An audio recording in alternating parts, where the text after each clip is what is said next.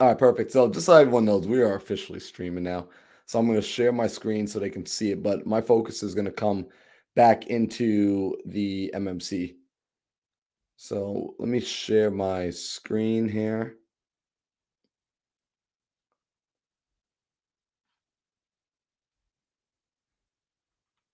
All right, cool. All right, you guys still got me? You guys got me loud and clear here on the audio? Yes. Okay, loving it. Okay, perfect. And it looks like I'm streaming on Facebook too, which is really stinking cool. So, and it's cool. I got like a Facebook inside Facebook. So check it out. This morning we're gonna be jumping in. What's up, Tanisha? All right, this morning we're gonna be jumping into the concept of building out a story brand. So one thing I've been noticing a lot with different people that I've been working with, talking to, is in order to get a little bit further ahead inside your business, regardless of what you're doing, you have to develop the ability to tell a story. Has anyone noticed this already? Like, have you guys picked up on the idea that you have to become a storyteller? Right? So, when we're learning how to build a story, what up, Tyler? When we're learning how to build a story, what's going to be important is you recognize building a story is a framework, right? There's an actual framework to telling stories. Who's been caught? Like, how many of you feel like you're really good storytellers right now? Like, throw one in the chat if you feel like, yo, you're a solid storyteller. Throw a two in the chat if you feel like I'm still working on telling my stories. All right, so I see. Dang, I was expecting to see more ones, to be honest. All right, so we're still working on telling our story, which is great. There you go, Maxine. She feels like she's a good storyteller. Everyone else is. I'm just seeing a bunch of twos. And Randy feels like he's a good storyteller. Morning, Elizabeth. All right, so we've got a lot of 1.2. Tanisha's like, yeah, I'm working on it. All right. So what we're going to be going over is essentially a bit of a framework for actually telling stories. Over the weekend, I had the pleasure of being at the Tony Robbins Business Mastery, which I told some of you. And there was a individual by the name of Don Miller. Don Miller is the author that wrote Building a Story Brand. Who's read that book? Anyone? Kylie's like, not at all, bro. No one's read Building a Story Brand yet. I don't really read, to be honest, so bad. Kylie, you're killing me. We gotta get you reading, or at the very least, like listening to audiobooks every morning. All right, Justin, you've read it. All right, who hasn't? Raphael, you haven't read it yet. All right, so great book. Someone had been like, people had been recommending this book to me for a little over a year, and it was one of those. I picked it up, but I didn't do anything with it. I had it on my desk, I had it in my library, but I wasn't reading it. And shout out to Alexis. I was talking with Alexis, and she was the one that reminded me to go read this. Alexis Morgan was like, "Oh, I'm reading this book," and I'm like, "All right, the book. Whenever books come back up in your life, odds are it's the time to read it." Like if you keep getting it over and over, people are like, yo, you should look at this. That means it's time. That's the universe telling you it's time to pick up this book. So in this book, it does a fantastic job at breaking down the framework for building a story. So I'm going to actually go through that framework and then we're going to analyze it piece by piece because you want to be leveraging this because as you have this framework for building a story, you realize what you're really getting is a framework for talking to your clients. You're getting a framework for talking to your customers. If you're wholesaling, this is the framework for talking to a seller.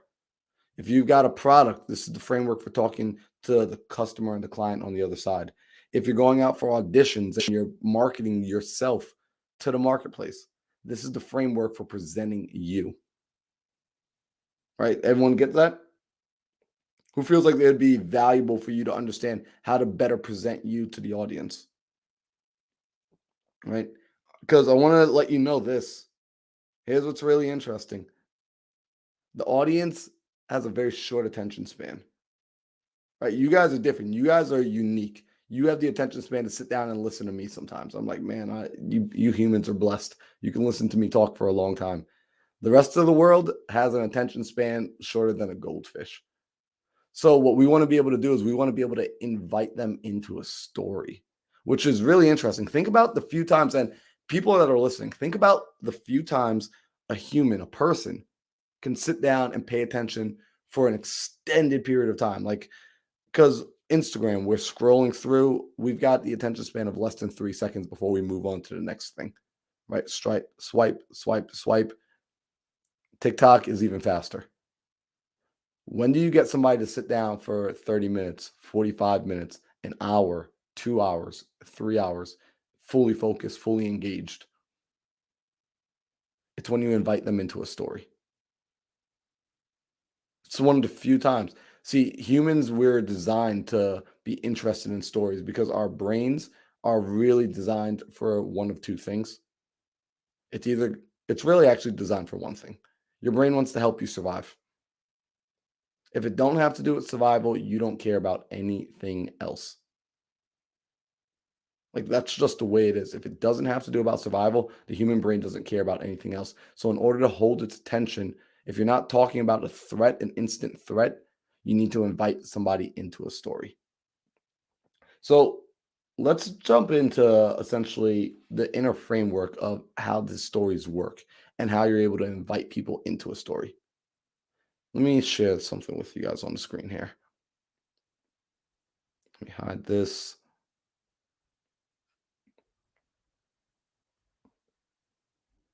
All right, can you all see this? I got an image thrown up here right now. Shout out to Dan for putting this together.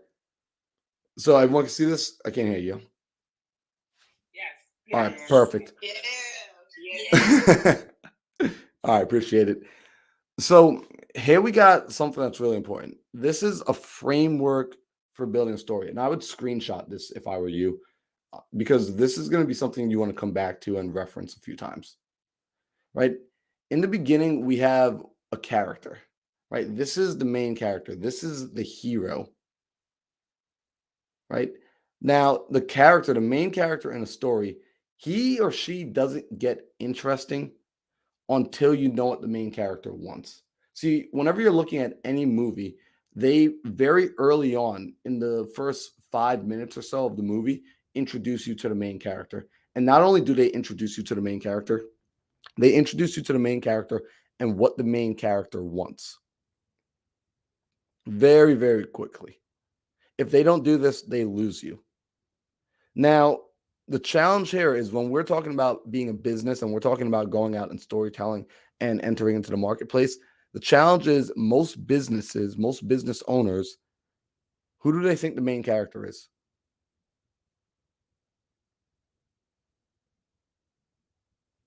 Let me ask you guys, like when you go out into the marketplace, who's the main character? The company, no? The company? So I heard the company. What else? Who else? What other answer? The customer. The cut. All right, Raphael says he's the main character. So we got the company, we got the business owner. Then I heard someone say the customer, right? Is there anyone else who could be the main character? The product or service, yeah. So the product or the service as the main character. So Or making up a scenario. say that again. Maybe making up a scenario. Making up a scenario. So like we use like an imagined character. Okay.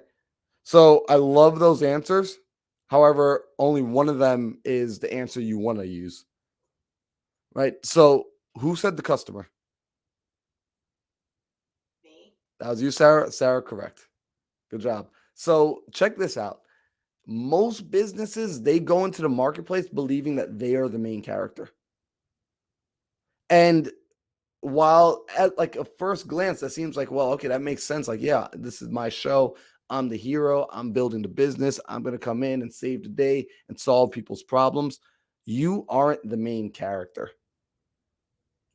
Your customer is the main character. Because here's what happens. And I want you all to imagine that you go to a dinner party, right? And when you go to that dinner party, people naturally get to connecting and get to talking, and they start to ask, what do you do? What do you do for a living? Right? What do you do, Kylie? Right? And as they ask you this question, Kylie starts telling them, like, look, I'm an actress and I do parkour and I'm doing this and I'm doing that. And they're listening. And at the same time, You ask them what do they do, and they're like, "Oh well, I'm a dentist, and I'm building my dental empire, and this and that." See, in your worlds, you're both the main characters. You're both the heroes, and if you're the main character, the story is all about you. So if the story is all about you, the only way for you to exist in the other person's story is for one of you to drop being the hero. There's only one hero in a story. So if you're in the marketplace as the brand and you're both the main character, you're going to have a conflict. You're in two separate stories, right? Harry Potter and Luke Skywalker aren't in the same story, two separate stories. So recognize your customer is the main character. Your client, the seller on the phone, the person that you're selling your product to, they are the main character. This is the framework we want to have. So we want to be introduced to the main character, and we really want to introduce our customers to the main character, invite them into the story, show them that they are the main character, and tell them what they want. Let people know what the main character wants. Harry Potter, we knew that he wanted to go and understand his past, his history with his family, and he wants to go be a wizard. He wants to go to wizard school. Luke Skywalker wanted to avenge the death of his aunt and uncle and find out if he was a Jedi. How long did you have to wait in the movie to figure this out? They told you within the opening scene. So when you're communicating to your customer, let them know that they are the main character and this is what they want. We want to communicate this in the messaging. Now, as we're looking at this framework, if we're looking at a movie, we don't want to look at a movie as, okay, Harry Potter wants to go to wizard school. You know what? His parents, his aunts and uncle are super nice, and they send him to wizard school, and he learns magic, and everything's wonderful, and life is amazing, and now he's a wizard. There's a problem. There's always a conflict that comes in. So this is the second part of the communication. What's the problem? What's the pain? See, the main character has a pain, and you want to communicate that. This is what makes a story interesting. In fact, a story and a movie doesn't get good until you introduce the pain, the villain, if you will. What's the villain of this story? If you've got a product for helping people whiten their teeth, what's the villain? The villain could be having yellow stained teeth. It could be having cavities. It could be having, losing acting roles because everyone looks at your teeth and they're like, ugh. Right. So we've got to introduce a problem.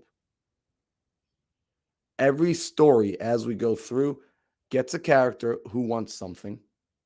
We introduce a problem that they have that they're trying to overcome, a challenge. And this is where we start to recognize the most powerful part or the most powerful person in the story, which is the guide.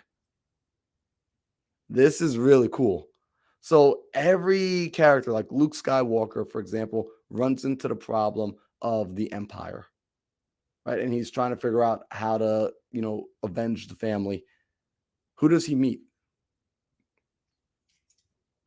Anyone remember? Anyone watch Star Wars? Am I the only Star Wars nerd in here? Dang, yo, y'all are killing me. Yo, there we go. Andrea, yo, thank you for knowing that. Yo, he meets Yoda. Yoda is the guide. Like, yo, real talk. This is where you want to start thinking about yourself in the marketplace, right? Don't go into the marketplace thinking that you're the hero. You're not the hero. Look, typically in a movie, in the beginning of a movie, the hero is weak, feeble, falling apart. They need all the help. Is that really how you want to enter into the marketplace? Like, I need the help? No, you're the one coming into the marketplace who can help. You're the guide. You're the Yoda. So, like Aunt May and Spider Man, right? That's a reference I understand. I like that. So Aunt May and Spider-Man works. So I love that, right? Because she's the guide. She's the one that starts to give Peter that mindset, right? Or even his uncle in like some of the earlier movies.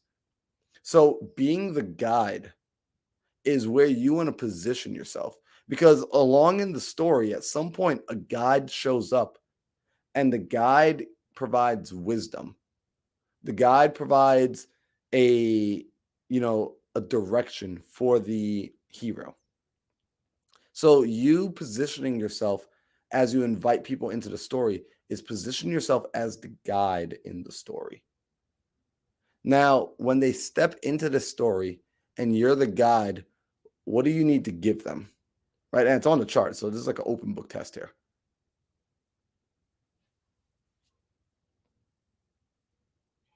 Master plan. Action plan. You give them an action plan. All right. So when you're giving somebody an action plan, you're telling them, look, this is what you're going to have to do, right, in order to get from where you are to where you want to be, right? Here's the service, right? If I'm your guide, if I'm your personal trainer, you're going to come into me. We're going to sit down. You get introduced to me, right? Enter the guide, right? You walk into my gym. And this is me having that conversation, that onboarding conversation with you, where I'm going through and you're telling me everything about who you are. And I'm telling you, okay, cool. I've been there, done that. This is how we're going to get through it. It's going to look like a 6-month regimen. It's going to look like showing up, twice a week. It's going to look like you packing on some muscle. It's going to look like X, Y, and Z. Boom, boom, boom, boom, boom, boom, boom. So I'm laying out the plan, right? I'm presenting the service. I'm presenting the product, right? If I'm a wholesaler, if I'm coming and I'm talking to a homeowner, right? They found me. Either I cold called them or they went on my website, enter the guide. As the investor, I am the guide, right? And now I'm laying out the plan. Look, based off of what I'm seeing and what I've heard with your home, been there, done that. What we're going to have to do is we're going to have to purchase this property. We're going to have to get you moved. We're going to have to, and I walk through the game plan with them. Right now, when I walk through the game plan with them, this is the part where a lot of people in business fail. This is like where everybody drops the ball, or not everybody, but 90% of people drop the ball, which is they think presenting the game plan is providing the hero with a call to action. They think, well, I told you what the game plan was, and then I stopped speaking, that I invited you on the call to action. See, that's not quite true. I can tell you what the plan is, but at some point, I have to ask you to embark on the journey. I've got to very directly say, are you willing to do this? Are you willing to go and defeat the Empire, Luke? Spider-Man, are you willing to go and fight? Right? There has to be a very direct call to action. I need you to go and do this. Right? When you're talking to a client or a customer, this is where you say, look, here's the game plan. So would you like to sign up? Would you like to move forward? If you're going to want to move forward, we got to get the paperwork started today. We've got to get X, Y, and Z done today. I'm going to send over the agreement. Are you in a position to sign the agreement? Right? Having a very direct ask. And a part of a story is when you give them that call to action, you let them know either one of two things, one of two outcomes, success or failure. You tell them what's at stake. Like, Luke, if you don't do this, the Empire is going to take over the galaxy. Spider-Man, if you don't go out there, that bad guy is not going to stop terrorizing the city. I know you're scared. I know you're not even out of high school yet. But if you don't go and do this, they're going to continue to terrorize and more people are going to die just like Uncle Ben. Right? Or if you do this, you will become a hero. You'll be able to save the day. You'll get the result. Mr. Seller, if you do sell your home, you'll be able to move on to the next chapter of your life. You'll be able to work on spending time with your grandkids and working on your golf swing. But if you don't do this, you run the risk of somebody coming and tripping on your property while it's still distressed, contractors coming in and running off, losing more money, losing more time, having more stress in your life. See, we want to invite them into the story and we want to take them through this process because we want to show them that they are the main character. They are the hero. So our communication needs to be inside this framework. Start looking at some of your favorite communicators. Start looking at your favorite people that get up and present. Watch how they invite you into the story. Watch how they introduce a problem. They introduce a pain point. Watch how they position themselves as the guide. Hey, look, how do I know about this pain? Because I've been there. I already experienced that. So here's what I figured out. Watch how they present the solution. Like, this is your product, right? Like, so if we look at it in terms of, here's your customer, here's their pain, here's you and your product, here's you and your business, here's your product, here's you actually asking for the sale, not like thinking that they're going to just do it, but you actually have to ask. This is where most people they don't ask. They go from this and they try and jump right over here because this is uncomfortable. You have to ask for the sale. You've got to tell them what action they need to take next, right? You've got to actually ask them to take the action, and you have to remind them of what success can look like and what failure can look like. Is this making sense? Yes, 100%. So as we go out into the marketplace, we really want to think about coming from a place of building this story brand. We really want to think about, okay, how do I invite my customers and my clients into a story? So from you all, I want to hear some feedback. Like, tell me what's going through your mind this morning.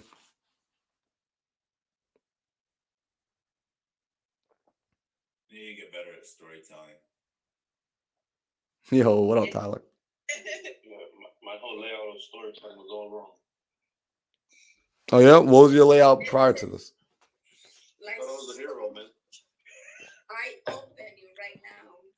I was literally gonna say, I always thought I was the hero because I have way too big of an ego. I thought I was Superman. So this is pretty common actually, right? Because it seems so natural to think that we are the hero, right? Because in our minds, we think the hero goes out and saves the day. And now where this shows up the most, right? Where this really matters is actually it's in your marketing, right? Like, your marketing is where this matters. Because when you're going out and you're marketing yourself, you're marketing your service, you're marketing your product, you want to realize you're doing the job of you're having a one-sided conversation, right? Because you're not there to see how the person's responding to the words that are being put out. So you want to do your best to make sure that that conversation is actually encouraging them to actually reach out and follow up to you. So if in the conversation you are the hero, you're talking about yourself. Your messaging is talking just about you. So who really wants to reach out if it's me talking about me? But if my marketing is I'm not the hero, I'm the guide, I'm your Yoda, I'm your Aunt May, right? That's way more helpful. What's the guy from James Bond? Who's the guy that hooks James up with all the tech? Q. Q. Right? Like, I'm your Q. Like, who's more interested in reaching out to me if I'm telling them, no, you're 007. I'm just the guy that hooks you up with all the cool gadgets. I'm the guy that gives you the game plan. I'm your support. So we are the supporting character of the story. Yep. You're the supporting character. You're the guide. So the guide is actually the most powerful person in the story. A lot of people never realize that. The guide is like, who's more powerful in those moments, Luke or Yoda? Like, near the end of the story, it becomes Luke, but leading up to that, it's Yoda. Yoda's the most powerful. When Luke meets him, Yoda's like the grand master, right? He's Mr. Miyagi, and you're just the karate, like the character is the Karate Kid, but you're Mr. Miyagi. So a part of your marketing is recognizing where you actually fit in the story. That's recognizing once you identify who your audience is, and then you identify the problems that you solve, you'll be able to, recognize these principles that you have to apply. Because then okay, this is my audience, and these are problems I solve. So this is the direction I'm gonna guide them. I'm gonna guide them to. So it's important we have clarity on what we do in business, and knowing who is it. Having clarity is knowing who the character is, the problem that you solve and who is your audience, and then you can be able to address them effectively. Exactly. So I love that you said that. Here's one of the toughest challenges now. So let's break it down and let's go hang out in the character box for a second. Identifying who the character is, right? We know the character is the customer, but even that's too vague and too broad, right? Because now we're talking about marketing. We're going to talk about getting a message out to your character. We want to start to niche down on who the character is. See, the challenge is we're trying to serve 5 different characters with one piece of marketing. This is the equivalent of trying to sell clothing to men, women, children, grandmothers, and dogs all at the same time with one marketing strategy, one marketing message. People are going to be confused, right? You have to talk to a single character. Your marketing has to talk to a single character. When you create any sort of, if it's content, if it's Instagram, if it's Instagram Reels, if it's Facebook post, if it's YouTubes, if it's direct mail, if it's emails, if it's text messages, whatever it is, you have to talk to a very specific character. I can't stress this enough. So I actually even have written down here, I might not have brought it with me inside here today. Okay, here we go. So when you do this, right, when you're speaking to a single character, what you need to get to the place is understanding that imagine you only had one line, like one moment, or like you got one sentence in to be able to tell the character or tell the customer basically what it is they want. Right? Like in that first line, like your character should be able to identify based off of what you've got. It should be clear. Yanni's getting blown up. Yanni gets blown up every morning, though. She's too popular. No, you're too popular. It's all good. Right? So it's like, what does your hero want? When you're thinking about who your character is, just think in very simple terms of what does my hero want? What does my character want? Like, can someone give me an example in their business what their hero wants? Like, what your main character wants? A seller wants to sell a property with no issues for whatever price, and they just want to be done with the problem. Beautiful. Right? So Tyler knows like his character. He knows his hero. Simply like, look, my hero wants to sell the house. No issues. I like that's easy button of selling. So that would essentially be what Tyler would start to speak out loud in his marketing if he puts it out there. Think about the if anyone's been able to watch one of the like We Buy Ugly Houses commercials, right? It's very simple marketing. Immediately you'll see like they identify like, hey, do you want to sell your home quickly for cash? No problem. Awesome. We can do that. Like that's how they open up their marketing. That's how they opening up their strategy. Or even simpler, they're big billboards. We buy ugly houses. What does their hero want? Their hero wants to sell their ugly house. Right? It's their marketing isn't confusing. Sometimes like we overcomplicate the marketing.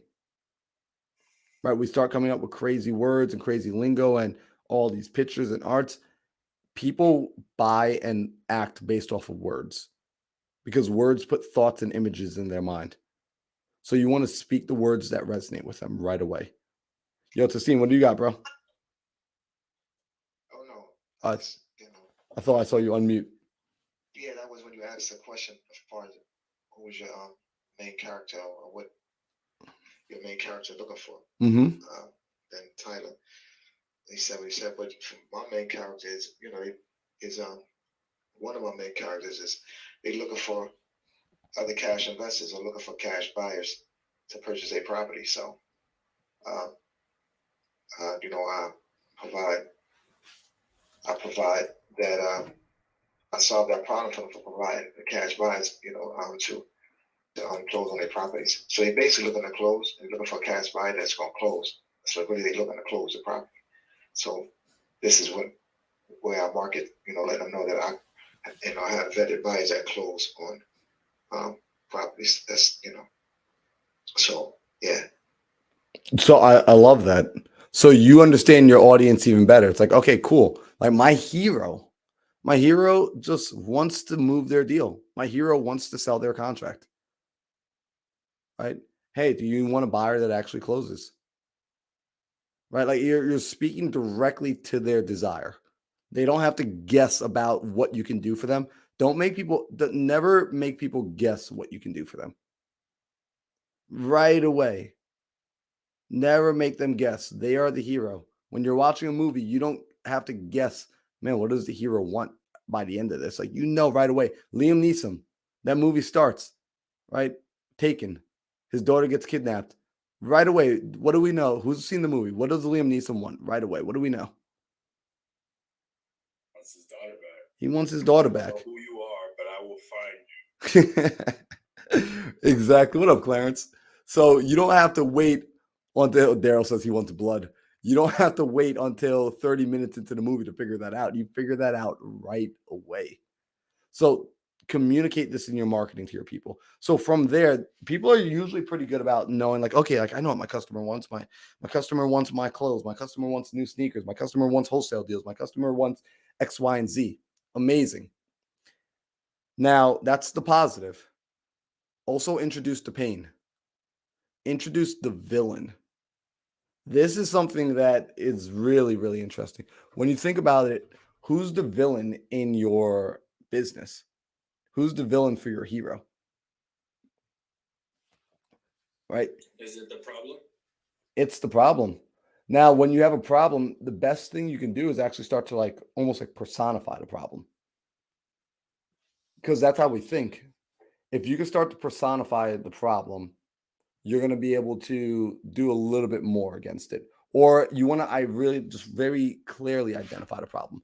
For example, parents, they want their kids, here's the story, right? Parents want their kids to go to a good school and to get a good education and live a good, healthy life, right?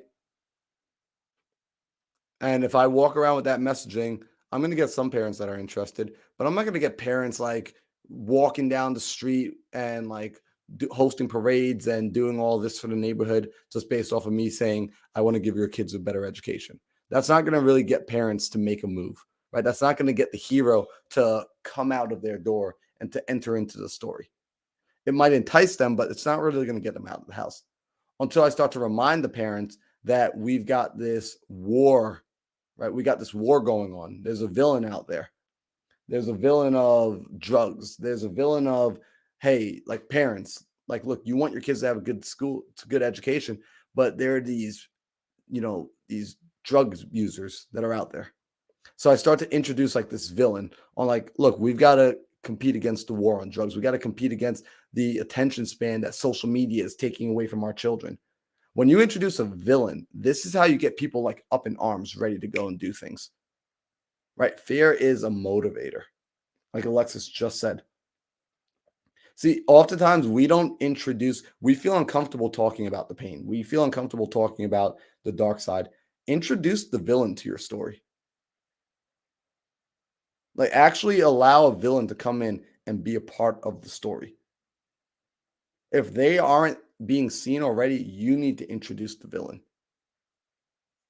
Right? So for example, we do this in real estate sometimes.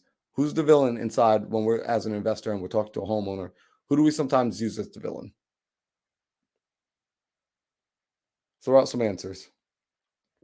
Right? Alexa says the market. That's a good one. That's a really good one. The bank. Banks. Right? The banks are the bad guy. They don't care. Right? Realtors. These realtors don't care about you. They just want to get the commission. They're just going to put the property under contract. They're going to list it on the MLS, and then they're going to come back 3 weeks later, and they're going to say, we got to reduce the price. Wholesalers, other wholesalers. Man, are you getting these knucklehead wholesalers? They're calling you, and they're telling you they can pay 450 and 650 and 750, and their numbers are just outrageous. Foreclosure. Right? Foreclosure. Ooh, that's a good one. Again, because like that's the banks. These judges. Going on. Say what again? Their own issues going on inside their house. Right? Their issues, like so, like their own family issues. Death. I was gonna say divorce, death, things like that. Yep. So we want to take their enemy. We want to take that villain and we want to highlight that villain in the story. Right? It's like, look, I know you want to get rid of this house. I know you want to get down to Florida. I know that's what your goal is. I listen to you. Right? You want to move, you want to sell your home and you want to move on. Right? But right now, the market is going crazy. Like it's just this market's so unfair right now. The market is hurting a lot of people. You know how many people had to lose money to sell their homes because of this market? And now I'm blaming the market. Now we have, did you ever notice that when people, even if they don't like each other, if they have a mutual enemy, they come together? Right? It's just like, look, My enemy is my friend. Egg. You know what's funny about that? I used to work in a restaurant, and if I forgot to put an order in and they complain, I blame it on the kitchen because they can't see them. I'm like, oh, that kitchen, you know, and they're like, oh, what the fuck? You're doing amazing. Damn that kitchen, and we beat the kitchen together, and I get a big tip. Yo, see, because it works. It works because you invite them into the story. And when you invite them into the story, now they still get to be the hero and you get to be the guide. You get to be the assistant. You know what? Damn the kitchen. You know what? Let me see what I can do to help you. Let me go see what I can do to serve. Right? Like, yo, you're the main character. Let me take care of you, boss. It's even better when you blame your kids for stuff. So, man, I can't do this because of my kid. Damn, these daggone kids. And then people feel you because they deal with the same problems and then you don't look so bad. So just blame your kids. Even if you don't have them, blame somebody else's kid. Yep. So beautiful. I love that. Right. So we want to introduce a villain. I mean, like we forget about this all the time. This is how we really start to polarize. Like we put a positive side over here that's going to pull them forward, but we also got to put something to make them run, to make them start moving. Because sometimes like the positive just isn't enough to attract people. So not only am I going to put the banana or the carrot in front of them, I'm also going to put the fire behind them. I want to implement both. When I'm putting out marketing material, when I'm talking to them and I'm in the middle of the sales call, right? Yeah, exactly like Adam said, good cop, bad cop. I want to be both. I have a question. I got an answer. So yes. So would this layout work for the same situation as if, like, and I'll give you an example. Ethan just got signed with 1DS, which is basically like a specific stunt acting management company. And I want to get signed with them as well. So it's kind of like I'm selling myself to them. Mm-hmm. Would this blueprint work for that same kind of situation? Abso-freaking-lutely. Because, all right, let's look at that. Like 1DS, right? You're looking at like wanting to get signed with them. In the story, who's the hero? Them. Perfect. It's 1DS. They're the hero. It's all about them. So what does 1DS want? This is now where you've got to know your hero. What does the hero want? They want to represent amazing talent. Why? Off of them. For giving them jobs. Right. So they want to, well, that's like what they do. They represent amazing talent. But why are they representing amazing talent? Like, what do they want? After they represent amazing talent, what happens for them? What do they get as a reward? They get money from getting that talent to jobs. Okay. And brand recognition. They get money. They get brand recognition. They get to grow their company. Right. And then why I would sit down and I'd also figure out, like, I would start looking and diving deep into why they want to grow their brand, why they want to grow the business. Right. Are they just money hungry? Or is there a deeper mission behind it? Right. Like, who's the owner? Like, what's the culture? Yeah. Like, you want to figure out essentially like what's actually driving them, because that's what they want. So now you can communicate, look, I know what you want and I can help you get to what you want. I can help you get to where you want to go. Because who doesn't want that? Who doesn't want somebody on their team that knows what they want? And is like, imagine somebody walked up to you, Kylie, And I was like, Kylie, I know you want to get more stunt work. I know you want to get more acting work. And look, I just want to, my job, my role here, I just want to help you accomplish your goals. And like, and they know clearly when they show up to you, they know what your goals are. And it's like, hey, Kylie, this is what I know about you so far. But I'm just wondering, is there anything else I don't know about you that maybe like I can't see on the outside on what you're trying to accomplish? Because I just want to do the best job at being able to help you get there. Right. But if they already knew everything, if they were just spot on, it was almost like they were reading your mind.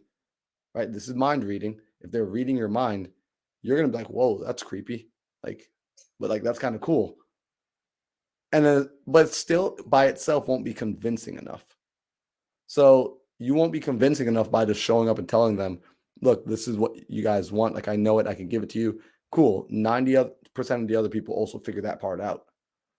But then who's their villain? Introduce them to their villain.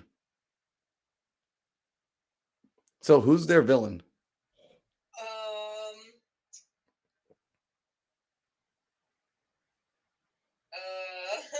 People that like don't care enough about working with them, and like that won't be good talent, or like not having enough talent to like make money off of them and stuff like that. Other agencies.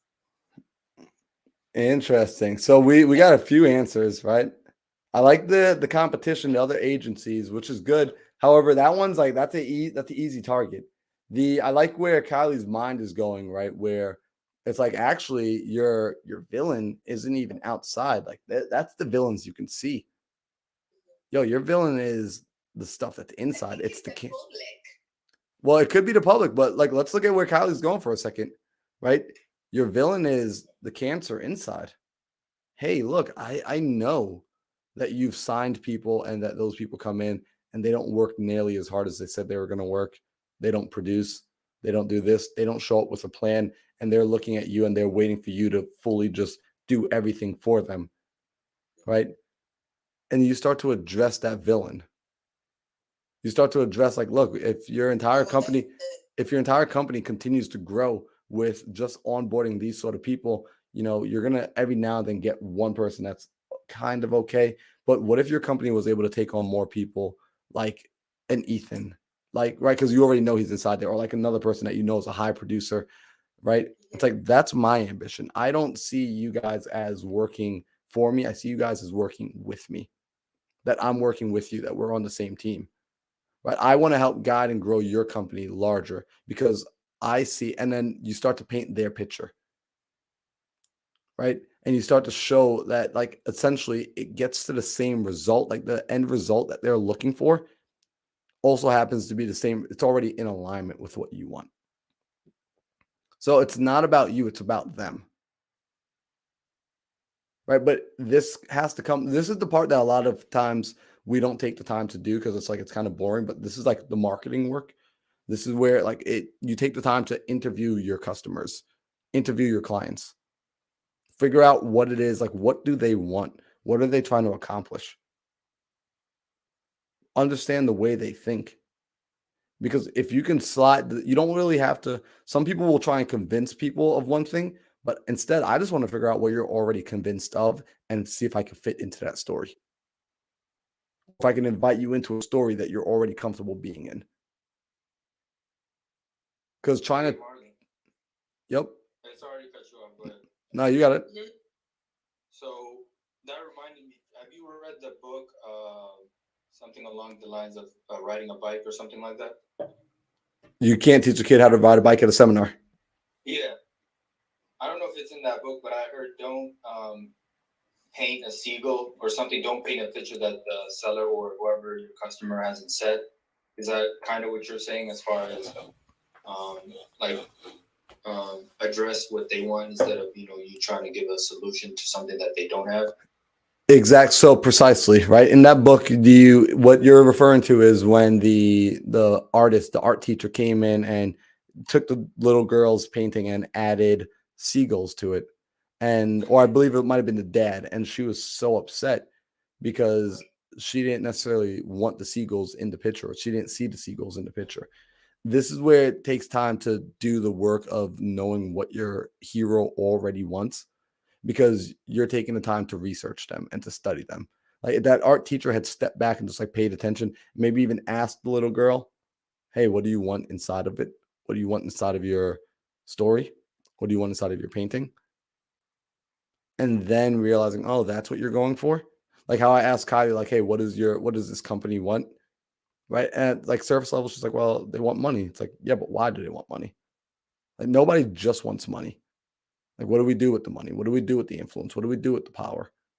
Why do you want to be able to go out and connect with 1 billion people or 100 million people or whatever the number is? Right. If we understand what they want and desire already, we can speak to that. At the end of the day, people buy what they want.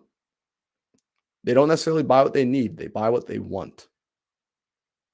People are sold on what they want. And whether we're doing anything, we're selling all the time. What's up, Kylie? Ethan explained it to me in a good way of that he does real estate to get a lot of money, but it's not because of the money. He's getting the money because he wants to give back to the parkour community and sponsor athletes so that they can live a life that he didn't get to because there's just not enough money in the sport right now. So that's a good way to look at it. I don't know if anyone understood the parkour reference, but Exactly. And Ethan's really good about that. And I'll say this, right? Because like I know you said Ethan already got signed with this company. I know from the past, like when Ethan reached out to me when I was the director at Woodward and he wanted to come out, every time he reached out to me, he always made the conversation about what was good for me and what was good for Woodward. Right. Like he let his intentions be known that like, yeah, like I would like to come out there. However, he always framed it in a way of why him coming out would be a benefit. And he took the time, like it was clear that he took the time to research why it would be a benefit.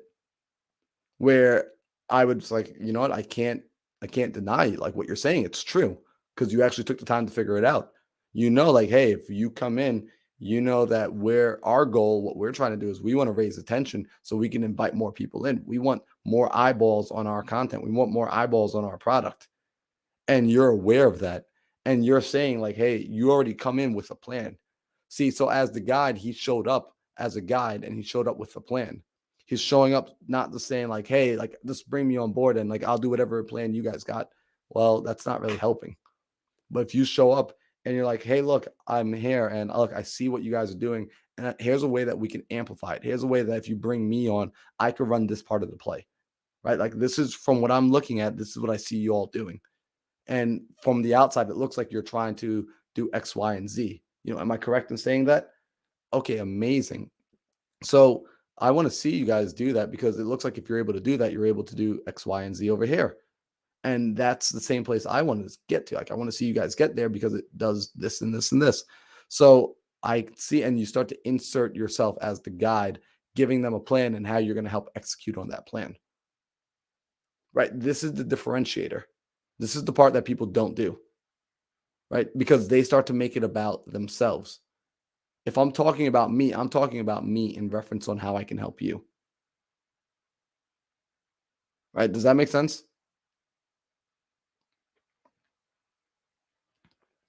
So we want to frame it from that standpoint. Always, always, always frame it from that point. And if we're able to, if we understand this is the conversation, this is the mental conversation that we're having, we can start to insert this conversation in our marketing. We can start to put this conversation, we can have this entire conversation in less than 1 minute in our marketing and then shoot that marketing out. So that the people that they're already having this conversation in their mind, the hero that needs to see this is going to respond to it. That's ideally where we want to get to. So I'm going to stop talking for a second and I want to hear some feedback on this.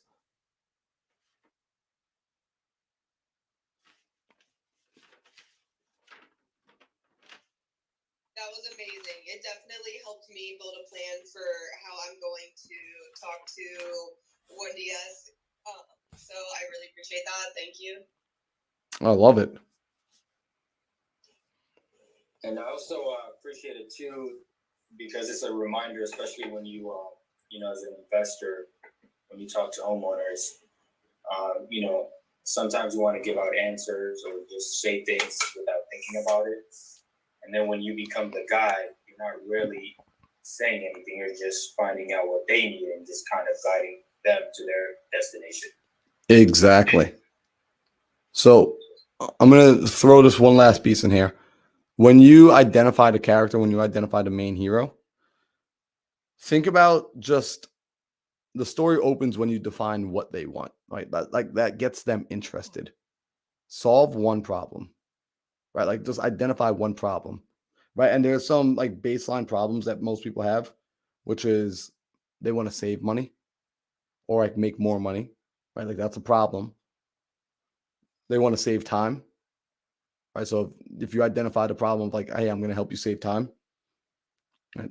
They want to build a social network, right? They want to build connection with people, right? That's a problem, right? If we're looking at, especially like with what you do, Kylie, if you're able to say like, oh, I can get you connected to so and so and such, you solve the problem for them, right? They want to gain status, right?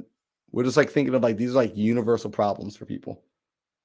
They want to accumulate resources. So accumulating resources is like the same as like getting money, right? Or accumulating resources and having more items, more inventory, right?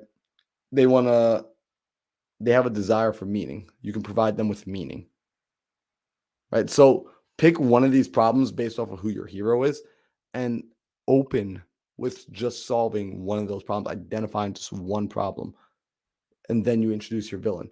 But in that opening, don't try and define every problem you solve. One, just one. Define the one thing they want. If you get deeper and deeper with them, you can learn about the other things. But if you try and tell them everything you do, they're checking out because the moment you say one thing that doesn't resonate, they're gone. So shoot one shot. This is also really going to help with social media stuff too, because this is like a breakdown for videos to get people to know what you're about and to get them into you. Big time. This is where it works the best. Your social media should be polarizing. In other words, people either love it or they hate it. If some people don't hate your social media stuff, the message isn't clear enough. Like if there are people out there that do not hate your social media, your message is not clear enough. Just being totally honest. If you're trying to play the middle, you're not going to like, there's a reason we look at and we have like two major political parties because they are not playing the middle. Is it right? I'm not saying it's right or wrong. It's just, it is what it is. And because it's so polarizing, they create a raving fan. They create a culture of raving fans. They create a culture of people that are going to be able to get up and go do things. Like Randy that said, Rashida, she got her IG following up to over 40K because she's been getting on it. She's been making content that's been polarizing. Some people watch her stuff and they're totally turned off. Like, I don't believe anything of what she's saying. And some people watch it and they're like, yo, this hits. This slaps. All right. What was her IG before? I don't know. It was like 4,000, 5,000, like a few months ago. That's crazy. Yo, it's a framework. Like this is what I'm saying. Like it's a framework. Right now, she committed. She did some hard work though. She went live every single night since like last November. Like she literally goes live. She has not missed a day of going live since November. That's commitment right there. But still, the growth is crazy within less than a year. That's amazing. Well, that's what happens when you get consistent and you get polarizing with your message. Like 2 months. Yeah. So what would kind of piggyback on that? What would your guys be advice?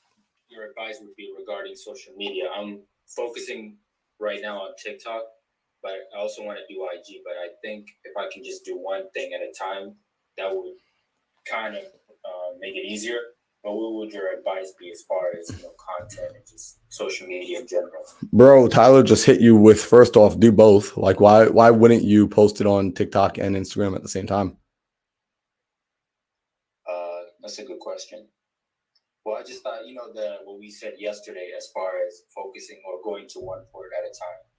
You are going to one port. You're going to the port of social media. Where I look at it is like, if you make a piece of content and you post it on Instagram, how much longer will it take you to also then go over and swipe over to TikTok and upload the post as well? If it's the same post, less than 30 seconds. Okay, so why wouldn't you do that? Maybe I just think it's different audiences on TikTok versus Instagram, but It I've is. never. Yeah. It is, but again, if you create content that polarizes, your audience exists on different platforms. There are some people that are on TikTok who aren't on Instagram. There's some people who are on Instagram who aren't on TikTok. The message will still reach the people. You just want to leverage, like someone said earlier, right? We spoke about this yesterday, leveraging, right? You want to get that thing out into as many places as possible. Why not? It's not costing you anything. As long as you're creating the content smart, where you are creating the same content about, like, if you're like a real estate investor, or like she does all of the credit stuff. She's constantly posting about the credit stuff. She's not posting random stuff about anything else that's going on. And so because of that, even though they're different people on Instagram and TikTok, it's still the same audience because you're producing the same content on both platforms. So it's still people that is interested for Rashida in building their credit. That makes sense. Yep. So y'all, I know we're wrapping up here. So this was interesting. Did you guys get any value this morning with like understanding really the framework of a story? Because this is something that I've been doing, and like it's helping with my marketing. It's helping me really clarify the marketing message. Yeah. Absolutely. 150%. Yo, I love it. So y'all already know what time it is. We're about to jump into the morning affirmations. Right. So this is one of my favorite parts of the day, getting my morning started with these affirmations. So I'm gonna pull these up over here. And also, just a heads up, y'all. We're gonna be cutting this affirmation list down. I don't know how it got to like 30. Right. We started off with like 5 or 7 affirmations like a few months ago, and like somehow we got to 30. So we're gonna be bringing this list down. All right. Like, this is the 5th time we've edited this list again, I think, at this point. Yo, it's crazy. Like me and Maurice were talking yesterday, and we're like, "Yo, bro, these affirmations are like," because y'all remember we used to say the affirmations 3 times. I was like, "Yeah, we do not have the time for that anymore. We'd be in here for like 20 minutes." We have to make a rule that if we add one, we have to take one away. So we have just a list, and if you add something, you take it away. So we still stick with the same number. Because you're right. I remember we used to go through them like 3 times, and this list is very, very long. Yo, for real. So yeah, and they are some other aspects that they mean the same thing. agreed. So we're gonna be doing Can I that. make a suggestion? Please do. If we have 30 affirmations and we have MMC Monday through Friday, that's what, 5 days? Then we can do 6 affirmations each morning. Do the first 5 on Monday, do the second 5 on Tuesday. That way they're kind of switching up, but we're also getting those affirmations. Well, I agree with Yanni where like some of these affirmations are repetitive. Where it's like if we can, I think is to drill it into your mind, the same ones over and over, like I am healthy, wealthy, and wise. They're things that you can say throughout the day, so they stick with you. So if we change them up, they don't stick with you. Yeah, you know, Ethan and I had the whole list memorized, and then y'all started adding stuff, and I just couldn't keep up. see, so yeah, we're gonna be cutting it back down. All right. So let's this morning we're gonna go through the first 10, and then I'm gonna release y'all into the wild to go get your day started. Really keeping in mind that as you go out and you start to think about your business today, think about yourself as being the guide, not the hero. Invite people into the story, right? Let them know what it is they want, the problem you solve, introduce the villain, be the guide, be the support, give them a map on how to get there, and then give them a call to action. Ask them to take action. Don't forget to ask them to take action. So on that note, I am healthy, wealthy, and wise. Every day, in every way, I am getting better and better.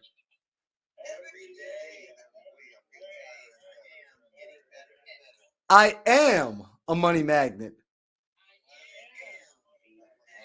Every day, money flows to me easily, frequently, abundantly, and in ever-increasing amounts from expected and unexpected places.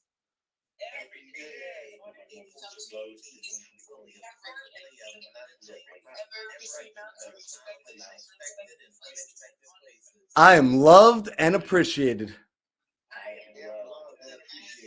I am blessed and highly favored.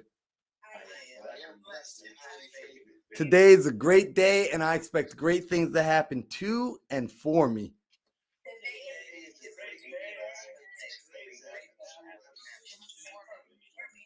I am a fixer. I am somebody's answer. When you get me, you get everything that I am connected to.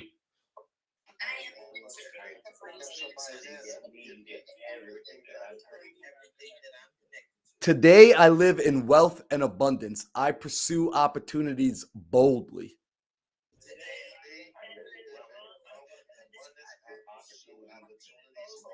Let's go. All right. Nice and sweet. Right? So, all right. There we go. We cutting the affirmations down. I love it. Thanks for making the executive decision, sir. Yeah, I appreciate y'all. So check it out. I'm gonna switch over now. I'm gonna jump off the Zoom. I'll leave the room open. So if y'all still have the room for the after party, if you want to kick it inside here, I'm gonna swing it on over to the StreamYard and pay attention now to the YouTube channel. And I have different people that are coming up. If you already booked time on the calendar, if you one of you got, I know a few of you inside here booked time on the calendar.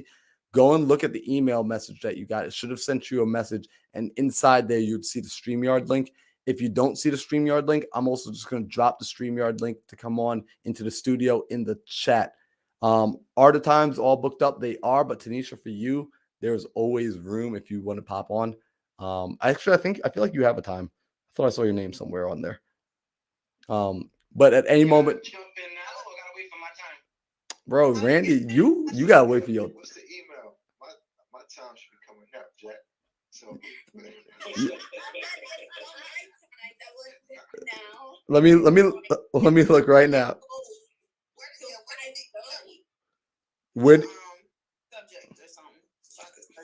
So in the calendar, when you all got when you booked the time on the calendar, go and look. It should be on your calendar. Whenever I book on calendar, I let it add to my calendar, and inside that link, inside the description, the StreamYard link is on the location. Yes, sir. Got it. Thank you. All right, cool. I'll just make sure I didn't mess it up. All right, so I'm gonna go jump over there. Let me see, who am I leaving on this? Eric, you are getting the host key if you want it. If you leave, just make sure you pass it on to someone else if they're hanging out inside here. All right, yeah. What's up? How long are we talking for? So essentially everyone's gonna have like a 15 to 30 minute time block. All right. All right, so I think Heidi, I think you're the first one up at 5 a.m., which we're already over. I'm already in the backstage. All right, y'all, I'm bouncing out. I'm going to go hang out with Heidi. Peace.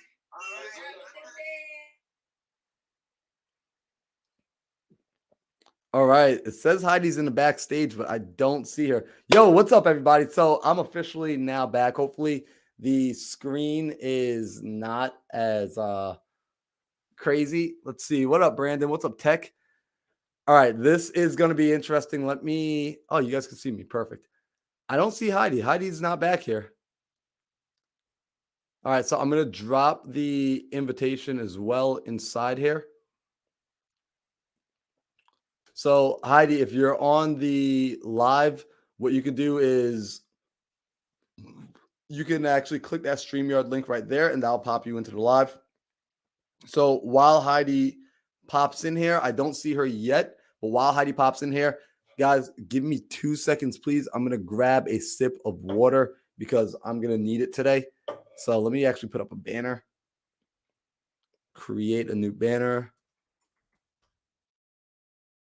I appreciate, we got 9 people inside here right now. Grabbing a sip of water. All right, so I'll be back in 1 minute. Give me that, please. And in the meantime, you all will get to listen to some dance pop. All right.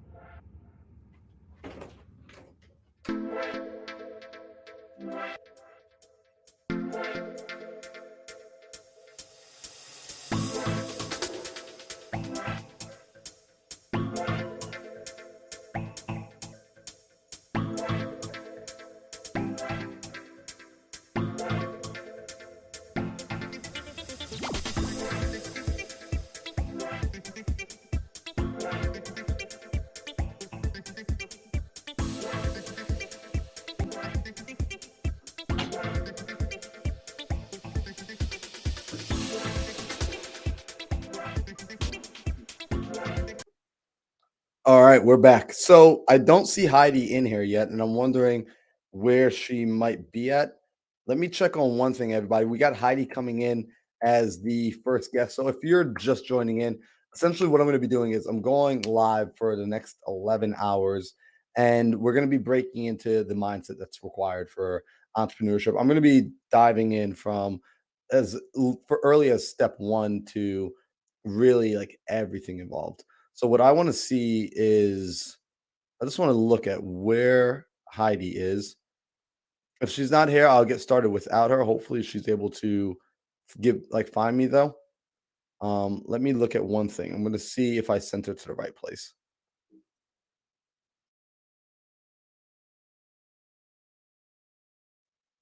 It says I'm entering the broadcast studio.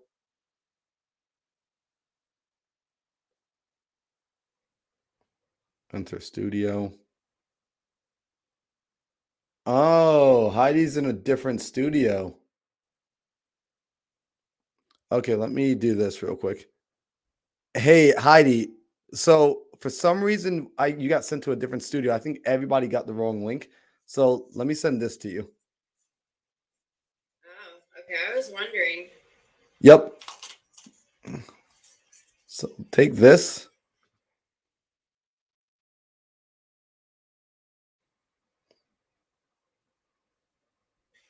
So Heidi, go to that StreamYard link instead of this one. Okay? Okay. Awesome. See you in a bit. All right. So I'm so glad we just figured that out. So everyone had just gotten the wrong studio link somehow.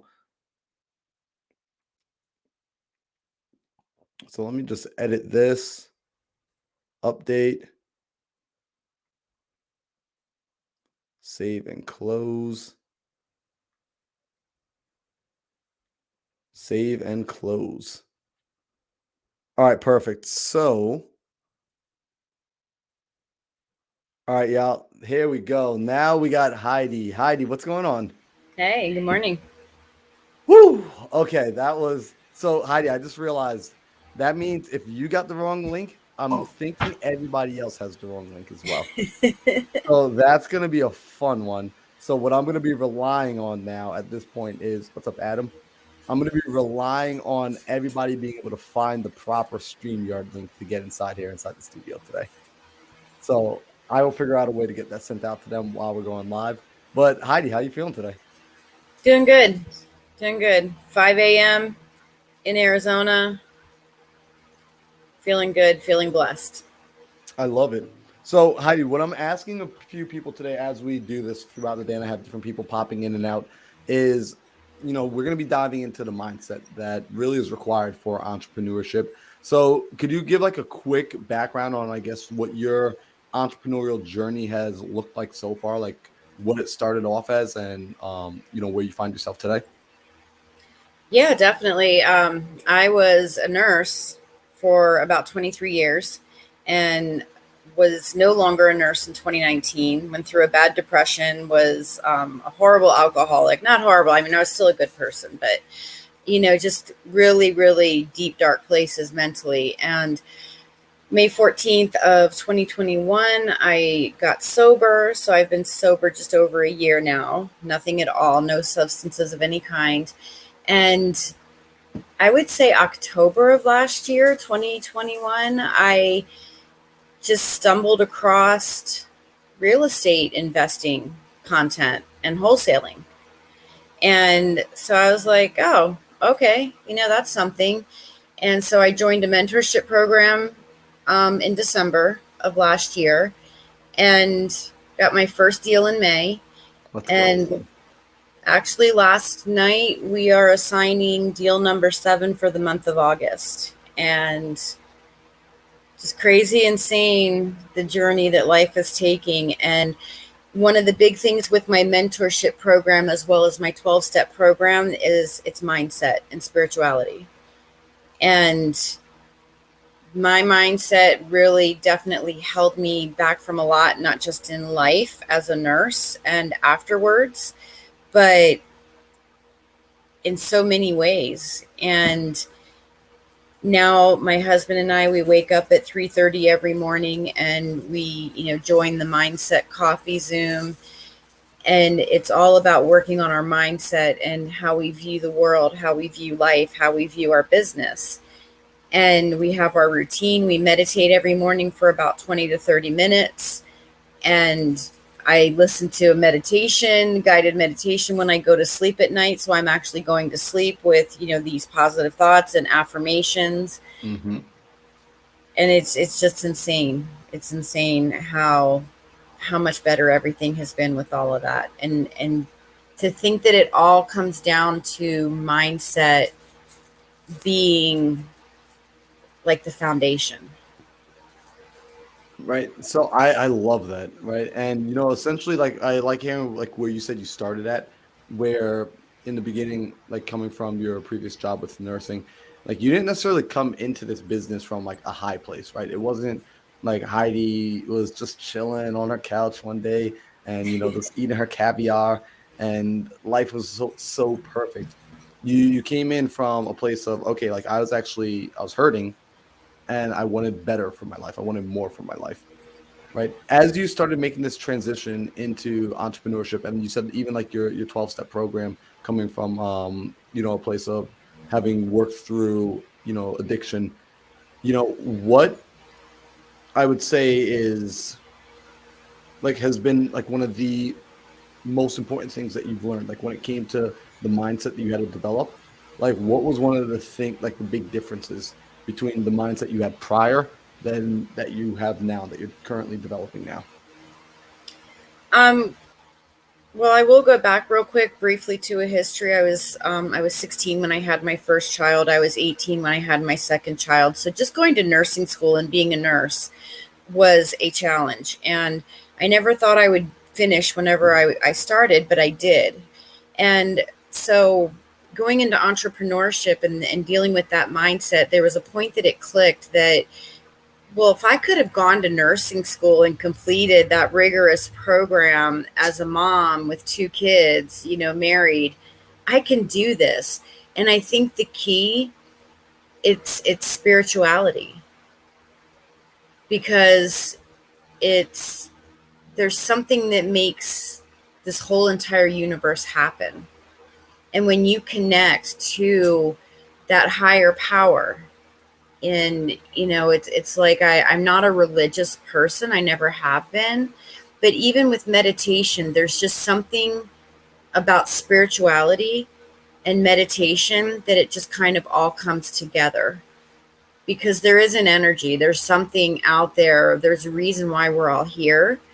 And I think that connection, and just kind of, it's hard to say, like just kind of elevating your vibration to be in sync Mm-hmm. with that positive energy, it really helps. Because when you've got that voice in your head that is telling you, oh, you're never going to be able to do this, like, who do you think you are? And like, I turned 50 last year.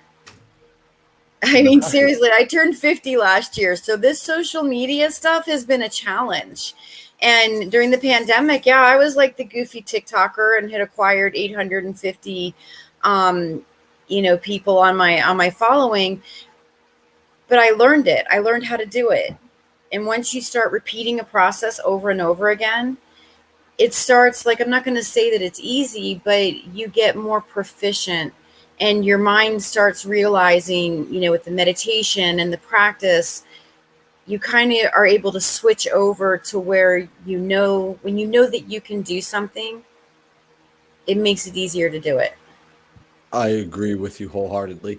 So, and it's interesting that you say that, you found that it was more of a spiritual practice, right? Because this is something I say to a lot of people, which is business is spiritual, right? Like it's a spiritual game.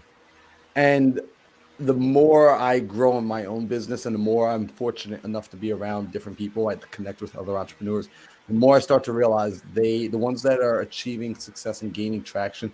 And I'm not just talking monetary success, I'm talking like holistic success, right? Where they are also gaining fulfillment with their success. You start to realize, okay, there's a spiritual aspect to this. they're not ignoring that portion of their life. And that's the invisible side. That's the side that most people don't often talk about. So I'm glad that you're Right. bringing it up. So, what are you said before, like you're doing meditation? What are some of the habits that you've incorporated into yourself that allow you to continue to grow in this way, to continue to grow your business? Definitely the meditation, but creating a schedule and setting, our goals, our goals for the day, our goals for the week, our goals for the year. And just remembering that those goals can be added to, they can be subtracted from. With our daily schedule, my husband and I, because he's in this full time right now with me as well, he left his job. Hell yeah. And just we created a schedule knowing like we're not the kind of people that are just, oh, boom, boom, boom, we got to do it. Oh, it's 9 o'clock. Can't be talking to this person anymore. By having a schedule, we also came into the mindset of a schedule is a guideline. And just following that guideline and being consistent, because consistency is also a big thing. Consistency, adaptability, flexibility. And like last night, I mean, I was on phone calls until like 8:30 last night because of a real estate deal that we have to do. And our schedule, says that our cutoff time for work is 6 o'clock. So we have time for each other. But being adaptable and being flexible, Mm-hmm. it's like there's certain things that you have to do to be successful, not just in life, but as an entrepreneur. Set boundaries, but also realize that sometimes there's exceptions to the rule. That's true. So let me ask you this question, right? Because once you start figuring this stuff out, it doesn't mean all your problems go away. Are there any challenges that you're still currently working through, or like over any obstacles that you're overcoming today? Yeah, I still have some of that mindset stuff. Like this month we've been so busy. We've talked about possibly bringing somebody onto our team. And like a transaction coordinator, somebody that can kind of help handle the load of work that we have right now. And I've been really evaluating, and this is what I learned in my 12-step program too, is taking your inventory and realizing what it is that's holding you back from something. And I think that maybe there's a part of me that has a fear, which is a mindset thing. I have a fear of, well, what if that person gets mad at me? What if I'm not a very good boss? What about this? And I'm having to remind myself, you know what? You're never going to know until you try it. Yep. And so what if you mess up the first time? It's a learning experience. There's no failures in life. They are learning opportunities. I absolutely love that. And let's is it cool if I ask you a question about that? Sure. So when you were an employee and you're working for like as a nurse, right? And you worked there for some time, what kept you around for so long? Like what made you committed to your work? I loved my job. I worked with kids. I worked with babies. As a nurse, I was able to not just be there for my patients, but to help the families, the parents make that connection. And I mean, as a nurse, the money was good. But what drove me forward was because I loved what I did. Okay, perfect. I love that because Heidi, the reason I asked that question is because even last night I was talking to a buddy of mine who's like in the middle of scaling his business, and he just had like 3 people walk out. He had 3 new hires walk out, and something I learned from my time when I was an employee, and like I always, as entrepreneurs, we tend to kind of like block out that part of our mind of like back then, right? But it's like as entrepreneurs, we need employees to come work for us, right? Like we need employees to come help build. And if we're able to think back, like, hey, when I was an employee, what kept me loyal to a company? Because sometimes it was just the money. And then other times, usually it's not just the money. It's usually when we have a clear purpose, right? Because when we have purpose, work doesn't feel like work, Right. but work feels heavy. Work feels like a lot of work when there is no clear purpose. Now it's like, why the hell am I doing any of this? That's when Well, it starts to feel heavy. with you saying that, I will go back to I didn't really commit to one employer or one hospital. When I was a nurse, I was a travel nurse, so I was contracted. And I was considered to be an independent contractor. So I would go in, work at a hospital for 3 to 6 months. I did that for like 8.5 years. I didn't have to deal with certain requirements like staff meetings and, all kinds of stuff that a regular employer requires you to do. So I think that freedom and flexibility of, well, if I don't like this job, I worked for a company that staffed me in those hospitals. But I think the way I was treated by the company that hired me to go do the contract work, because if I had a recruiter that I didn't feel was meeting my needs as a person traveling with their 2 children from place to place, then I would go to another company. But I think overall, it was the rapport that I developed with the person who was my boss is what would make me want to stay longer. The people that I worked with, the environment, the climate. Because if I went into a situation where everybody was unhappy with their job and they were complaining all the time, okay, yep, I'm doing my 3 months and I'm out of here, on to the next. Yep. And a lot of it was the environment and the environment that was created, whether it was through management or just having the 1 or 2 bad apples in the basket that just didn't like their job and wanted everybody to hate their job too. Yeah, I love it. So you actually recognize, because essentially as an IC, right, an independent contractor, you already recognize that. Yeah, I love it. Daryl just popped in and said, everyone that's watching the video, make sure you're liking the video. Shout out to Daryl. Appreciate you. You recognize as an independent contractor that you actually were already like an employee. I'm not an employee, entrepreneur mindset in that position. And that if the culture did not exist, and I want everyone to hear this, right? Because some of you are trying to build, people are watching this in the future as a replay, and they're trying to build out a team. They're trying to scale out a team, and they're not thinking about the culture. Right, they're only thinking about well, I just need cold callers. I just need an acquisitions person. I just need a TC. I just need, but what does that TC, what does that human need? That person needs community. That person needs culture. So Heidi, I want to ask you this question, right? You're someone that comes into the morning calls in the morning, right? The morning mindset coffee calls, and you're in Arizona with me. So you're waking up at 4 a.m. to come into those calls. Why are you waking up so early to come into those calls? To be honest with you, I don't know. Because there's other mindset work out there. There's other people who do mindset videos and content, and there's books. I don't think I know that a lot of it was just establishing a routine, because if I could drag my happy rear end out of bed at 3:30 in the morning, like a couple of brothers that are here in Arizona that are 20 and 21 years old, it was like that challenge. If at that age they can drag their butts out of bed to work on their mindset and have a routine, why can't I?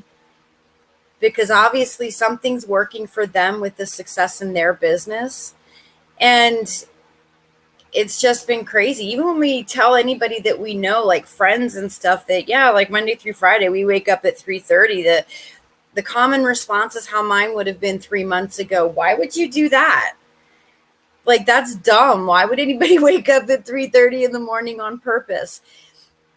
But having that as part of our routine and having that structure, having that, just constantly being around people who are successful to talk about entrepreneurial things, the community.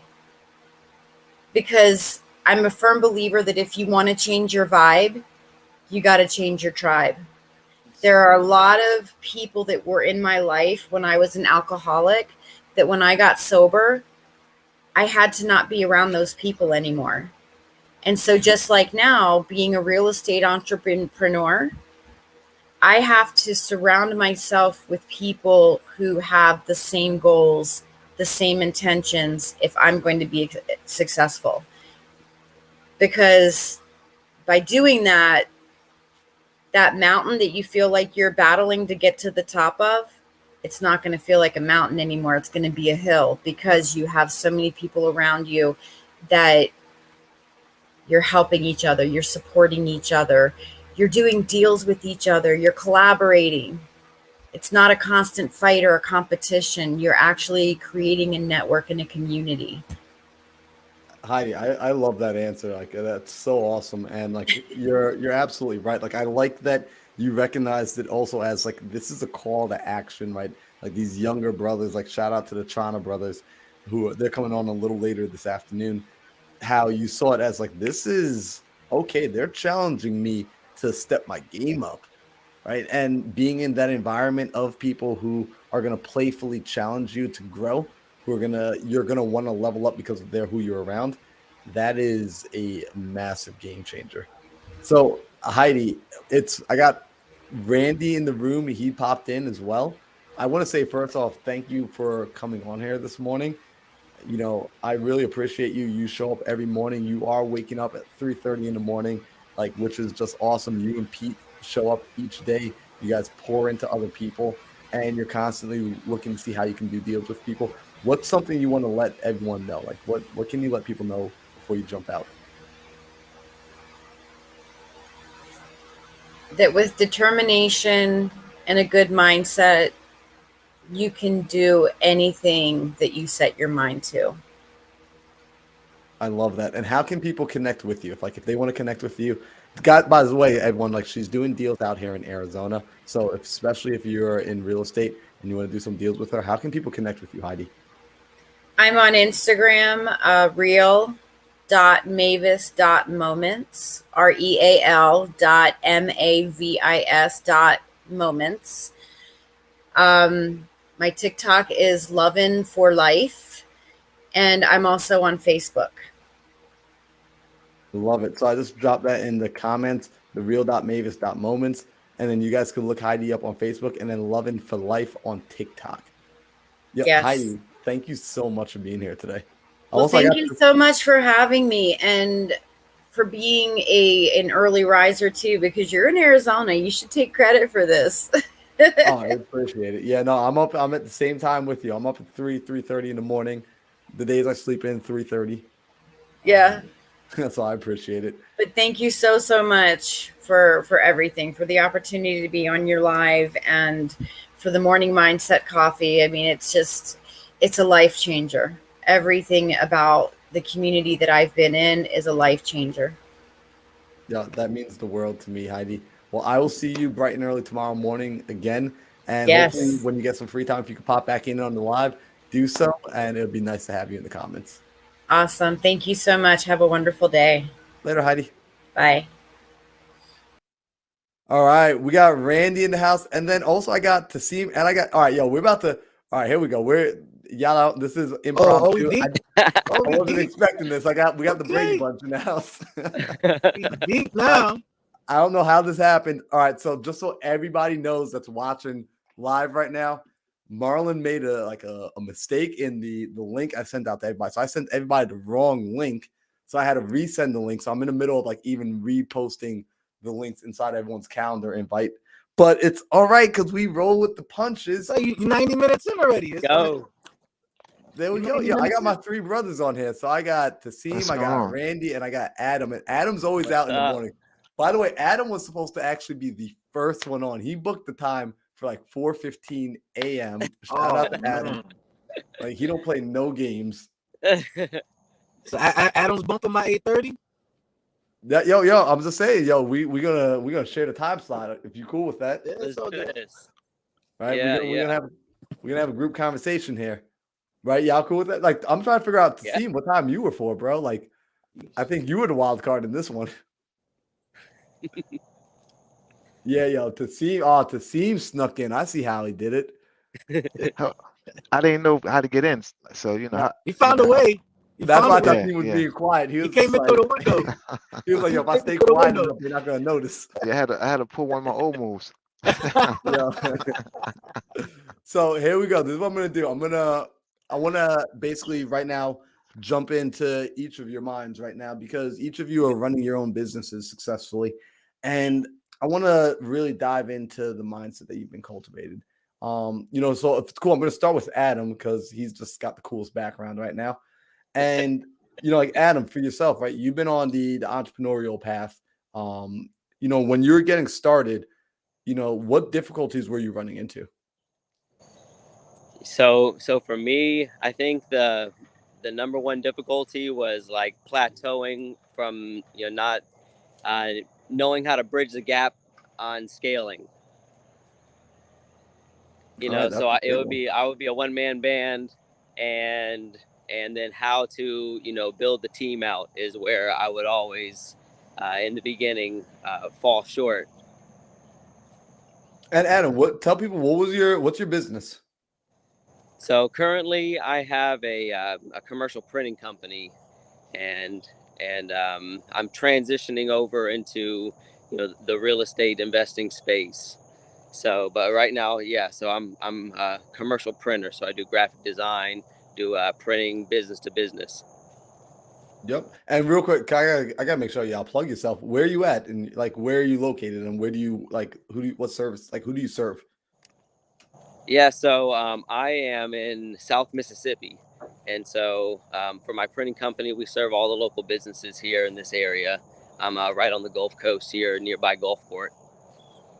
Okay, cool. Just wanted to make sure that people knew, like, if they need some graphic design, reach out to Adam before he just Yeah. fully turns it off and it's fully in real estate 24/7, right? And I remember when we first got to talking, and hopefully you're cool with me sharing this. You started the business up with like your Sure. family. I believe it was your brother, right? Yep. Yep. Mhm. And did you start to notice that there was like a difference in, I guess, like we would say mindset between you two? Yeah, for sure. And this was the first conversation that I ever had with you, and it's really progressed a lot since Clever when I met you, and you were, I told you, hey, I have this problem. I'm trying to, break away from the printing business and really spend more of my time and effort into real estate. And but I don't know how to have that conversation, with my brother, who is my 50-50 partner. And you basically just told me what I already knew. That was, I needed to just have that hard conversation. I needed to talk with him, and you gave me some really good advice on uh, what direction I should take that, and I did. And since then, things are going amazing. We've restructured some things. I have a lot more time to dedicate to, the other ventures that I'm trying to pursue. Bro, I'm so happy to hear that, man. Come on, Kim. So that means like that's so cool because you actually took the action, right? Because I remember like that was something that was like stressing you out, and then now you see like you had that tough Yeah. conversation, which like in entrepreneurship, right? Like as leaders, like hopefully we all know this, right? We have to have those tough conversations, right? We've got to Yeah. take the lead. We've got to be the ones that are willing to initiate, although we don't quite always know what the outcome's going to be. So since then, you've been able to put some more time into the real estate. You've been able to get a little bit more clear, and now you're at the place of scalability, like of scaling, right? Right. As you're trying to scale, where do you see is like the bottleneck? It's me. And so this is why the mindset coffee in the morning has been tremendous for me. It really helps me. So I'm on Central Time, so it's 6 a.m. for me. But it really helps me start my day. I'll get up around 5 and I'll get my morning started, and then I hop on, and just it really helps me take action on what we're discussing. And I have 3 takeaways from how this has really been helpful for me. And it's intention, it's proximity, and it's your tribe. And these 3 things I've gotten from being on here every morning. And when we're being intentional, we're being purposeful, we're moving in the right direction. And that proximity, when you're around all these people, we might not know each other real close. Some of us we do. And but just being around all these other individuals that are like-minded, it keeps you motivated. Everybody's going through those struggles, everybody's doing these things. And so me working on myself and having the right tribe around me, the the right 5 people, my mentors, all these people that I look up to, having all those people around me, it's, it's makes all the difference. Now I'm not being the bottleneck because, I took that time to invest in, okay, how do I get my mindset right so I can grow myself, and then that's going to, produce the results that I want.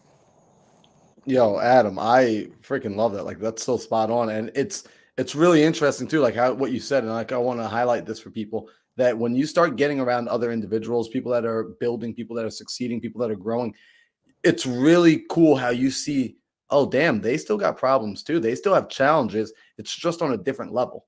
But the Right. challenges never actually go away. And being in a community where we embrace challenge, we come up with solutions, right? Like every morning, like we get together and we're working on that together so we can step into our day ready and prepared. It's like gladiators getting ready for battle together. Like I feel like right now, like I'm on the stage with like my fellow gladiators, which is kind of fire.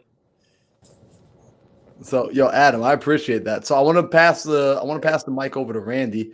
Randy's been patiently waiting in the car, and Randy, like, bro, Randy's like, bro, I booked my time. Yeah, no, it's good. No, what's interesting, I'm actually happy that Adam went first, because that's what brought me into the group. I was 50-50 partners with my brother. And I remember that. He was putting like it started off 50-50 effort, and then it just it just started.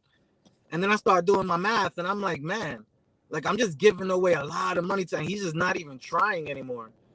And I didn't know how to have that conversation. And I wish I would have met Marlon back then, but or anybody to give me advice, because there was nobody I could speak to give me advice on how to handle that situation. Because I had reached the level that no one in my circle was like remotely close to me, that was a problem of mine, right? So, I know one of the questions Marlon asked Adam was, like, what was the problem coming up? My problem coming up was I wasn't a fan of masterminds at all. I wasn't a fan of mentors at all. So what would happen is I'll reach a plateau in which I thought was good, but I don't have anybody to ask for help. So in this situation, I was like, venting to Maurice, like, like it got to blows. Like my brother came to my house to fight me, and like it was a bad breakup, a very bad. He still doesn't talk to me actually. It was a very, very bad breakup. And Maurice, thank God, Maurice knows both of us, and Maurice knows how I think, and he knows how my brother thinks. So Maurice was like, "You're gonna come into this group. You're gonna meet the community because you're not alone. I deal with a whole network of people that talk just like us. They think just like us." And that's what you're gonna do. Like he demanded it, and I was like, okay, I'll jump in tomorrow. And that's what brought me to more in the mindset. And when I say my business, and I don't feel like I've done anything differently in my head, I don't feel like I'm a different person too much this year versus last year. But this year, I'm making twice as much as I've ever made in my life this year, which to me and I'm going through the most problems in my personal life this year. So that's the power of being around the right community to hold you down, everything, spiritually, emotionally, mindset wise and professionally. There's just so much value in the group, like from all aspects of it, Yo, I love it. First off, congratulations, man. Like seriously, like it's like just doing well in business, getting to that next level. And it's the proximity, right? There's power in proximity. And this is Give like me 1 second. I'm picking up my daughter. I'm sorry. Oh, you got it, bro. So this is what we always talk about. There's power in proximity, right? Being in the right room, being around the right campfire. Because oftentimes, like we as entrepreneurs, I think one of the biggest challenges I see with a lot of entrepreneurs is they're trying to do entrepreneurship alone. Right. Yeah. The biggest challenge is people are trying to do entrepreneurship alone. And real quick, I'm going to take this moment to pause and say, like, guys, if you're tuning in on YouTube, if you're tuning in on Facebook, share this out to people. Share this out with other entrepreneurs because we're going to be doing this all day.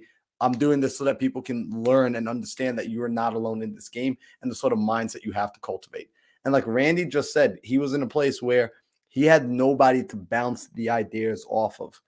See, if you're in the echo chamber of just yourself, or you're even worse surrounded by all the people who can't yet think like you, they're not putting in that same work, the same energy, they don't have the same dreams and aspirations, and you're trying to go to them for advice and ideas, you're going to end up staying exactly where you're at. At some point, you have to make the decision to get into a new room, and more than just get into the new room, but actively be in the new room, raise your hand and say, I need help. Like I need, like Randy did the hard thing, which is one of the more difficult things, especially for us men, to go and say, like, look, I need some help. However, that's where the strength begins. When we're able to say, I need help, that's where our strength lies. Because now we can go and be around the people that are going to elevate us. Yeah. Another one of the biggest things that I picked up from Morning Mindset was just the recommendations. Like, I don't like reading, but you know, if you have a lot of windshield time, like if you're driving a lot, throw on an audiobook, look at YouTube, you know, because like submerge yourself in content that's gonna make yourself better. So I've been doing that a lot lately, and like from every angle. Like I was watching KRS-One talk about metaphysics. I don't know if you've ever seen that, but I promise you this will be good. Look for a KRS-One lecture. He calls himself the teacher for a reason. Look up a KRS-One lecture. I don't care which one it is on YouTube. And I promise you, your mind will explode. Just at the way he conceptualized envisioning things and manifesting and the power of your mind. Like he breaks down the difference between your brain and your mind. Your brain gives you information. Your mind creates. Your mind is what, you know, makes whatever you want. You know, you have the ability. There's an analogy that he says that he's like, you know, your mind allows you to go back in time through memory. Your mind allows you to go into the future through your goals and the things you envision. So that's, you have the ability to go back in time and travel into the future whenever you want. If your mind is that powerful and you're aware that it's that powerful, how are you using your mind? So like I started, you know, researching that, and even that, just, you know, my conversations are better with everybody. Like, you know, I had a lady yesterday. I put an offer on the house for $50,000 below asking price for one of my buyers. The lady called me back and said, Randy, from the day I met you, I knew I wanted to do a deal with you. I already spoke to the seller. I knocked it down. We're accepting your offer. This is like last night. This morning at like 7:30 a.m., she's sending me the contracts already. My buyer is like, yo, everyone told me that no one's like, you know, everybody's paying above price. I said, now you saving 50 G's. Meanwhile, I represent a seller in Irvington, New Jersey. Guess what that purchase price is? 50 G's over. I said, if I represent you as a seller, you're going to make 50 G's. If I represent you as a buyer, I'm going to save you 50 G's. But it all comes through conversation, how you talk to people, you know, and leading with value and presenting yourself with the right mind and controlling the scenario and the narrative, you know. And I got all that from the group. A lot of this stuff was in me. I didn't realize that it was in me until, like, you know, you guys had framework around it, right? You have like the structure. Like you said something today. I didn't even know that I approach things in that story manner. That's how I talk to my buyers. I didn't realize it. But now that I realize it, I'm aware of it. Now I could on purpose make it better. Right now I could pay attention to when I'm delivering the presentation, then I miss a part. I just thought that I was winging it the whole time. Yeah. There's like a whole framework behind it. I thought that was amazing. See, I love that. And these are the sort of like insights that we get from being around each other. Like this is the power of proximity. This is why it's one of the things that like I push so heavily is we've got to get into proximity with other people. We've got to plug into one another.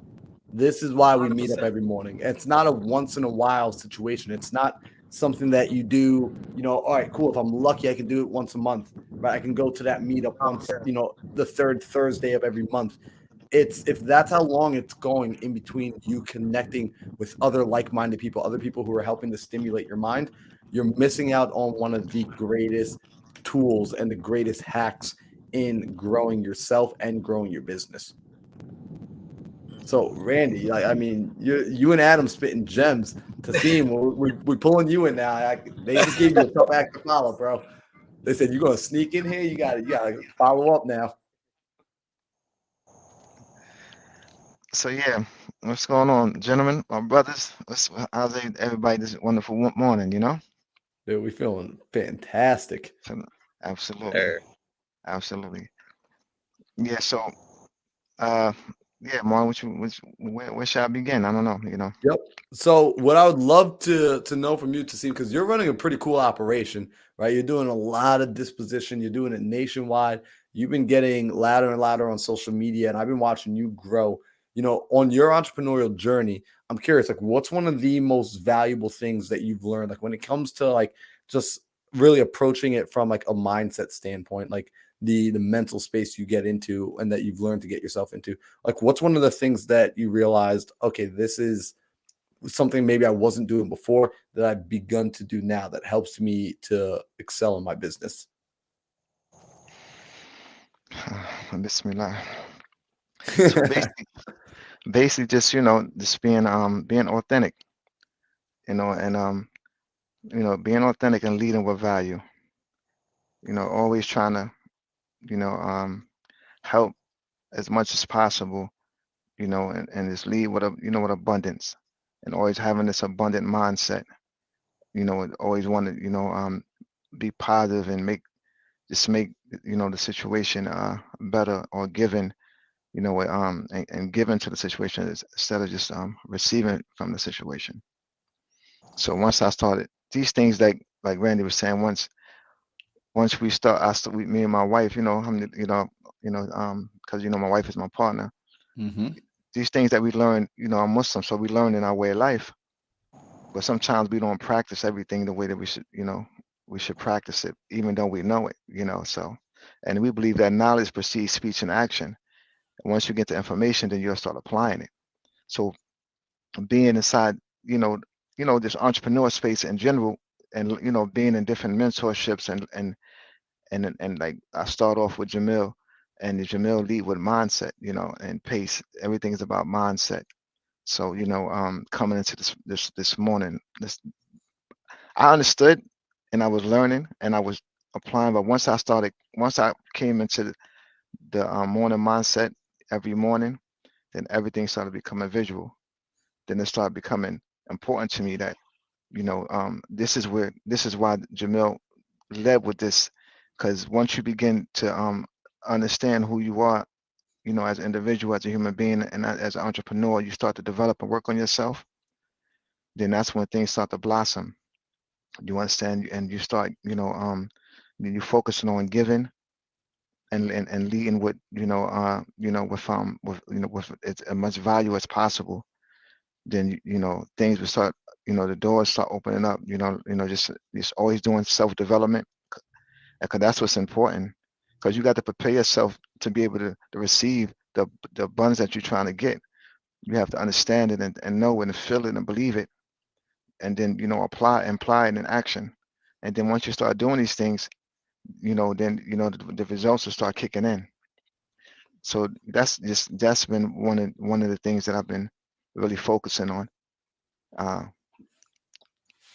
Bro, I love that, especially because what's really cool, is you have bring what I love about you, man, is like you bring your belief into your business, right? Like, and with like that authenticity that you show up as, because here's a thing that I've noticed that a lot of people, and like I know this because I did this in the beginning. We were trying to be somebody else when the most valuable thing we can be is ourselves, right? And most of us are afraid to be ourselves because we're putting ourselves out there to essentially be judged and to be hurt and to be rejected if the world doesn't want us, if the marketplace doesn't want us, right?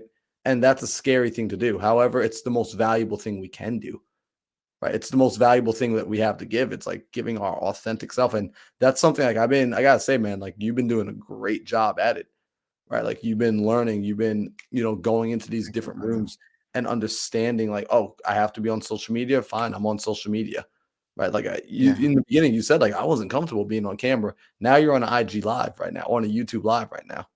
yeah, yeah. That's just being comfortable with being uncomfortable. Because this is how we're gonna push ourselves and scale to become our better version of ourselves. I'm close to 50 years old, so it's like, okay, if the creator of the heavens and earth allowed me to, you understand, live longer, I want my next chapter of my life to be the best chapter of my life. You understand? So I have to do those things that I'm not used to, that's not normal for me. Whether, but I know if these are things, the path that lead to success that I'm on, I have to apply it. You understand? So that's, definitely, coming on camera was something that wasn't for me. But this is something I have to do because, like in Islam, we call the people to try to do that which is good. Once we understand and we learn and we apply it, it's the same thing with entrepreneurship. once you understand and you learn and you apply it, it's our duty to call the people to that, you understand, to be in a better version of themselves, to call them to the success that you may be acquiring and achieving, or that you see, or call them to the path that you're upon, and that's one of the keys. We have to becoming loud and inviting the Yep. people, leading with value. And this is what I'm beginning to understand, and I'm trying to, and I'm doing it. I'm not, we don't try, we make it happen, Facts. Captain. You understand? So, Yeah, and we that's don't what we say that do. word no more. We don't do Nah, any not at trying. all. Yeah.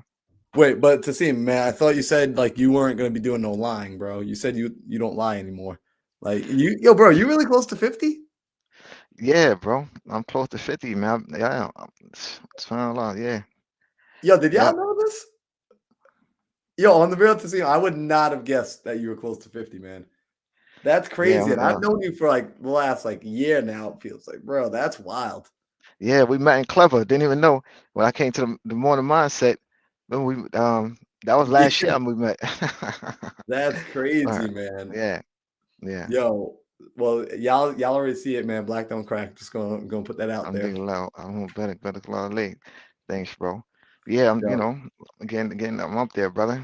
You know, but it's but this is the best I've been in my life. One of the best seasons of my life, because I'm in a certain season right now, and and I'm learning, and and at the same time I'm still generating income, but becoming, and I'm gonna be true, like I always was big on networking, and because I understand that the benefit of networking, and how you can grow, and how you can make many connections from networking.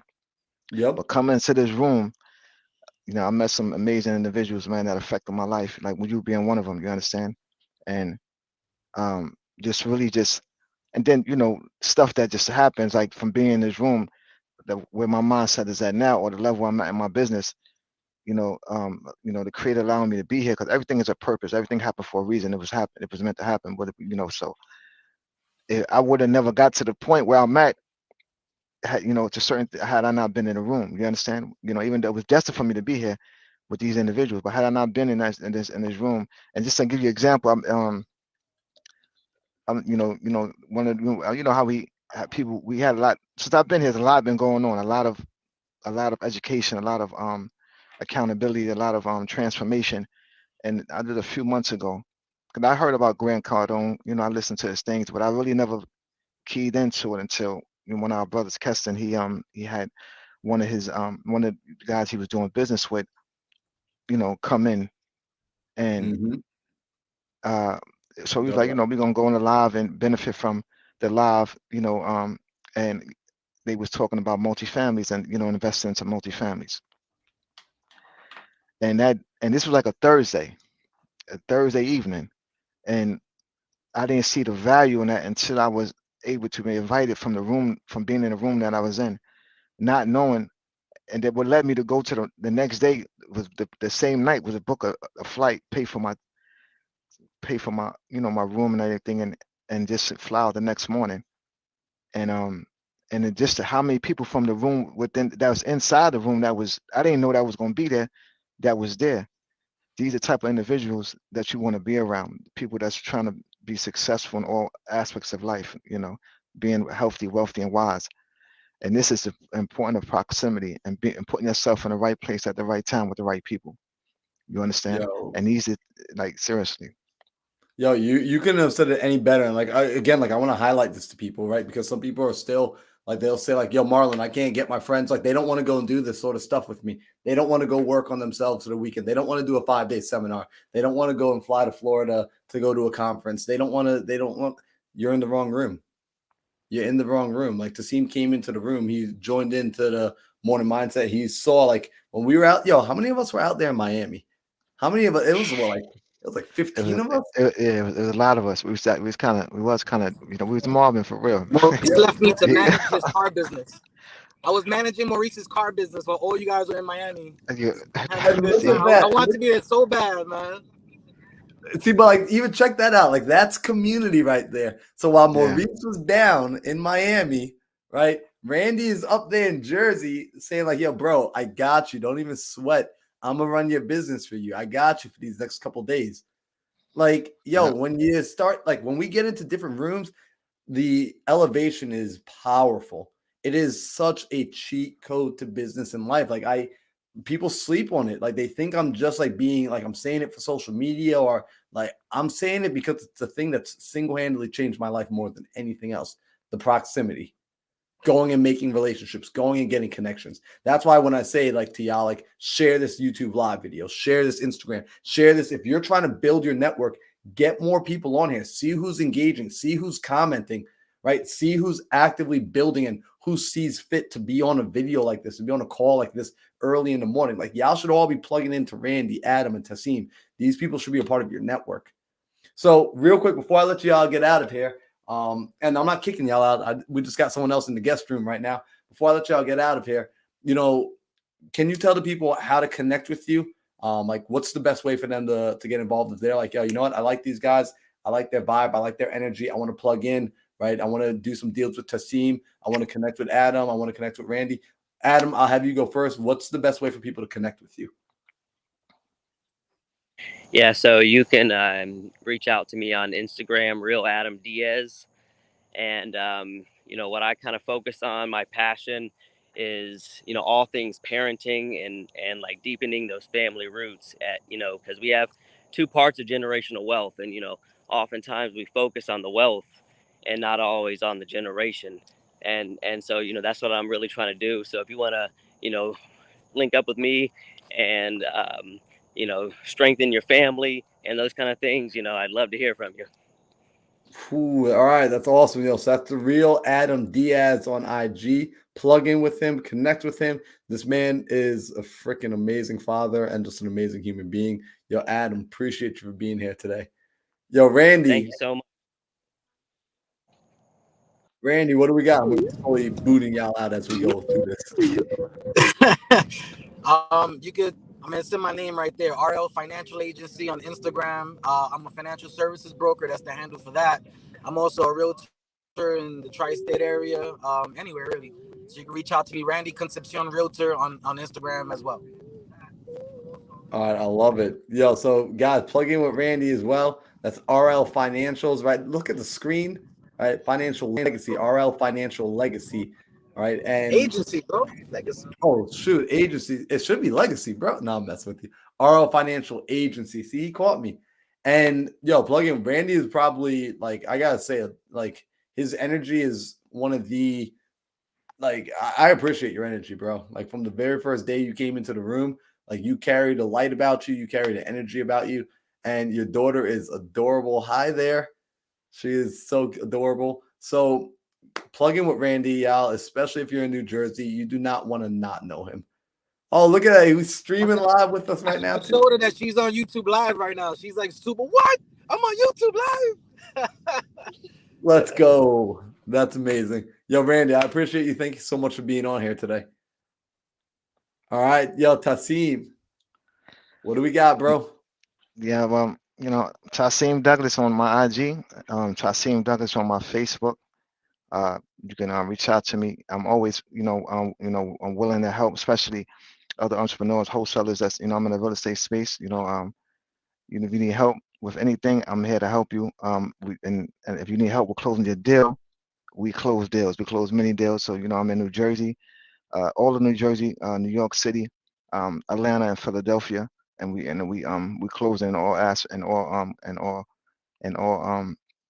states so that we are in. And but basically, I'm here to help. Like I said, if you need any assistance with your business, if you knew a new wholesaler, I'm also a real estate agent. I have to say, I don't really use my license, but I am an agent. But I definitely can help you if you need some help with if anything in your business, just reach out to me.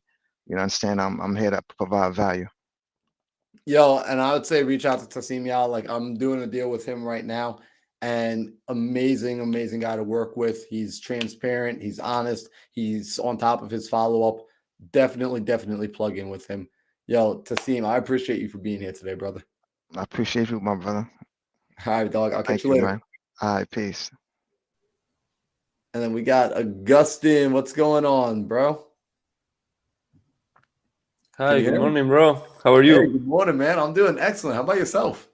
I'm doing good. Thanks for asking. I'm doing really good. Dude, I'm glad to hear that. Yeah, thank you for being patient inside the waiting room. Like I wasn't anticipating having 4 people up at the same time. No problem with that. So what's been going on, man? Like where are you at like in your entrepreneurial journey right now? Yeah, basically, I turned 21 yesterday. Bro, happy birthday. Thank you, bro. And yeah, I started this at 18 years old. I'm making trading right now. Like I'm a trader. I work for FTMO. So that was doing really good for me. That's what I live right now. I started Sub2 like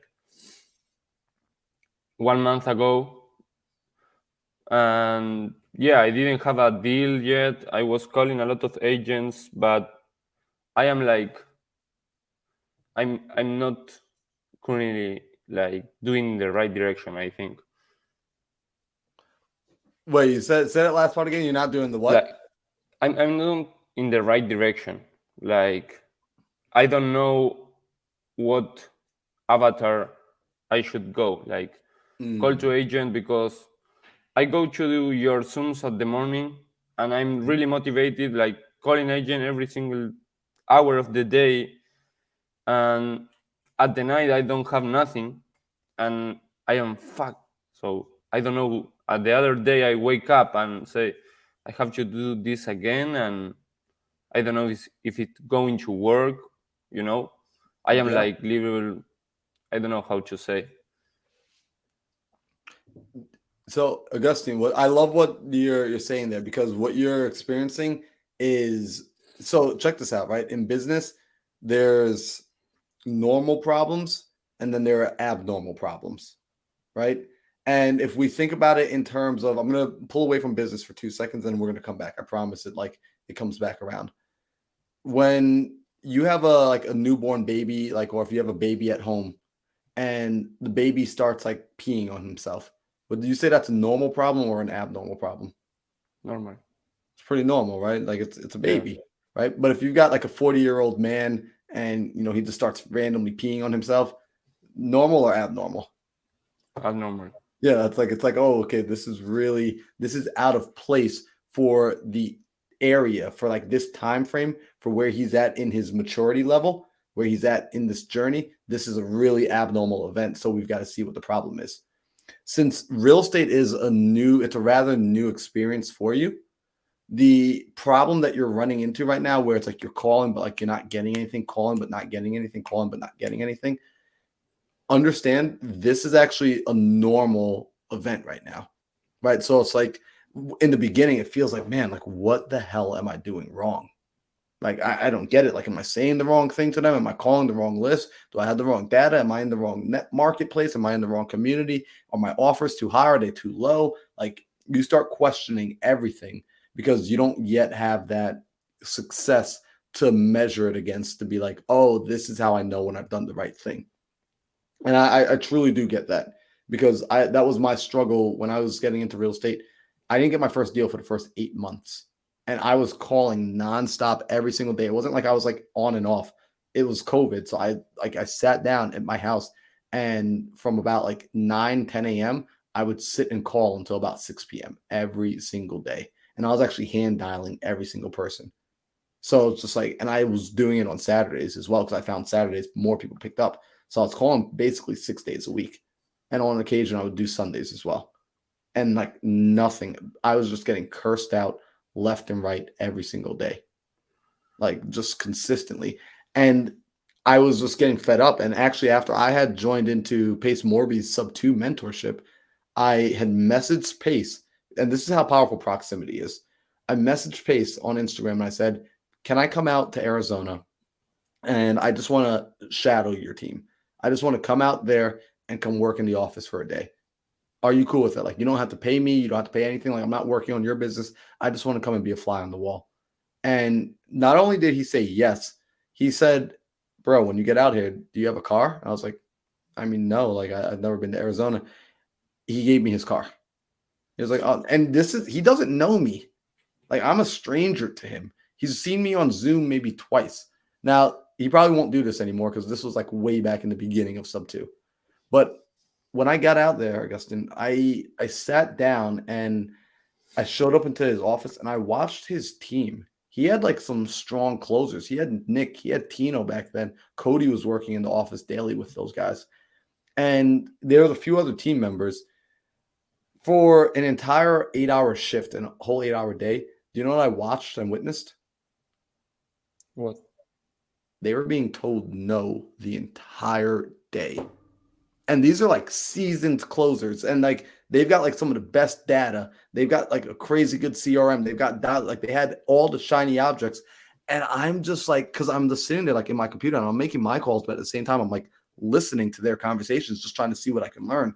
And I was just amazed. I was just like, they were just getting told no after no after no after no. And I was watching it like their body language and I was watching their demeanor and it wasn't phasing them. Like they were still joking around. They were still goofing. Like they had Nerf guns in the office and like they're shooting Nerf guns at each other.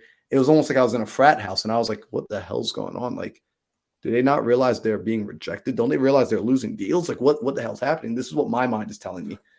And at some point, Tino's like, all right, guys. And I'm like, all right, cool. He's like about to announce everything. Let's go get some lunch. Let's go get some food.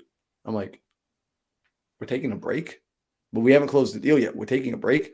And he's like, yeah, like, let's go eat. Aren't you hungry? I'm like, well, yeah, I'm starving, but like, we're the best of the best, right? Aren't we supposed to like work through it?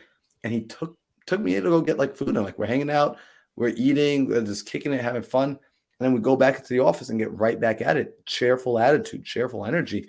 And I was just like, holy shit. I get it.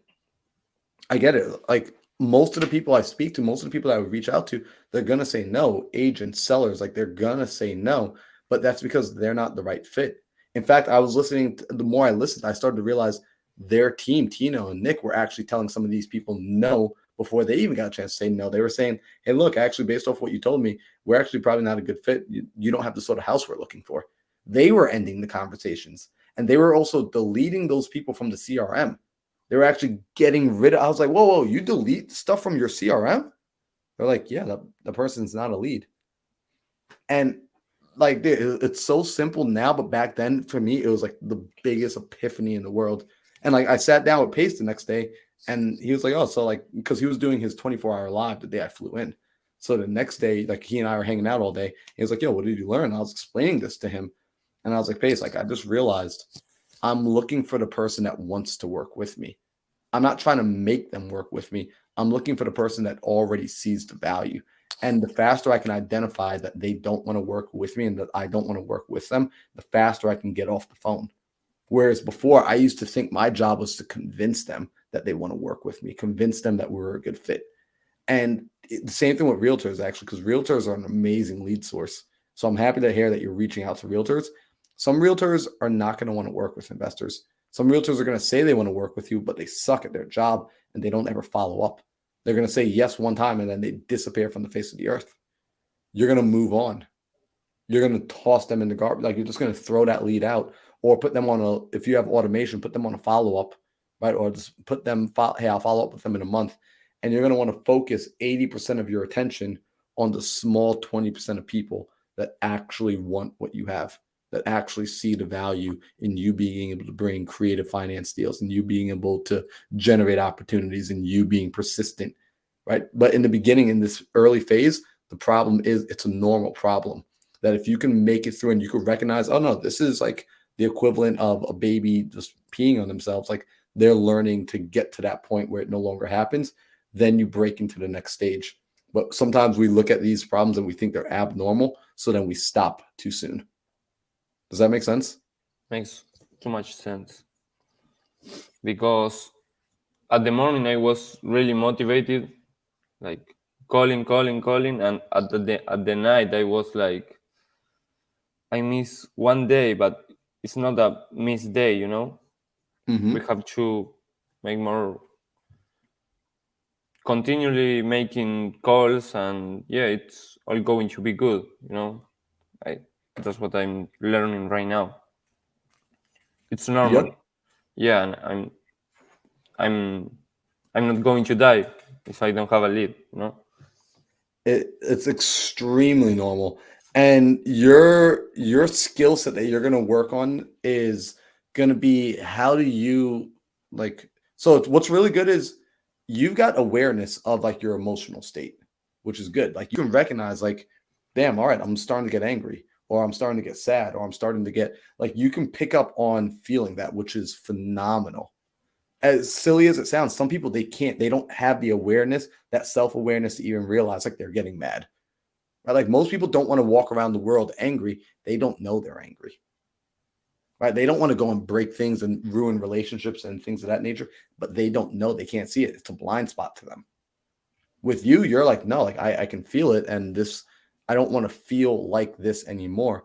So you now in those moments have the ability to practice. Hey, how do I switch how I feel in this moment? How do I switch it up? How do I get myself back into a good state, into a good mental attitude? Because your vibration, your frequency, the confidence and conviction that you have on the phone when you get on and talk to the next person, that's going to be so powerful. When I watched again, I learned this when I saw Tino and Nick. It didn't matter what the seller said to them. They figured out a way to get fresh. And I actually asked Tino about it a while later. Shout out to Tino Luna because like he helped me so much. He was one of the main reasons I got my first deal. He was so helpful. He said to me, he said, well, look, Marlon, this is what happens. You get on a call, you have a bad call with like the seller, the bad call with the realtor. And in your pursuit of just, all right, I just want to put in work and hustle, hustle, hustle. You're like, let me just get on the next call. You're bringing the energy from that last call into the next call. So now when you say hello, like it's more aggressive, it's in your tone. And now that person, you've already put them on defense. So now you've already started behind the line. Whereas if you're able to recognize it and just, your thought process and the way you feel is some will, some won't, some move on. And you just pop into the next one like, all right, cool. Hey, how's it going? Hey, like they have no clue that you just got off of a call that didn't go the way you wanted. Does that make sense? Makes too much sense. I'm glad to hear Yeah. that. Yeah, What too much sense. what market are you in? I'm doing basically on Privy, I'm doing Jacksonville, Atlanta, and Miami. All right, so Jacksonville, Atlanta, and Miami. Okay, dope. Why those three markets? Just out of curiosity.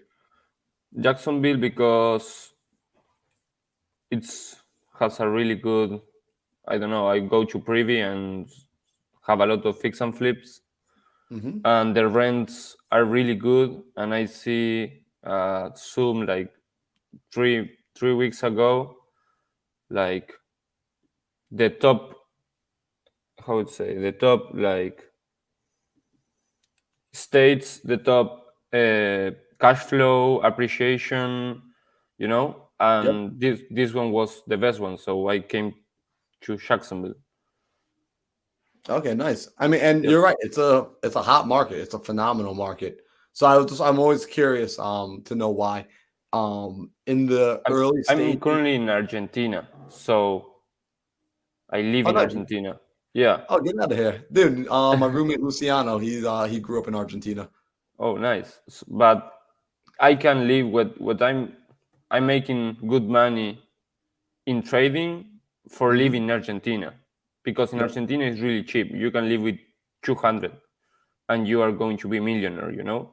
Yep. But I'm not the financial freedom to go to United States and live by my own.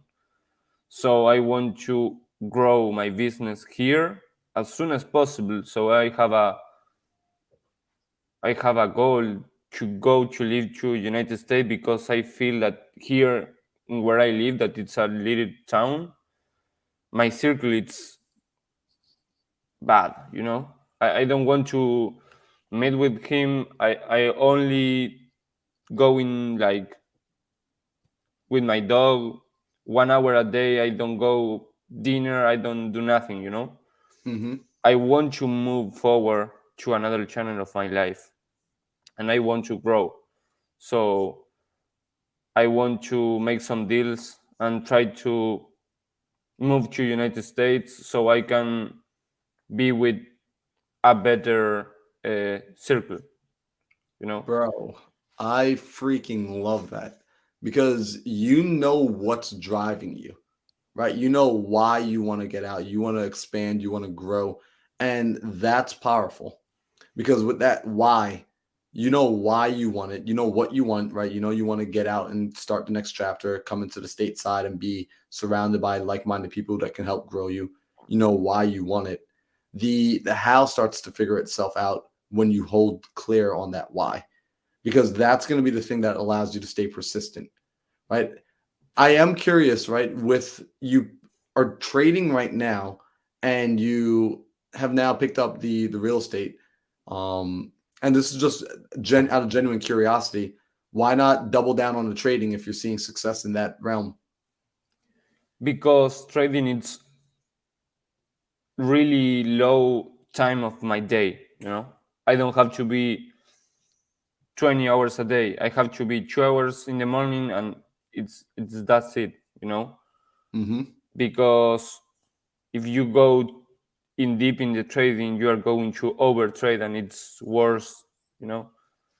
It's complicated. I'm doing this for 3 years from now, and it's doing good for me. But I think that I have too much stress in my head because it's not like a cash flow game. Mm-hmm. I want to make like a cash flow game, but I have to be precise every day to make it cash flow.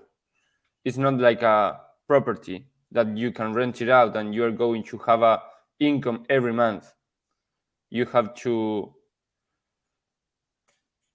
you, you have to work every single day to win or lose, because that's the difficult, because I lose, of course. I'm good, but I lose. I Yep. win more what I lose, but it's a game of probabilities. Right. Now I get that actually because I do a bit of option trading as well. So it's like I understand like when you're in the market, you're not inside there all day long. You're getting in the market early in the morning when it's volatile and you recognize it's one stream of income and it's very transactional. You're not buying the stocks and collecting dividends on this, which is great that you see that. So and I always ask these questions because I always want to know why a person is and somebody just texted me asking me if this is for if anyone's watching this, by the way, this is open to everybody. Someone just messaged me privately asking me if this is for sub-2 students only.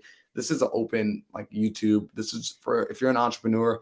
We're talking like entrepreneurial mindset here. But Augustine, am I pronouncing your name correct, by the way? Yeah, Augustine. It's okay. You Awesome. can send me AJ. AJ. And I'm working. Yeah, it's better. Yep. So you got it. So with that, AJ is, I see then that makes sense to me, like creating another source of income, right? You've got this one channel that works. However, it's not taking up all your time. You've got it dialed in. You've created a discipline for yourself, which is good. You've stabilized like the first stream of income, if you will, right? Yeah. And you know how to do it safely. You know how to do it. You know what your risk tolerance is. And now you're beginning to open up the next stream of income, so that makes sense to me. Are you also, squatting up with other people inside the marketplace that you want to be in? Not really. In Jacksonville, I don't have too much, but I'm working with Daryl.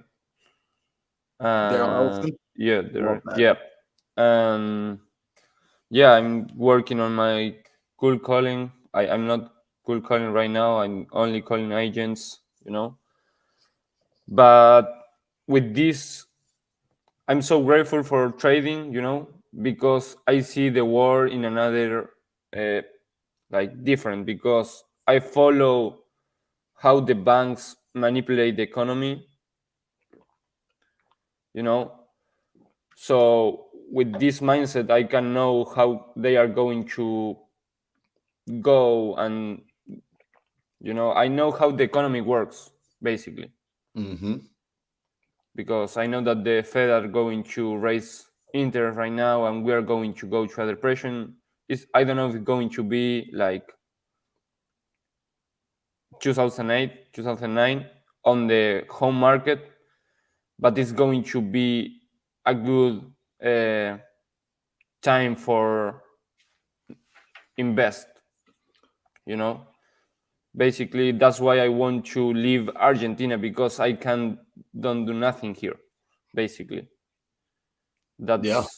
I'm stuck in Argentina, and I don't have people to talk in Argentina, basically, about my goals. I don't have friendships that are willing to grow their business and be financial freedom. Mm-hmm. And that's big. Basically. You've got to have that you have to have that proximity, right? Because our minds. So this is something that Napoleon Hill. Do you know who Napoleon Hill is? Yeah. I love that. You're about to pull out Think and Grow Rich. I love it, dude. I freaking love it. If people haven't read that book, you need to read that book. You don't want to take this entrepreneurial journey without it. The Science of Getting Rich by Wallace D. Wattles. That's another fantastic book. So inside the book, Think and Grow Rich, Napoleon speaks about the concept of the mastermind, right? And if you read it carefully, you'll see when he talks about the mastermind, he actually says, don't let more than a few days go by without you connecting and reconnecting to the mastermind. Right? Mastermind has become such like a buzzword recently with social media that people are like, oh, like you've got a mastermind and she's got a mastermind and this is a mastermind program and we got a mastermind class this weekend. So they forget that the first mastermind you're going to create will be that of the partners that you communicate with, right? Like you're a circle of influence, right? I have on my phone, I have 5 people, like the top 5, they're pinned at the top of my like cell phone. Those are the 5 people that I connect to on a regular.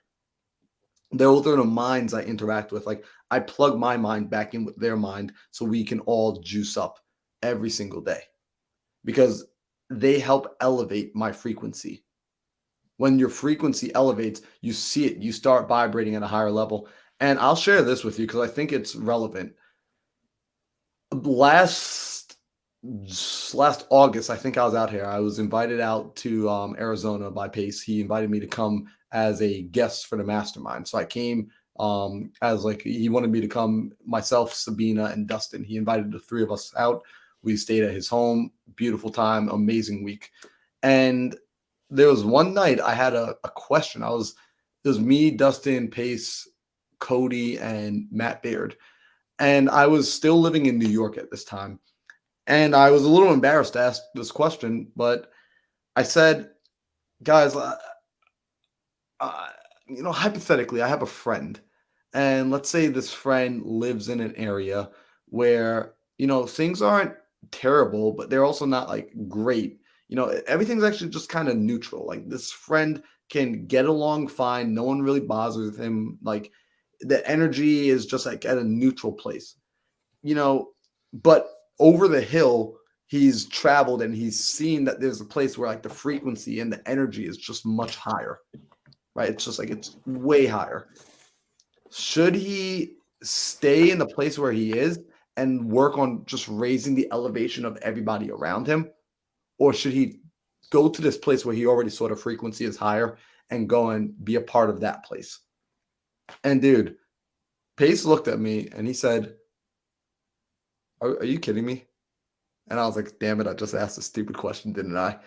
He was like, you're telling me if I was like young, I had no kids, I, didn't have any family to support, and I can get up and go, like I'm not tied down by any particular job, would I sit around or would I get up and move to a place that has all the investors, all the connections, all the network that I need to plug into that are going to help me grow my business and to be around people that I can have fun with and enjoy not just business, but life with? Would I not do that? And I'm young and I'm healthy and I'm able to do it. And I was like, yeah, when you put it like that, it does sound like a really silly question.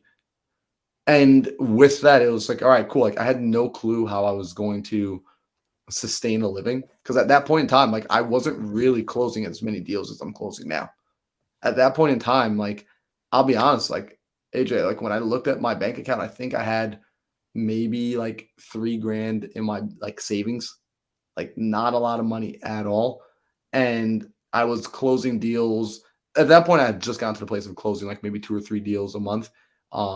But like I'd just gotten there. Like, so before that, it wasn't like I know I can do this consistent. Like I just did that for like the second month in a row, and my assignment fees were only like $2,000 or $3,000, right? Like they weren't these big rips. So it was like kind of scary because I still had all these expenses.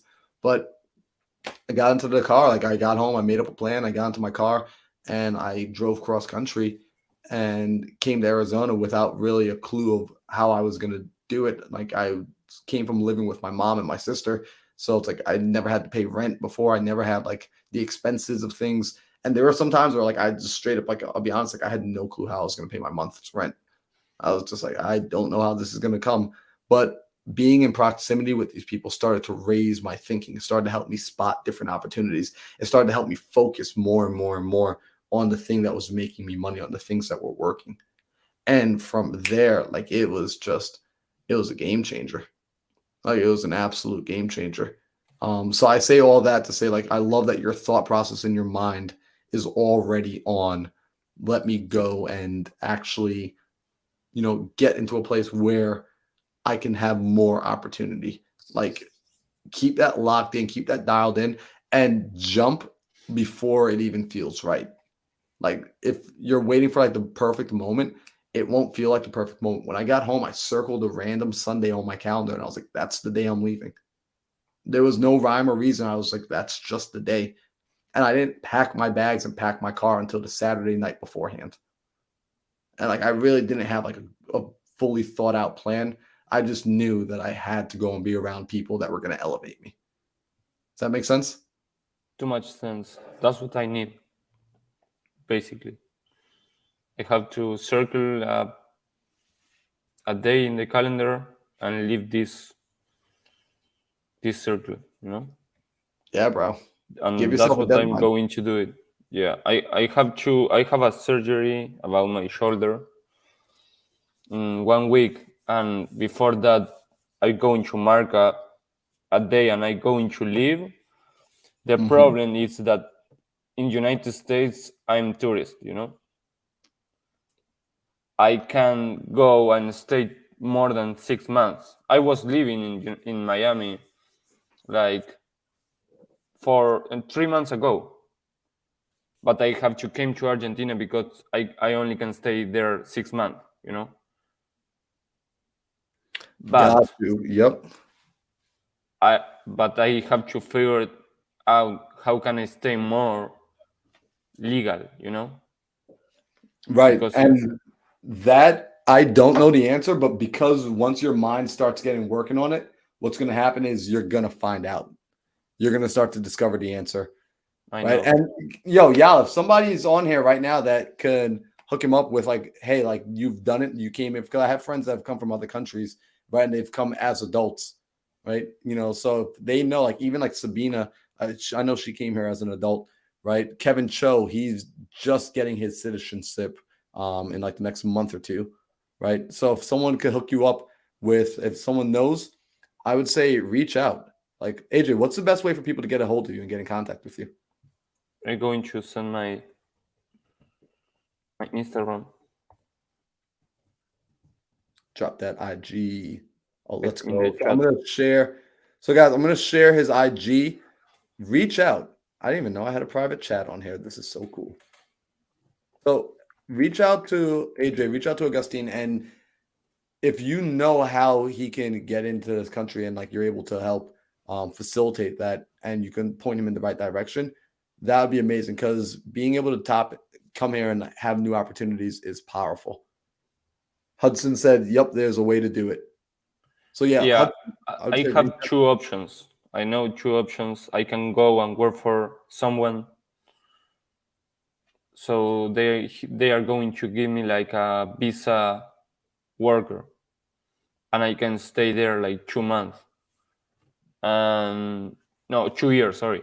And then I can do a visa investment, but I have to make an investment there, and I can have only real estate. I have to have like people working for me. So basically what I'm going to do, I'm saving money. I have the money to buy a rental, how it says, that Pace was working with her son. I don't know how it's the name here in Argentina. It's what you put behind the truck, you know. Yep. All the trailers. Yep. Trails there. So that's what I have the money to buy one, and I'm going to start with one and trying to make that with my investment visa. I have 6 months to do it, so I'm going to make it, you know. I love that, bro. Yeah, thank you very much, Marlon. Yo, Adrian, let's stay connected. Dude, shoot me a message on IG. 'Cause I want to make sure, like, after I get off this live, I want to make sure I stay connected with you, bro. Yeah, I want to stay connected with you, and I want to really work hard with you and all the people that it's willing to help. And I love this community. I'm so grateful. Thank you very much. And yeah, let's stay connected. Thank you very much. Dude, of course. Appreciate you, brother. Enjoy the rest Thank of the you. day. You too. All right. So I'm going to bring up Yatung. What's happening, Yatung? Let me see if I can bring you. Yatung, what's going on? Hey, Marlon. I Have am fun. just came back from my morning run, so I may look a little bit sweaty, but amazing. I love it. I love it. I mean, I wish I went on my morning run this morning, but like I was so excited. I kept waking up. Like I woke up like 5 different times this morning because I was just like, I'm doing a 12-hour live today. Like, I've never done this before. Awesome. This is so cool. Yeah. Well, I appreciate you for being here. And you're actually like one of my favorite people to talk to, like when it comes to like mindset, because you take whatever you learn and you start applying it. And like you actually like your growth over the last, I feel like year has just been phenomenal to watch. I think I tell you this like every time I have the pleasure of talking with you. Like it's so cool watching you grow because it's just like, whoa, like you just keep leveling up. You know, Well, I every time I see you, I've been telling you how much of a difference you've had in my life. Before before I started the real estate investment, I didn't realize that I was pretty much out of school. My life was just dripping. I was just like going to my job, and then being a mom, being a wife, and it just life just continues like this. I didn't realize I was being like stale until I went to this. I started this real estate journey, joining Sub 2, and I realized that wow, I see other people succeed, but I'm trying everything, and I'm like shining object, trying stuff, and I'm just miserable. And it wasn't until I got burned out for a few months, and then I talked to you, I realized there's this thing called mindset that I have not been working on my mind. I would say, like, to be honest, like intentionally working on my mind, I don't think I've ever done in my life. I mean, when I was in school, yeah, I work on my knowledge part, but never intentionally developing my mindset until the real estate journey, and specifically after our initial conversation, after I got burned out for a few months. So this journey has been amazing. And also joining Morning Mindset Coffee. Wow, what a game changer. I appreciate that immensely. So I want to like dive into something because like I want like other people to get like benefit like you did. And you said something really interesting, which was before this, like you didn't even really recognize that there was a thing called mindset. And like I like on the inside, I'm like, oh my gosh, like it's funny because I feel the same way. It's like before, like I felt like when I first like started learning about mindset, I was like, wait a second, what? Like it's almost like I get a user manual to how like I work as a person that I feel like everybody should have it. Like, why would I not want to learn how this thing operates? So I'm curious, right? Like, before you knew about mindset, like why, I guess like why do you think it was that like mindset never came up? Like what's up with that? That is a very interesting topic. I've thought about that as well. It seems like, school, right? At least like the school I ever gone to never, ever, ever talks about mindset. And as for my parents growing up, now looking back, my dad has an iron steel mindset, yet he never felt necessarily the need to share with us. So from observing from him, I mean, my dad, give you a real quick story. During a period of time in China where like the political whatever, there's no school, there's no books, there's nothing. And my dad was not happy of like not being able to develop some kind of skills. And he found out one of his friend was learning Japanese and also making a little bit of money translating for people. So he said, I want to learn Japanese, but there's no book. So my dad asked his friend to borrow the book, the textbook, hand copied over 2 years. It was 2 big books like this, and taught himself Japanese with no pronunciation, that silent Japanese. But he was able to actually start translating. And then later, he got an opportunity to go to Japan, and he taught himself then the sound for the first time after that training. But talk about my dad. But unfortunately, we don't talk about mindset stuff. So I think that's a great question. I think in almost like in average majority of people, I would say maybe I was listening to this thing of like, I think you shared about the 95 versus 5%. I think 95% of people pay attention more to the material world, but not like the internal development that is so needed. It's true. And this is why, even like this 12-hour live, it could have been about anything. I could have said like, hey, let's go do seller calls. Hey, let's go talk about LLC structure. And that's what people think that they want. And they're like, oh my gosh, like I need to go get this. But they neglect the core. They neglect like the most important thing, which is themselves as a person, like the mind, their identity. And if we really take a moment to kind of settle the waters, and we start to think about where does everything come from? Everything comes from, it starts inside first. It starts as a thought. You and I being on a Zoom call, this computer was imagined up inside somebody's mind at first. The internet, the World Wide Web was imagined. Shooting transmissions wirelessly through space to have it be picked up by a receiver and then broadcasted up into outer space to come back down and beam onto Earth on another part of the planet in real time so that we could communicate. This was conjured up inside of a person's mind. And I think we neglect how powerful that is, right? And then we neglect just the frequency that we vibrate on. Everything is vibration.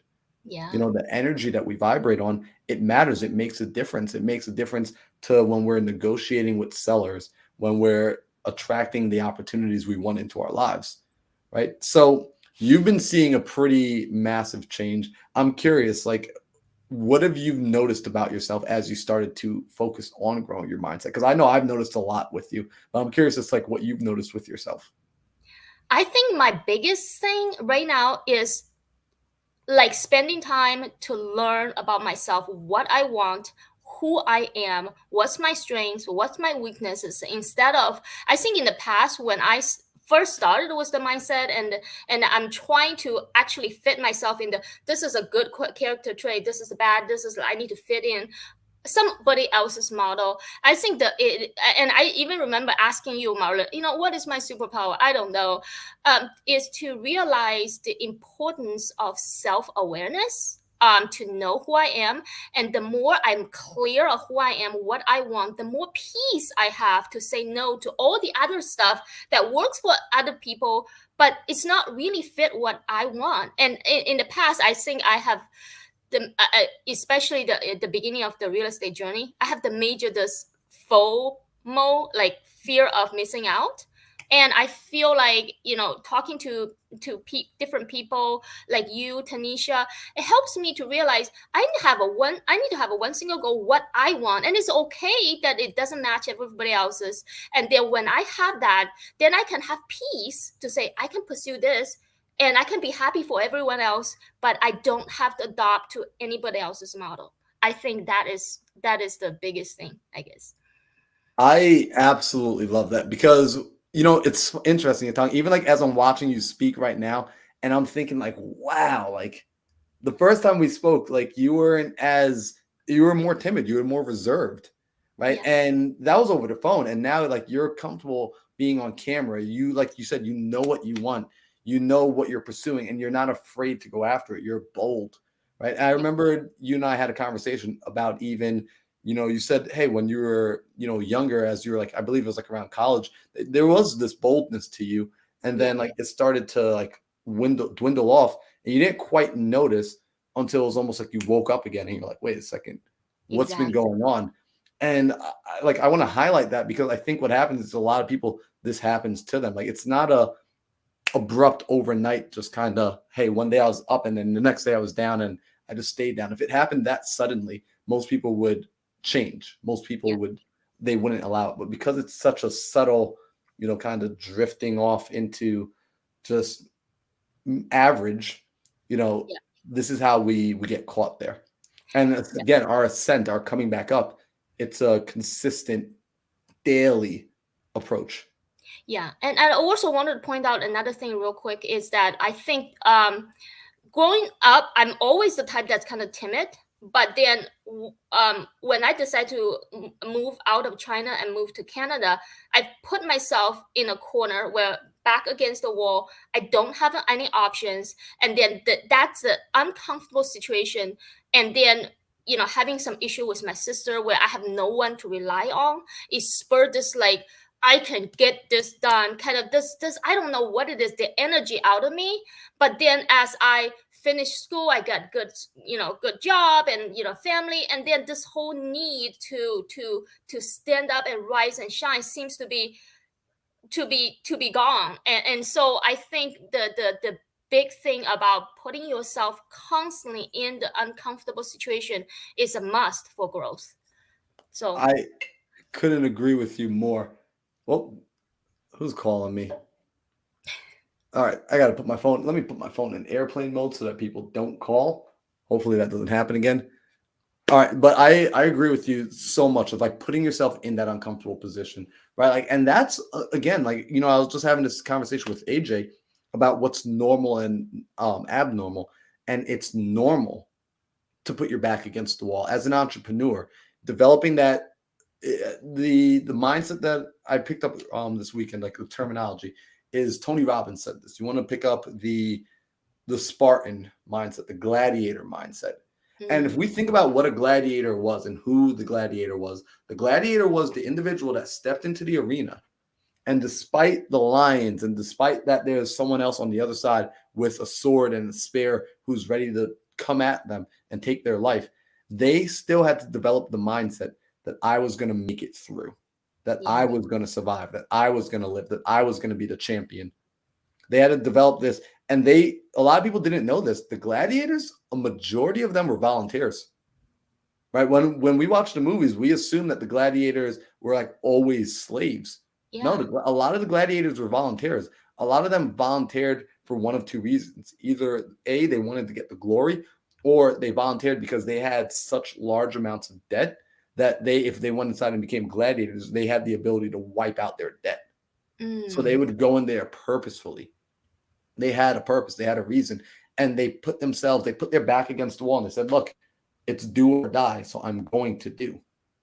So I love it because you develop that, like they weren't timid. You're developing and you have that. I'm watching it grow. It's like, it's so cool. Like even just like you being on this call right now, I'm like, wow, she's grown so much. Oh, thank you, Marlon. So let me ask you this question. And this is one that I've been asking everyone.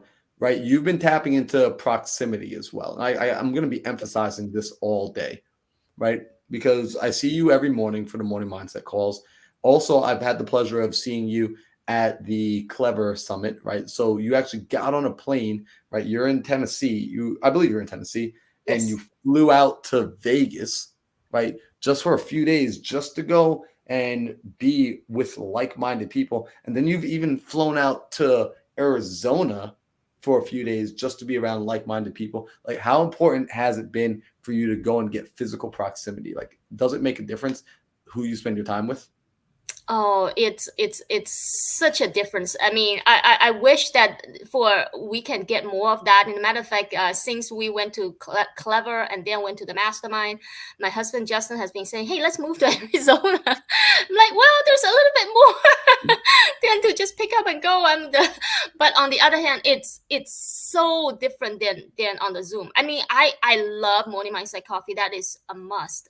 There's a place for being consistently exposed to the like-minded people, but there's also something special about physically being close to someone that like when you said the energy. When I first saw you in Brian's house, I can see from like like from the entrance, hey, here's Marlon. It's like you talk about like the vibration, whatever. It's like you can sense it. There's something magical about being physically in the right proximity with the great people. I agree with you wholeheartedly. And like that's how I felt like when I saw you and Justin, I was like, you both had like such good energy. And I was just like, there's nothing better than actually getting to physically spend time together. I mean, I remember even when we were leaving Pace's house that one night, Yeah. and it was so funny. Like we're hanging out, we're talking the whole night, and then we step outside, and now we're just like it's like we're high school kids again. We're standing around like the driveway, and like we're just continuing the conversation. And it was like, Oh, it all right, was like so one of amazing. us needs to leave because we all have to wake up early in the morning. But Yeah. there's such power in connecting with people, and you see how it starts to reflect in not just your business but also your life. And could you talk about that for a second as well, because you've seen like in your business, I can let people know, like I've seen that you've gained way more confidence and way more clarity in just like what you wanted from a business standpoint, but also like how it affects like you just as a person, as a human. Yeah, it's amazing how it's almost like to sum it up, it's kind of like without the mindset, without being intentional, life is just a drift. Life happens to you and then you react, and then it's like, oh, this happens, and then you get bad mood, you affect the way you respond to people versus the way you work on yourself. You are in charge and you're taking ownership for everything, and then it when you give out the good energy, then even if it's just someone's not familiar with or working on their mindset, when they get in contact with you, you draw out the best part of them. They want to come out with like positivity. They wanted to come out being a giver, and versus like if you approach people with the wrong mindset and like, oh, okay, I'm on guard, I don't know if you're going to screw me, and people respond with the same kind of energy. So It's so true, right? Your vibe really does attract your tribe. And it's what I find is interesting is when people are having a challenge and they're just like, so and so is being so rude to me and so mean to me and so disgusting to me and they haven't quite found out that if you change, other people change. Right? Like if you want to change the world, change yourself. And this is why, when people talk about the top 1% or the top 5%, I think you and I were having a conversation about this where, the top 1%ers and the top 5%ers aren't there simply because of the material things they have. Yeah. Right? The top 1%ers and top 5%ers are there because of this. They're there because of the way they think. They're there because of their ability to imagine and to reimagine and to recreate. That's what differentiates them. So that's being the thing allows anybody to essentially from wherever they are to start to be a 5%er, a 1%er. But if they don't know that, if they're running through the wrong door, they're running through the external door. And it's interesting. Our external universe is an infinite universe. So is our internal universe. And I can travel through my internal universe a lot faster than I can move through the external universe. I love that. Yeah. So I'm happy that like you came on here. I love it. Like Tech is all in the comments telling people to share. Pedro says he thought his alarm missed this, so he's back in here. Oh, we got some people I didn't even see inside the chat right now. We've got some really cool stuff. People are saying some really awesome things. So let me ask you this, Yutong, as you're growing, right? Because we level up, we get better, but it doesn't mean all of our challenges just immediately like get washed away, right? That's Are right. there challenges that you're currently working through, like at this next level of your evolution? Do you find that there are new challenges that you're running into? And Yeah, if all the so, time. what's one of them? Yes. Well, right now, what I am focusing on for this month is to work on really the midterm corporate rental for my Airbnb. We've had some amazing month, and then all of a sudden, like the booking just stopped. So I mean, that just so remind me of this book. If you guys haven't read it, you need highly recommend. It's called "Who Moved My Cheese." I mean, you can think about this. Oh, what happened? I mean, I don't know what happened. This sucks. Or you can think, okay, how do I pivot? How do I pivot? So right now, I'm really focusing on establish a system to do outbound marketing for midterm corporate rental. So I love that.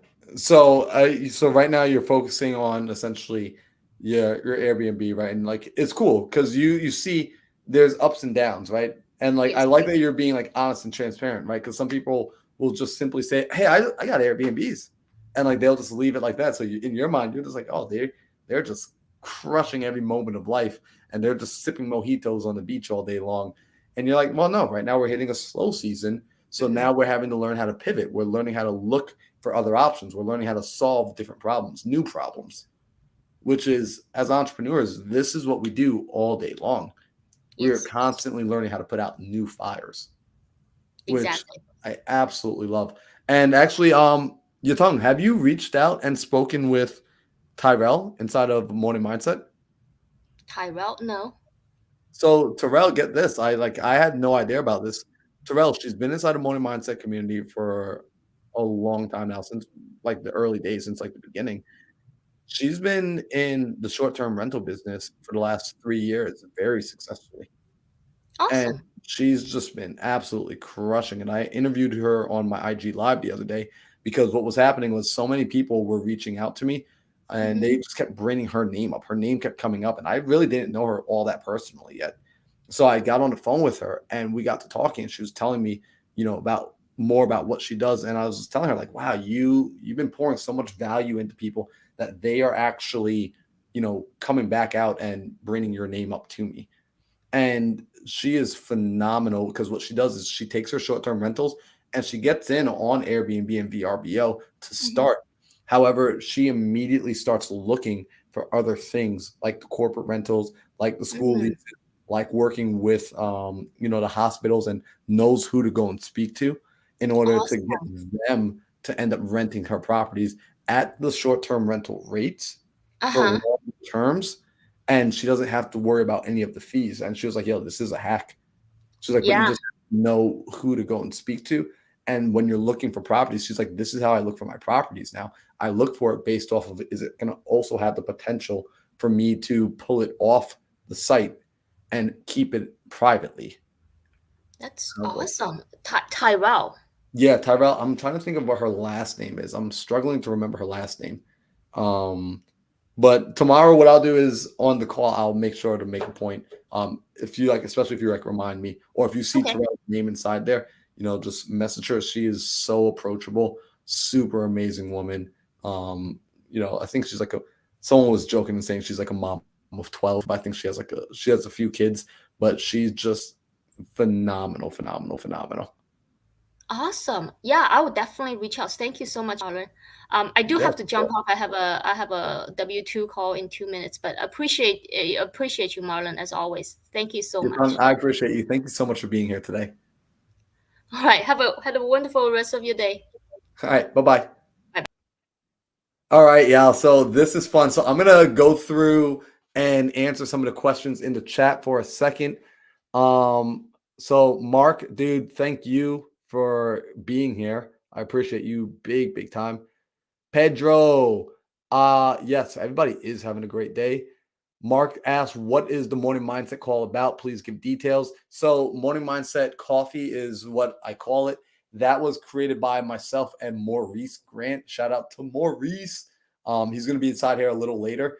Basically, to give everyone an understanding of what that was, or what it is when I was getting started in real estate and I was getting started in entrepreneurship, I was in a position where COVID was starting up. I was getting started like in the beginning of 2020 and the world shut down. And I found myself, just like many of you, in my house most of the day, working from behind the computer screen, not having anybody to plug into, not having anyone to bounce ideas off of, not having anyone to connect with to know if I'm doing something right, wrong. And just, I didn't want to spend time with my old friends, because when I would, every time, like out of just pure loneliness, I would go hang out with my old friends. It went nowhere. I was so fed up of like that loop happening over and over. So I decided I wanted to connect with more people. And since I couldn't find them, I created a space that attracts entrepreneurs and investors from all across the US that connect every single morning to work on their mindset. So what this looks like is every morning at 7 a.m. Eastern, we all jump on a Zoom and we're doing things like we're reading books together, we're studying videos, we're talking high level entrepreneurial practices, we're talking mindset, we're figuring out what your problems are, and together as a group, we're solving the problems. We're masterminding every single morning, Monday through Friday at 7 a.m. The morning mindset calls are how I start my day every morning. And I am on the West Coast. So I'm actually starting my mornings at 4 a.m. with these people. And I wouldn't want to start my day any other differently. Actually, at the beginning of this live actually started off with me for the first time sharing the morning mindset coffee room online. We've been going hard since November. We have just over 100 members in the community. And on average, about like 40 or 50 people, different entrepreneurs show up each morning. And what's cool is we have people that are like brand spanking new. Like, look, I've just found out the word entrepreneur yesterday. We have people inside there that have 7-figure, actually 8-figure businesses, because they're doing 7-figure months, right? So it's everybody from start to finish. If you're interested in checking that out, go hit up the morningmindsetcoffee.com website. We'll put it in the chat here, morningmindsetcoffee.com, and go and sign up, be a part of the room. It's right now I'm doing a week-long trial. If you want to check out the room, you can do a week trial for literally $1, which is nuts. Everyone is telling me that I'm undercharging, which I know I am, but I just want people to be able to have what I wish I had. So this is literally the room I wish I had when I was getting started. So Mark, thanks for asking that question. Ridiculously good. Brandon Trana, what up, dog? Let's go. Ooh, I see Ronald just stepped into the studio too, so I'm gonna pull him up. Pedro said, I slept through my alarm, so I missed it. Kind of a bummer to find out my slot got canceled. Pedro, if you want to come up here, bro, come through. If your slot got canceled, like just come up anyway. Let's see. We got Tech. Tech says, guys and gals, please like this video. We only got 4 likes. We only got 4 likes? Guys, I can't see what's happening on YouTube, yo. If we only got 4 likes, look, I need you to like, comment, share, and subscribe. I need you to do all that stuff. Please, it helps the algorithms. Like I want to grow this YouTube channel, so I need you to do that. Like if you're watching this right now, if you received any bit of value in the last 3 hours, and we're going live for 12 hours today, I'm going to be drinking as much water as I possibly can. We'll see how long I can keep this going, but please like, comment, subscribe, all that good stuff right now. Don't do it later. Don't think about doing it later. Just do it right now. Right now. Justin, appreciate the support, bro. Ronald, I got you in 2 seconds. I'm just going to go through these comments before, because I will forget to bring them up. Tech says, I'm right here with you, Yatong, on the Airbnbs. We need to connect. So Tech is going to connect with Yatong. I love that. Bo says, morning. Mark says, awesome. Thank you for all the info. How can I get on these calls? I just started morning dial every day. Mark, here, let me share this banner with y'all so everyone can see. I don't even have a banner. I'll make one right now. morningmindsetcoffee.com. Add banner.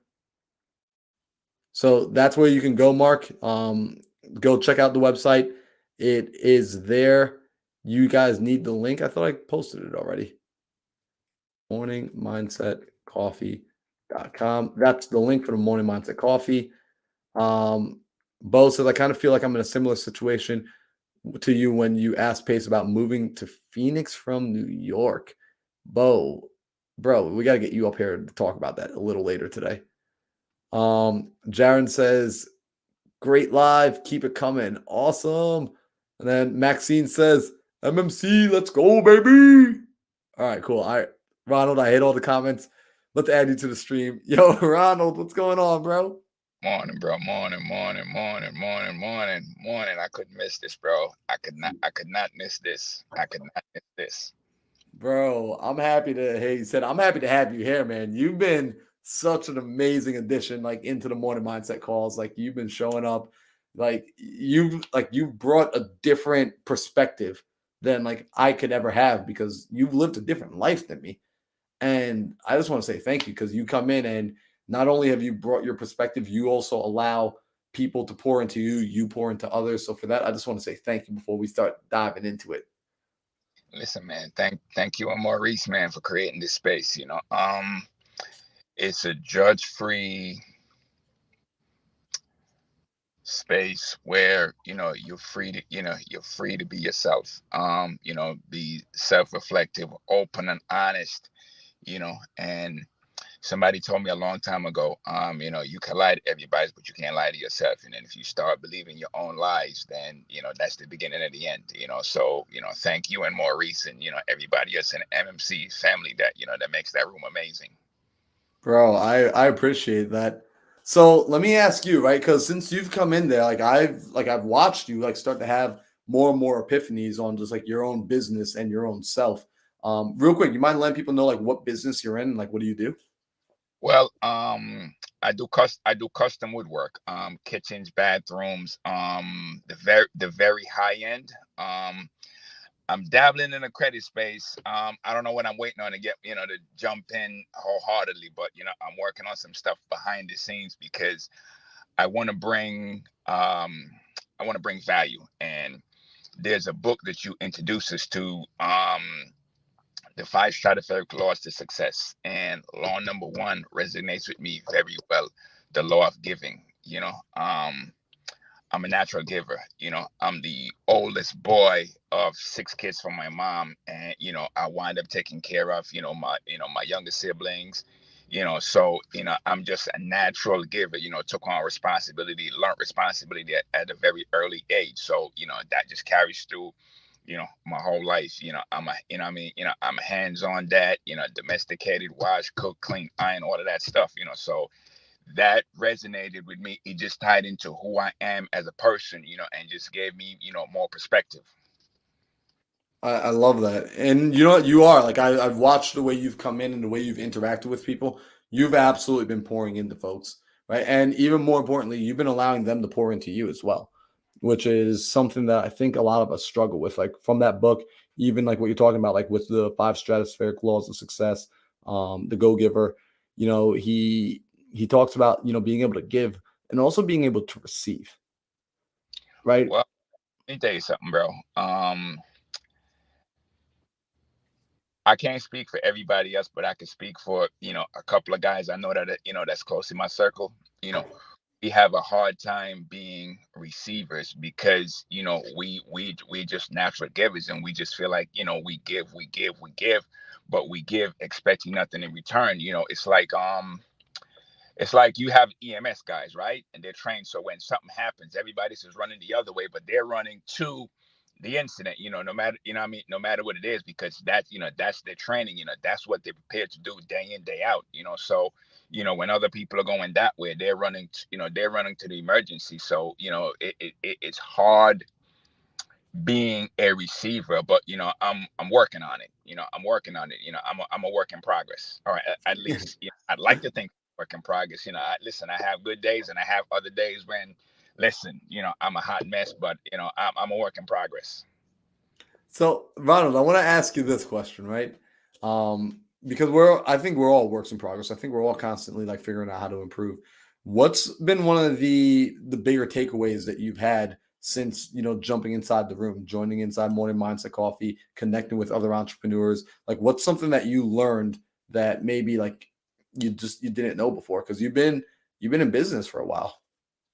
Well, I'm gonna tell you something, man, and this probably maybe gonna be a little bit shocking, but my biggest epiphany from morning mindset is I was dealing with a lot of generational trauma, man. A lot of generational trauma because, being Caribbean, being Jamaican, I grew up on the old system, the old regime where I just spent like 8, 9 incredible days with my dad. I hadn't seen him for the better part of almost 9 years. We exchanged hugs for the first time. Wow. You know what I mean? We exchanged hugs for the first time. And, listen, I don't have to ask anybody, does my dad love me? Because he absolutely does.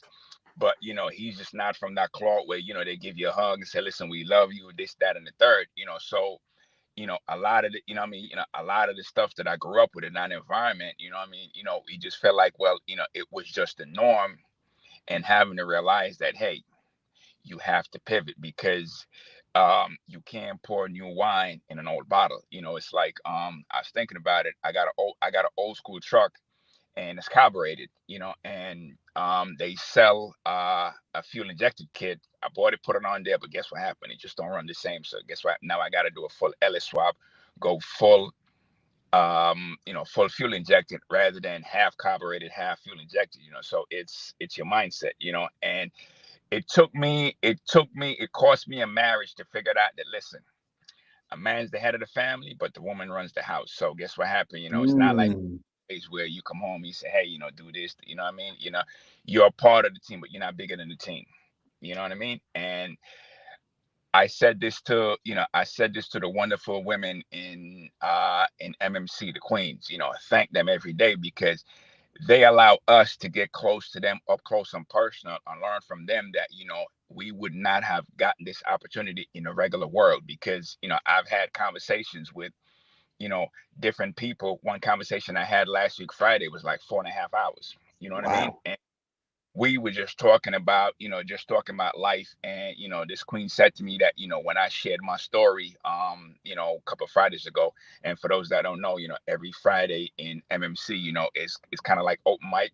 You get the floor to to speak about whatever it is, whether it's your business, whatever whatever your topic of choice, and we support everybody. So I spoke a couple of Fridays ago, and my topic was basically talking about faith because I had a near death experience. I had a bad car accident about 9 years ago that changed my life. When I say life changing. So I was talking to this queen, and she said, listen, some of the stuff that I was talking, it was basically like, it's like I was having a front seat to her life. And it was just funny because sometimes, when we share, we don't know how many people are going through the same things or similar situations. So by sharing, we're encouraging and empowering somebody else. It's like, hey, you're not the only person out there. So just keep the faith and keep going.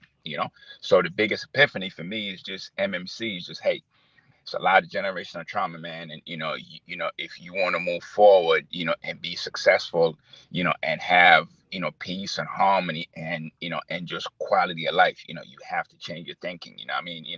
You still keep the morals and the values, you know what I mean? But you have to pivot, you know what I mean? You gotta get in touch with emotional side. You have to grow, your mind, because one of the things that I taught based from where I came from is like, listen, you go out, you work, you provide, and that takes care of everything. Well, being a provider, that's just one part of the puzzle. You know what I mean? You still have emotionally available. You know what I mean? You have to help out with the kids. You have to ask. Hey, it's not just about you.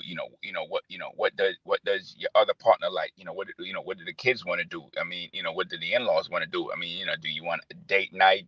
Family night, all of that stuff, man. So it's that for me was the biggest thing. Mm-hmm. Well, and it's interesting, right? Because, and hopefully if you're comfortable with me sharing a little bit about like what you shared when you came in that Friday and you spoke. Wide open, You spoke. wide open. Say that again. Oh, And he I said. said, listen, one thing I learned, bro, this life we live in, you know what I mean? I'm being my authentic self all day, every day. So guess what happened? Wherever I'm at, wherever I speak, I don't have to go, pull my head down in my face and pretend to be somebody else. You know what I mean? I am all day, every day, because I'm in the right place with the right people at the right time as myself. Ooh, let's go. Let's go. So real quick, before I ask you the story, Agnes already is like, yo, how can I connect with Ronald? Like, Ron, she wants to know how to connect. I am on Instagram. I thought you got a question mark with it. Like, I'm on Instagram. Yeah, I'm on Instagram. I'm on Instagram, I think, as Rascott73, or I'm on Facebook as Ronald Scott. All That right, so that I'm certain of. That I'm certain of. I don't even that I'm certain of. I'm on Facebook as Ronald Scott. Or if she wants to check out my business page, it's the Core Custom One. The Core Custom One. ECOR CUSTOM number 1. RCOSTOM 1. Yes. All right, cool. And let me drop that right there. So I put that in the chat. So now here's what I wanna ask. So that's how y'all could get connected to Ronald. So let me ask y'all, ask you this, Ronald, right? Because earlier, you shared a little bit, and we're not gonna be able to get into the entire story, but you shared earlier that you were in an accident beforehand, and even before that, you worked, right? You worked in construction, and essentially you had gone to the place where you recognized your role as a provider. You recognized your role as like, let me go out and just like go and earn for this family that I have and go and take care of them financially.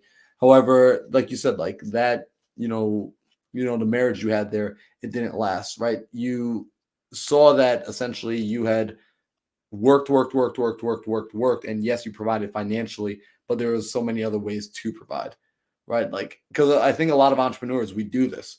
We go out and we're, especially the men, because like I'm Caribbean too. Like I got Jamaican blood running through my veins, and it was work. But that's only, like you said, one piece of that's one leg on the table. What are some of the other legs that people should be focusing on? A lot of times we say family, Marlon, but it's just a rhetoric or a verbiage that we like to hear, that we like to talk about, right? And I can tell you from personal experience, I just came off of, I think it's 2 weeks vacation with my last son. He's 13, right? And we were planning this trip for the better part of 3 years, and it got pushed back by COVID, right? And when we left, he was his mother and I's last child. When I brought him back, he was a young man, right? And despite the relationship that we have, she still knew who I was, who I am, you know, as a person, that she allowed me to take, our son for 2 weeks. Didn't say, the destination was New York, but we stopped so many places along the way, but it has to be, family has to be first, and when I say family has to be first, we have to make time for our families. I mean, whether it's, it's, whether, first of all, your household. Let's start there. You know what I mean? In your household, and in this day and age, we have a blended family, different versions of, whatever somebody's definition of family is. But it starts there, because that nucleus that we have there, that's going to be the foundation that you can build everything else on. Because I can tell you, when I took my son with me everywhere I went, everybody gave compliments on how well-mannered he is. And I said, listen, I can't take it all. I got to give a lot of it to his mom. But whether he was at my house or her house, it's the same quality of life, the same value. So, it didn't really matter which house he was. It was just one, one continuous stream right across the board. So, it's not like, well, hey, he's at my house and he could turn up, but then when he's home with mom, he's got it. Same values, same morals, same principles. You know what I mean? So, for me, the immediate family, and everybody has a voice. You know what I mean? When we were growing up, they tell you, hey, kids, children are to be seen and not to be heard. Some of the best conversations I've had in the last month, so my 13-year-old son, because, we sit, we talk, he has a voice, he has an opinion, and I listen to him, and, he's allowing me to see things through his eyes, through his lens, So, stuff that, I would normally see. I had something I had to do the other day with the Discord app. I heard the saying. I didn't know what the hell a Discord was. So I said to him, I said, yo, do you know a Discord? He's like, yeah, Dad. I said, yo, can you hook me up? I'm sitting there 20 minutes. He gave me a tutorial on the Discord, bro. Yo, I had no idea what the hell a Discord was. You know what I mean? But that's the language that this generation speaks. So we can't say, well, hey, they just supposed to be seen and not heard. Everybody has a voice. You know what I mean? Everybody brings something to the table. You know what I mean? It's like, you're making you're making a 5-course meal. You need all the ingredients. You know what I mean? If you leave the salt out, you know what I mean? So everybody brings something to the table. Yeah, I couldn't agree with you more, man. Like it's so interesting because when you look at this too, how we treat our family, and like this is why like I love entrepreneurship, right? I love like studying mindset, because it's not just like, hey, I do this at work, but then I don't do it at home, or I do it at home, but I don't do it at work. It all blends over, right? Because you treat your family the same way you treat your customers, the same way you treat your employees, right? Like everybody gets a certain level of respect. There's a standard, right? There's a standard that everyone gets held to the same standard. I had a cut. So when I tell you, I literally just got in from New York, drove 18 hours. I got to the house, showered, and I said, yo, let me make sure I'm ready and available, because I gave my word. I took up a slot, so I got to make sure I'm here, because I took up a slot that somebody else could have had, right? Mm-hmm. I have 2 lines on my phone, right? I have my regular line and I have my business line. And I've been so busy that I didn't even realize that I wasn't getting any calls on the business line. So our brother Eric said to me, he says, yo, did a customer call you? I said, nah, I didn't get no call. So it turns out the business line has been off for God knows how long. So I took the time and set it up over the weekend. I'm in somewhere in North Carolina yesterday. The phone rings and I said, hello, the core custom woodwork. And it's a customer. And, they asked, but pretty much basically they wanted to know, what was I taking on new customers, and, how could they get in contact? So I told the gentleman, I said, listen, send me an email of what he wanted done. Long story short, he said, he called a couple of other shops and everybody was so rude. And, they were so rude that they wouldn't even tell him or refer him to somebody else. So Wow. I said, how did you find me? And he says, well, he was referred by a client. This client actually happened to be the last client that I just got from my referral from my granite guy, right? And it's just so small how this world is, because somebody you don't know, you just met on faith, you did a job for, they're out there, they're either going to give you a hell of a recommendation, or they're going to say, you know what, run from that person. You know what I mean? And I'm gonna go see this customer today, and if I land the job, it's the size of a job, but at the end of the day, whether it's big or small, my reputation precedes me, because I have people out there that are, that are advocating for me to get work based on the relationships that I have with them. Because she had a question, something about handles she wanted, and she sent me an email. She said, listen, can you have your designer give me her opinion on what handles I should use? Well, guess what happened? MMC, we got our own designer, Yanni. So guess what happened? I forwarded the email up to Yanni. I said, listen, here you go. You know what I mean? So like you said, your network is your network, so, what I mean? Yeah. MMC, everything you need, man, everything you need is all in that circle. Everything we need is all in that circle. You just got to reach out and tap in. See, I love that, right? And I had no clue that happened. Like I didn't know that like you and Yanni like reached up and like collaborated, and that you passed on over a lead to her. And right, and this is the power of the proximity, right? And this is I want to highlight something there, because again, like as people are watching, first off, before I even say what I'm going to say, let me add this, guys. If you're in here, if you're getting value from this, do me a favor. I need you right now to click the like button, to click the subscribe button, to drop a comment, and to share this, and not just with anybody. I want you to share this. Think about who can benefit from being a part of a conversation like this. Think about who you've spoken to in the last month, the last week, the last 2 weeks, who says like, you know what, like they're struggling, like they feel alone, they feel lost in their business right now. Plug them into this live right now. Tell them like, yo, there's a free IG live, a free YouTube live. If you're on Instagram, go to the YouTube channel. The YouTube's on my link in my bio. Come hang out on the YouTube. That's where I'm really paying attention. But have them come be a part of this. Because Marlon, what's up, bro? have them share it with their 5 closest five closest people, the 5 people in their circle. If something happens, these are, what I mean? These are the first 5 people you will call, whether it's good, bad, or indifferent, those people.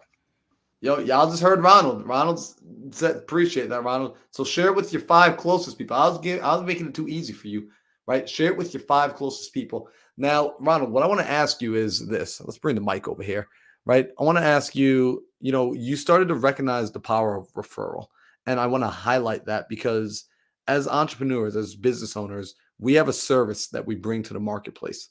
And the ability to serve people requires our ability to go out and find those people to serve. And a lot of people are constantly trying to drum up brand new business, which is expensive, it's time consuming, it's tedious. Instead of looking at the people that you've already served, people that you already have the great fortune of being able to connect with, that have already opened up the line of communication to, and just over delivering to those people. Because if you over deliver to those people, they would come back and give you repeat business as well as bring you customers who are already going to be warm customers for you, right? Like, do you do a lot of, like, how much of your business, I guess I would ask, is like referral based? Well, let me put it to you this way, Marlon.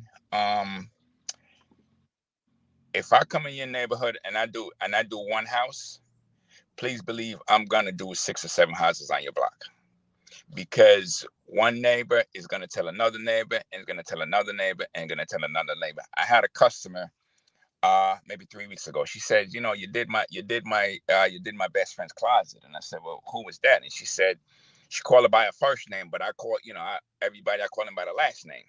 So when she said who her best friend was, I said, oh, this lady has more shoes, like pretty close to like Imelda Marker. So when I said that, I said, oh, Imelda Marker. She started laughing. And the funny thing is, when I was at her best friend's house and I said, I think you and Imelda would have been good running buddies. The fact that I understood what this lady's life was about, the fact that, she's into shoes, she's into fashion, and I could give her a compliment, putting her in the same sentence as Imelda Marcos, that went a long way. This lady waited, said her friend told her, even if it took 2 years, she needed to wait on me to do her closet. She waited 2.5 years for the closet, Marlon. Wow. 2.5 years. And this is what I want to highlight right here. Like, if we treat people right, like if we have the opportunity to serve and we take the time to over deliver, take the time to make people feel important, take the time to really pour into people, right? Your current customer knows where your next customer is. Your current customer is going to bring your next customer to you. And I want people to understand that, because that's a business principle. It's a business practice, right? Like, it should be thought out methodically. It should be thought about, how do I pour so much into this person that they can't help but share with the world what I've done? I want to say something, Marlon, and it's going to come off as a little arrogant, but it's just a fact. In my line of work, the customers I have, we don't fight over price. What they do is they either have their designer send me a drawing, or they come sit with me and they say, listen, this is what we have in mind. And, we work it out. We come up with a concept and we go from there. I mean, price is just, that's over there. You know what I mean? That's just, whatever it turns out to be. But price is never an issue. You know what I mean? They know what they want. They have an idea, right? And my job is to bring their idea to life. You know what I mean? Whether it's big, whether it's small, whether they want, shoe closet, and guess what happened? Sometimes they want some stuff, and you know what? I gotta let them finish what they're saying, and then you know what happened? I already know which way I'm gonna steer them, but you know what? I gotta let them. I say, you know what happened? If I think, maybe I think I'll try it this way. What do you think about that? And then, now, when I turn them the other way, not only that, I explain to them. I said, listen, aesthetically it looks good, but functionality wise, it's not gonna work. But you can try this, or what I mean, or give them, a semblance of what they want. And a lot of times they appreciate that, rather than you just tell them, yo, that's not gonna work. You know what I mean? Yep. Because you're truly valuing them. You're truly taking the time to get to know them. And again, like, this is, I want people to understand, know your value in the marketplace. Price is when they start understanding this, you'll realize you're never going to negotiate on price unless you're moving the price up for yourself. Right? Like that's the only way the negotiation table moves. But you don't lower your prices. A lot of people think that they're bringing more value by lowering their price. You're devaluing your product. Right? Bring the value in the other forms. Increase. It's never, price is never a problem. I want everyone to understand that, whether you're a wholesaler, whether you're trading, whether you're selling, like flipping shoes, like price is never the problem, ever, ever, ever. If you think price is the problem, you're going to have a hard time in business. You're going to always be going check to check, scratching like for ends meet. It's never price. It is always value. What's the value? Your customer needs to know clearly what the value is. Like Ronald knows, he knows the value. Before your customer knows the value, you need to know the value. You need to have an understanding of the value you bring. Where my shop is, Marlon, I have 27 cabinet shops in a 2-mile radius. Woo! Right? 27 shops, right? Guess what happened? They ain't getting my money. You know what I mean? Because we all have our own individual customers. You know what I mean? Their customer likes what they do. My customer likes what it is I do. You know what I mean? I bring a particular level of service, right? When I show up on a job, customer knows, listen, I'm all in. Listen, when I show up, I'm like a surgeon about to perform surgery. I put blankets down, I got booties on, I cover up whatever, you know what I mean? When I'm done, listen, every one of my guys, listen, we have vacuums. I mean, listen, when we're done, it's like we were never there. You know, we listen. I just went, when I was in New York on vacation, I picked up 2 jobs, right? And one of the jobs is so big, they had me sign a non-disclosure. I've never had that happen before, right? It's out in the Hamptons, right? People had me sign a non-disclosure. So you just wrap your mind around that, right? I was on vacation, you know what I mean? But when you're in the right place at the right time with the right people as yourself, right? My reputation preceded me. Listen, my reputation was already got to New York before I got to New York. Yo, that's a big one right there. That's actually a buddy of mine, Zach, always says this. He says your energy enters the room before you ever do. Right? Like your reputation enters the room before you ever do. So if you know that, set yourself up so that when you enter the room, you have a warm welcome every single time. And Agnes asked a pretty good question here. She says, what do you do when you feel like what you do, it's simple or anyone can do it? Basically, you don't value yourself as you should, right? So it's like, in other words, like, I think this is a great question for you, actually, Ronald. I want to have you answer this because you're in a line of work where anyone can say, like, well, Ronald, like, why don't I just go and get like a regular handyman? Why don't I just go get a regular contractor? Like, your prices are too high, right? Like, what you're doing, anyone else can do what you're doing. Like, what makes you so special? What makes you so different? I'm gonna have you answer that. And while you answer that, I'm gonna grab a cup of water real quick because I am gonna get thirsty throughout the day. No, I don't want you to miss this, right? Uh-oh. Can you see this? Right? Yep. Right? It's a dropper. Right? The painters use this, right? I turn this when I go to cork, right? I cut the tip, right? And this is what I use to cork my jobs. Understand? You see how small it is? Yep. Right? That's precise. You understand? So listen, it's levels to this. I've got 30 plus years in construction, right? Inside, outside, heavy utilities, you name it. You understand me? But this particular job is attention to details. This is about the finish. You understand me? This is about the finish. Listen, when I put this thing here and I leave a bead, I don't even have to wipe it. You understand me? I can cork 3 jobs from 1 tube of corking because 95% of the times when the guys put the corking on, when they go like this, they're wiping off 99% of what they put on. This is a specialty tool. You understand me? So guess what happened? Listen, I made a post the other day.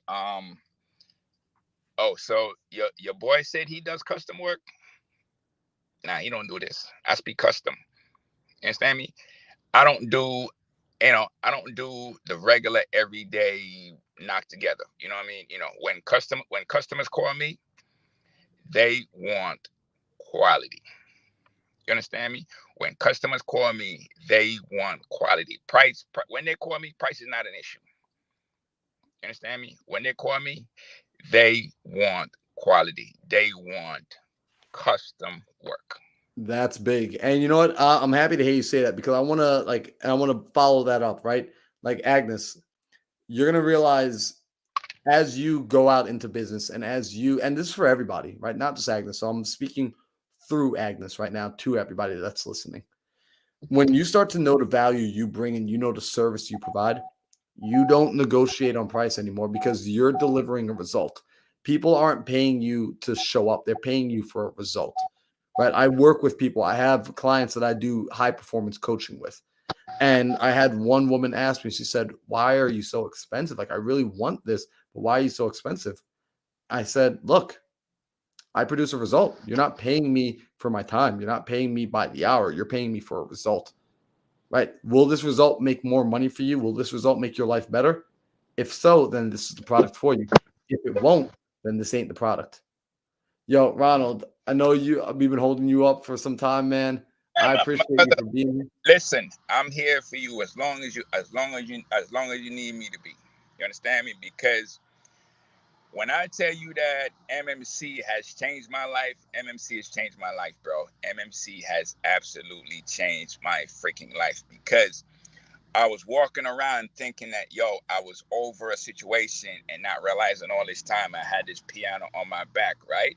And something triggered it, right? And when it triggered it, it forced me to realize that, this situation was right here in my face. So, all I'm trying to get around it and everything, I had to deal with it. I had to man up. You know what I mean?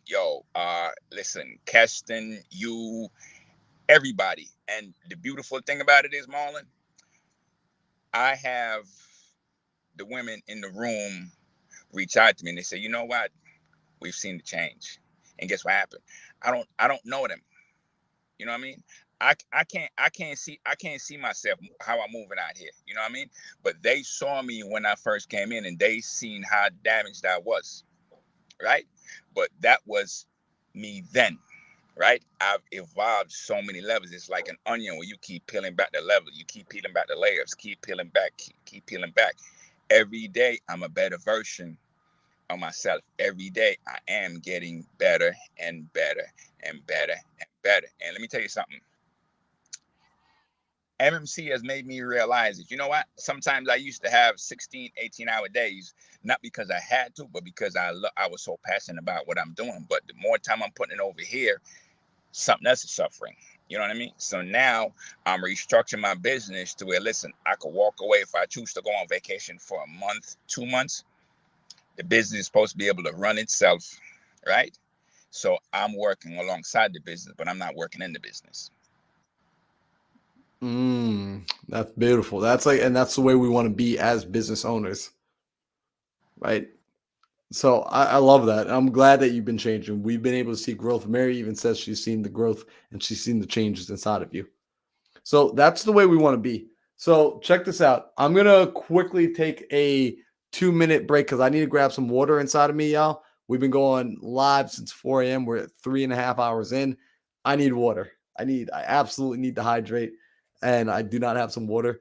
Ronald, you are welcome to jump back on here anytime. I got Mike coming up next. He's scheduled to pop on here in the next minute or so. But, bro, I appreciate you immensely. Appreciate you, bro. Appreciate you and Maurice for setting up MMC, my brother. Appreciate you. Of course. Yo, I'll talk to you soon. MMC, Morning Mindset Coffee. If you're not in the room, they're missing out. Listen, they could finish the sentence however they want to, but if you're not in the room, yo, I appreciate you, bro. Yo, blessings, my brother. Ronald, I'll talk to you soon.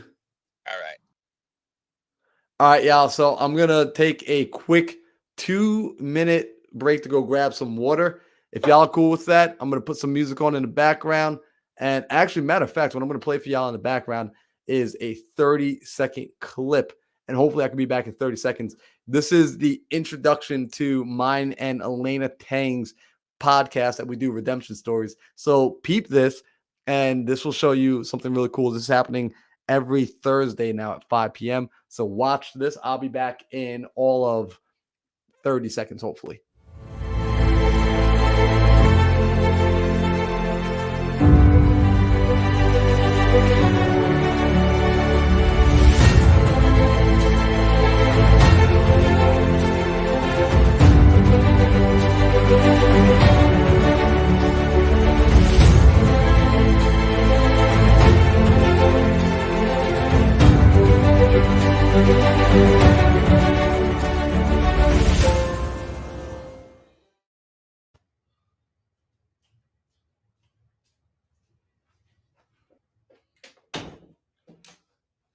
How freaking baller was that? Who else thought that was like the coolest thing on planet freaking Earth?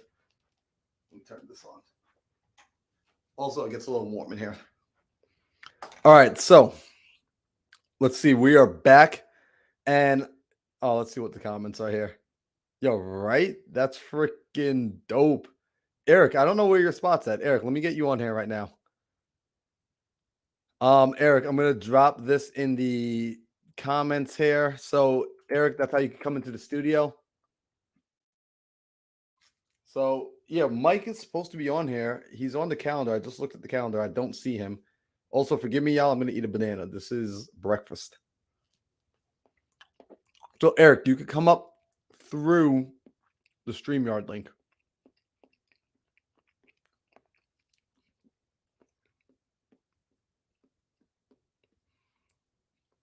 All right, Eric, I don't see you yet. So, real quick, I'm just going to talk to Instagram for a second. Instagram, if y'all are here, let me flip this camera for a second.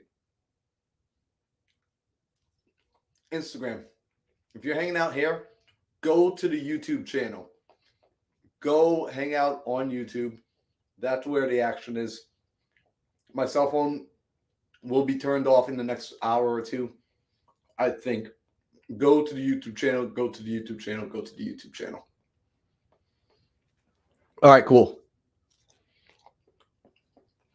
I don't know how. Who can tell me really quickly how Pace did a 12-hour live or a 24-hour live? Was he eating? Because I don't know how you would do this without eating. So let me jump into something while I wait for Eric to pop on stage if he's coming up here. Eric, if you're coming up, just let me know. If not, all good. But if you do there you are. There's my man, Eric Clinton. Eric, let me move this camera over here as well. All right, Eric, let me pull you up. Eric's in the middle of, he's doing something crazy right now. Just plugging in the phone. What's going on, brother?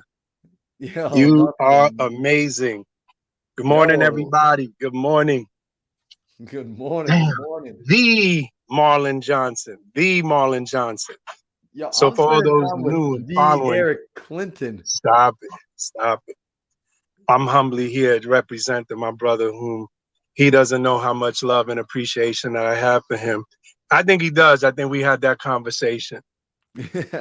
Yo, we had an amazing conversation last week. That was such a absolutely. And you know what I noticed? You've been 10xing it since then, but you've been on that grind anyway. Bro, you put some fire in me. You said something. So. I came to you. I asked you for some advice, and you gave me some insight. And I was like, all right, like I took your word serious. You said like I got to step the game up. I got to level up. So I heard you. I was listening. I'm watching, bro. But you know what? You are so contagious. So for those that don't know, Marlon has a magical way of bringing things out of people, you know, just by his aura. So, you know, sometimes we see some people that are majestic with words and stuff like that, but your sincerity and who you are does that for me, you see? So I resonate with you and, you know, one's being your age. I resonate where you are, what you're vibing with, what you're doing. So it elevates me. You just make me want to elevate. You make me want to step my game up. Man, that means a lot to me, Eric. That really does mean a heck of a lot to me. So I want to Means a ask lot you. to me. Go I ahead. wanted to ask you this question because, like, we got people that are currently like on the entrepreneurial journey. We got people that are on the entrepreneurial path. We got people from, hey, I just found out the word entrepreneurship yesterday, and we got veterans in the game who are like, hey, I've been doing this stint for the last 12 years, and from your experience in life, like where you're at and what you've done, what have you say like what's one of the lessons that you've learned that's been a pretty valuable lesson for you that you if you wanted to pass on to other people, you could? That's a good question, brother, because there's been so many valuable lessons. But I'm gonna let me take the glasses off for this one. Oh All right, dang! Oh dang! We getting serious. That's a glasses off moment. So there are people listening right now that have a dream for a long time. That you're at where you're at in your business because of being afraid of making choices or being afraid to commit to the choices that you made. But I heard something and I posted, and I think I posted it yesterday, but it's not like I just heard it yesterday. It was just a confirmation. Confirmation to me is that none of us are, listen, we're all going to die in this game. There's an end to this. There's an expiration date. So who am I going to be? Who is the best version of Eric? So whoever's near a mirror or looking at their phone or whatever, who is the best version of who you are? Because I'm not going out like that. I know the side of not having. I know the side of knowing how much I put into something and seeing the value of who I am, but never got the value reciprocated by my employers or by anybody else that I've done anything for. Then all of a sudden I realized that my value has no limit, only the cap I put on it. So MMC opened my eyes to something, and that's where the lesson came was you're only going to get what you put in. All right. So one morning you said something that made me get up and say, I'm done. So in New York, we always say, don't talk about it, be about it. So I said, I'm doing this journey. The only way to do the journey is doing the journey. Wayne Gretzky wrote in his book, you miss 100% of the shots you don't take. My boy Ron, who was just on, always say, shoot your shot. I'm shooting my shot. There's a lot of lessons. But you can't be who you're going to be if you don't allow yourself to be who you're going to be or who you are, who you're really created to be. Anybody get a chance, listen to what I posted out. I put it in the morningmindsetcoffee.com. I don't know if anybody could see it, but if it's in there, you'll see something. I posted something about being all in. Got to see it. Because we're all going to die. We're all going. So what do you want to do in this little bit of time you got left? What is it that you're choosing to do? I just want to be the best version of Eric and impact the people that I need to impact, starting with my family. Pour back into those who poured into me and pour back into those who can't even understand how to start pouring into themselves. It's never been about me, but it is in the sense that I just want to accomplish it. The money will come. I'm not even worried about the money. If I do the activities, the money's going to be there. The blessings are there because I have been blessed. I am blessed and highly favored, 100%. But I also know that I am my best investment. I say that every day. Every day, that's my mantra. I am my best investment. So if you're looking at yourself, ask yourself, are you your best investment? If you have to guess, you need some work. So come see us at MMC. We'll straighten that out. Yo, Eric, I love that. And I appreciate that. And let me ask you this, right? Because you said you took a, like we said, like in New York, like you could talk about it or you could be about it. And you took a pretty bold freaking move, my man. Right? Like you got into your car and you decided that you're going to relocate, right?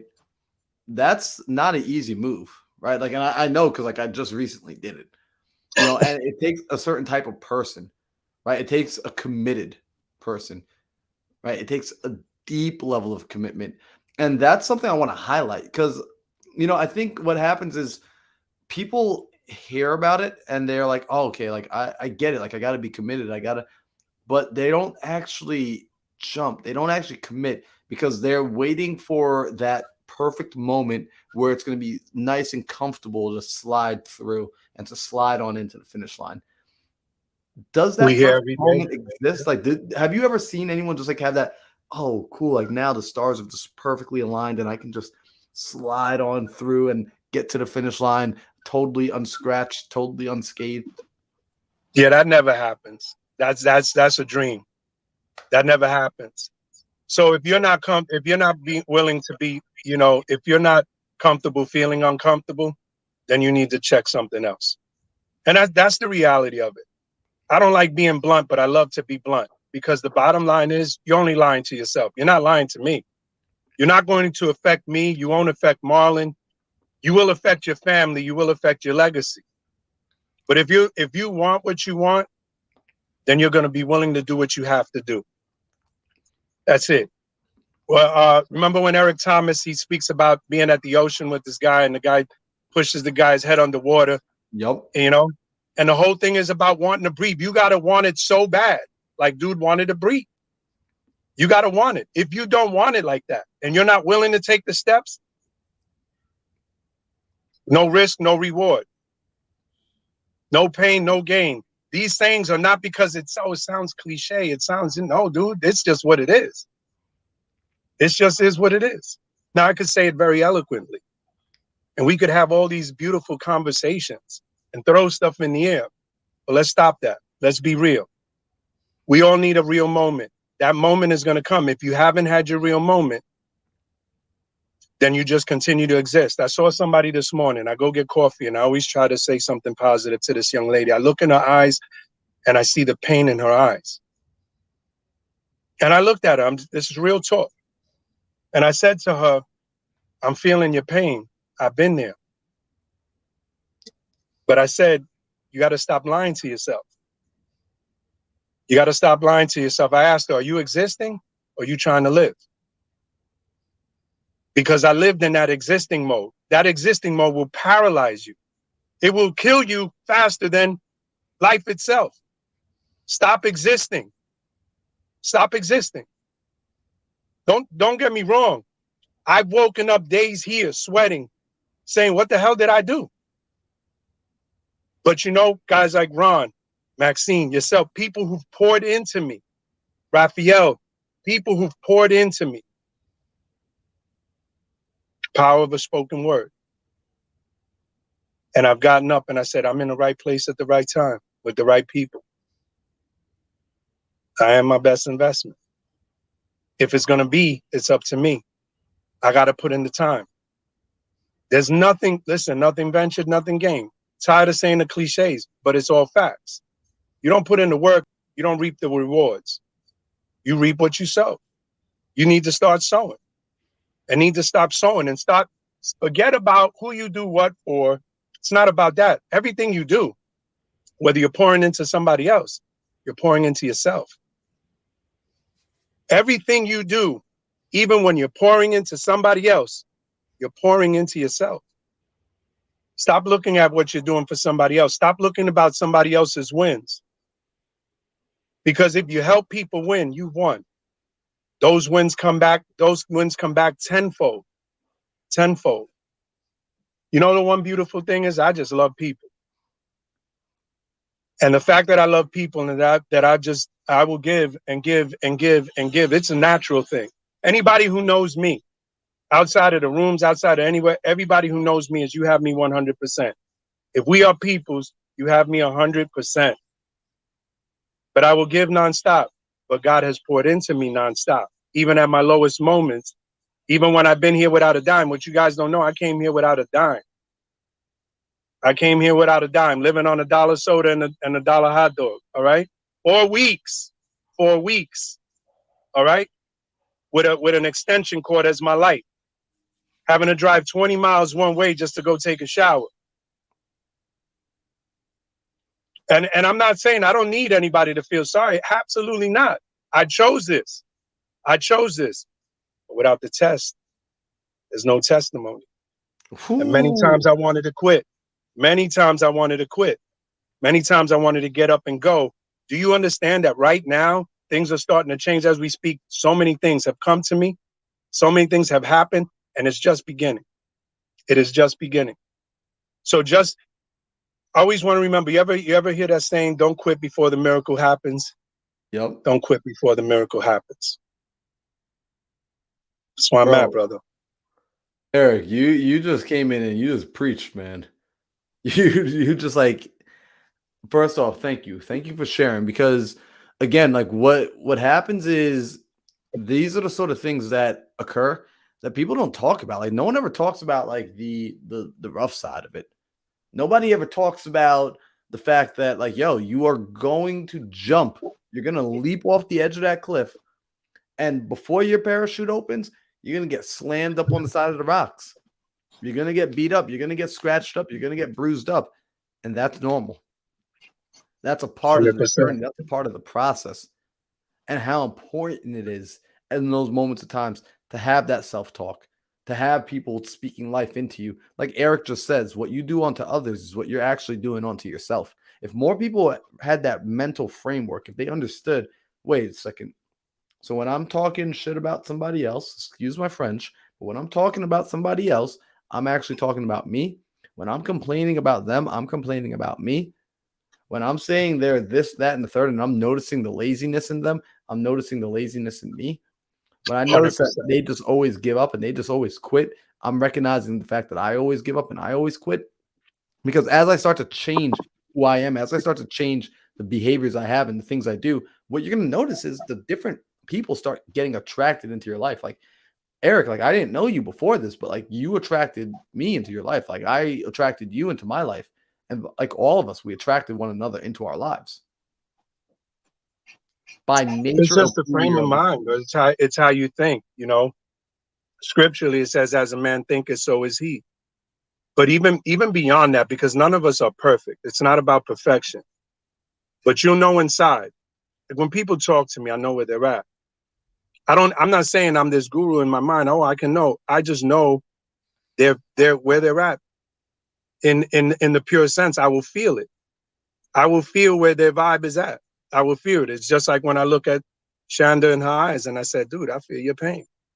I felt her pain inside, like my stomach started turning because I felt her ready to want to start crying. The second I said that, what do you think happened? She started crying. Look, there are people in here, you can be on here, and I said it already, but you're just one decision away from changing your life. But that one decision has to do with consistency and persistency. You have the drive, you want something, you want the change. You're looking for the answers. Show me how to do this. Show me how to do that. There is no show me. There's only get up, start doing it, and start learning it. Like, you know what I'm saying? Like, I joined the Sub 2 mentorship, and I got overwhelmed. And then there came to a point where we're like, what am I doing wrong? What am I doing wrong? I found out what I was doing wrong. I was doing everything inconsistently. Not following up, following through. Not keeping my word, not staying on top of the game. The second I became consistent, like showing up to MMC every single day, you show up every day, the change happens. But this is for your life. I'm saying this in general. You show up every day. Show up for yourself. That's the problem, because you're not showing up for anybody else. It starts with you showing up for yourself. It's the only way that you could impact somebody else. If you show up for yourself every day, it'll show, it'll rub off. How many people have I seen grow in this community, outside of this community, just by putting in the effort, showing and growing every single day? You show up for yourself, it makes the world a difference. And then people want to work with you and people want to reach out to you. But real people, you're going to always have the go takers, but you weed through that. You just work with the go givers. But you got to start by being the go giver. See what I'm saying? You got to start by being, what do I bring? What'd you tell me, Eric? Just show up every day. You're leading. So I show up every day.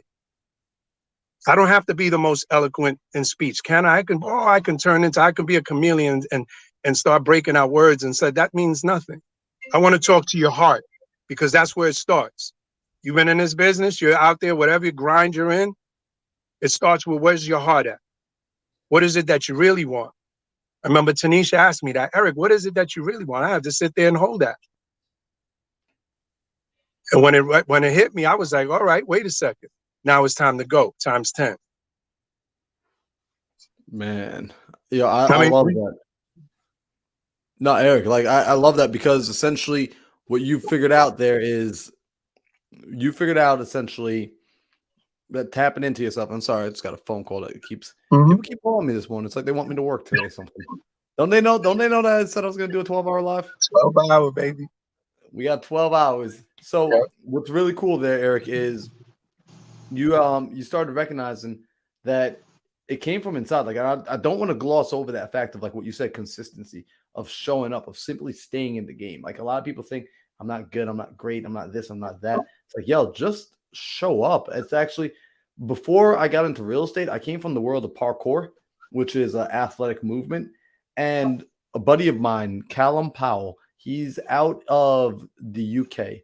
And when he got started out of his friend group, young kids, 14 years old, young kids, he was like the, shorter, pudgy kid. Nobody thought anything of him. Like, yeah, he's not going to be great, right? He's the slowest. He doesn't jump far. He doesn't flip far. None of that. We just lost Eric for a second, but he realized, like, okay, like, I'm just going to keep showing up.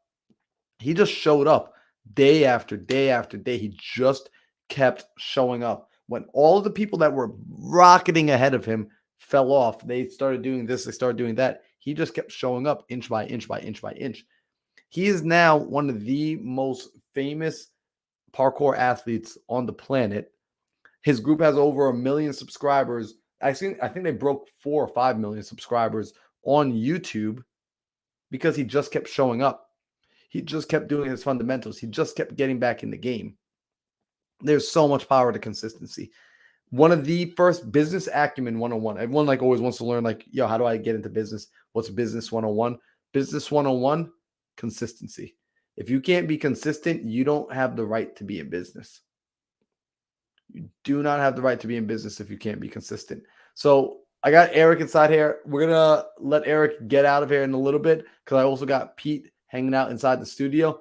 But Eric, you got any final words for the people? Yeah, so listen, just make a decision today to live and not exist. Existing is the easiest thing for us to do. And just living requires you getting up. We're on the right side of the grass today. You have an opportunity to do things. Seize the moment, because the one tool that we have that can be taken away is time. All right? So whatever you do for yourself, seize the moment.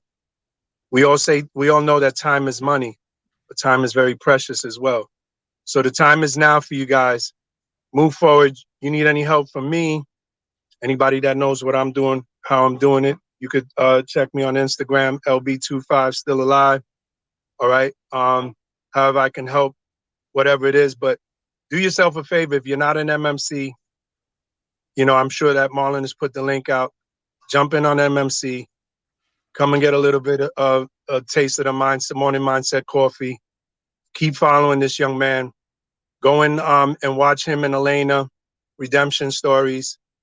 Get yourself in order so you can start living, because surviving is not, just existing is not going to do it. All right. Existing is not going to do it. There's many final words. All I'm saying is, in order to do it, don't talk about it, be about it. Let's put it that way. Don't talk about it, be about it. You want to do it, do it. Yo, Eric, I appreciate you. Thank you so much for being in here today. Thank you for making the time. No, thank you. Thank you for just throwing me in real quick. Yo, but I'm out here grinding. You know what it is, bro. I love you, young brother. I appreciate you more than what you know. Thank you for helping me change and redirect where I'm at and bringing that energy back out of me. And this is why I'm up. This is why this is going about to 10x. This is about to get crazy. All right. I'm looking forward to it, brother. Absolutely. Be blessed, everybody. I'm watching. Take care, bro. I'll see you in the morning. Yep. All right, we got what up, Peaceful Pete. What's happening, Pete? How are you, bro? I'm well, thank you. And yourself? I'm doing excellent. We're only 4 hours in to a 12-hour live, so I'm Keep excited. eating those bananas, man. You're gonna be needing them. Oh man, I like it. This was a game changer. I was like, all right, potassium inside me. I got the first couple calories for the day. Like I'm good to go. Right on. The most important thing is some water. Yeah. If not, that coffee. Oh, there we go. So, Pete, first off, thank you for making time to be here. We had Heidi on a little earlier. I saw Heidi like wandering in the background for a little bit while you guys. Yeah, we're updating the office a little bit, put up some whiteboards and keep track of everything that's going on. I love it.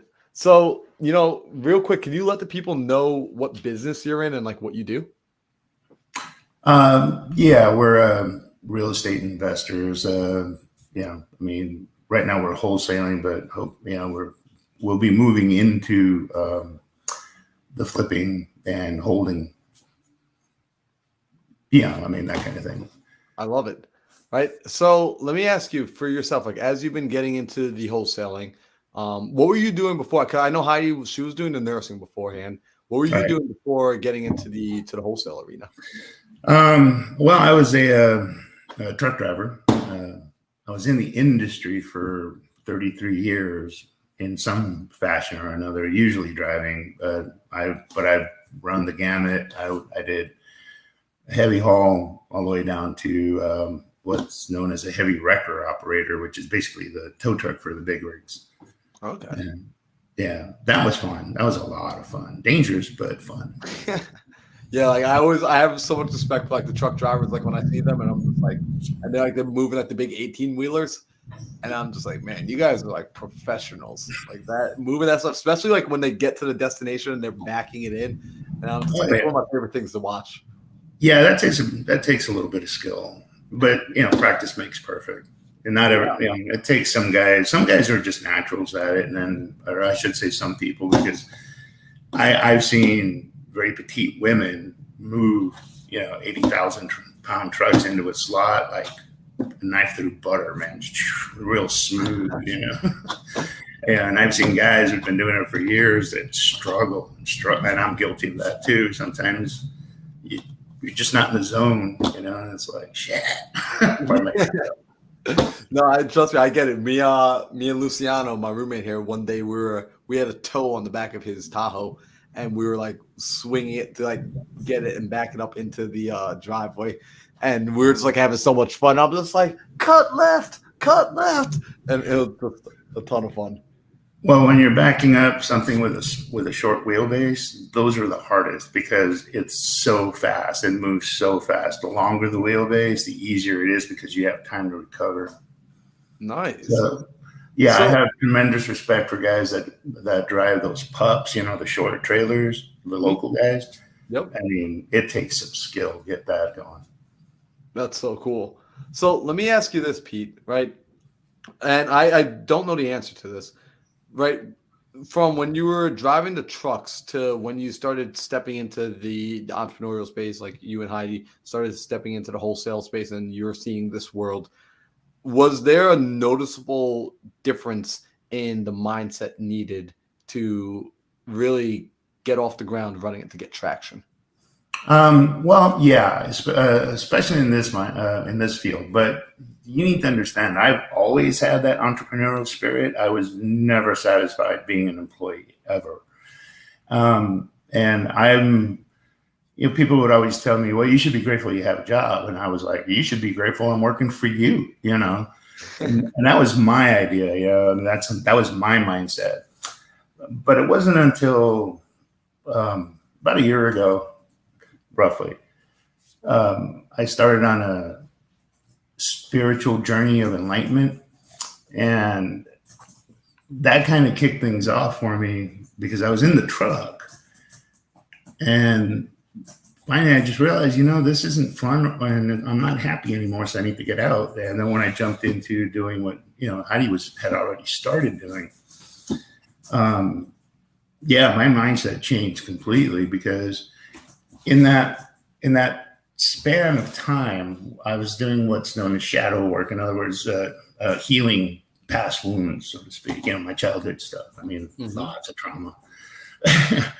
I can relate to Ronald, who grew up in a very not nice environment, and I was the same way. A very abusive father, anyway. But not to go into too much information on that. But anyway, so I had a lot of healing to do, and I realized that that's what was holding me back my entire life. Like, again, I've always had that entrepreneurial spirit. It was just making it happen. I mean, I would get so far, and then, I'd find a way to sabotage myself. And ever since joining MMC, I've actually expanded even further. And so yeah, I have to thank Heidi for that, because she introduced me to you guys, and I was like, "Are you nuts? Waking up at 3:30 in the morning?" Yeah, but ever since, what's up, Heidi? But anyway, but yeah, I'm an early riser anyway. I have no problem waking up at that hour. I mean, usually, except for today, the alarm didn't go off, or I didn't hear the dog howl, one of the two, because we have it set to a tone where the dog howls to wake us up. And it's the funniest thing. Anyway, so but yeah, today I missed it, and it's the first time in a long time since I began that I actually missed the whole thing. I've been late, but yeah. And it's kind of a downer, because it's like, shit, I missed the whole. Pardon my French. Forgot this is on YouTube. Anyway, it's like, shoot, it's like I missed the whole thing.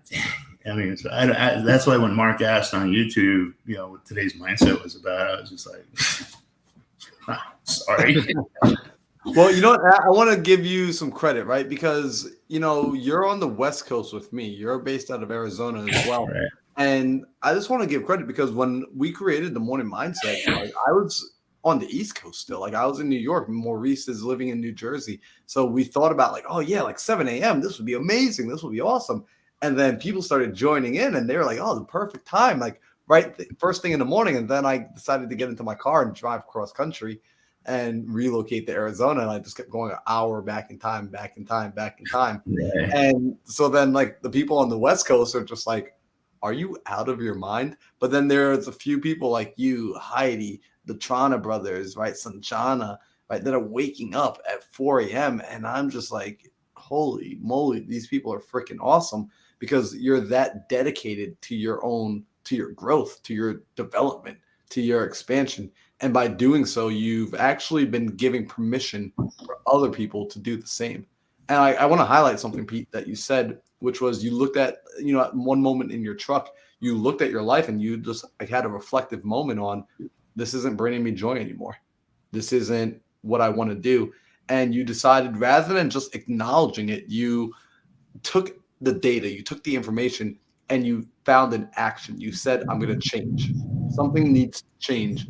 And if I don't change, nothing changes. So you decided that you would take it upon yourself to actually change, which is, that's entrepreneurship in a nutshell. It's looking at the problem, getting the data, getting the information, and then coming up with a plan, and then actually executing on the plan, regardless of what the result may or may not be.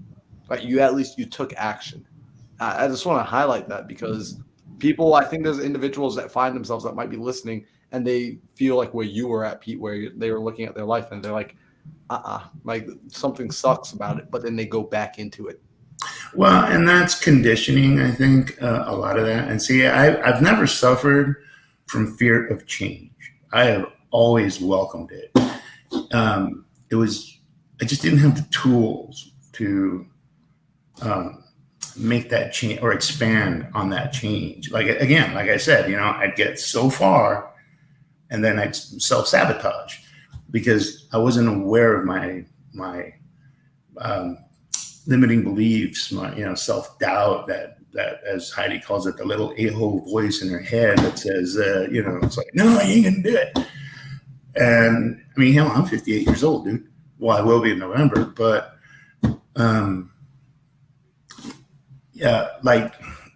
MMC and people like you and people who join MMC and whatever other programs are out there that I'm not aware of, dude, you guys are so young, and it's so, gives me hope for the future. That we're not going to be trapped that humanity is not going to be trapped in the same culture that it's been, that, it's like people will become enlightened. Age of Aquarius is here, man. So you guys are bringing it forth. Awesome. Listen, I appreciate that, right? And I appreciate that you are just like, you live up to it as well, right? Because, Pete, I get this all the time where, people will say, yeah, but you're young. It's different for you. Like, you can just do it. It's like, no, it's work for everybody.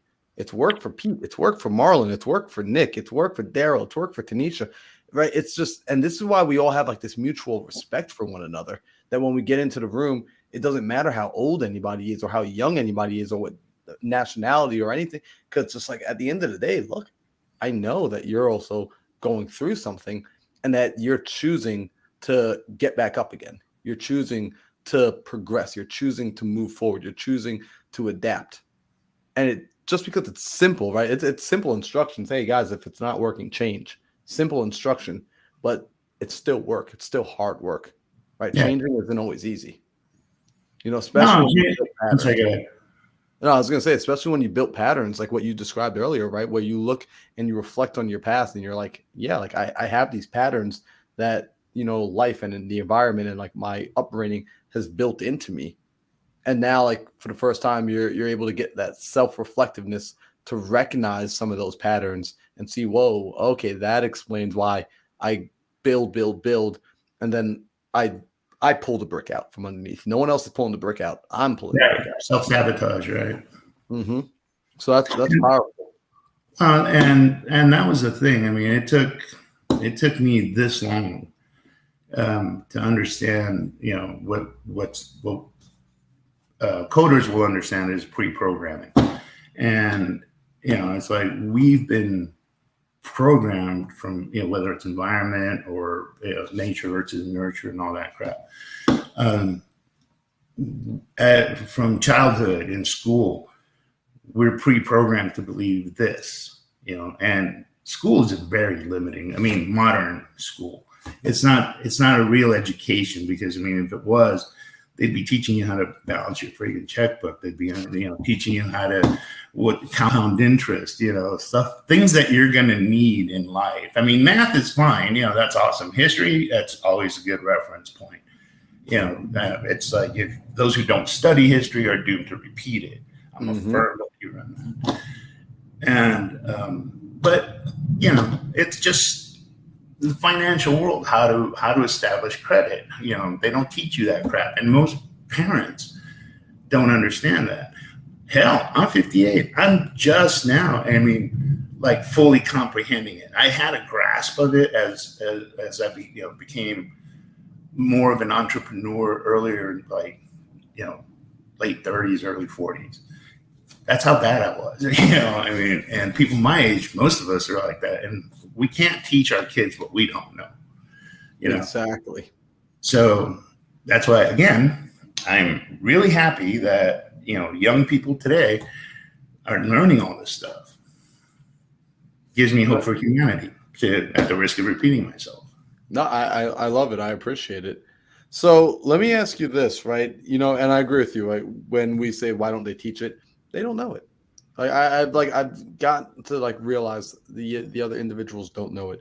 So for yourself, I always talk about like the campfire effect and the power of proximity. Have you been noticing that as you've been going along with it, as you've been getting into different rooms, right, going out to different meetups and being around different entrepreneurs, whether it's you go and you travel for them, you get connected with them virtually, has that made a difference? Oh yeah, Yeah, because okay, I believe Pace is your mentor, right? Mhm.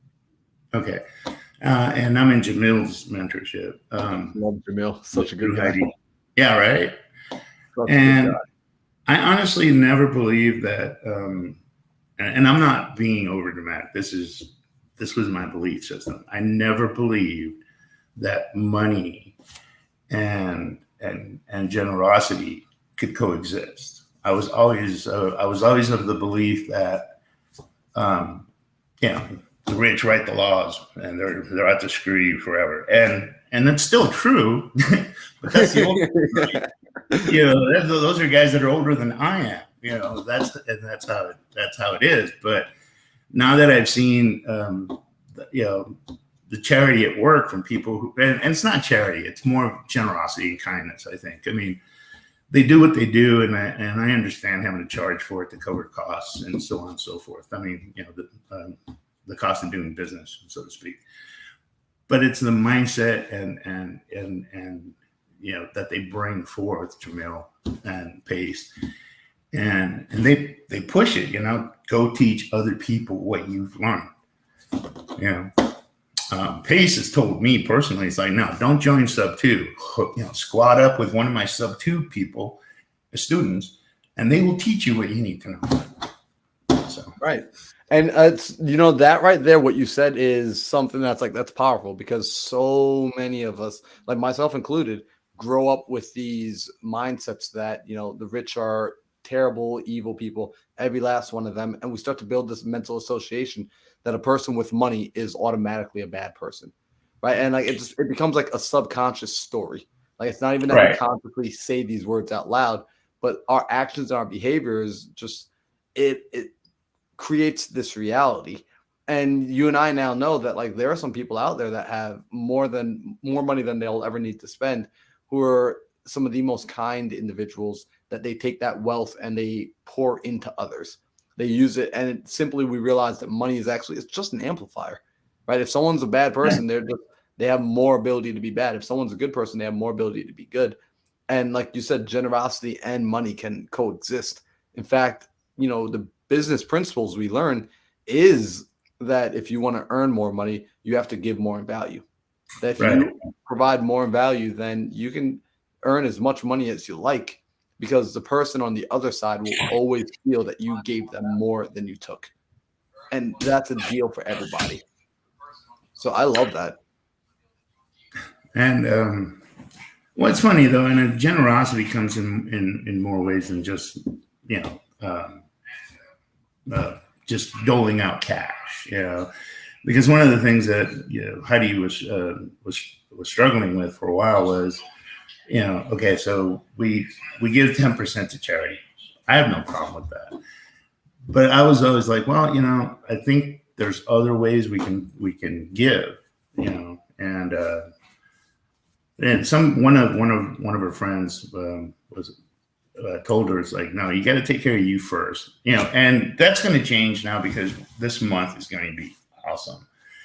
But that was last month, and last month we were kind of struggling, you know, and I was kind of like, let's just hold on to this for a little bit and take care of us first. And then one of our fellow Astro students told her the exact same thing, and you know, a prophet is never recognized in his own town. You know, anyway, but anyway, he told her that, and she's like, yeah, that's true. So we found a different way to give, you know, it wasn't charity, but it was kindness and generosity, you know, and that kind of thing. So there's more than just one way is what I'm trying to get at. You know, I agree with you wholeheartedly there too, because oftentimes we think about, you know, what happens is giving is a principle. I want everyone to understand that, like, I truly in my heart of heart believes like giving is a principle that you must apply to your business. If your business is missing the principle of giving, and you and I go up toe to toe, my business will outperform your business every day. Not you, Pete, but like someone else. No, I get it. Yeah. Right. Like our businesses will outperform your businesses because we have a universal principle at play, which is giving. And Pete just said something really powerful that hopefully people were listening. Giving is not just a monetary, let me hand over $1, because that's actually one of the easiest ways to give. right? It's one of the least creative ways to give. When you give of your time, when you give of your energy, when you give of your attention, those are actually way more valuable than the money. Now, there are certain areas where your money is way more scalable, right? Like if there are, over the weekend, we raised $1.25 million to help young women in India who are being kidnapped and who are being forced into, sex trafficking, right? Just Kudos to you. terrible, terrible stuff. Appreciate that. And it wasn't just me; it was a group of us, right? Well, In that sort of situation, that's where money is able to help. Money is able to go and supply the workers who are putting their lives under risk, who are putting their lives on the line, who are going out into these, red districts and saving these girls, right? However, without the funding, they can't do that. They can't afford to do that. They can't. We're taking them away from their families. We're taking them away from their lives to go do this. So we have to be able to fund that. So Right. it's both. And I want people to understand that, because the reason I am emphasizing this is because some of us are like, all right, well, when I get there, then I will give. Well, then you will never get there. It's like Right. saying, when I start making money, I'll finally start saving money. No. Like when I become a closer, then I'll start closing deals. Like, no, Right. like, you have to start where you're at right now. Just like the woman in the scripture, the one that she gave like the penny, if you will, right? Like she gave all that she had. She didn't have a lot. And like in the story, it goes, well, he said, she out of all of you gave the most. Right. Right. Although someone's like, but I donated $1 million. Yeah, but you had 10 million. You had plenty to spare. She gave the most. So she understood the principle. Right. Some of you are like, I have nothing to give. Cool. That means you actually have the most to give. Yeah, and like Heidi, for example, she didn't really. I don't think she saw it as giving. It's just her nature to help. But for the longest time, she would definitely help people comp other students, and she'd walk them through the process. Even now, she makes time on Sundays and later in the evening to take calls from new students or people who have been struggling, or things of that nature. So she never saw that as giving per se. That was just a helping hand. But in her mind, it didn't equate. And to me, I was just like, damn, you're the most charitable person I know, because that's kind of way, that's you're giving of yourself. And how is that not charity? Anyway, that's just me. No, I love it. So let me ask you this question, right, Pete? For somebody that's, kind of they're on this entrepreneurial journey, and you, like you said, last month you were like, all right, last month was a slow month, but this month, I believe Heidi said you guys are on track to have 7 closings, which congratulations. Thank you. Right, I gotta get one of the Brent Daniels bells in here. Yeah, right. Yeah. So Beach is that way. Yeah. Anyway. Yeah, right. So that's funny. So having gone from like a tougher month to a month where like someone might look at where you're at now and just be like, oh well, duh, it's easy for them. Of course, like everything is just so lucky. What kept you going in that like tough month? Because I've been there before, where like I've had like 2-3 month stints of like nothing closing, like no money coming in, and it's just like, what kept you going to the place where now like it's back to being spring? You made it through winter. I'm sure people have heard the term manifestation, whatever. The power of positive thought and all that. But it's not just it's the whole mindset thing of like, what you attract will come to you. You say it every day in the affirmations, and it's true. It's absolutely true. You just have to believe, and it's not a question of saying it, but you have to feel like it's already happened. Okay. And walk in that space. And damn, it just went boom, man. I mean, this month took off. Last month, man, our water was being turned off. It's like, well, actually earlier this month, but anyway, and it just took off from there. And in the affirmations, you speak of money from unexpected, places and sources, right? I don't know if Heidi ever shared this story, but I mean, we were down to, like maybe $100 in our account. And we're like, well, shit, the dog's got to eat. So she makes the dog's food, once a week. So we're like, well, we need dog food. So, we got to go get the ingredients for the dog. So I checked the account balance, expecting there to be like $140 or something in there. There was over $675. And the company that I'd been leased onto, for whatever reason, paid me back some money that I guess they felt they owed me. Totally unexpected. I never saw that coming. And, aside from the generosity of family too, I mean, my parents loaned us a couple hundred here and there, but, but it was that belief that we were going to survive this, it was going to be fine. So I hope it's a long-winded answer to your simple question, but that's what kept us going. The belief. And Pete, like, I'm happy to hear you say that, because look, sometimes, like, the truth is we read these books sometimes, especially in the beginning, and it's telling us, manifestation. It's telling us the power of positive belief. It's telling us you got to think and grow rich. And we're hearing all these words and we're like, I'm doing it, but I'm not seeing anything. And then somebody comes along and is able to say, like, look, I did it too. And I felt the doubt that you were feeling. However, like, I had to keep the work I had to do internally was pushing the doubt back, pushing the doubt away, not letting the doubt infect the image that I was holding in my mind. And lo and behold, like, everyone always wants to know how did you do it? How did you do it? How did you do it? It's just like, look, sometimes you don't get to know the how. You just know what you want, why you want it, and you hold on to that image. And the how surprises you.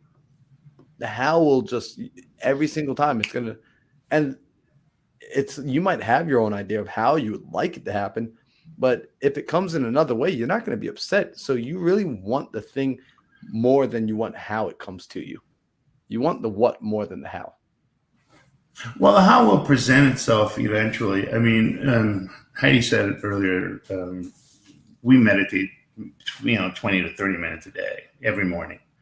And I find that if you just put it out there, you ask for guidance, it'll come, in whatever fashion. I mean, I stopped believing in God as I was brought up to believe, an old man with a white beard and sitting on a throne in heaven.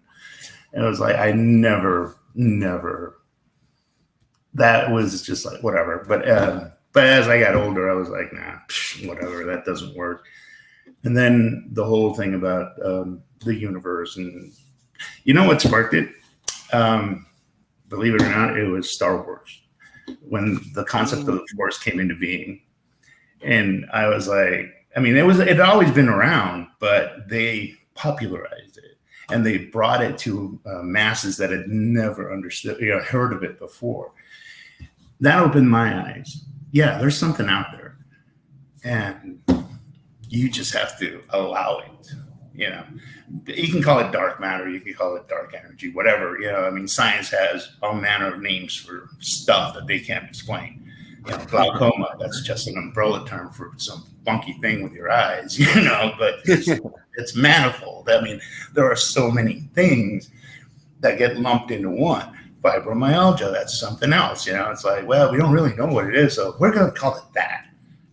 Anyway, the point is, it's out there. You just have to believe it.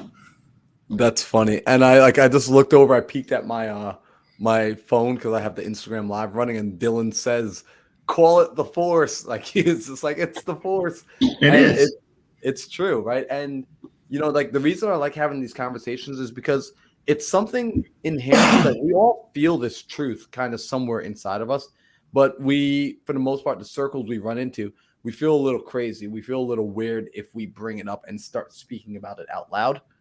And ultimately, that's usually a sign that we're in the wrong circles.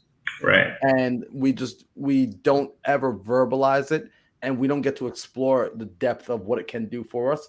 And I just want to let everyone know, like, these are the sort of conversations when I have high level conversations, when I'm fortunate enough to be, interviewing people for the podcast, when I'm fortunate enough to go to these mastermind events where we're paying $20, $30, $40,000 to get into the room, when I'm spending time in somebody's, mountainside mansion, right? And you're wondering, like, what the heck are you guys talking about inside there? It's this. It's like, these are the sort of conversations we're genuinely having. And then we're making business decisions with this sort of data involved, right? They are not separate. I just want people to know that. Like, you might, in some circles, you might feel crazy for believing the things you believe and having the conversations you want to have. You're in the wrong circles. That's all.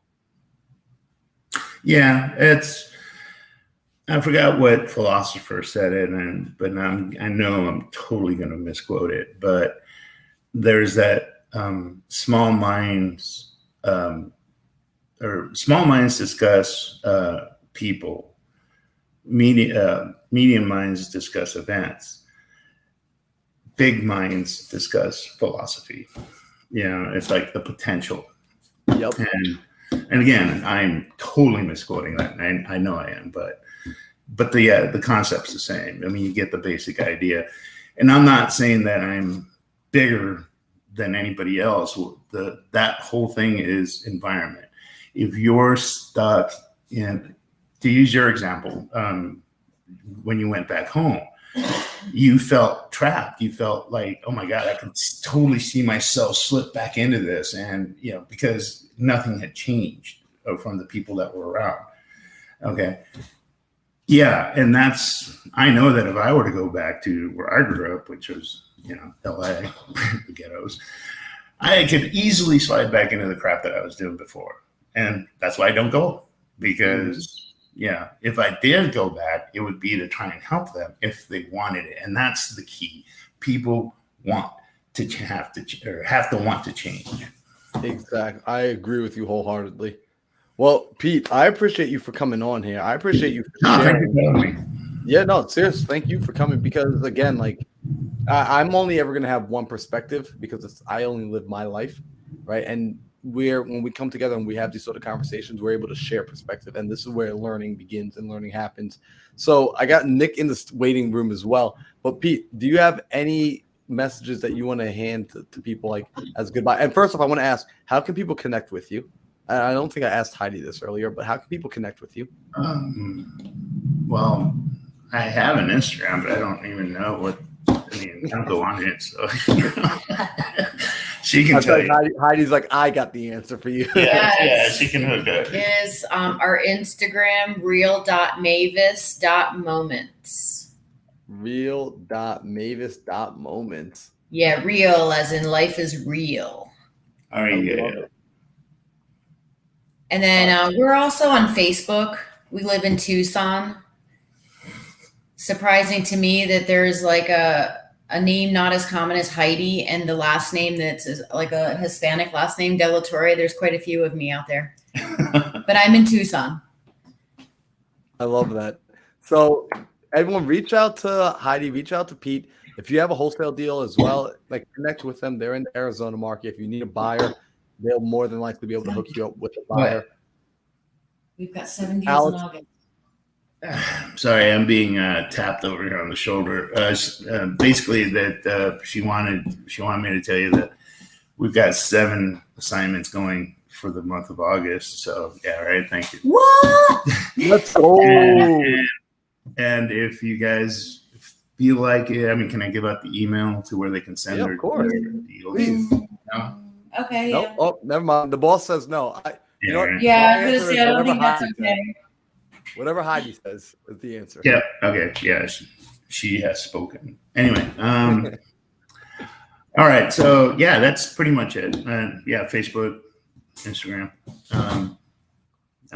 And we're connected to a lot of the investor groups in Facebook. So yeah, I love it. Well, Pete, thank you so much for being here. Yeah, I'll make sure. Yeah, thank you for giving me the honor of being on there. I appreciate that. Yeah, of course. Well, I will see you both tomorrow in the morning, bright and early. Hey, man, as long as the dog howls, yeah. No. Yeah, we'll be there. All right, thanks, man. Later. All right. Yo, what up, Nick? I also have Bet hanging out inside here. What's good?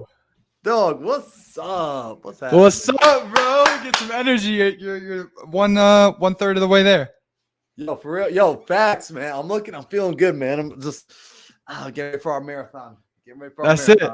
Marathon mindset, bro. I want to first off and foremost, man, I just want to shout you out just for everything that you do for the community, bro. I mean, doing this 12-hour live, I was waiting for you to do this one. I knew it was coming, and then you finally announced it. So I want to shout you out for that, man. I can't wait for many more to come. And I also want to I need to apologize, bro, because I didn't speak on Friday when I was supposed to speak, and that is due to what Eric was talking about is existing, right? Is I was in that existing mode. I think that's why it's so important that you do this bulletproof mindset, bro, because not everyone talks about it, like you said, when you hit these roadblocks. And it's super important to know that these roadblocks are normal and it's necessary to get to the next chapter on where you want to go. Bro, absolutely. And yo, no worries. I mean, I slept through Friday morning because I think last week I was in the Tony Robbins Business Mastery, which holy crap, if you haven't done one of those, bro, you need to do. I'm gonna send you the link for the next one we do. Like, you need to do one ASAP. Like, it is insane the amount of information that gets into you, the way he gets your biochemistry into it. Bro, I felt like I ran a marathon by the end of each day. Like, they were like 16-hour days every single day. He's got you jumping around. He's got you moving. Like, it was just nuts. So when Friday rolled around, I was like, I'm not waking up. I'm just like, I need sleep. My body needs rest or else I won't be able to retain this. So no worries. You already know how the group was, man. Like, they got inside there. They still had amazing connection, amazing conversation, and they took charge, So that's one thing I appreciate about that room is it's a room full of leaders. Like, this is like the power of getting into the right rooms. Like, the right rooms, it's leaders. It's leaders creating leaders. It's leaders building each other up. Like, each person's like an alpha in their own pack, and then they come together. It's like alphas being able to coexist. That's powerful. And bro, you built that, right? As you inspired that, you created the culture within this community to allow for that, man. So that's just super amazing. And there's so many characters, like you said, in there. I also think you said something, right, that was very important that got me to sign up in the first place. If you guys don't know, so Marlon has guest speakers on that are in the Morning Mindset community every Friday, and you can sign up to be a speaker, right? And we focus on, we feedback on storytelling and how to tell a story. And he said, he was like, hey, just sign up. And, I'd rather have you sign up and not do it than not sign up at all. And that's what ended up happening to me, right? But since I committed to that, now I look to go out and speak, and I consciously think about it. Like, for example, I'm speaking at my friend's wedding on Friday, and I'm just excited to write that speech, right? Like, it's going to be something light, right? But like, I'm just excited because we have I'm so articulate now and intentional with the wording of it, right? So it's just going to be super, super passionate for sure. Bro, well, yo, let's talk about that for a second, because this is something that even this morning we're going over the storytelling, right? And how storytelling is such a powerful piece of business, right? Like, every business needs to have a story. Every business needs to be able to tell a story. And what we were going over especially was this idea that, this is like the mindset shift that we have. Like, a lot of people think like, all right, cool, like storytelling, like it's all about me. Like, I'm the storyteller. I must be the hero of the story.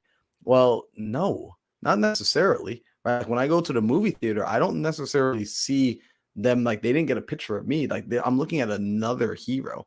I'm able to watch somebody else's journey, but I'm able to see myself in the story. So they made the story about me without necessarily using me. This is what a good storyteller does. They're able to make the story about you without necessarily calling you out directly by name. And we have some amazing storytellers in our community.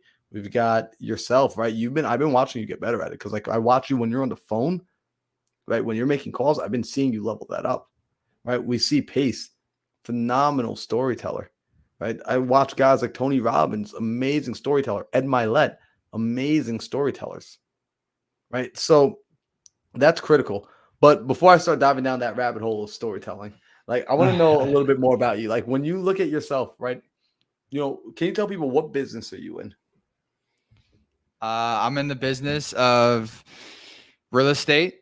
I'm in the business of, finding creative deals, cash deals, and wholesaling those. I'm in the business of buying Airbnbs, and I'm in the business of editing and content creation. So I edit people's videos, and that's something I'm really passionate about on, the success of their videos when they post it, right? I want to, visually see their numbers grow and their comments, increase and their engagement increase overall. I want to shout out Sheeta 3. Like I see her content and it is crazy good. Bro. Like, dude, you do a scroll on her reels. Like, guys, do it yourself and actually watch all the reels because they're very, very entertaining and valuable.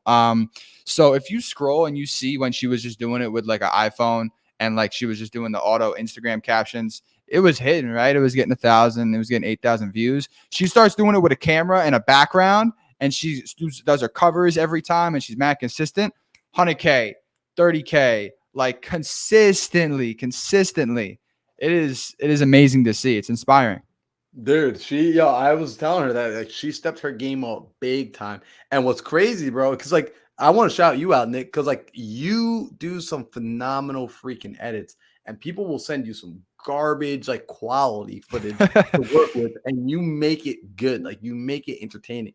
I've been watching some of the people that you've been working with, and you've been like putting out like if people have been watching and like they're seeing. Is it cool if I shout them out? Like who some of the people are? All right, perfect. I just never know. But like, I've been watching like Elena's content. And I was like, when did Elena's content start getting good? So I'm talking to Elena. I'm like, you finally know how to use Instagram? She's like, I have no clue how to use Instagram. She's like, but Nick is, I was just like, all right, that explains why your stuff looks good. I was like, you can't do this, right? Keston stuff been coming out fire. And I'm like, damn, this boy is hitting it. Right. Even I think you were working with Daryl too. Like, dude, you make some fire content and fire edits. I want people to know that. Because even like as you talk about it, like you've been studying the algorithms for a time. You've been like editing for like this isn't something you just picked up yesterday. Exactly. Right? And I think that's also important. Like, I'm not just gonna edit your videos. It's good that I'm in real estate, right? So I understand what I'm editing, right? I'm not like someone that's like not in the business. So I understand that, and I understand the entrepreneur's plight and the direction of where we want to take a clip. Pretty like you don't really need to give me much direction. It's obviously important, but what I can do is I can also, I showed Elena like, okay, this is how you post. You want to, put music on your reel. You want to turn it all the way down. You want to attach as much data as you can to every single clip when it comes to a certain amount of hashtags, when it comes to, the time of your video. And you've been experimenting it, right? You did that video where you were dancing and that did super well. And I think it like had a second jolt too. Like of love too, which is also important to see because a couple of mine just did that today where I haven't posted and I'm going to get back on it and being consistent. I was inspired when Prada joined to be consistent. And then I fell off when I started to help others out, right? When I started to help others with the editing, I lacked on my own, but you get that initial jolt. Like I get that second bounce of likes and I haven't posted in a couple of weeks. I had 88 likes and I'm like, okay, this is Instagram like telling me that they now see I'm a creator. Like they want me to post more for their page. So I think that's important that I bring that to others in providing information about the algorithms. So let's talk about that for a minute because, I love it. When it comes to especially like, entrepreneurship, like we got to be out there. We got to be making noise. We got to be letting people know what we do. And social media is such a powerful tool. Who keeps calling me? Don't they know you're doing a 12-hour live? I guess not. Like they got to give them the Streamlabs link, bro. For real, I gotta shoot. Like I'm just gonna start texting everybody the stream link. Like, bro, like I'm not gonna be available till after 4 p.m. So when it comes to the social media, hey, just following up about the AJ property. Okay, like so that's my partner. He wants to close the deal, so I'll make some time for that in a little bit. Absolutely. Told him we would respond to him by noon today. Ah, shoot. All right, so I'll get to that in like 30 minutes. But real quick, I want to know when it comes to the social. Oh shoot, you know, actually, I'm gonna text him back yes because sorry, that deal turned into a great deal last night. Nah, you're good, bro. I want to shout out Eric too. I'll talk while you're doing that. Is like Eric, I love that in morning mindset, guys. If you're not in morning mindset, like message me, right? My ad's right there. I can get you a link, right? I'll get you the link to morning mindset. You try it out. It's $1 to test the waters. I mean, it's so much more valuable than what you pay monthly for it. So we're able to type in affirmations, right? That we all say at the end of the hour there at 8 p.m. EST. And I wrote one down. It's one of my favorites. I wrote, "I am my best investment," right? And for Eric to say like that's his mantra now is just so inspiring because he's the one that got me. He got me so driven. Just having an anchor in your bag like that. Like he just believes in me so much to the point where he really is a people person. He is what he preaches. So shout out to Eric. I'm blessed to have known him right at the jump of the mentorship. Yeah, bro. Let's get into this algorithm talk. Bro, yeah, I love it. Appreciate you all holding it down for a second there because I'm like, that's ridiculous. That's a good deal. That's like a really, like we were talking about it last night. We thought it was going to appraise at like 125 and appraised at like 160, and we're like, yeah, let's freaking go. Like, let's go. I thought I told him last night, like, let's buy it. Like, but I guess he needed the final confirmation. Anyhow, so with the algorithm now, this is let's talk about some like good practices because I've been seeing this, Nick, and you correct me if I'm wrong. Okay. I know people like they understand they need to get on social media. So they'll start like, all right, I'm going to make my Instagram post. I'm going to finally do it. And all right, ready, post. And it's 1 o'clock in the morning.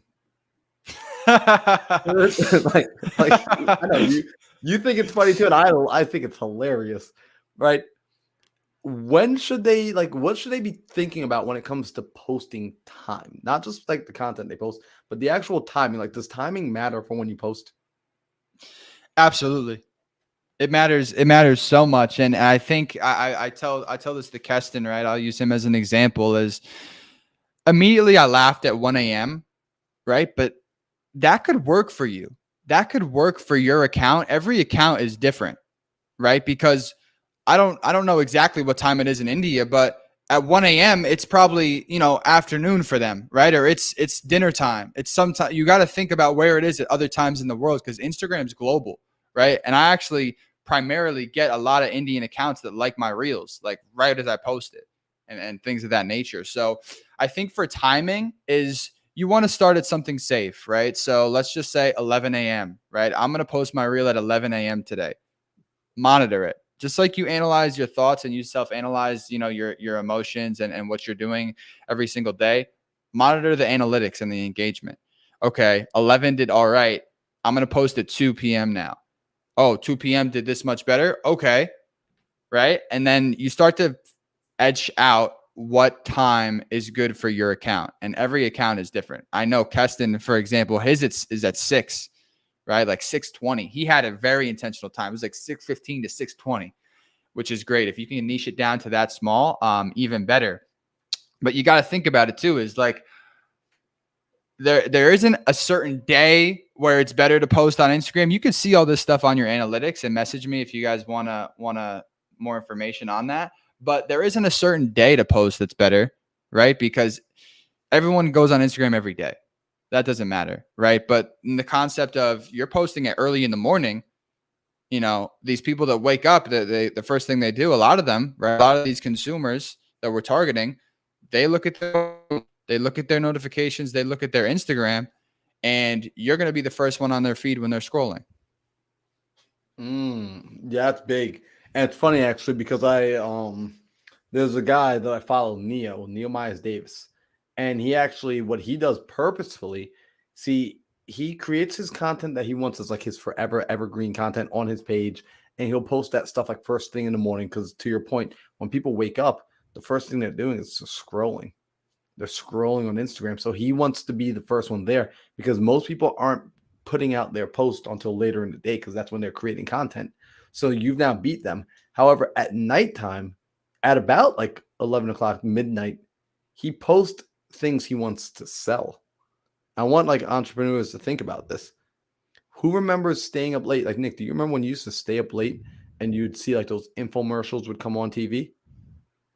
It's a little past my time, but I know what you're talking about when it's when it's late and like you see something cool, like for example, like it could be like a Snapchat ad or something, right? And you see something that's enticing because those emotions are, you buy off emotion. Yep. So when it's late at night, what ends up happening is like the people that are like searching through and scrolling late at night, they're searching for something. They're looking for something. Those are customers right there. Right. Some people are gonna be like, oh man. So it's like I learned this lesson. He actually would make his post late at night. Right. He would have him running from midnight till 6 a.m.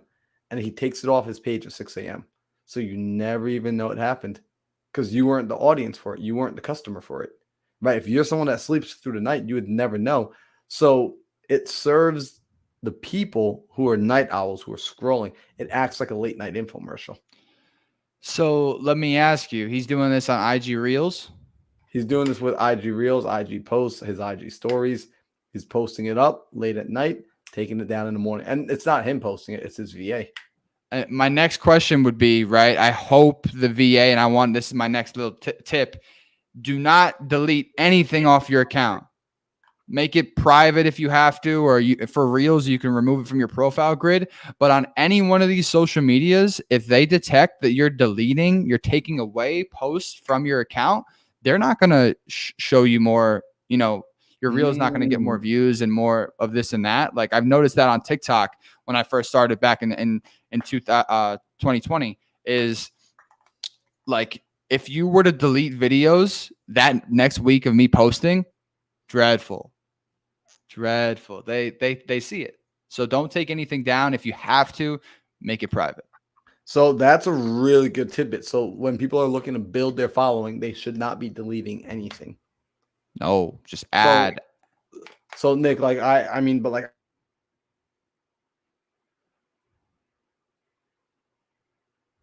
oh no, Earth to Marlin. You cut out for a little bit. Nick, though, I used to post about cars all the time, and I'm not really into cars anymore. I'm into real estate now. Like, so shouldn't I take down all the car stuff so I don't confuse people? No, because it's tricky, right? That's where people might ask that same question as, should I make a whole new account? And you're still you, right? Just because the role changed, the identity is still the same, right? So who knows? A lot of those people that like cars, they might also see some value in what you're posting on the real estate stuff, right? And it's not to ignore anything that you posted in the past.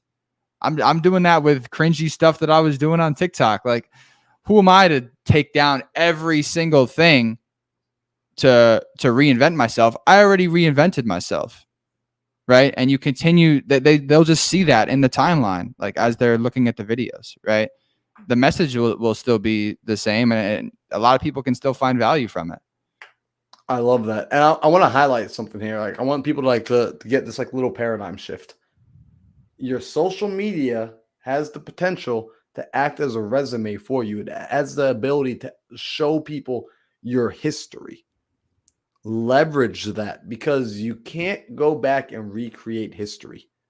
But if you start deleting it, you can burn history. You just can't recreate it. Right. Wow. And that's something that is like, I wish people would understand this, because this has been the thing that's allowed me to make money. Right. Like being able to have somebody who didn't know me, who's I kind of think I want to do business with him, but I don't really know him. For them to be able to go on my social media and scroll through my timeline and see the evolution. When you destroy that evolution, you're preventing people from knowing if you're the real deal or not. Because now they just got to take it on faith. Like, don't make it any more difficult for people to want to work with you. I love that. Bro, the more you're out there, and like Kevin did a great job at this, right? He took his Korea trip and now he's posting again, and that reel went crazy that he just recently did. But when you're always on someone's feed, And let's just say, for example, Kevin Show, he's in Texas, right? If he's always on my feed and I get a deal in Texas, who do you think the first person I'm talking to is? It's going to be Kevin, right? Because I see him the most. And I think this idea of just social media and the way how far you can take it, because I've been all in on social media. I grew up in it, right? I was in 7th grade when Instagram created like videos. You could put videos on Instagram back then. Yo, I remember that. Yeah, it was funny. My first one was so bad. I had like a high pitched voice. I was like, "Yo, Jared, you could put videos on Instagram." I still remember that. But that's just to say, like, it's definitely changed my whole perspective on what I want to do in my business. For example, like everyone knows here, like I work with Daryl, and what Daryl has been doing is just amazing when it comes to his series with Scale Out and how he's projected on, making 100K every single month, six deals a month, right? Or 6 deals a week. My bad. And it's got me thinking, like, and we've spoken about this a bunch of times in MMC. Are you trying to achieve someone else's dream, right? Because I think with the social media, how I want to run my business is I don't need to have a bunch of people and have this huge conglomerate. I would love to be moving around from place to place as I am just like looking at my phone and I'm like, oh, I got another deal. Like I'm going to work on another deal with this person here. And the deals are coming to me sourced through social media. It really is that powerful as I'm earning money from the content I'm creating as well. Bro, that's fire. And a lot of people don't even see that that's a possibility, right? Like, let's talk about that for a second, because it's so possible, because essentially, like, the last few wholesale deals I've done, I've turned off a lot of people don't know this. I turned off my marketing. Gosh, I don't know, like before the year was even over, my marketing's been off since 2021. Right. So I haven't marketed anything, but my deals have been coming to me from social media, from people reaching out to me, from me being on top of mind for a lot of people. This is like why when I say to people, look, the mindset we've got to get shifted into is on social media, you can't just be a consumer. You have to also be a producer. You have to. There's nobody holding you back. Your content doesn't have to be perfect. Your content doesn't have to be well thought out in the beginning. Just start creating it, and naturally it will get better. Like today, doing this 12-hour live, this is my first time doing a 12-hour live. I have no idea what's going to happen. I don't know. Like I ate a banana on the middle of the live. I didn't know that was going to happen. I'm getting phone calls, and like, could the content be better? Could the camera be different? Like last night before I was going to bed, I started having different ideas. I'm like, oh, I can angle the camera down here and do this and do that, right? But all that comes from getting into the arena. And when you start producing the content, no matter who you are, no matter where you're starting, you already have an audience, even if it's an audience of one. And that audience wants to engage. That audience wants to be able to help out. They just don't know what's going on. Communicating to your audience through the content you create is critical. So for like Nick, as you're saying that, right, I can see you being that person where you start to create this content where it's like, all right, cool. Like I need help doing a deal. I need help getting a deal done. Let me reach out to Nick. Let me reach out to Nick and his team, and let's pass it over to them. Let's pass the puck to them. Right. And then you're able to travel the world and do what you're doing, which is making content. Like the videos you've been making for yourself have been freaking hilarious. Appreciate that. Dude, it's been so good. Like, and when you bust out the drone, I'm like, yo, this is fire. I want to make that my thing. Just always drone. Dude, it's always fire. the drone. And yeah, I'll let the next people. I know you're going to talk to 1 million people, so I'll keep it on a strict, tight schedule for you. Just like Marlon said, just post, like whether just take imperfect action. If it's doing this for now, it won't always be, you doing that in the future, right? So if it doesn't look amazing at the start, it's not really about that. It's really about the message entirely. So just get out there, take action, and talk to that camera, even if it scares the living crap out of you. I love it. So Nick, before I let you go, let me ask you this question. How can people get a hold of you? How can people get connected to you? Like, where should they go? Yeah, man. My at's right here. Instagram, Nick Valle is the at there. Instagram is the best way to reach out to me. And yeah, I'm also on Facebook at Nick Villegas. You could probably search Nick Valle too. Yeah, I can help you guys out when it comes to anything creative or any wholesale questions you might have, any type of business or lending, Gator lending. Definitely hit me up about that. And content. I'm a nerd when it comes to content. If you guys can see, I love talking about content. So if you guys have any just questions about it or anything for that matter, just definitely feel free to shoot me a DM. Appreciate you, man, for having this. Yo, Nick, I appreciate you, bro. I'll catch you later, and I'll see you tomorrow morning. Peace, brother. See you tomorrow. Peace. All right, we got Luciano coming up onto the stage. What's good, bro? Dude, should I just go over to your room, man? What's going on, bro? 5 hours deep. 5 hours deep, man. So far today, I've eaten a banana, and I've executed on 1 cup of water. Well, let me know if you need some water, bro. I'll bring it over. Yeah, at one point I was just like, are they awake yet? Like, for people that don't know, Luciano, he and I are roommates. He is freaking awesome. I'm like the luckiest roommate in the world, being able to come to Arizona and get to chill with the most handsome guy inside of Sub 2. Like, it's phenomenal. What's going on, bro? Oh, it's just hanging, dude. It's just hanging another day. Getting ready to finish putting out the fires from yesterday, feeling a lot better after getting the well-deserved 8 hours of sleep, which is usually a lot more than I typically get.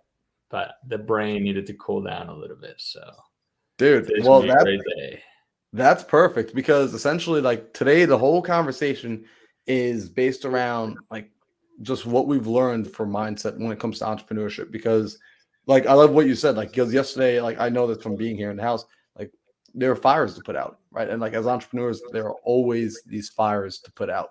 So it's as you've been on your entrepreneurial journey, what's some of the most valuable lessons, if you don't mind, teaching and sharing, some of the things that have been insanely valuable for you that you keep picking up on, and you're oh, this is something I wish I knew in the beginning, but I know now. I would say I learned from my own mistakes, man. I'm super squirrel brained. And you've seen it in the past 2 months. It's just been single family Airbnb. That's it. Nothing else, no wholesale, nothing else, no land, no multifamily. In the past 2 months, it's been why? Because I drew a line here. That's my lane. And I just stay the course. Sometimes I get all the way to here and I'm almost out of it. I see awesome people like Carolyn and Myron, doing multifamily. And I'm oh, that'd be really cool. And then I'm no, stay. And so I think knowing where you're going, even if you don't have the end in mind, I think it's important to kind of have the end in mind. Is always going to change, but knowing kind of your boundaries or when you're actually going off course way too far. And if you can identify that and you just stay between the lines that you drew for yourself, then you're going to go forward. Otherwise, you're just going to keep doing loops. You're going to keep doing loops. I mean, think of a roundabout. You're driving. You might have done 10 miles in a car, in a circle, but at the end of the day, you stop and you're in the same spot, right? So I think knowing your boundaries, knowing what you want, even if you can't see the end, the end and goal, but actually following the process that you created for yourself is going to actually create a lot of impact. Bro, that's huge. And I want to highlight that, because that's something a lot of us struggle with. And especially you and I, we're in a pretty interesting position, right? Where inside of our mentorship program, inside the Sub 2 mentorship, we are leaders inside that community. So people come, they ask us questions, and we have the fortune of getting to work with newer individuals and being able to help them understand, look, we went through this mistake so that you don't have to. Right? In entrepreneurship, there are so many shiny objects, like you said. Mm-hmm. So let me ask, because I've seen it, I've been in the house with you, that when you got set, right, you were focused, all right, this is what we're doing. Traction started appearing, right? You started picking up properties like that. I was whoa, this guy's I left home for 3 weeks, and you came back and yeah, we got 2 more Airbnbs. I'm what the hell? How long was I gone? So it's what are you doing to help stay focused? Because you already know what it's like to squirrel off. So what are you doing now? As you what are some of the indicators that you're starting to come up real tight on the lane? And then once you notice you're getting close to the lane, how are you pulling yourself back in?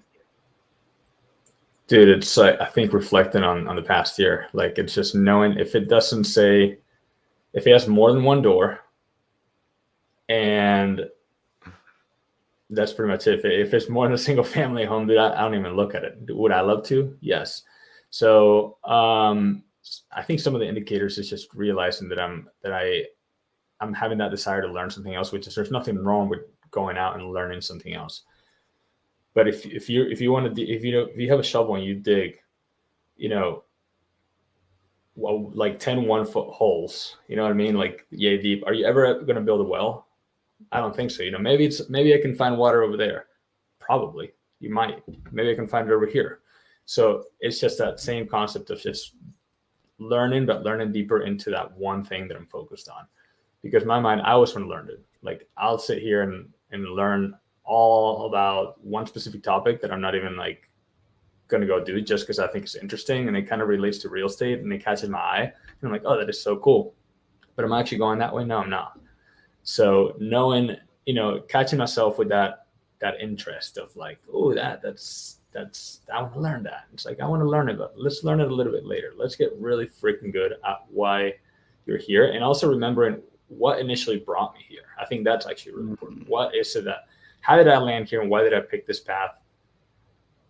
And just remembering that one thing, right? Because even in my overall journey, starting in real estate, I never wanted to wholesale, right? I always wanted to buy and hold. And so that kind of comes down to where I've landed once again, buy and hold. There's nothing wrong with wholesale. I mean, we've all made good money on it. I think it's a separate business though, right? I mean, people do real estate, but they have many businesses within each business. But if you're only going to focus on one, if you have the capacity for one, just focus on that. And remember what brought you there. I think that's the biggest thing for me. Bro, that's massive. And it's really interesting, right? Because, we've built businesses, like we've gone and we've like gained the systems and the capabilities of learning how to do certain things. And something like a conversation I know you and I have all the time is like, well, what are we optimizing for? Right? Are we optimizing to make $1 billion? Are we optimizing to make like a franchise like business? Are we optimizing for lifestyle? Like, what's the optimization for? So, for you, like when you look at building and like getting back to like the why, like I love what you said, like tapping back into like why you started. What do you see yourself as optimizing for? Dude, honestly, me and I'll say it all day, optimizing for life. Like, to me, time is so valuable, and not just recovering my time later, but recovering my time now and along the way. Like, it's only going to be August, what is it today? 23rd, 2022. Yep. Once ever. This moment, that the fact that I just said once ever, that moment's never coming back. So I like to focus on kind of being able to enjoy the journey along the way. It doesn't mean don't work hard. It does not mean that at all. However, making sure to kind of stop along the way and enjoy as I go, right? So I'm optimizing for life as I go, right? I could completely shut everything off and focus on the business a lot more now and probably achieve way greater heights on that, 10 years from now. But that's just not my goal. So one book that I'm reading, I'm not too deep into, so I don't want to say a lot about it yet, it's by Robin Sharma, The Monk That Sold His Ferrari. And I've only read like the first 2 chapters, and it kind of talks about that, how it's a story about this lawyer that just, worked his whole entire life to his older age, and now he's back. He like took this journey and whatnot, and now he just came to this realization that, what am I doing all this for? Like kind of coming back to was I doing this for the business, or was I doing the business for life? And so for me, it's optimizing for life and building a business around the lifestyle that I want. Bro, I love that, man, because it's a lot of times we don't think about this, right? We just jump into it and we're not sure why we jumped into it, right? It was shiny enough, it sold us enough, like the dream was somebody else's dream, but it wasn't our vision. And then we're chasing. And then at some point we realized, I built something that I absolutely hate, I don't want to be a part of, and now I've got to figure out how to get out of this, right? I've said yes to going on the date I really don't want to go on. And like, oh man, like I don't want to do this. So Sorry, I just got a text message too. My brain, I get squirrel brain when it comes to like seeing something pop up on my screen. There we go. All right, perfect. So right now, as you're entering back into the place of like staying focused and really optimizing for a lifestyle, right? And really creating the life out of you, what you want. What are some of the challenges that you're encountering with that? Like, how do you, like, you know, because I think people will hear this and they're like, yeah, but like easier said than done. Like, what are some of the challenges that you see with that? Dude, the challenges is the normal entrepreneurial challenges, right? Like there's days that I'm like, hey, I gotta like let the brain cool down today, but there's a fire that I have to put out, right? So it's kind of attending to both, you know, building something while still making sure to kind of have the lifestyle be there. I think those are some of the challenges because it's a push and pull, right? I think if I wasn't trying to build it the way I'm building it and I just wanted to go full head down business only, I don't want to say it'd be easier, but it might be a little more simpler because now I'm really focusing on just business only. Or to me, I'm like, there's days like last Sunday, dude, I went to Pine. I literally put my phone upside down, didn't even look at it. It's, you know, but then I come back and it's like, oh shoot, I got to catch up with this few things. So I think it takes a while to get to the point that you're more hands off. And I think that's just with, you know, whether you're doing it the lifestyle way or the business, you know, straight only business way. So that challenge of having to put out those fires, those challenges of having to build are always going to be there. But I think with the way that I'm trying to build it again, it's just something that kind of catches up to you a little bit. But it's expected. So if you set yourself an expectation for yourself, you know what you're going into, then I think you'll be fine. If you don't, then you're going to be like, oh my God, why is this happening? I mean, because you didn't really think of what you know, what happens if you do that. There's always a ripple effect to everything we do, right? Whether it's positive or negative. And then whether it's positive or negative, sometimes that's just how you perceive it. And you should be ready for what you're getting yourself into, whether it's something really easy, something really hard and simple, or something really easy and complex. So, yeah. Well, I was gonna say I love that because even like over the weekend when I was sitting down and I was doing like the Tony Robbins Mastery event, one of the things he spoke about is like, hey, you know, as a business owner, there's going to be certain things he's like you don't want to necessarily focus on, but you do need to focus on. He's like, because you're the owner, that's your job. So it's like you need to also think about what could go wrong. It's not just thinking about what can go right. Right. We all just want to think about what can go right. We all just want to have the positive thoughts on like, hey, everything's going to work out and everything will work out. However, I also need to be aware that, hey, it also might rain and hail and snowstorm on my parade today. So if that happens, how am I covered? How am I prepared? And that's a part of what it means to be the boss. Like that's a part of what it means to really be the owner. You're owning all of it and you're anticipating the what ifs and preparing for them. You don't see a football team with only an offense, do you? Yeah, I love that. That's so freaking good. So, but yeah, dude. And then one thing popped to mind a little bit ago. It's just a little more another perspective when I'm talking about, you know, building a lifestyle business. It's and I don't share this one often, but you know me and the people that know me know many people, real estate people. I know this actually, but I used to be a nurse before real estate. So, dude, like I think that has given me a lot of perspective. I used to work in trauma, burns, and then in the ER. So, a lot of times I see people just like you and me, dude, come through, and their whole lives change just because of one day. Literally, one day changed their entire life, whether it's because of an injury, whether it's because they're gone, or whatever the case may be. And I'm just like, dude, like we never really know.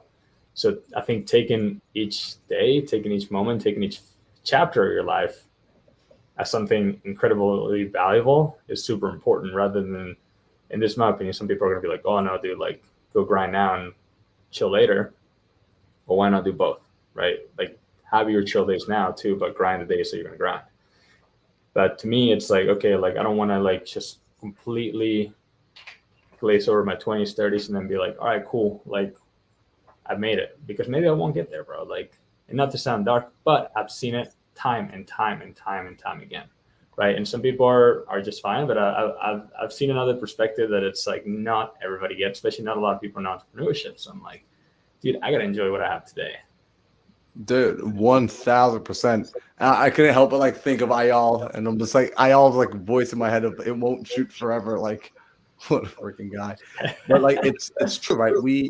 This idea that we assume that we act like time is never gonna run out, which is nuts. Mm-hmm. Right? We don't live with the urgency as if time is precious. Because and you and I we ask each other this question all the time that like, hey Luciano, if I could give you $1 million tomorrow, or 10 million, or $100 million tomorrow, like I'll give it to you today. Would you take it? Right? And if I don't say anything else, the answer is usually like, yeah. But when we dive like one layer deeper and I say like, all right, but here's the terms of the money. I'm going to give you this $100 million today, but it means tomorrow you don't wake up. And that's it. Yeah. Would you still take the money? Bro, keep the money. Keep all of it. Right. Like, I don't want that money. Like if it means I don't wake up tomorrow, which means effectively you're living a $100 million day today. The experiences that you're having today are the experiences. And the mindset shift, actually, shout out to Alex Hormozy for putting it into really good words like this, because this is an experiment I do. This is actually like a part of like what got me to come over here and like live with you in Arizona and made me make that decision to get into my car. He calls it the rocking chair experiment, which is simply you close your eyes and you envision yourself at an old age in your rocking chair, and you're reflecting on life, and you're thinking to yourself on the decision that you're about to make, and you're asking yourself, do I regret having made that decision? Do I regret the choices I made? There are going to be some days where you're like, you know what? Screw work. I'm going off to the mountains. There are going to be some days when you're going to say, you know what? I can sacrifice the mountains today and I can work a little bit harder because I have it in me. I have the youth. I have the energy. I have the vitality. And when I'm 80 years old, 90 years old, 110 years old, I know for a fact that then I will have all the things I desire today. Like I would have accumulated all the materials, all the accolades, all of it. And in that moment, I already know, I'm wise enough to know right now that in that future moment, I would trade all of it to be standing back in this moment where I am right now with the exact same problems that I have right now. I would trade all of it to come back and relive this experience. So I'm going to enjoy this experience while I'm here again. I literally just effectively time traveled into the future and back to gain a new perspective. Dude, that's so cool. Bro, that's like, so dope. Dude, I'm going to go buy a rocking chair now. Yeah. Yo, how funny would that be? Like, we just like, I come home, like, I got to see you chilling in the garage, just like in the rocking chair. Like, bro, you still have somebody else waiting on you. I think probably. Let's see. I think we got Vet. Oh, we got Ingrid inside here too. What's up, Ingrid? Ooh, let's go. What up, Ingrid? So, Luciano, I appreciate you for making time this morning, man. Like, I really do appreciate you being here. Are there any? First off, actually, how can people get connected with you? And I'm also going to say, I'm going to shout Luciano out right now. If you've got a creative deal, if like you're working with real estate agents and you need help with creative, like that is Luciano. Like reach out to Luciano, single family. And if you got property that Airbnb, Luciano, what area are you buying them? Maricopa County, Arizona only. I prefer East Valley, but it doesn't mean that I won't look at anything in the West. But I'm only focusing again to shut down the squirrel, dude. Just one county. I cut Florida. I cut even northern Arizona. I'm like just Maricopa County, Arizona, single family, with Airbnb potential. Even if it doesn't have Airbnb potential, still will definitely look at it because my whole goal is to buy and hold, buy real estate and wait. So, and then to get a hold of me, dude, I got my Instagram handle right there. If I don't get back to you right away, shoot me another one. I usually have one day where I just go back to my messages, just catch up. So if I ever fall behind. Yo, I love it. Yo, Luciano, bro, I appreciate you for being here today, man. Guys, plug into Luciano, especially if you have a deal. Like if you have a deal in Arizona, don't even send it to me. Send it to Luciano. I won't look at it. Luciano will. He'll actually follow up with you. I will tell you a week from now that, oops, I missed it. I'm sorry. Go and plug in with Luciano. Awesome, bro. Let me know when you want some food or some water. I'll bring it over. Bro, I'm starving right now. In fact, who wants to get us some? I'm joking. I was gonna like have someone. We're gonna see by the end of the day, like if I can deliver enough value that somebody will Grubhub us like some Thai food. That's my goal. Freaking dope. That's how I know I've Something will show value. If nobody will send us Thai food, that means I have not added enough value. Yo, Luciano. Kevin will. Yeah, I'll let you get back to work, bro. I appreciate you. I'll catch you a little later. See ya. All right. Hey, Vet, are you still there? I see you inside the studio. I think you jumped over the line. So Vet, I don't see you popping up. Vet, you there? All right, no Vet yet. All right, so real quick then, let me use this moment in time to say a few words. First off, if you've been getting any sort of value at all from this morning, do me. Yo, Maurice says sushi. I do love sushi, yo. Send sushi. I'm gonna drop the address on the screen. If somebody sends sushi, you are like a friend for life at that point. So let's go through a bit of housekeeping. This is a 12-hour live, my very first 12-hour live. We're coming up on the halfway point in 40 minutes, which is kind of cool. Been going since 4 a.m. and we are talking about building a bulletproof mind. So far I've been having different entrepreneurs come through. They've been sharing some of their biggest takeaways, some of the mental paradigm shifts that they have had in their own entrepreneurial journey. You know, Eric came in and was just spitting testimonies, which is insane. Yo, Daryl, you said it's only 9 a.m. How am I hungry? Get out of here, bro. You know I've been awake since like 3 o'clock, right? So I am starving. All I ate was a banana. Daryl, I like to eat, bro. My metabolism is quick. Matter of fact, Daryl's coming up in a few minutes, I believe. I think he's booked out for the 9:30 slot. Yes, he is.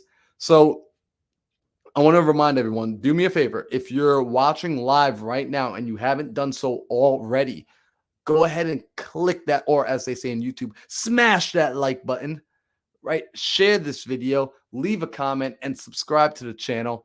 It would mean the most to me if you're able to do that, if you're able to help out. I'm working on building up the algorithm, working on building up followers. If you're on Instagram, go over to the YouTube video.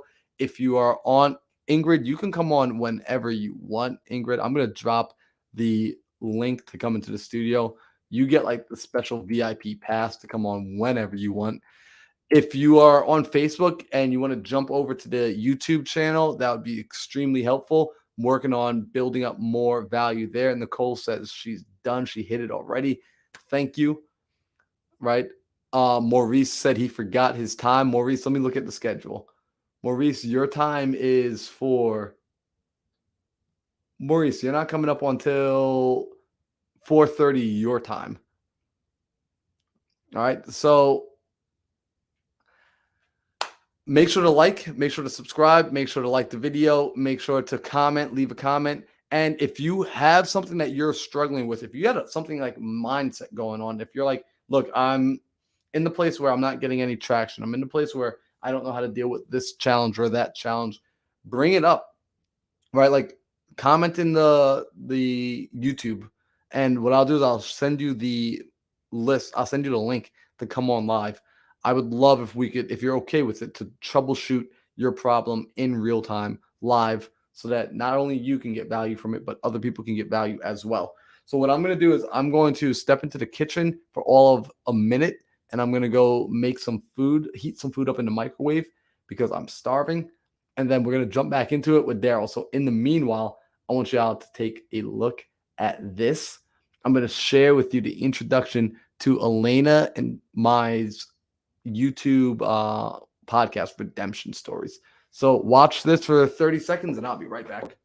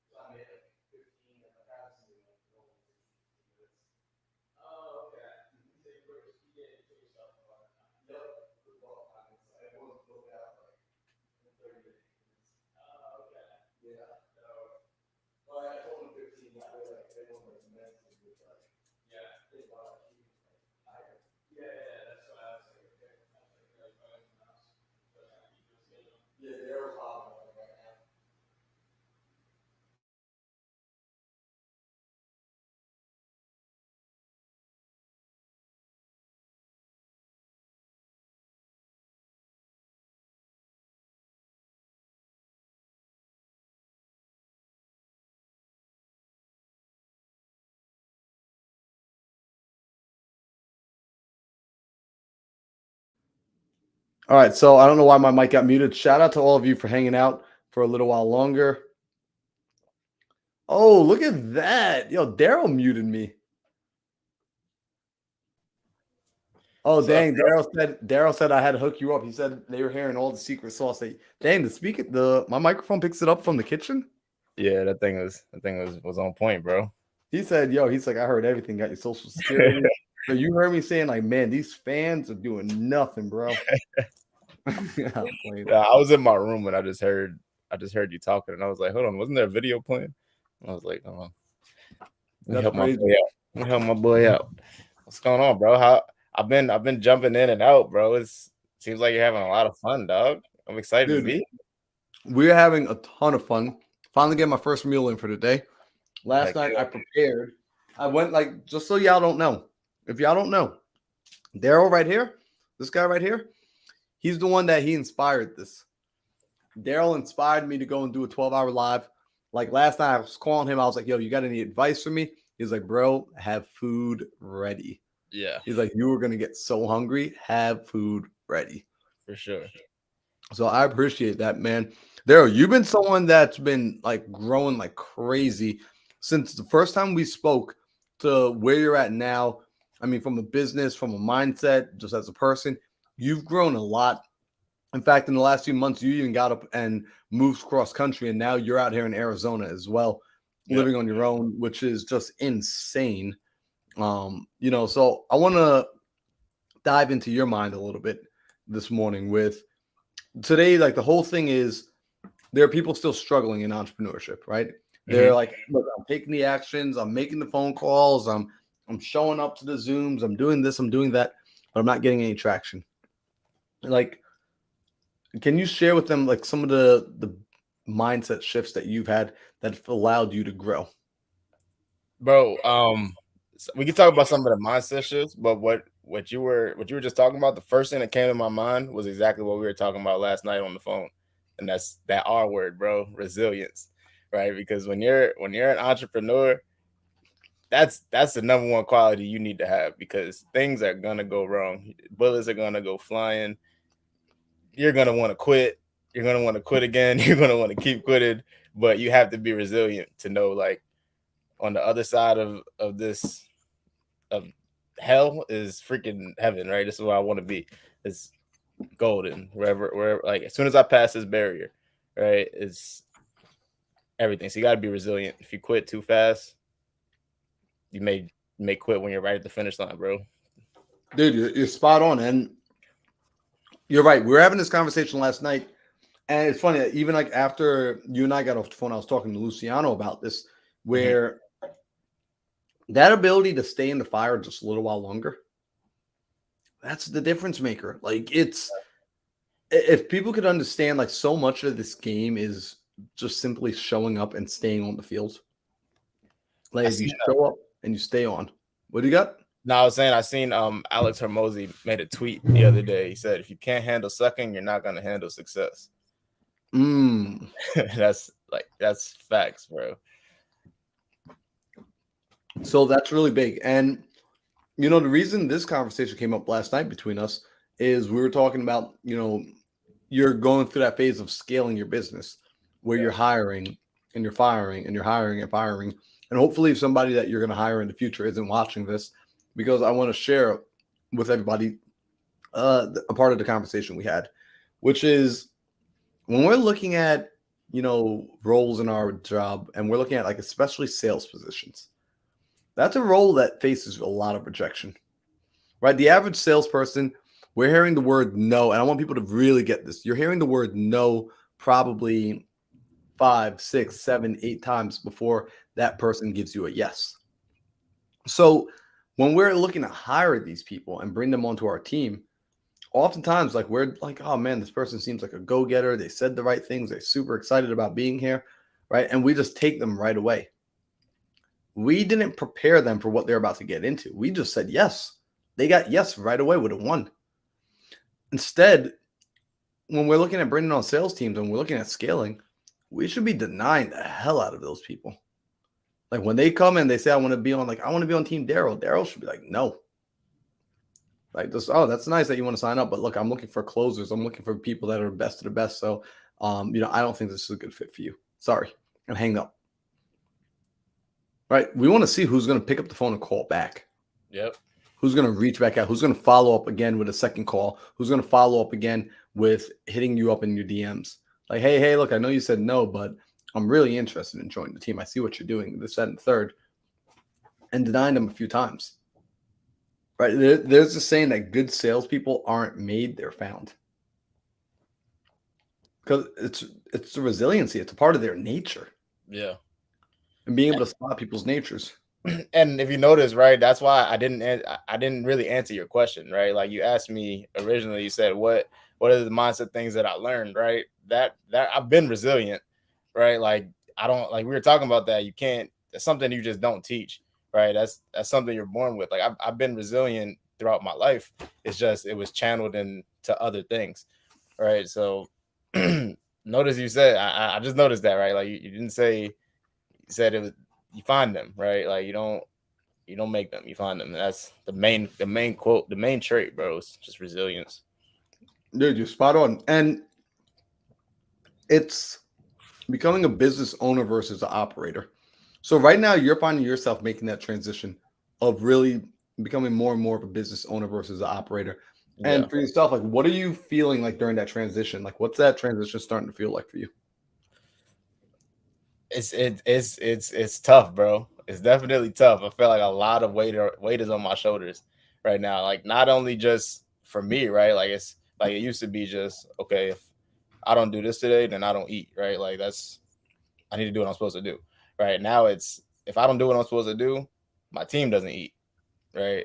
And it's a totally different way to look at things.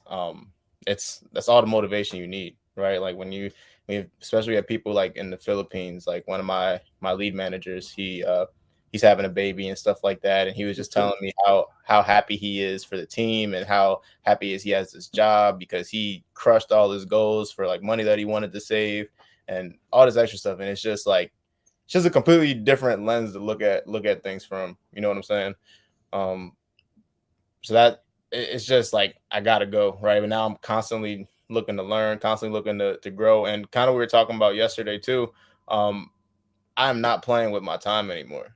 Like I'm not when bringing people on, I'm going to be more strict than I have been, right? And just like talking to people in general, like I was doing a lot of stuff where a lot of like free consulting, and I'm just taking my time a lot more serious now, right? Like if like yes, I want to pour value into people, but that's what I do on a regular basis with like the social media and stuff like that. I want to work together, right? If you come to me and I take time out of my day, I want to do something together, right? Just being more conscious about my time, as well with all of this stuff going on. So I love that. Like let's highlight something there. The fact that you said the motivator at first was if I don't perform, I don't eat. Yeah. That's a powerful motivator. And a lot of people, I'm telling you right now, like not you, Daryl, I'm talking through you for a minute just to YouTube. A lot of you right now are in a position where you are not allowing yourself to survive off of your performance. Put yourself in a place where if you don't perform, you don't eat. Yeah. There are certain jumps that you can only make when you get rid of the safety net. That is one of them. You have to toss away whatever your safety net is. You need to be performance-based. 100%. At some point, you need to become 100% performance-based. And the faster you do it, not the easier that it'll be, but the faster you get through it. Right? It's something I learned a little while back is mistakes cost more the older you get. Yep. Like, so if you're like, I'm 50, well, guess what? Next year, you're going to be 51. Do you want to do it when you're 51 or do you want to do it when you're 50? You want to wait till you're 60 or do you want to do it now? So put yourself in a position where it's performance-based. Now, you said that your team, though, they brought on a different level of motivation. Yeah. Right? Being able to recognize like, wow, like, holy crap, like people's lives are depending on the decisions I make. Their livelihoods, not just their lives, but the lives of their families, their children, their community. Yeah. Stemming from you making a decision and then you committing to it and following through and continuously growing. Heck yeah, bro. It's definitely it's helped me grow as a person as well. Like just being able to communicate with different personality types, right? Just understanding what people are going through. Um, I've noticed like over the past couple of years, like I've calmed down a whole lot more. Like I'm more patient with a lot of more things, right? Just matured a whole lot, like in this whole process. And I was thinking about it, and like to bring this all back to like morning mindset, bro. Like definitely appreciate you and Reese for what y'all do, because it just teaches me so much, bro, about myself, about business, social media, literally manifest, bro. Literally everything you need as an entrepreneur is in there, bro. And I just want to say I'm grateful for you, bro. Super grateful for you. You over deliver every single day, bro. Um, like what I noticed about myself, right, was I take I take a lot of like big leaps, right? Like I just go out there, like kind of what you're saying. Like if you don't have the safety net, like you can't really take those jumps, right? And I just take those broad leaps. But what I lack on sometimes are like the little steps in between, like the daily routine and like the eating right, stuff like that, right? I may mess up on, and like being in a community like Morning Mindset and just working on your mindset on a regular basis is what's on my fault. I got a call. Is what's helping that, right? That's what's helping that on a daily basis. Like I'm forced to wake up. Like I've been slacking waking up the past like week or so. I was up today, but I've been slacking waking up like the past week or so. Because I haven't been going to sleep early, but like it gives me a reason to look forward to waking up early, right? Like I wake up, I'm like, okay, like late to me now is waking up at 5 a.m. or 4:30, right? And before waking up late was like 11 or 12. And that speaks volumes as is right there, right? So just for like the time management part, getting up, and then once you're in a campfire full of like-minded people, it's gonna make you want to stay close to that campfire, make you want to do more, right? Like if Marlon, if you're waking up early, 4 a.m., all pumped in the morning, you go work out after you get into your day. I'm not gonna do the opposite, right? I'm gonna do the same because we're in the same campfire, right? So bro, it's just that I'm super grateful that I'm a part of this community, bro. Bro, that means the world to me, man. Like, and I'm happy to hear you say that because, like, this is something that we always talk about and like we preach. It's that proximity is power, right? Like what Yeah, you just said. Like, there's no way in hell I'm gonna watch my friends wake up, be there early, be excited, and then they go after their day. They attack their day. There's no way I can hang out. Like, I can't hang out with you, Daryl, and then not feel like, yo, I got to give it my all in business. Like yeah, you make me want to grow, right? When I'm seeing like, yo, Daryl's on IG, Daryl's done consistent. He's getting on YouTube. He's having scale up. He's meeting with his team. He's doing this. He's doing that. It makes me want to level up. And at some point, I want to fall off. At some point, I naturally want to slow down and stop. yeah. And then when that happens, I see it's like, oh dang, like he's moving now, right? And like people don't like realize like this is why it's so critical that you have that community of people to plug into. And Most definitely. oftentimes, like again, I don't hear a lot of people focusing on this because if this ain't right, you can be taking all the right actions, but not getting any of the results. It's the most important part, bro. It's the most important part. Like from just like everything, like literally everything starts in your mind, right? Like you think of something and everything else follows. Not just on you, not just on your body, the whole world, the whole universe. Like it follows your thoughts, right? So if you're not thinking right, you're not gonna be living right. Like I remember one time we were talking about just like the book The Secret, right? When we were going through The Secret, right? We are talking about like just because you don't know the laws doesn't mean Mm. the law isn't there and in place, right? It doesn't mean you can't get punished for not following the laws just because you don't know it, right? So it's important to get into these rooms and educate yourself and learn. I couldn't say it better myself. So I was eating a piece of chicken, right? But And here's what's interesting.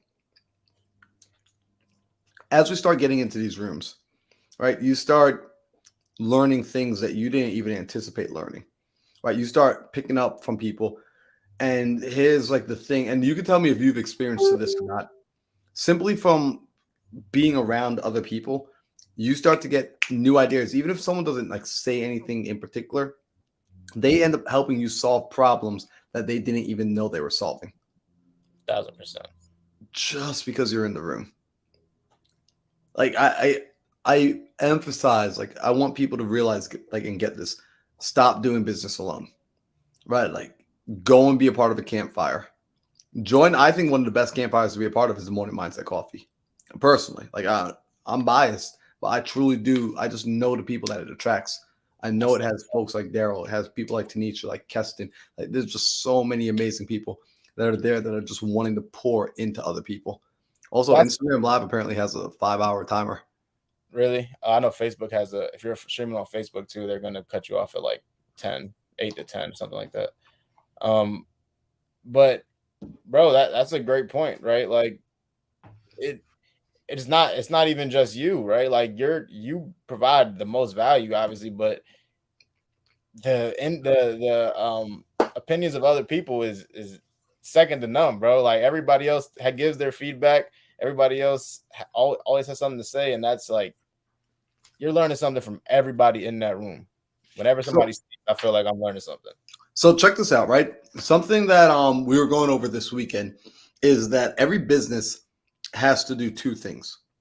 Every business, regardless of, I don't care if you're wholesaling, if you're fix and flipping, if you're selling, shoes on the side of the street, you've got to be able to innovate and market.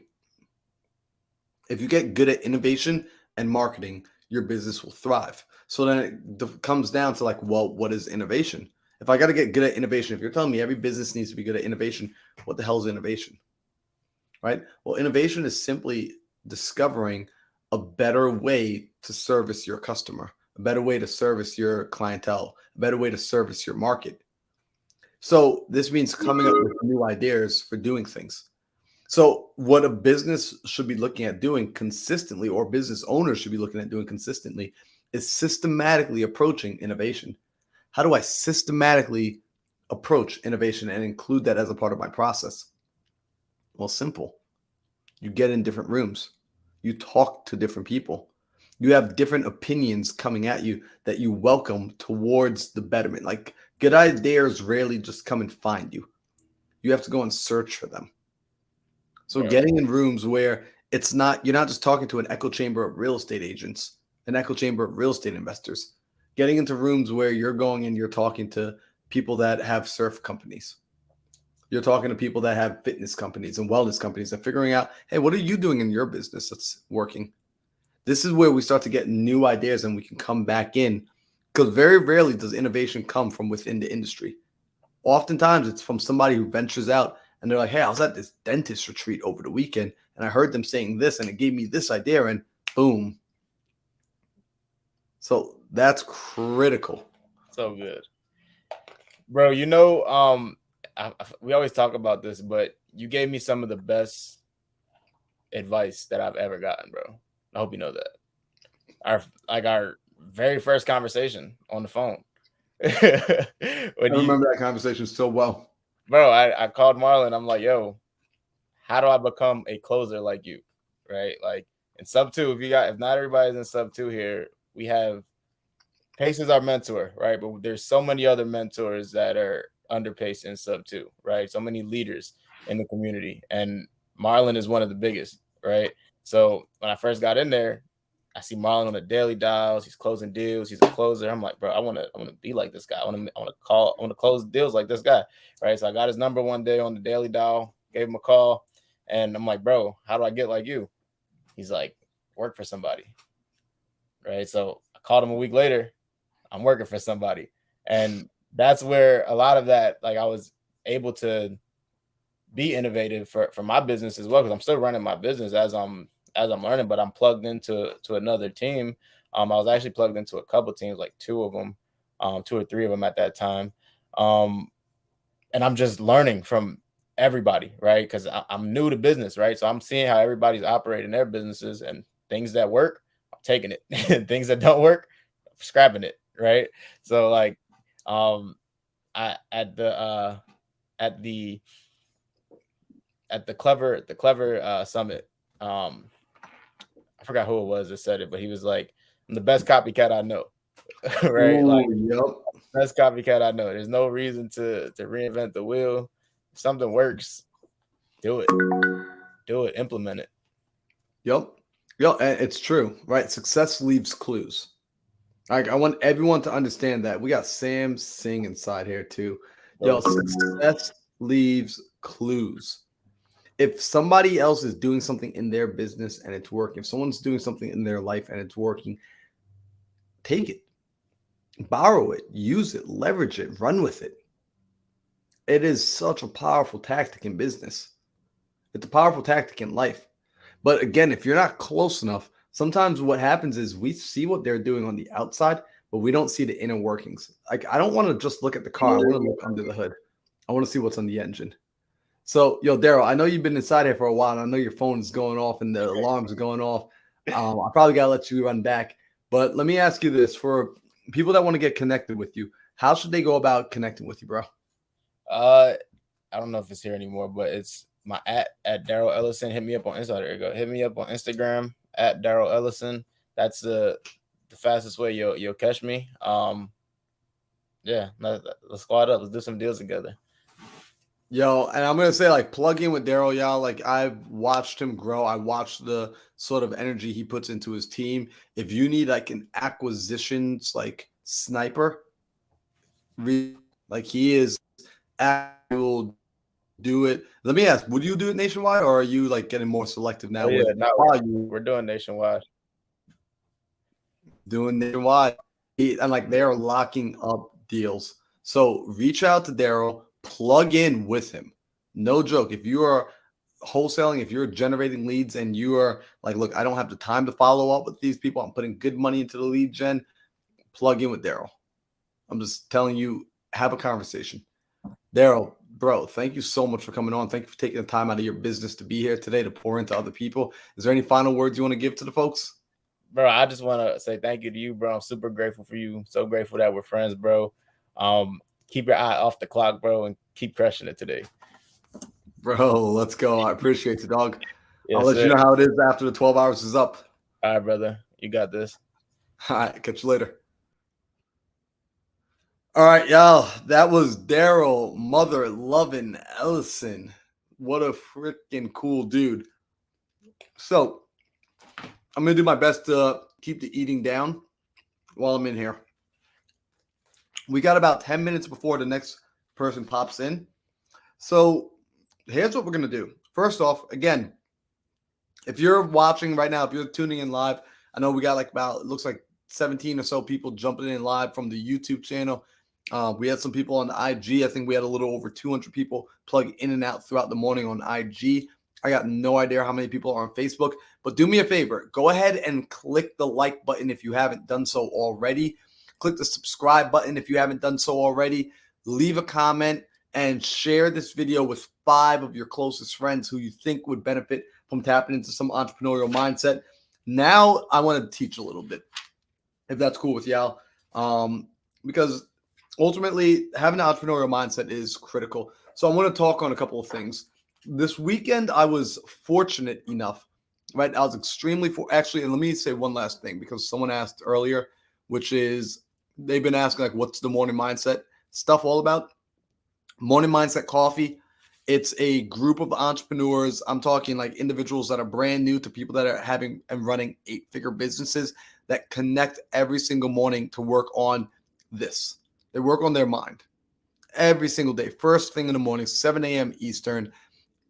Be a part of the community. Come plug into the campfire. If you are struggling right now to find higher level people to connect to, if you're struggling to find people that have goals, that have purposes, that are driven, that are motivating just by the nature of them being themselves, I've solved that problem already. It's the Morning Mindset Coffee Room. Come plug in. Try it out for $1, just $1. You get a week long in the room. If at the end of that week you decide it's not for you, no worries. Cancel, get out. But come enter the room. If you are doing your business by yourself, you're doing business wrong. If you're still struggling with imposter syndrome, you're doing business wrong. You will not be able to outperform the person you believe yourself to be. So let's level that person up. So that's the morningmindsetcoffee.com.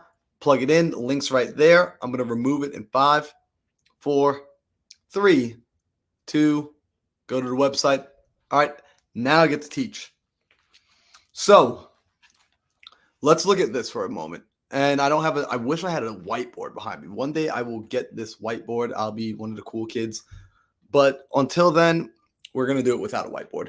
So inside of business, ultimately, we've got to recognize as I grow, there's my capabilities. There's what I'm able to do. And this is called my threshold of control. So everything that Marlon can do as a person is within his threshold of control. So let's imagine I have a circle here. Hopefully your imagination can follow me. How cool would it be if I could just like draw on the screen with this?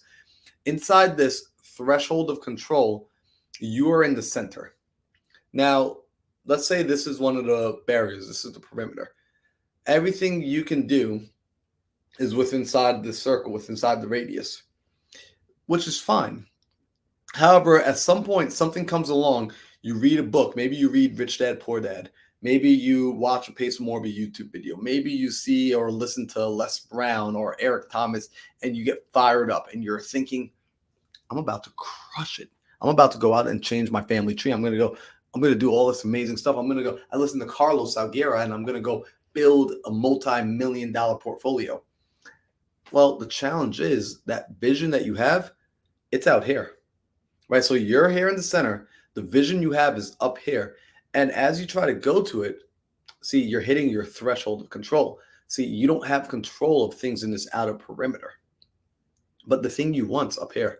And most people, they hit this threshold of control, and then they back off, right? Then they come over here, they hit the threshold of control, they back off. They hit the threshold of control, and they back off. That's what the average person does.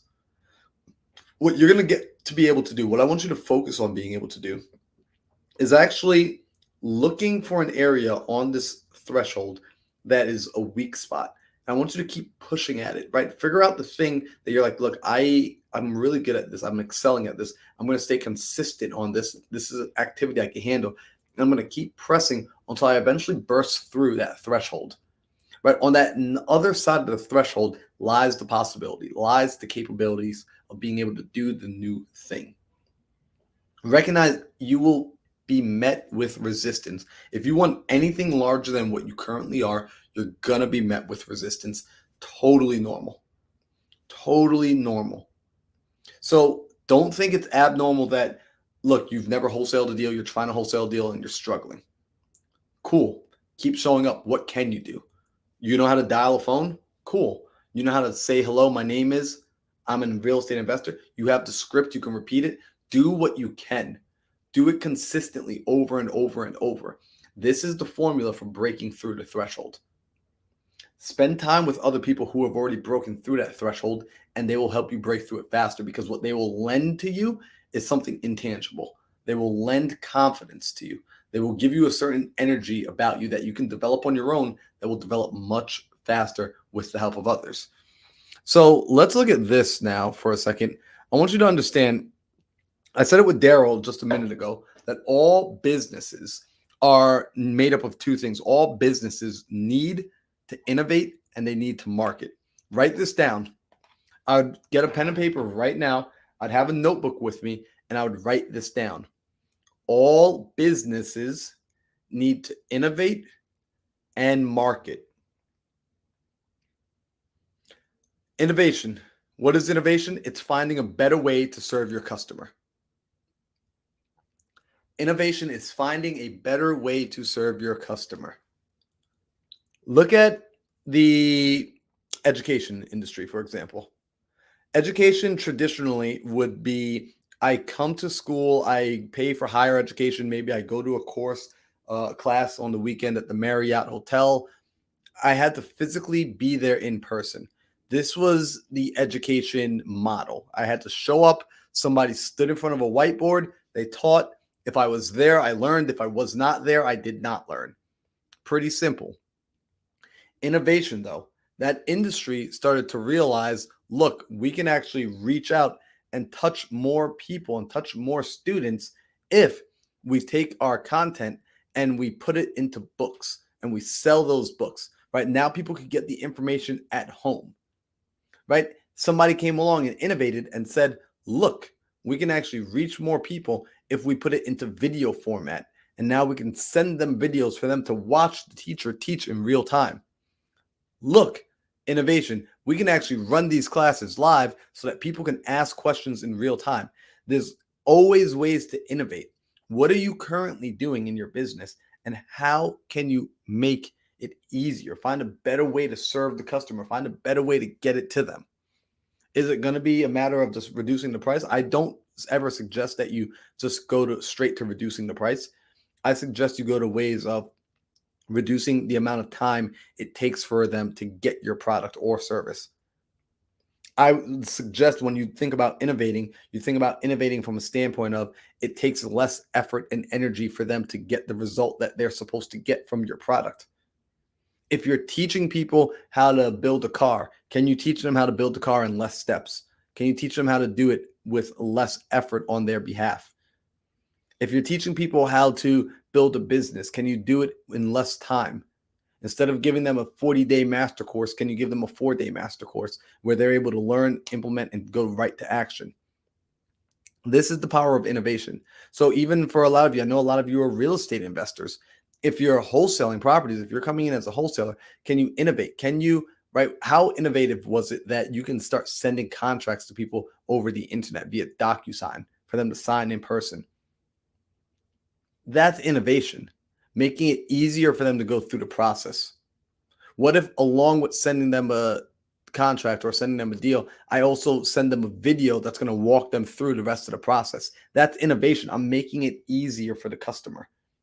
So every business, I don't care what business you are in, write it down. All businesses need to innovate and market. So I'm going to take a bite of this chicken. If you're getting value, drop some fire in the chat. Thank you, Chuck. Just so everyone knows, Chuck put that fire in the chat like 2 minutes ago.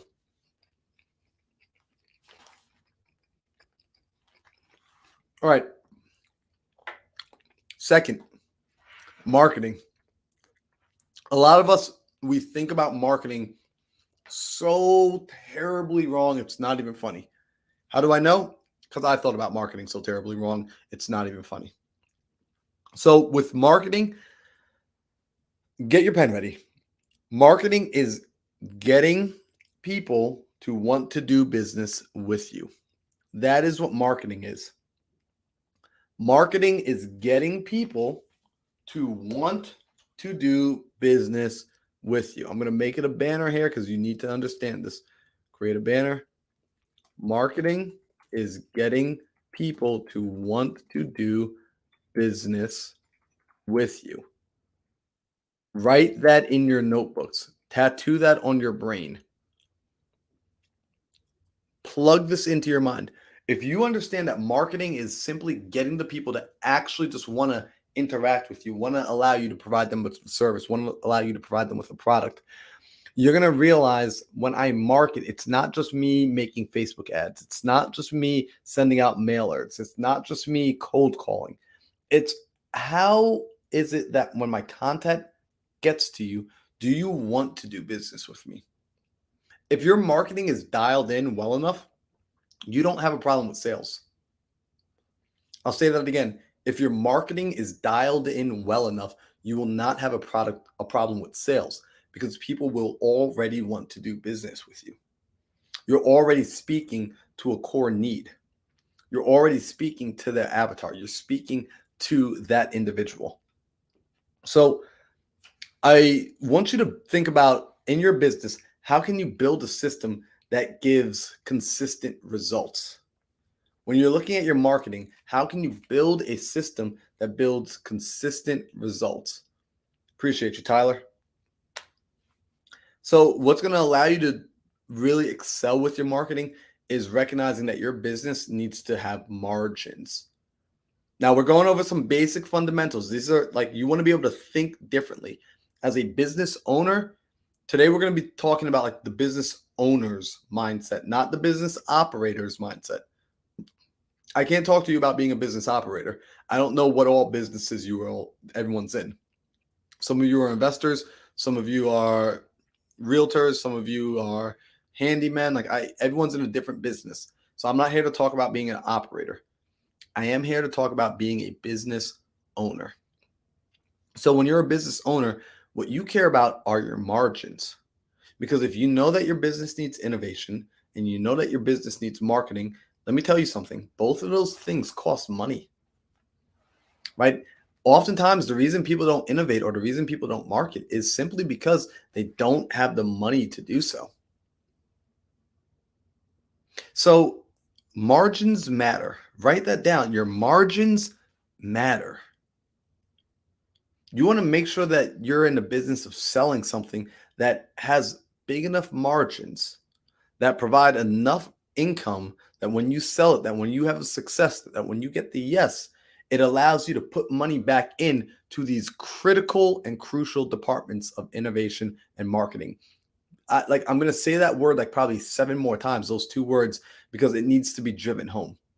Because oftentimes we think innovation and marketing, that's for like those are for like the Silicon Valley types, right? That's like if you're Apple or if you're a Microsoft, then you have innovation and you have an innovation department and you have like a big marketing department.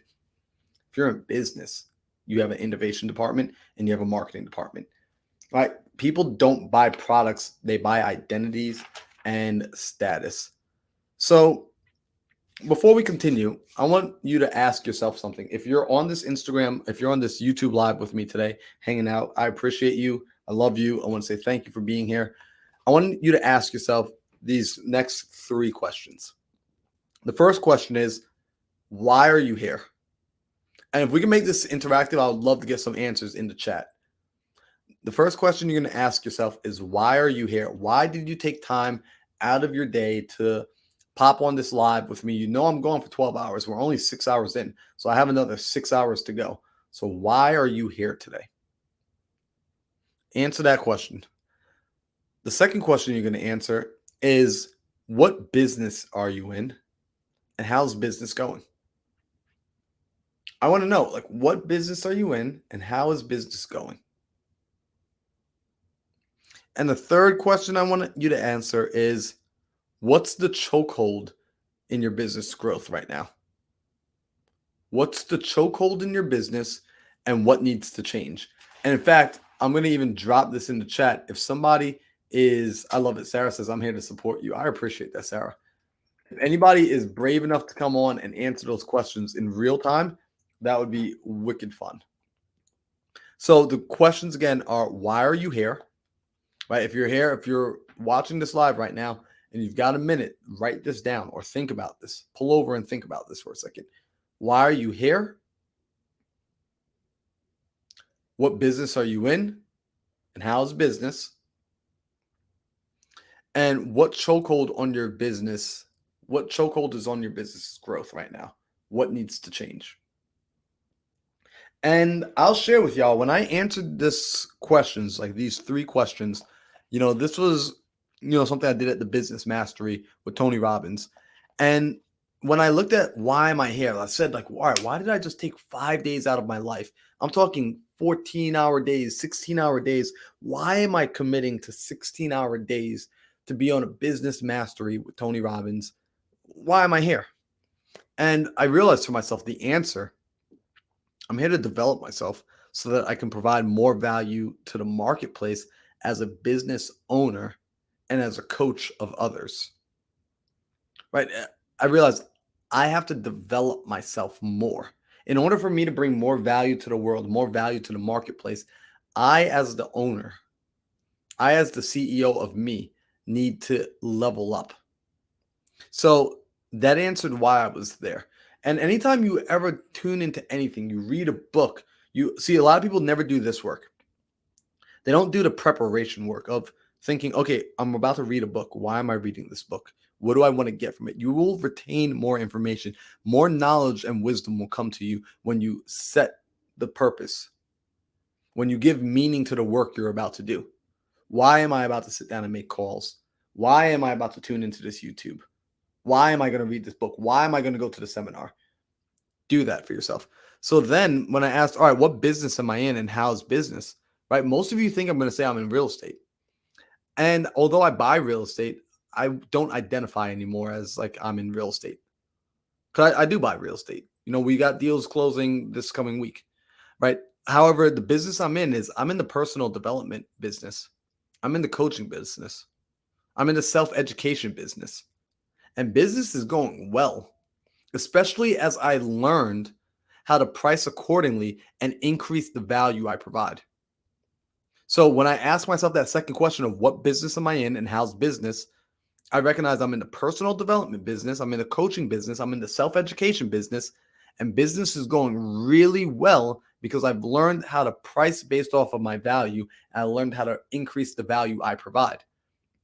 So that brings me to the third question, which is what is the chokehold on my business growth and what needs to change? And I love this. When I was looking at my business, I was just like, you know what? Let me think about what my chokehold is. And I sat for a few minutes and I realized, okay, my chokehold is marketing, right? My chokehold is like, look, I'm not marketing. I was looking at marketing so incorrectly before. My marketing was more of, I was looking at the means of marketing, but not the actual marketing, not the actual message, right? I wasn't taking time to really cultivate the message. So I realized, all right, my chokehold is marketing, and it's a lack of a system and a team behind the vision.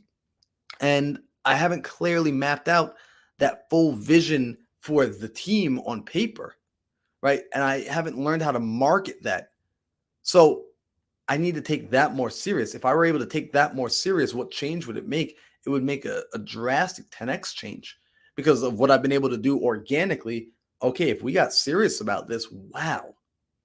So I love it. Shout out to Leave the Key Home Buyers. I think that's Ben behind the keyboard. If you all are in Long Island, these are some of the absolute best in the business of real estate investing. They're some of the best in flipping, and they are some of the best in wholesaling. I'd reach out to them. So the first answer is there's always something new to learn, and you never know where it may come from. I love that, right? That's why he's here, right? So when I ask the question of why are you here, always something new to learn, and you never know where it's going to come from. The second question, which is what business are you in and how's business? We have a sales and marketing business, which happens to use houses as our currency, and business is going great. And they are some phenomenal, they're so good at what they do, and they're so honest and transparent. Some of my favorite people that I had the opportunity to work with out in Long Island. And the final question is, what's the chokehold on business growth? And we want to be able to get out of the day-to-day of the business. So it's just a matter of scaling. It's a matter of building the right team and having the right people, which is good because as we start to identify what our challenges are, we communicate it. We now put ourselves in position to be able to solve the problem, right? Because that's a scale problem. That's a scale challenge. It's a culture challenge of creating the proper culture. Because I know Ben too, and like he's a monster at systems. So good at it. So good at creating systems and creating SOPs and creating a process on how to do the business. So that part is dialed in, where a lot of people don't know how to create the systems, and then creating the culture that goes with it that attracts winners.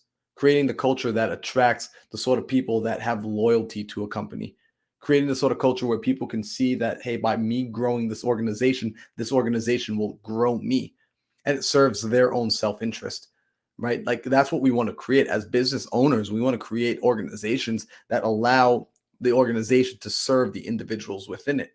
Because at the end of the day, if the individuals don't get what they're wanting, they're going to eventually leave us. They'll eventually walk away. So how can the individual be a part of the organization so much so that their performance directly connects to their ability to create the lifestyle that they want?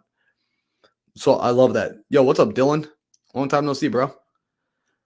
So first off, I'm assuming it's Ben. Ben, thank you for taking the time to answer that, right? Because it starts to frame what we're doing here today. Right? We're talking about entrepreneurial mindset. We're talking about how to really create a business that lasts, because creating a business is going to be a key to freedom. Creating a business that produces cash flow, creating a business that allows you to have your time back. We want to get away from the mindset of being a business operator to a business owner. Your business could be doing $1 million, $10 million a year, $12 million plus. But if you're stuck in the day-to-day and you're a slave to the business, you're still an operator. And ultimately, you want to get to the position of being a business owner. I still find myself in the seat of business operator, and I'm actively building systems where there are certain businesses that I have that I'm like, oh, cool. Like, I'm an owner of this thing. I don't have to work anymore on this thing. This thing works for me and produces free flowing cash flow, which is absolutely amazing. So let's look at this, right? Two things are going to help with doing this. We already said innovation and marketing, but now let's dive a little bit deeper, right? A part of that marketing is knowing who's your ideal client. Get so in tune, like marry your ideal client. Get connected to them at the hip. Get into their mind of the ideal client. And this is going to sound a little cliche because you've heard it before, but like, know who that avatar is. Speak to just one person. Like right now, I know my ideal client is somebody that's an entrepreneur. Typically, they've gotten to the place of they haven't quite figured out, the most average one hasn't figured out how to earn more than $250,000, $300,000 in a year. They typically have not figured out how to scale a team yet. So they still find themselves as an operator, right? That's one of the biggest things. And ultimately, they've recognized that as they grow, they've had to leave the circle they came from beforehand, but they haven't quite found that next circle to plug into yet. So they're in this in-between phase where they'd rather spend more time alone than with other people because they don't want to waste their time with the people that they used to spend time with. So I'm aware of that. However, they also are beginning to recognize, okay, proximity is power. How do I plug in with more people? Where can I go to find these people? Where are the people that are working on themselves? Where are the people that are constantly and ever improving? Even if they're not at the level I'm at, right? They might be ahead of me. They might be behind me. They might be on the same stage. I just want to find the person that's moving in the right direction. Those are the people I want to connect with. So I start to understand, okay, those are my ideal clients. So can I create an irresistible offer for them? What's your irresistible offer for your ideal client? It might be the homeowner who's looking to sell. It might be the person that you have a course to provide. You might be doing credit repair. It might be the person who has their credit score down to 600 and they're working on trying to purchase their first home and they make great income. Whoever your ideal client is, figure out what the irresistible offer can be to them. When you start tapping into the irresistible offer, the thing that they would be stupid to say no to, and I said the word stupid, find out an offer that somebody would feel stupid saying no to. And then once you figure out what that offer is and you get them to move forward and to do business with you, here's where it gets to be the secret. Over deliver. Over deliver on value. Go above and beyond.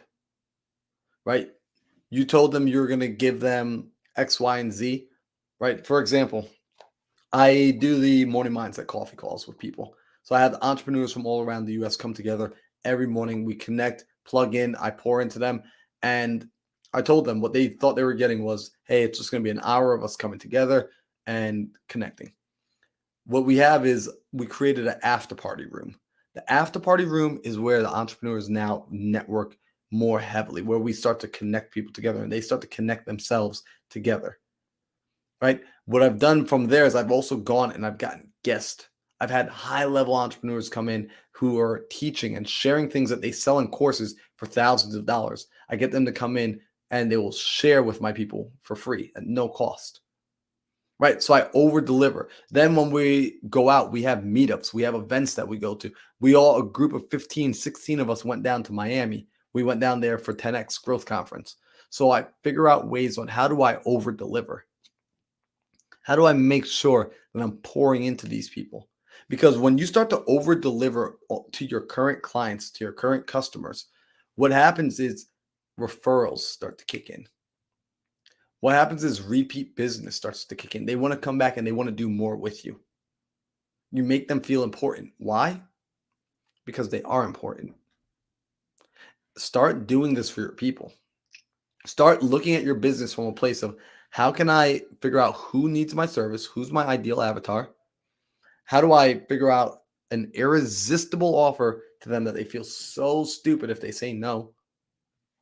And how do I over deliver? Start asking yourself these questions. And I'm going to give some of you like to read. I'm going to give you a book that helps out with this because I'm not going to have time to teach it all to you today. Although we do have 12 hours, so maybe I will.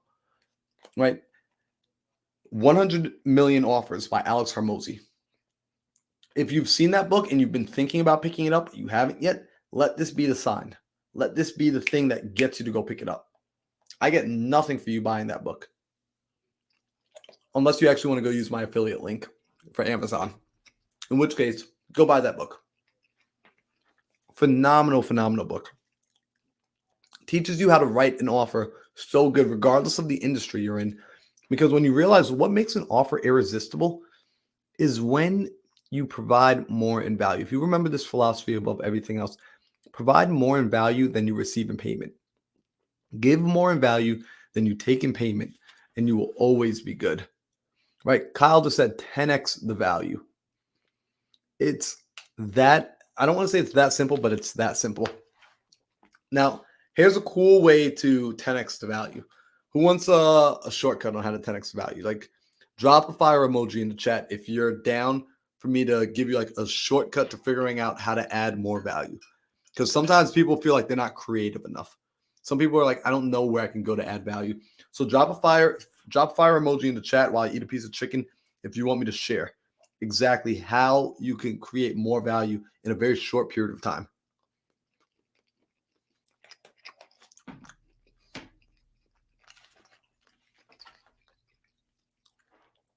Yo, I appreciate Kyle. Kyle's playing full out right now. Y'all, if you're on here, I want y'all to engage. The more you can engage, the more I'll be able to pour into you. So look at this for a second. Your brain, every human brain on this planet, has one mission. It has one objective. And that objective is very simple. It wants to keep you safe. It wants to keep you alive. Let me get this banner off here for a second. So your brain wants to keep you alive. That is the goal of it. It wants to survive. So because your brain wants to survive, it is constantly scanning your environment for danger. All day long, it is just scanning for danger. And here's the interesting part.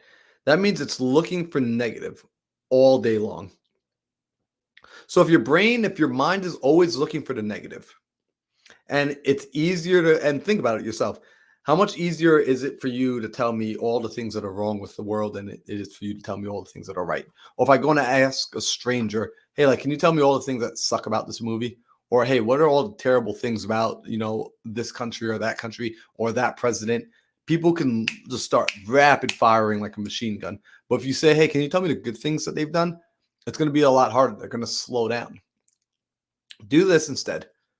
Ask yourself about your product, your service, and just ask yourself from a customer standpoint, what sucks? What is the absolute worst about my business? Take time, pull out a notebook, start to write down, start to list, well, if I'm a wholesaler, they hate my low cash offer. They hate when people don't perform. They hate getting called on a million times. They just start listing all the negatives. List every negative you can possibly think of until you're just your brain is exhausted. It shouldn't take a long time. Your brain's really good at finding all of the negatives, right? If you sell a course, right? My course is too expensive. People don't like sitting in front of the computer, right? Just list all the negatives that there are about your product or service. You might be wondering, where am I going with this? Your brain is going to be able to produce that list for you very easily and very rapidly because your brain is a survival mechanism. Now that your brain has listed out on the paper all of your negatives, all of the negatives about your product or service, what you're going to do is you're going to look.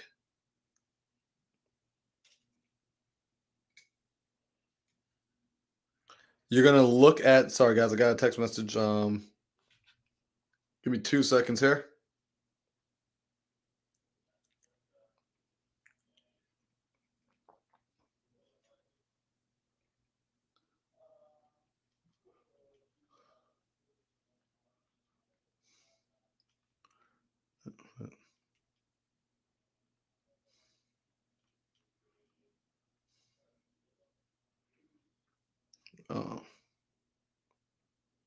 All right, sorry about that, y'all.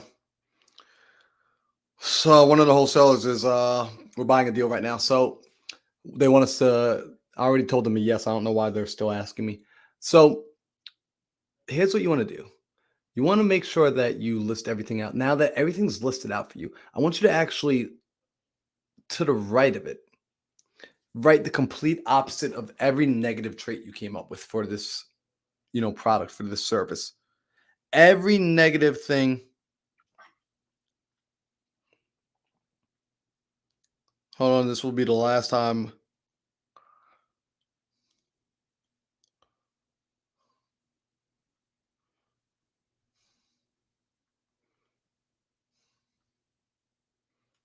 Okay, cool. So there we go, y'all. All right. I just put my phone back into airplane mode. List everything that's negative. And then from there, now right next to it, all the positives. So actually, because you have it, you have that framework, you have the foundation to start with, it's a lot easier to look and say, okay, the product is way too expensive. Well, how can I make that a solution? Oh, the product is extremely valuable. The product is worth more. Right? The course is going to take too long to understand. Okay, well, what's the opposite of that? I can create it, I can make it shorter. See, I'm listing out all the problems and I can work on the solutions. Right? I can work on all the solutions on the right-hand side. This is how we start to make an irresistible offer. Because if I can now here's the challenge. It's going to be easy for me to flip it over in just words alone, right? You know what? The videos are too long. We made the videos more concise. Right? The teachers never explain everything in depth. We explain everything to the finest detail without adding any extra fluff. This is no fluff, straight to the point. If I can now start to put that into my marketing, if I can start to put that into my offer and then actually implement on it in my product, this is how you start to create an irresistible offer. You start to give value where people would normally find fault. How do you know what the fault is? Your brain will figure it out for you. So do that for people and they will freaking love you. You will have irresistible offers that people will feel stupid saying no to. Let's move over to this something next here, which is understand that emotions are the ultimate resource. So inside of business, inside of entrepreneurship, emotions are the ultimate resource you have available. Also, forgive me, I'm going to be eating a little bit during this because I'm going to be on here for another 6 hours. So I do need to get some food inside of me. We've been going since about 4 a.m. this morning. So emotions are the ultimate resource. Now, what does that mean? Understand that people do things for emotional reasons. People buy because of emotions. People take actions because of emotions. People get married because of emotions. People jump in front of speeding cars and jump in front of bullets for other people because of emotions. Emotions are the ultimate resource, and you want to create leverage as a business owner. You want to create leverage in your business. You want to create leverage in your sales process. You want to create leverage in your culture. And the way to leverage is using the human as the ultimate resource and their emotions as the ultimate driver of them. So if you start to recognize, okay, emotions aren't this thing for me to just like disregard, but emotions are this thing for me to understand and cultivate, I can start to create emotions in my business. I can start to create emotions in my environment. Man. Sorry, they are like not capable of doing things. Last response, y'all. I just need to get this. They are like blowing my phone up all morning.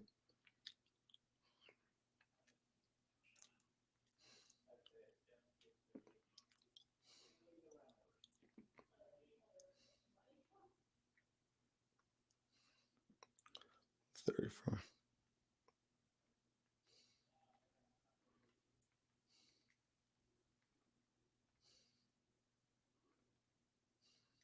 Okay, perfect. So emotions are this ultimate resource. Understand this about people. So recognize when you are working with people, getting them to a place of an emotional standpoint. I'm just turning my phone off. I'm just going to let these people know that the phone's turning off.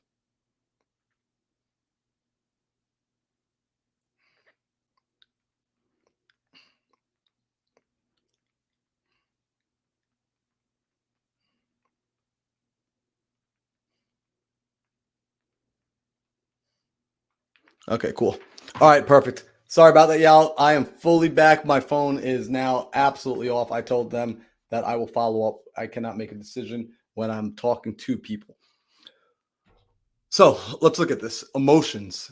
And I want you to really understand this. We do things because of emotions. You make every decision in your life based off of one thing. And I'm going to tell you what that thing is. It's how it's going to make me feel. Right? Outside of ultimate survival, and even there, survival, you'd rather be alive. You'd rather feel alive than feel dead. You'd rather feel safe. So you do everything based off of how is it going to make me feel. Feeling is an emotion. All of the people in your life are going to operate from this place of feeling. You showed up today because of a feeling of how you wanted to feel. You wanted to maybe understand your mind a little bit more. You wanted to understand business at another level. You wanted to improve the mindset that you have, right? Maybe you're suffering with imposter syndrome. Maybe you're suffering with doing all the things, but I'm not getting any of the traction. I'm taking all the work, but I'm not getting any of the results. Cool. Recognize that that's how you operate. So it's how every other person operates as well. So learning to be aware and cognizant of emotions is going to be critical, and leveraging it, seeing it as a resource in your business, seeing what sort of emotions does my culture create? What sort of emotions do my products create? What sort of emotions does my marketing create? Next time you're watching television, look at one of the Budweiser commercials. There's a Budweiser commercial, and some of you might remember this if you've seen the Super Bowl, where they've got a puppy. And maybe I can even pull it up for you. I want to show you something. Let me see if I can pull this up. I doubt I'm going to be able to pull it up. What up, Alexis? Oh, Alexis is in the studio. So I'm going to jump back into that portion later then when I get it up. But we got Alexis in the studio. What up, Alexis? We got you live What's streaming. up? How Can are I hear you? you? Yo, what's Can you hear going me? on? How you feeling? I'm doing I'm excellent. I'm good. 6.5 hours in. I'm good. This is awesome, dude. I see the I think we got time like a coming little on. delay. Yeah, maybe a little bit. All right, cool. So, I mean, we're going to figure out, I see there's like a 3-second delay. So we're going to figure out how to work with that 3-second delay. Also, where are you at right now? Because that looks really cool. I'm at an event, and it's in the balcony in Orlando. It's really, really pretty. But I wanted to come on here and show some support and actually talk about the challenges that I've been facing. Yo, let's do it. I know, and I think we were going to even like break down and go through like raising some private money live as well. But let's break it down. Like, what are some of the challenges that you got going on in your business right now? So for me, as a new entrepreneur, I started in April or March. I have been trying to break out of the mindset of an operator. And you're actually the one that brought this to my attention, Marlon, but I'm not thinking like a business owner. I'm thinking more like a manager. And in order to be a good business owner, you have to think like a good business owner.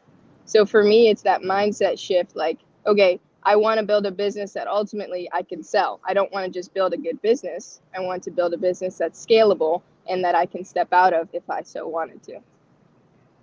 I love that. So you're realizing now that essentially the mindset shift needs to occur of not being an operator, but being an owner, which is good. A lot of people don't realize this in their business for years and years and years. So you're catching this very early on because business is built by design. It's not built on accident. So recognizing you need to go from being owner to operator, what are some of the challenges that you're actually facing with making that shift and transition? I think for me, it's creating the systems and processes so that I can hand it to someone and say, this is what we do, this is how we do it, and this is the people we do it with, rather than being so involved, so time involved with whoever I want to bring on. Because it's much easier to create a template and just hand it to someone, or create a package and hand it to someone, than be so time invested in and literally have to be present and be there in order for the message to get across. So systems and processes have been huge. And I actually just released a YouTube video. The title is Losing Track of Time. And in that video, essentially what I'm saying is that the week went everywhere and nowhere because I had no system and I had no processes. Oh, so good. So something that's interesting, right? And this is actually something like I was doing with my partner yesterday, where when it comes to creating systems and processes, and this is the work that most people don't like to do because it's tedious. It doesn't feel like a lot of fun. It's like, I don't really want to sit down and document this. I would just much rather do it. Well, great. Go ahead and just do it. And then just do it again next week when it needs to be done again. And just do it again the day after when it needs to be done again. You're going to end up spending more time just doing it. And I'm not saying this is to you, Alexis, but this is to everyone that's thinking that they don't need to stop and document, because I did this already. I did it long enough to tell you that it sucks. So what we started doing, and this is what we do once a week, we sit down and we think about what's something in our job, in our business, in our program that has to be done over and over and over again. So for example, yesterday we were like, all right, well, when we're bringing in new tenants, right, when we go and get a new property and we put a new tenant in place, because we don't like to use the property management up there, so we've created our own property management system. What is the step from start to finish, right? And we close our eyes. It's like, all right, like take me from very step one, right? And there is no minute step, like there is no unimportant step, because it sometimes feel like, oh, well, people will just know. No, we can't assume that they will just know. So we wrote everything out, got an Excel spreadsheet, and it's like, okay, well, step one, the unit becomes available. As silly as it sounds, like Wow. we gotta say that, or else someone won't know. Like, hey, should we check on the availability of the unit? Like, yes, because what if the unit's empty but it's under construction? We don't want you to start telling people that it's open. So step one, is the unit available? Then step two, we take a lot of Section 8 tenants. It's check in with the property manager. In this case, like it's Drew. Check in with Drew to see if Section 8 has already reached out to him. If Section 8 hasn't already reached out to him with the tenant, then it's reach out to Section 8. Then it's receive lead. And then it's run background check on lead. And like it just becomes this process. And we document the entire thing all the way down to the finish line. And then we review it and say, like, all right, cool. Does this look like what we're doing? Does this encompass every single step from A to Z on what we do? And once it does, then it's like, great. This is essentially like my SOP. So this is the what, like what we're doing here, right? We're placing a tenant. This is also the how. And then what you want to do is add a little extra sauce to it, which is record a training video of you going through that checklist and explaining why. Explaining why every step matters. Because what's going to happen is sometimes someone's going to come in, like let's say a new employee in the future is going to come in, they're going to see the checklist and they're going to like, that doesn't really, like that part doesn't matter, right?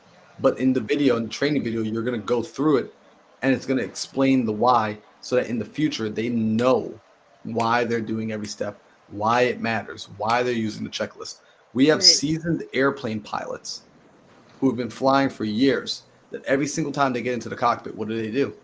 They go through their checklist. These people know how to fly a plane. They know how to turn it on. They know, but they know that there's so many little pieces. They don't want to ever have to worry about missing it. They don't need to ever use brain power anymore, because they can just rely on the checklist and they know the importance of the checklist. So they don't question anymore why it's so important to go back and use it, so that we can build that habit into your people. Does that make sense? Yeah, that's actually really, really huge for me, because I was like, okay, well, I can create the system, I can create the process, but you bringing that video of why does this matter? Why are we doing this specific thing? That's something that I hadn't considered. and that's going to be the light bulb for the people who are doing the action. You know, that's the whole thing about upfront contracts. This is what we're doing, this is where we're going, this is why we're doing it. That video is an important piece of the system. It fits in and it needs to be there. That's what you need, because you want, at the end of the day, you want people to buy into the system, right? Like you want your employees to buy into the system. The people that are going to help you actually operate it, if they understand why, it's like kids, right? When we want to get kids to do something, most parents are just telling them do it. Why? Because I said so. Well, how well does that ever work? That like never works. But when you take the time to explain to them, like, hey, this is why you're doing it. This is the importance behind it. This is X, Y, and Z. Oh, okay. Now they feel appreciated. They feel a part of the program. And now when someone else isn't doing it, they're actually able to say, hey, well, no, you have to do it. And this is why. Oh, okay. I just didn't understand. I didn't get it. Beautiful. Thank you. That was a light bulb for me. Wow. Yo, So I love the other thing that we wanted to chat about on here, I think, was raising private money, how to present a deal. I have an opportunity and I want to take down this property, and I'm getting opportunities to talk to private money lenders, and I need to know how to present correctly. I love it. So here's what I'm going to do. I'm actually going to share my screen, and I'm going to show you two different things. So before I show you two different things, I'm going to say something. So while I'm looking on my computer screen, that's what my eyes are doing. My eyes are looking through my computer screen as I'm talking. But the first thing with raising private money, and I'm going to now speak through you, Alexis, because I know everyone else already, or I know you know this, but other people don't know this yet, which is, in order to raise private money, I want everyone to understand the lenders are lending on the deal, but more importantly than lending on the deal, they are lending to you as an operator. They're lending to you as the person who's putting the deal together. They're lending on you and your ability to make the deal come true, to make the work happen, to make the situation go from A to Z. And they're lending on your character. They're lending on the person that they believe you to be. They are lending on the fact that when something may go wrong, they're aware that it's an investment and that they could potentially lose their investment, but they're lending on the fact that if something were to go wrong, that you would get in front of the problem and not run away from it. So before anyone ever borrows a penny, you need to ask yourself, if the worst case scenario were to occur, if the deal went upside down, if a meteorite hit the house and they said, sorry, you didn't have meteorite insurance, what would you do? Right? When I asked myself that question for the very first time, I said, well, in all honesty, if that happened, I'd pay the lender back. Even though I don't have the money, I'd figure out a way to go pay them back. I would go and work at McDonald's if I needed to, and I would just call them up and I'd have that conversation. I would say, look, I am so sorry. Like, what happened. And look, I don't know how long it's going to take for me to pay you back, but I will get you back every penny I owe you. And once I realized that was my answer, that was my true answer, that's what came to me when I was by myself, when there was nobody to impress with the answer, that was the answer that came up for me. Great. That qualified me to borrow money. If that's not your answer, and you know for yourself, be honest with yourself. If that's not your answer, don't touch anyone else's money.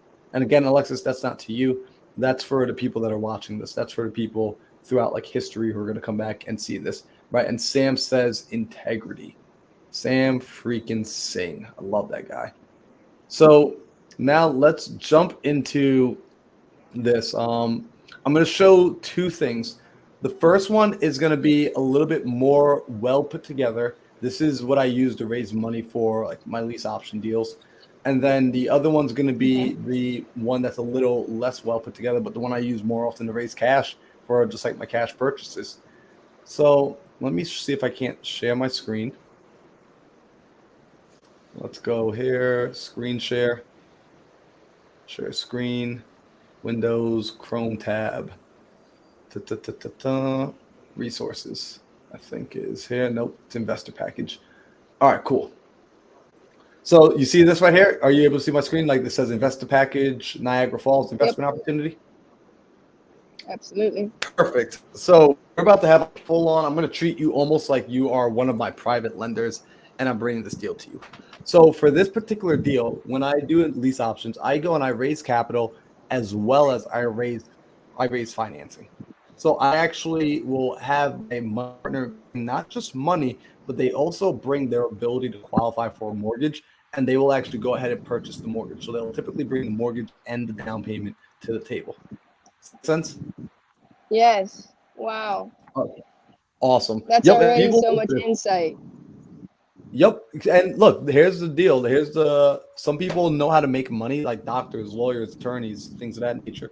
They know how to make money, but they don't have the time to go and figure out how to invest. So they know they should be investing. They have capital. They're bankable, right? So we're leveraging not just OPM, but we're leveraging OPC, other people's credit. It's not just money. We can leverage anything. As investors, as owners, we want to leverage. So inside here, when I send this over to them, and this is the actual one I use, right? It's an example of a deal that's been done in the past, right? So what's nice about this is you can start raising private capital before you even have a deal. So it says Niagara Fall investment opportunity, and it says just an example, just so people are like, but I don't have a deal, Marlon. You don't need one. You can start with this property description. But here I just lay out what the property is about. This is a nice home. It's a beautiful 4-level split side home. I'm not going to read all the details, but you see it's a 4-bedroom, 3 bath, right? Everything about it is inside the property.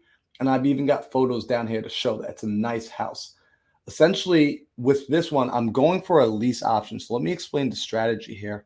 What we're going to actually do is we're going to go ahead, Alexis, and we're going to purchase this property.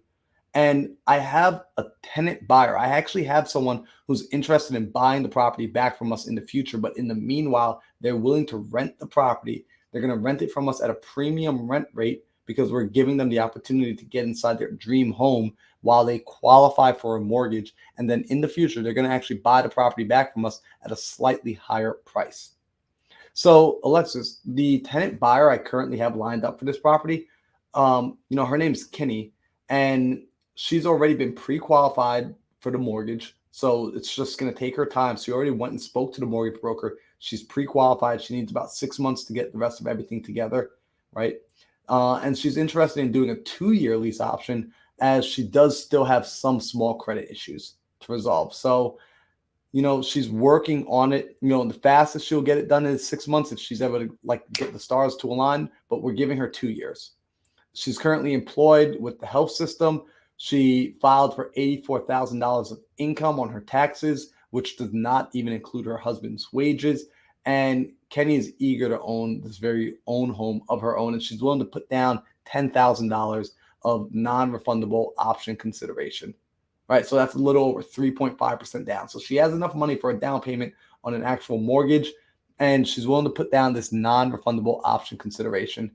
Do you follow me so far, Alexis? Yeah, I get it. So it looks like to me you're kind of describing your exit up front. Exactly. So, and I'm talking to you as if I would be talking to an investor, right?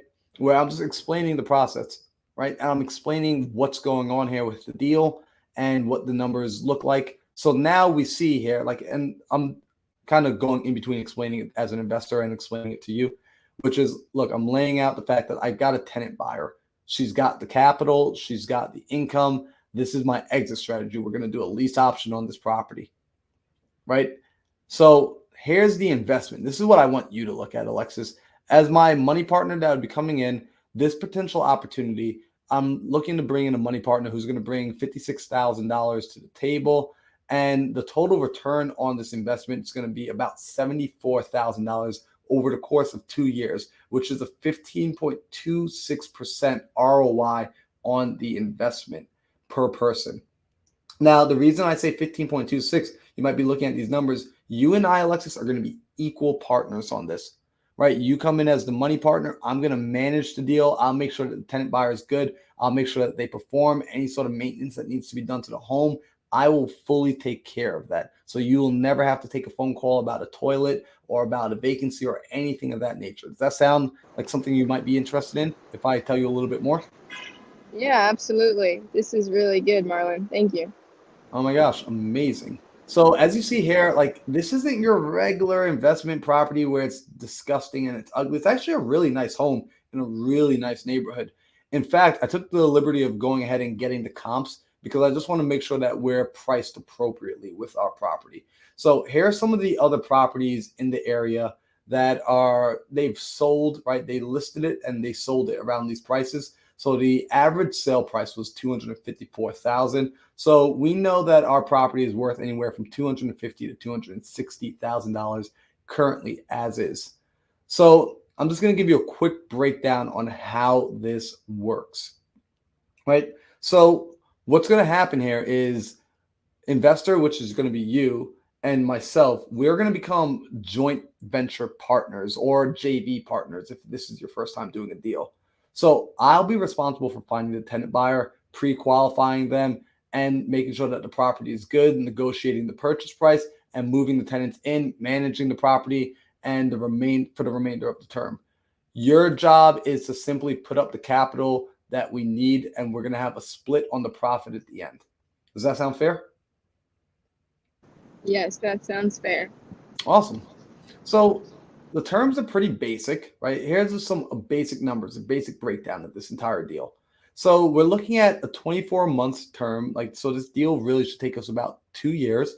The upfront option consideration that the tenant buyer is going to come with is $10,000. So this is non-refundable. That means once they put this $10,000 into the deal, they can't get this back later on if they choose to not buy or anything of that nature. So this is really nice.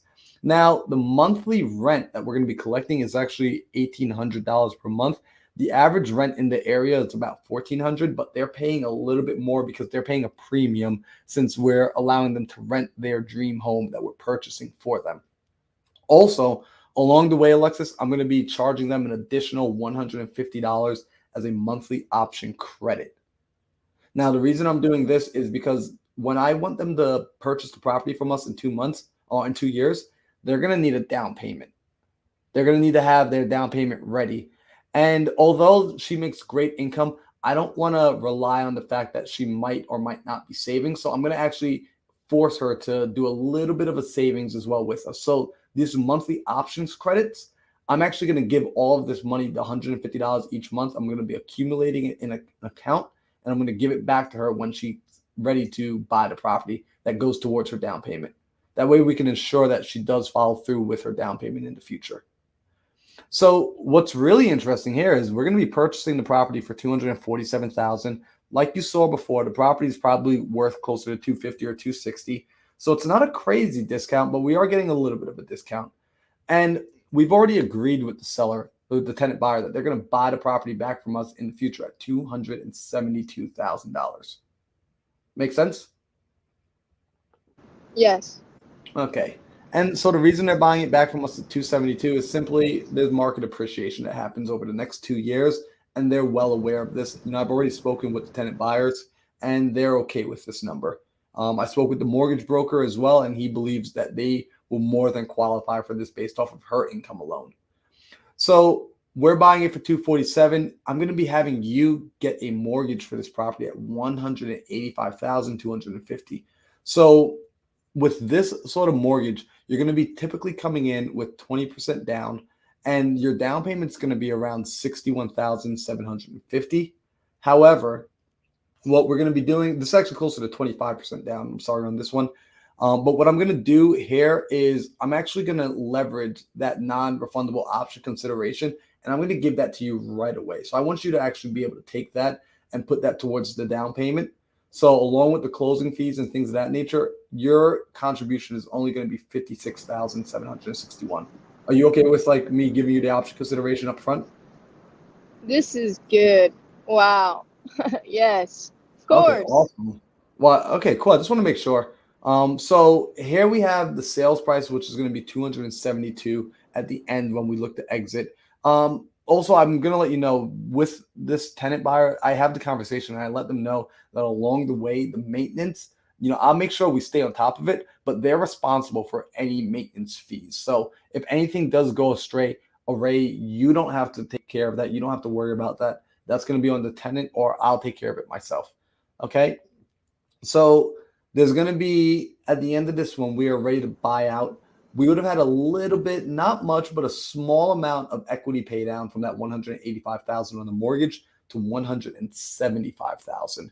So we're gonna have to pay off that mortgage when we go to sell. There's gonna be some legal fees, right? We are getting out of this mortgage early, so there are gonna be some fees for exiting the mortgage before the first 5 years. That's gonna be about $2,700. And then look, I know I told you that the non-refundable option consideration was non-refundable, but everyone does their business a little bit different. These people have been ridiculously good, and if they've been good, they haven't damaged the house, they took care of everything, and they're buying us out when they said they were going to buy us out. I like to actually give them back that non-refundable option consideration towards their down payment. Now, we don't legally have to do this because it's not a down payment, but I just believe in doing the right thing, and I'll explain to you in a little bit why I like to do that. But essentially, this goes back to them, as well as the initial investment. I'm going to pay you back your initial investment. After all this money goes back, we have to look at the rents that we're collecting along the way, right? So we were collecting $43,000 worth of rents along the way, but we had mortgage pay down over the course of that time of $30,000. So there's somewhere about $13,000 that we made as additional capital. And I still have to take into account the option consideration that we're returning to them. Remember that $150 per month that we're collecting? That's right here. That's $3,600. So after all is said and done, the total profit here on the property is a $34,657 net return on the property. So you and I are partners. We said we would split this 50-50. So for your troubles, you would actually walk away with $17,328, which would give you a 15.26% return. So Alexis, how do you feel about being able to get a 15% return on your money? I can't get that anywhere else. Yeah, no, this is a great deal. And you remember earlier I said that we would give this $10,000 back here? Yep. Now, we don't legally have to, but I like to give it back, and I like to explain to my investment partners why I do that. See, when I go and I find amazing people like Kenny to come in and take on this property and be my tenant buyer, she's somebody that has a good head on her shoulders. She's working towards better things. She's excited to be a homeowner. She's not your traditional renter. I don't have to worry about her destroying the home, and she does the right thing. She has friends who are in similar positions as her. When I go ahead and I return this money back to her, guess what she wants to do when she's having her housewarming and she's telling people how she's a new homeowner? She's telling everybody all about the story and how she invested with Marlon and Alexis. And although we didn't have to do this, we did it for her anyway. We over-delivered. Now her friends are reaching out. Now her friends want to do business with us. Now we have even more individuals to do these sort of deals with. So if I can make one of these deals work, would you be interested in doing one of these deals together with me? And, if you enjoy it, maybe we can have a conversation after we get the first deal done about what it can look like to do more. Yeah, absolutely. Awesome. Thank you for the presentation like this. So do you have any questions for me? Honestly, not right now. What's the next step? Awesome. So, and then from there, I'll just have a conversation with them. Like the next step would essentially be, if we already have the deal lined up, what I would do is introduce, in this sort of situation, now I'm just telling you, in this sort of situation, if an investor was ready to move and I have the deal ready just like this, it's all right, cool. The next steps are I'm going to introduce you to my mortgage broker. And we're all three of us are going to sit down at a table and have a conversation about what sort of mortgages you currently qualify for. Wow. So that would be me leveraging not just OPM, but OPC, other people's money, other people's credit. So real quick, if anyone is watching this right now and you're getting you're getting some value from this live, share this with 10 more people because we're about to break down the second way to raise private money, right? But this is using OPM and OPC. So if you're getting value right now, share this out live, comment, do all that fun stuff. The people on Instagram, sorry, Instagram got cut off because my phone needed to go down, right? And AJ's over here saying what? And Kyle, I'm just going to answer Kyle's question real quick. He says, what happens if they default? So Kyle, actually, before I answer that question, because Alexis is at a conference. I want to make sure we get her back inside. Alexis, do you want me to jump into the next one first? And then I'll just answer that question for Kyle after Yeah, you jump off? sure. Please. Thank you. I Yep. appreciate you. Want to be on time there for you. So the next one is going to be a little bit more straightforward. So let me actually stop sharing for a second. I'm going to open up my email. I'm just going to show you a straight email template that I send to people. This one you're going to like. I love this. That presentation was so valuable. That's exactly what I needed to see, because I was like, how do I do this in a way that's not, it's not all verbal. It's giving enough information. It's not a word vomit.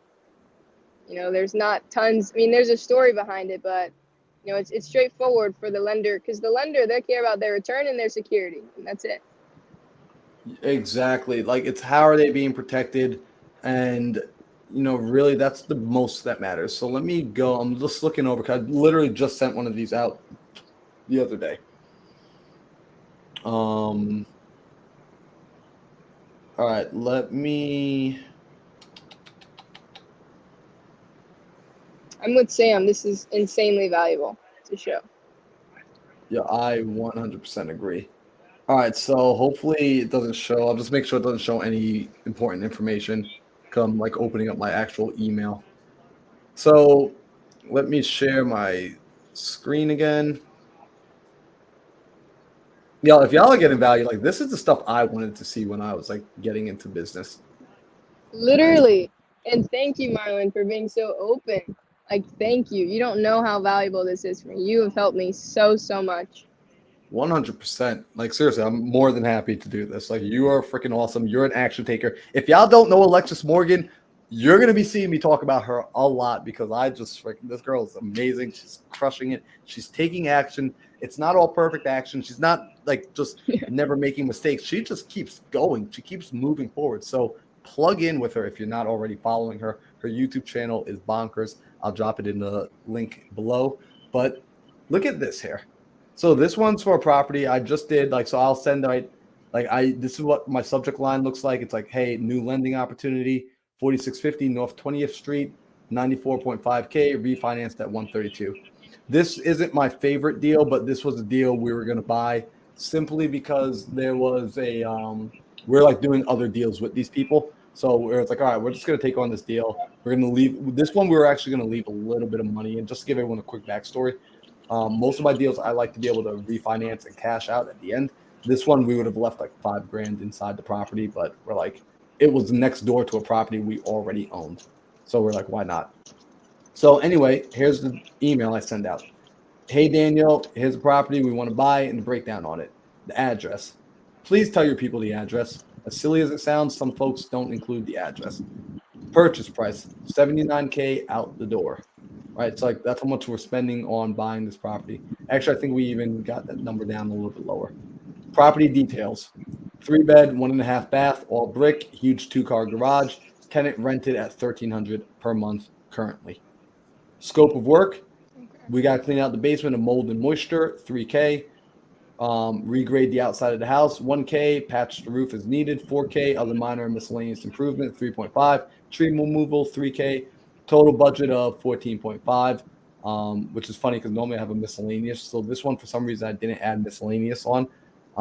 But I already know that with some of this work, honestly, these numbers are a little bit inflated for like the work we're gonna do for this particular deal.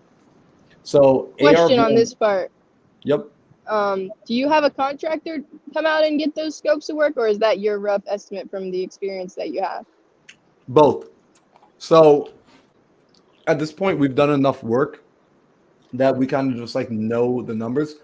And then I have a partner, my project manager. He's responsible for, it's like, all right, Drew, what do we think? What are the numbers going to be? Right. So you do want to start getting in touch with your numbers. If you're like, I've never done a flip before, get contractors. Go and get like 2 or 3 quotes. Right. If all 3 quotes come in from separate people around the same price, then you've just figured out how to price. And then also ask them, how much is the material and how much is labor? If you ask those questions, now you can figure out, okay, everyone, if all 5 contractors gave me the same number, but like some of them were like material is going to cost like $10 per square foot. And this guy's like, well, no, material is going to cost $5 per square foot. And you can go, because you can go to Home Depot and just look on their website and see how much the material is going to cost. Be like, hey, what are you going to put in there? Cool. Let me go look it up. Let me go look at Floor and Decor. You'll see how much it costs per square foot. You know the square footage. And then it's now you're paying for their labor. So it's like, how much are you charging me per labor? Right. And it's like, is your labor worth it? Like, if you've done good work, like, so it's like, it's a little bit of effort to figure out the first go around. But once you figure it out, you've now found your people. Does that make sense? Absolutely. Thank you. All right. So here I throw the appraisal. ARV is 132. I already have a subject to appraisal report for when we refinance. So if someone doesn't know, a subject to appraisal is basically you go and you talk to an appraiser and you say, hey, if I do this, this, and this to the property, subject to me doing those improvements, what do you think the house would be worth? So based off of us telling them it would be worth this, this, this, and this, and this, they gave us that number. Now, this guy, Daniel, he's someone that he was one of my earlier lenders. So I still hook him up with a 12% rate. So I told him, like, hey, look, what I want to borrow from you is 94.5 at 12% over a 6-month term. Potential earnings, $5,670. He'd be in first position. Exit strategy, refinance, and long-term hold. Close of escrow, 822, land title services. Let me know if you have any questions. Thanks. I left Drew's name at the bottom, but I'm the one that sent this. I just didn't delete Drew. Right, and then down here, I actually attach with it the appraisal if I have one. So now this email has everything I need to send to a lender for them to figure out if they want to lend on the deal or not. Because what's most important to them? This is what they care about more than anything else. They care, okay, you need to borrow $94.5, so $95,000 from me. I'm getting 12% over 6 months, and I could potentially make an additional $5,600. Right? No points, and I get first position. Okay. That makes sense? Awesome. Yeah, it does. It does. This guy is funding the purchase price and the rehab. Correct. Can I tell you an issue that I'm dealing with? Please do. The purchase price of my property is 152 grand, and the estimated rehab is around 40. So I don't know, maybe it's a limiting belief, but I don't see how one person could fund this deal. I have a verbal on the rehab, but in terms of the purchase price, that $152,000, I'm gonna have to be talking to a person with a good amount of cash reserves. And I just want to hear your take on what I should do. Great question. So, one, believe it or not, there are people that have the money. There are people that have the money. The largest single loan I borrowed from any one lender, $344,000 from one guy. So people have the money. So get it into your mind that people have the money. Now, have I also done loans where I've had to have two lenders on? Yeah, like that Astro flip I just sold and we got this check for. That one I had 3 lenders on. 3 different lenders. 2 lenders for $50,000 a piece and 1 lender at $40,000. Right? Now, because I have relationships with these people, they didn't care about what position they were in.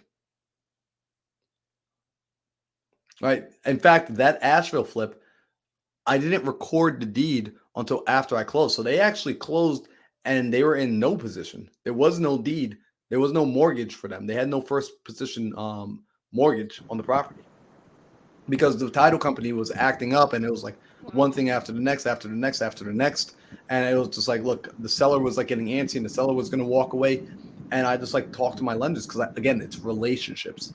And I said, look, are you comfortable with me? And it's okay to say no, but are you comfortable with me recording the deeds, recording the mortgages after we close, just so we can get this thing closed and I can calm the seller down because the seller already has plans to move on and the title company messed this up. And there was just, I wouldn't recommend that title company again. I'm not going to say who they were. I just wouldn't recommend. I'm not going to use them again They're great people. I'm just not going to use them again. So anyhow, all this to say, because of the relationship, lender said, no problem. I trust you. So you can raise the money from one individual, just letting people know what you need to make, how much you need to borrow. Because Alexis, remember this: some of your lenders, let me ask you this: where do you think your lender's money is coming from? You ever thought about that? Where is it coming from? Yeah, like where are your lenders getting their money from? You ever think about it? Their jobs. Some of them, their jobs, but most Their people don't jobs, get paid maybe. enough to have like $300,000 sitting around. Their savings, their investments. Most of them, you're going to find a lot of your private money lenders, they're going to have their retirement accounts, which is accumulated over time. You're also going to find that they have home equity lines of credit, HELOCs. Look, I love what Sam says. My biggest lender is giving me $950,000. The money is there. Right. So people have HELOCs as well. Think about it. There are people that own $500,000 homes that they bought back in the day for $150,000 20 years ago. They paid it all off and they refinanced last year when the mortgage rates were stupid low. So now they're just sitting on a lot of cash. And they didn't necessarily go and buy another house. They just had that money sitting there.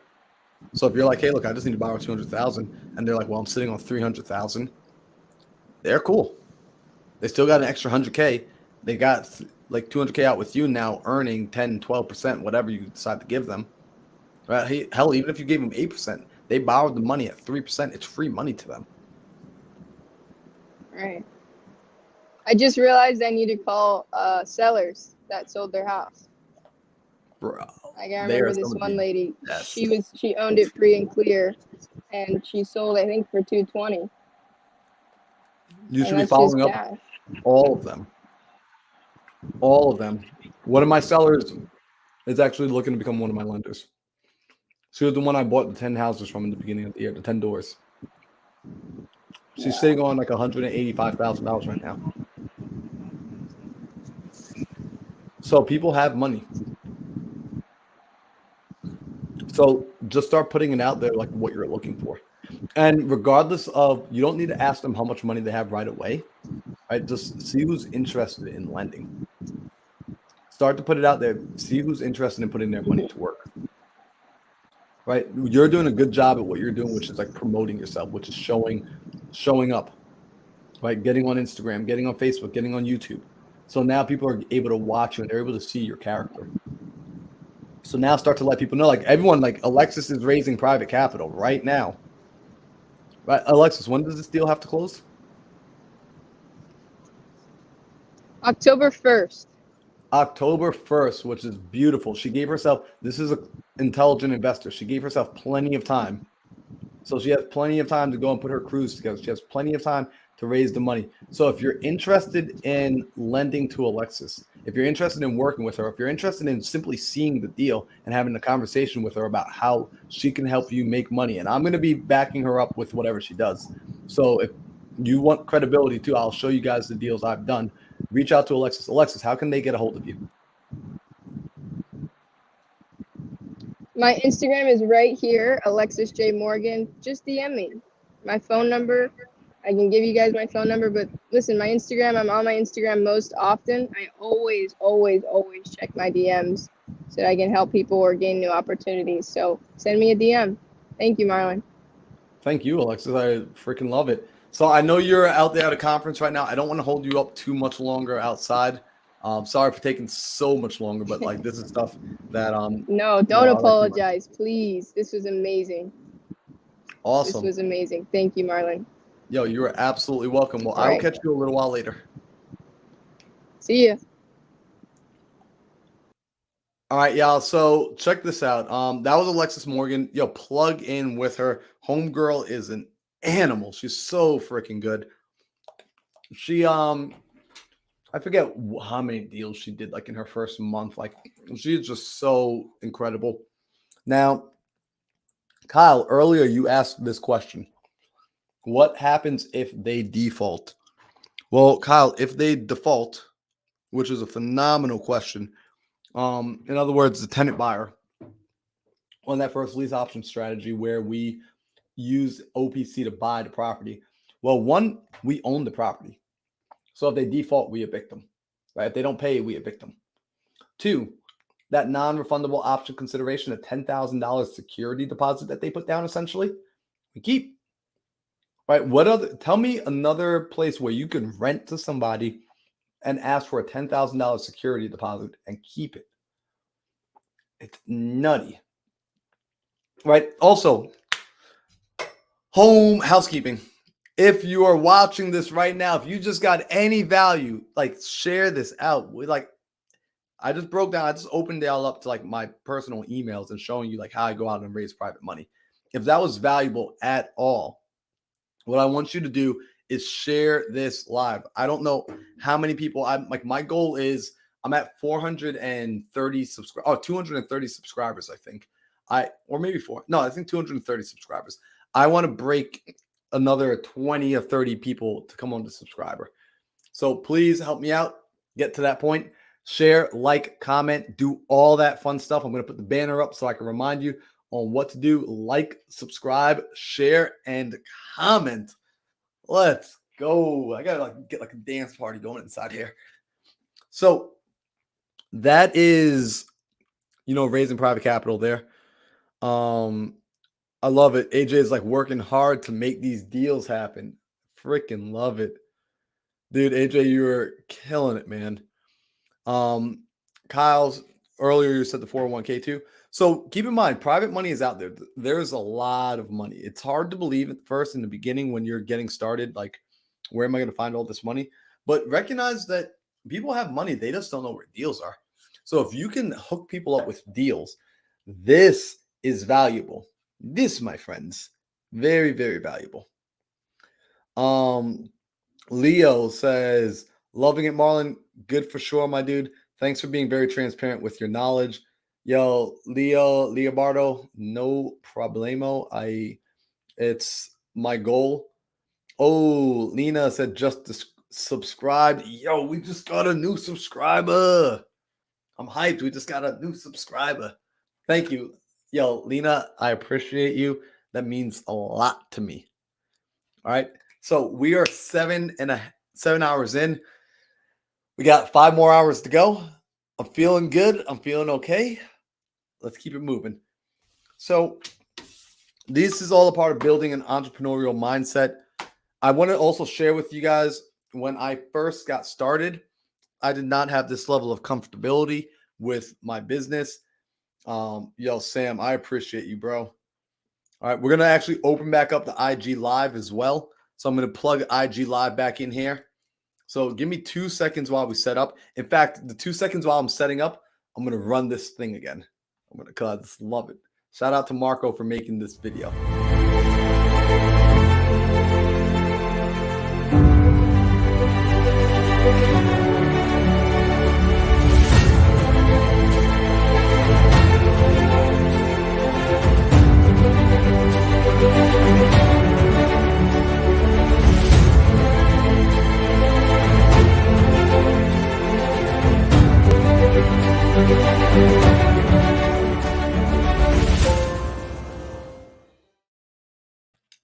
How freaking cool is that, yo?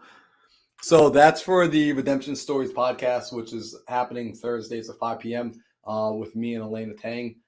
So if you don't know about it, now you do. So I just had that play for a second because simply just so everyone knows what I'm doing, I'm just setting up my Instagram Live as well to help move some people from IG Live on over to the YouTube channel. So let me do this. Give me all of 2 seconds, and we're going to jump back into this because I got some more stuff I want to break down for the entrepreneurial mindset.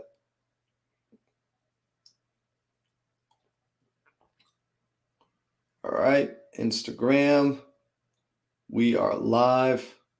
All right, cool. So we're streaming live on IG right now, y'all. Let me post this.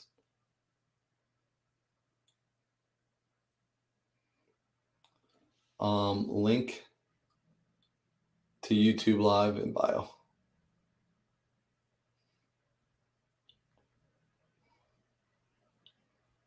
All right, cool. And awesome. So I just put it up so everyone knows now to go to the link in the YouTube for the full thing. So shout out to Alexis Morgan. Thank you for coming in here, asking such dope questions, and also allowing us to do a breakdown. So now you all see exactly how I'm raising private money. So that's how I go out and raise private money to do all the deals. Every deal I've done so far has been leveraging OPM. So if you want to ever learn how to do OPM, just go back and watch the video I just recorded. We did that for about 40 minutes. You got to see real life example of how I raise money.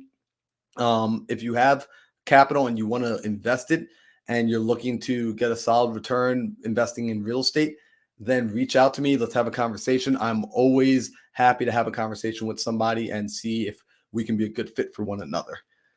Now, let's jump back into some important mindset shifts when it comes to business, my friends.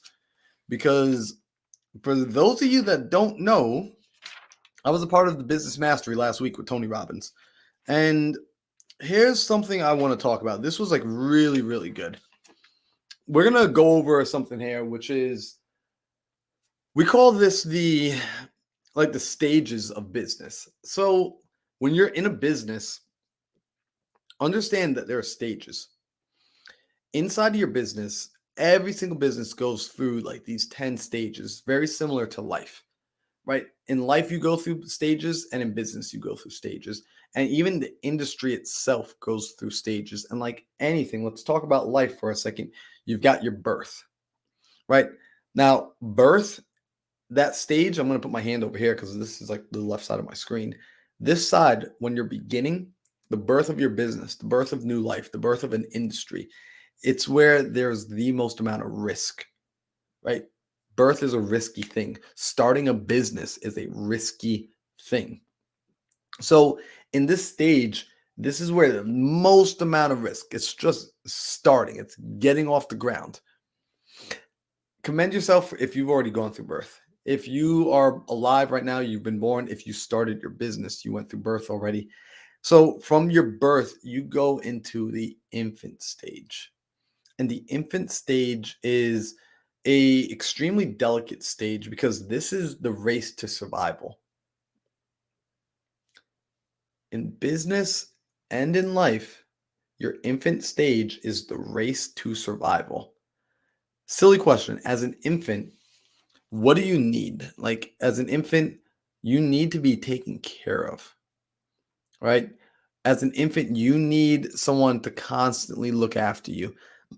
As an infant, you need the most amount of resources. Do you ever think about this?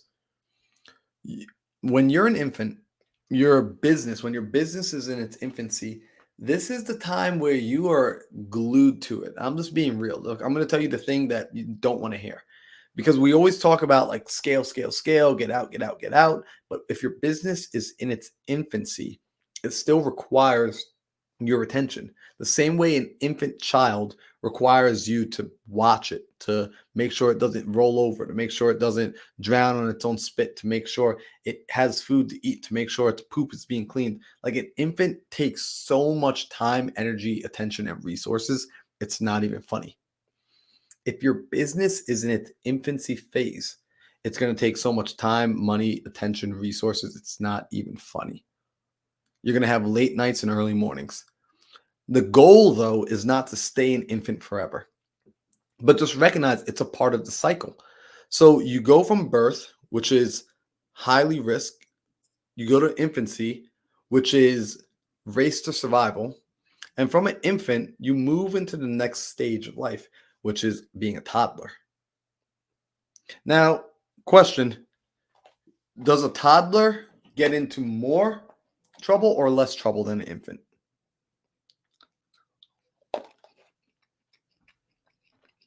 Does a toddler who's capable of crawling, who starts to be able to kind of climb up on things, who can pull, does a toddler get into more trouble or less trouble than an infant?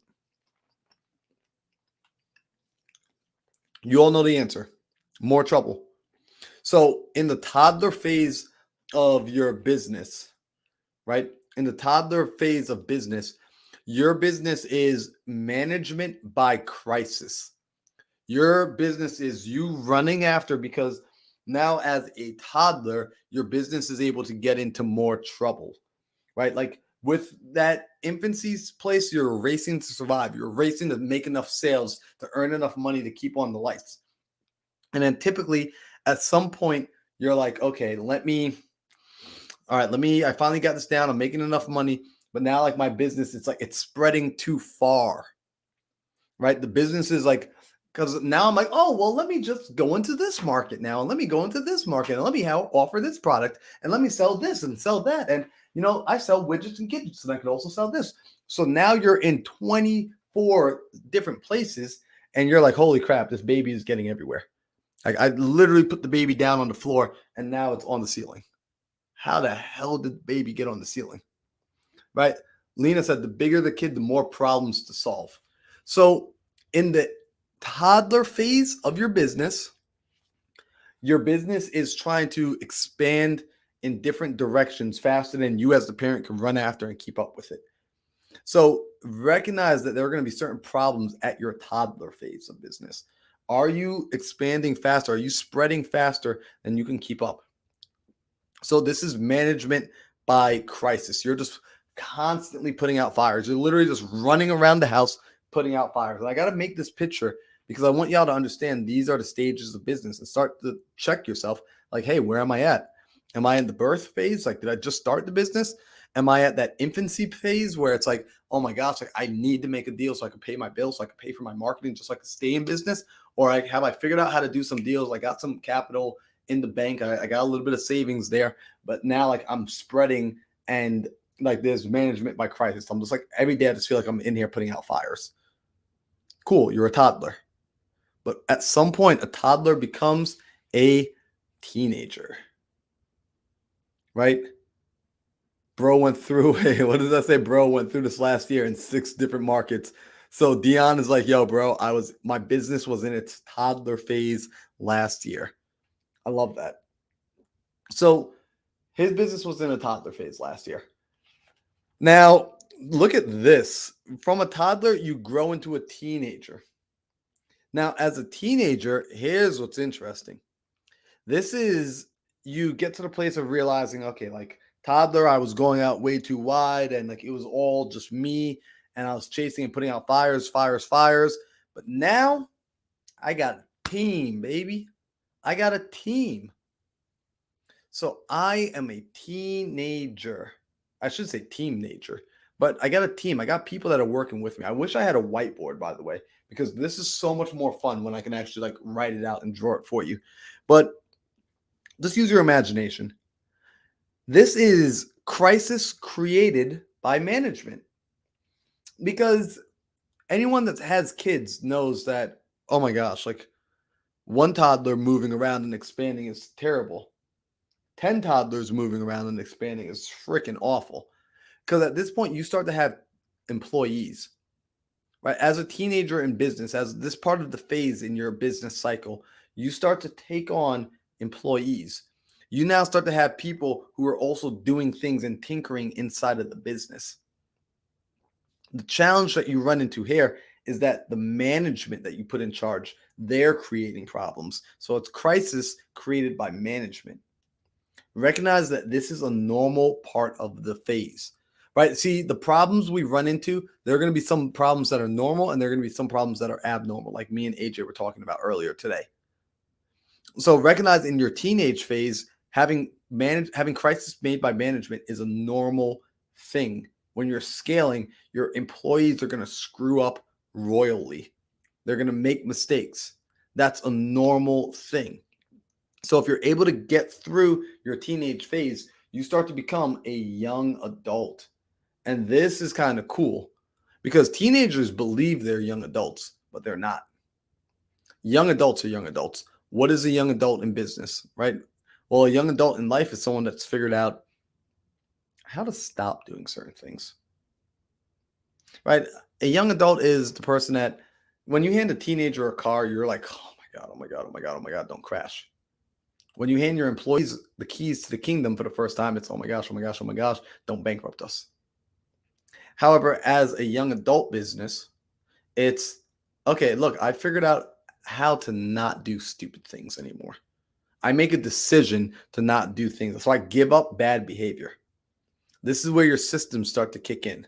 This is where your SOPs start to really kick in. This is where your team starts to really adopt those processes that you've put in place. Like, ask yourself, where is my business? Is my business a toddler? Is my business a teenager? Is my business a young adult? Because from the young adult, and you've learned how to give up those bad behaviors, and you've got your SOPs, and you finally got some traction, and you feel like things are moving, this is where you move into the holy grail of business, which is you move to the prime. Your prime, that's the zone of maximization. This, my friends, is where you want your business to live. You want your business to exist in prime. This is when you've got the most muscle. This is when you've got the intelligence. This is when you have the resources, you have the time, you have the independence. Think about the prime in your life, right? This is between the ages of 30 and like 45, 50, right? This is when a person hits their prime, right? When they're getting up there in their 30s, they finally got through their young adult phase. They finally stopped making all those bad mistakes. They finally got the optimization, and now they're just making it even better. They're in that zone of maximizing upon the optimization. Businesses in their prime end up doing some really phenomenal things. How long can a business stay in its prime? Business can stay in its prime for a very long time. Holy schmoly. I just saw who popped into the room. Yo, I'm going to take a pause on this moment right now for the businesses in their prime to bring on the Trana brothers. So y'all keep in mind, I'm going to come back to this afterwards, but we got the Trana brothers here. Hey, yes, what's going on? Oh, what's going on? Yo, how y'all feeling? Amazing, bro. How are you doing? Dude, I'm doing phenomenal. We're 7.5 hours into a 12-hour live. Let's go. Yo, by the way, for people that don't know who you guys were, I'm just going to say like a piece, like, because these two are freaking animals. Like, they are just awesome. They came down here to Arizona. They've been working their guts out, just taking bong rips and hitting phone calls. And like, seriously, like, they're just the energy they show up with. You guys show up with such good energy. You put in the work. You're consistent as hell. You stay on top of follow-up. And like, it's just been impressive to watch, you know. So I'm just happy to have you guys on here. But Appreciate can you tell me that intro? Appreciate that. Can you tell the people what business you're in? We're wholesaling real estate right now. Gee. You're doing a freaking good-ass job at it. So I'm glad that you guys made some time to be on here today, because essentially what I've been doing is talking entrepreneurial mindset with everybody. We just had like Alexis on. We're breaking down, one of the challenges she's experiencing in her business, which is scaling, and then also just raising some private capital. So we did an entire like how to raise private money situation that popped up. But I would love to know from you guys one of two things. Either what's a current obstacle in business that you're facing, or what's one of the biggest like mindset shifts that you've had since like starting this entrepreneurial journey? Like one of those two things. I think we took a long time to start to systematize everything. We were doing everything off of our cell phones for a long time, and like, but it was like working, so we like weren't changing what was like working. But I feel like it got like I feel like that's something we could have started on sooner and gotten used to like using a CRM and focusing on that. But I think that's like one of the biggest challenges we faced was setting up a CRM, because like we went for like almost a month and like 2 weeks where we like barely did any outreach, because we were just like trying to figure out the CRM, trying to get like our contacts off of our phones onto the CRM and figured that out.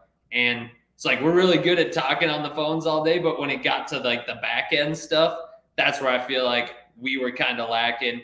And that's like an area that we were neglecting for a long time without really focusing on it. But like it's just how it happened. But it kind of took longer than we expected when we finally took it on. Yeah, dude, Dylan, that's like a big one, because like so many people, and this is like what we were talking about with Alexis, where creating those systems and processes, it's critical. right? Because ultimately, at the end of the day, you understand you don't want to be business operators as much as you want to be business owners. And if you choose to operate, it's a choice, not out of necessity. Right. So let me ask, you actually took time to unplug. You took time to go and do the actual building of the business and to go inside and build the system. And like you said, things slowed down. Now that you're past that, was it worth it? Or do you feel like, man, I should have just kept calling? Like, do you guys feel like you should have just kept calling through it? No, honestly, it's definitely worth it because it took us about the whole month just to cycle through all of our follow-ups and talk to like all these agent relationships that we've been building. And now that we have it into a CRM and we can reach more people through like bulk text messaging, and it's in like more organized, we can like get through people more. So it took us about 30, 33, somewhere in there days just to cycle through all these calls. Now we can get through I had about 600, he has about 700 agents. We can get through all of them within 8 days now. So like it just gives us like 20 new days on the calendar just to like start doing way more outreach. And we're cycling through these agents, and we're actually got a buyer who's walking through a deal right now pretty soon today. And like we're starting to like lock up more deals again and doing more outreach at the same time. So it's honestly just like made us speed up way, like it's ridiculous actually. Bro, isn't it kind of crazy, right? And this is like what we talk about as like entrepreneurs all the time. This is the power of leverage, right? Being able to leverage technology, being able to leverage what you know, because at some point it feels like, man, nothing's happening. It's like, well, no, I'm getting my lever ready. Because now you're able to do more with less effort, or not even less effort. The same amount of effort is actually able to produce more for you, which is phenomenal. So let me ask you this. What caused the mental shift? Because at one point you were just like, you were hustling and grinding, and it's like, all right, like, let me just get at it. Let me just get at it. Let me just get at it. And at some point, like something clicked where you're like, let me work smarter as well, not just harder. So in March, we closed on 2 deals at the beginning of the month. And then we were pretty much just straight hustling from all of March, all of April. And then we got a deal under contract at Clever Summit.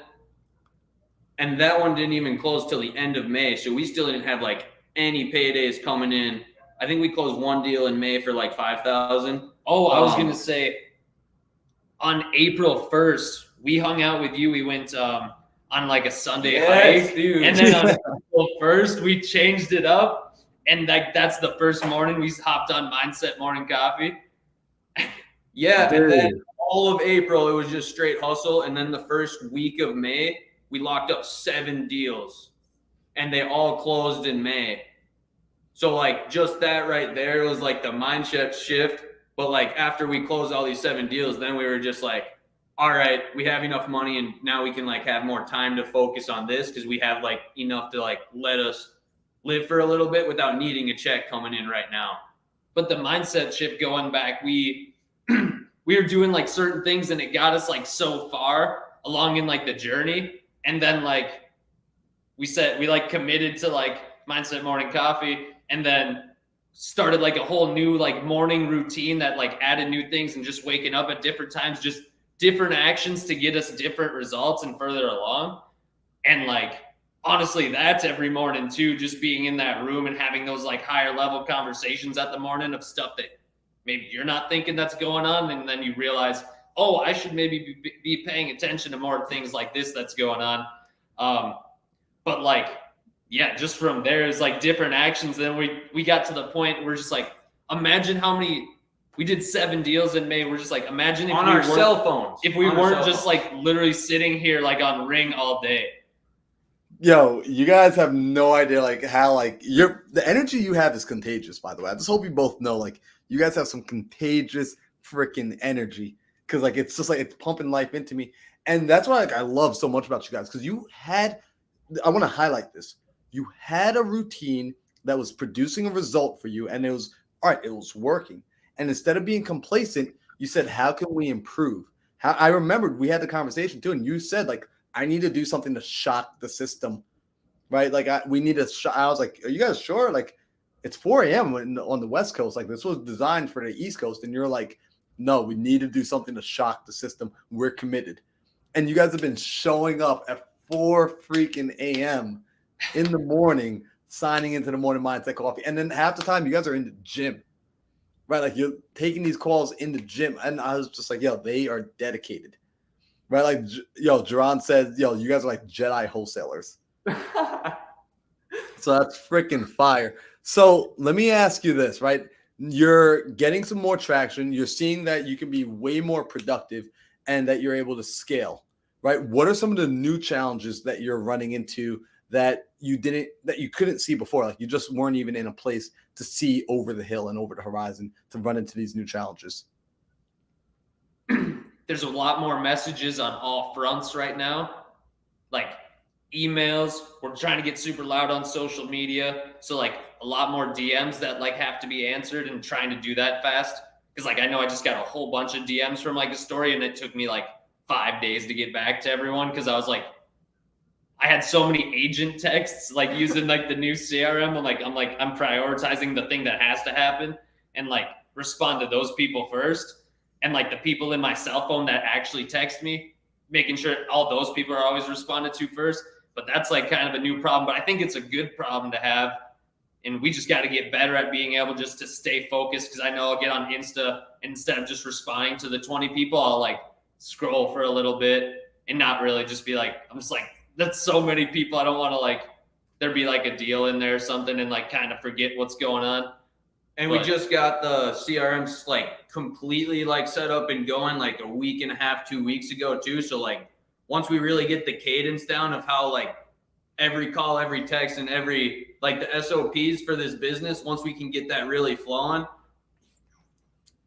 Yeah. Yo, I freaking love it, right? Because yo, this is what we talk about. Like when it comes to being a business owner, you guys are talking about building an actual business. Like you're creating an actual cash flow machine. And oftentimes a lot of people never think about this. They're just in their trenches and they're just like, hey, I'm just working. And I'm going to go get a big fat rip at the end of this. And I'm just working. But you're creating something that at some point you'll be able to pull Brandon and Dylan out and you'll be able to drop in some other people. You'll be able to put some clones in there and the clones can do the work. And not a negative thing. Like I'm not calling them clones. It's like a negative thing, but you'll allow someone else to slide into the position to gain the experience as you move on to the next level. But if you don't do your job on this level, which is creating the system, which is actually creating the vehicle for someone else to drive, then ultimately all you're doing is chasing your own tail. So I freaking love that you have that insight. So let me ask you this, because again, you guys came down to Arizona.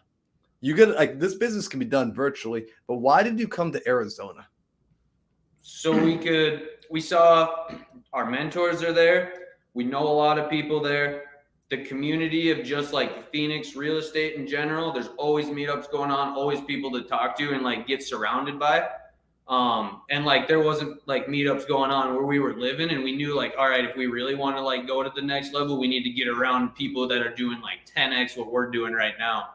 So like that, it was like a no-brainer because we're just like, all right, well, Jamil is there. And I know that there's a lot of more people that I'm going to meet that are like already doing way more deals than me. So it's, you know, when you get around people that are doing more than you just start doing more naturally. We understood that. And like, we were just like, all right, let's go.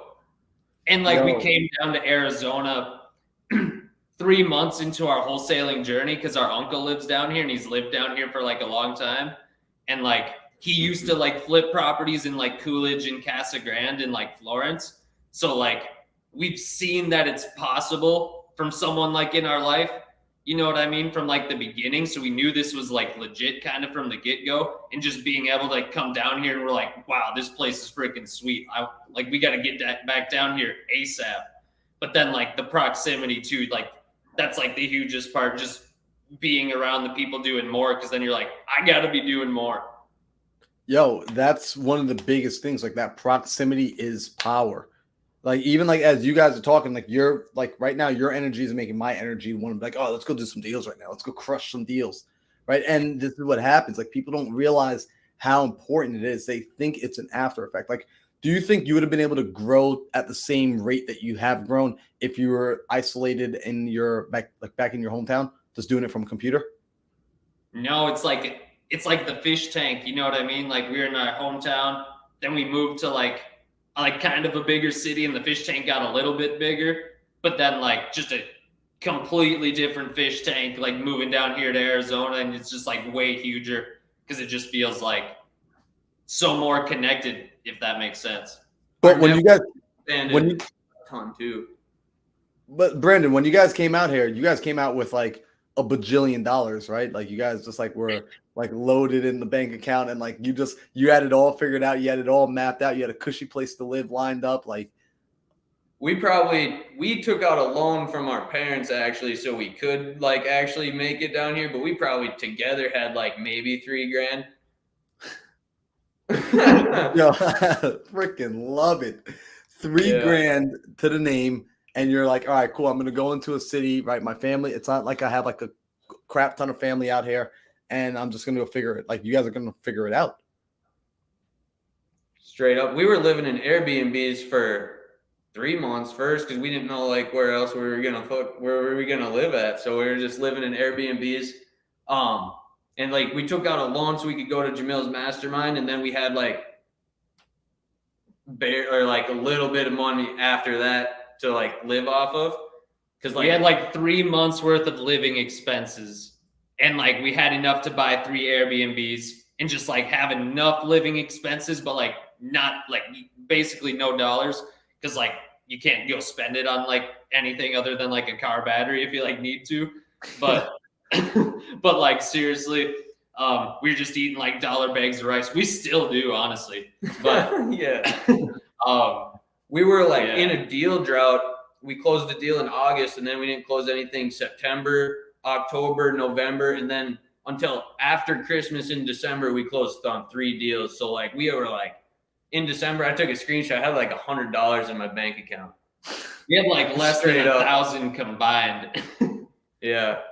Dude, that's powerful though, because like right there, like again, like people see it, like they see like, oh, the Toronto brothers are like they're just crushing it, they're killing it, everyone's liking them, they're always showing up happy, everything's like working out. Because throughout all of this, you guys showed up to the world with a smile.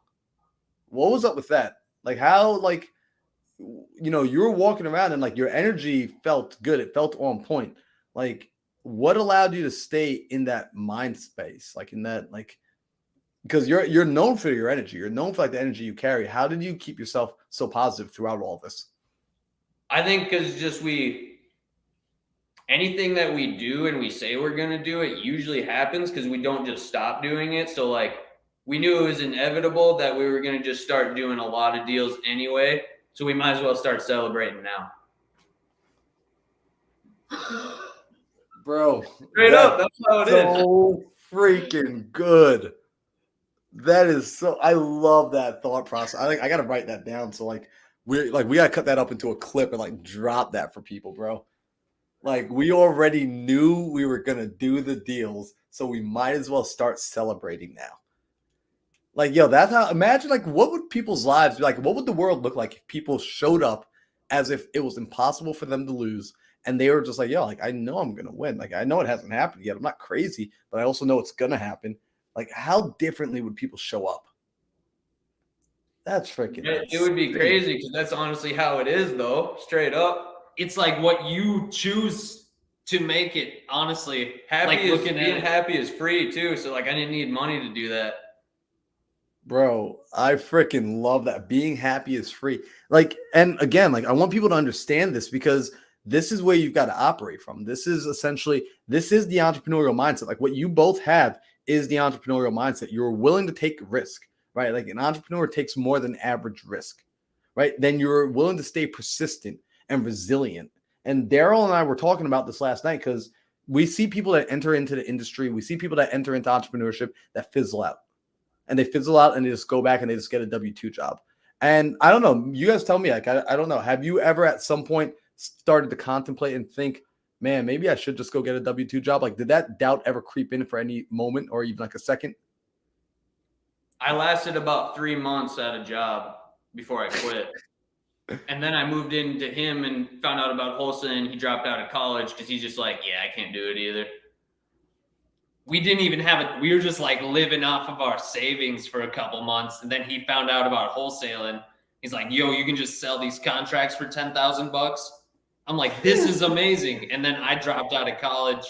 And then we just like went into it full time. But like from the day one, we didn't even think to get a job because we were always, our parents owned a grocery store. So we were never like employees. We were kind of like already the boss there, even though like we're younger because like no one's really telling us what to do, like even them.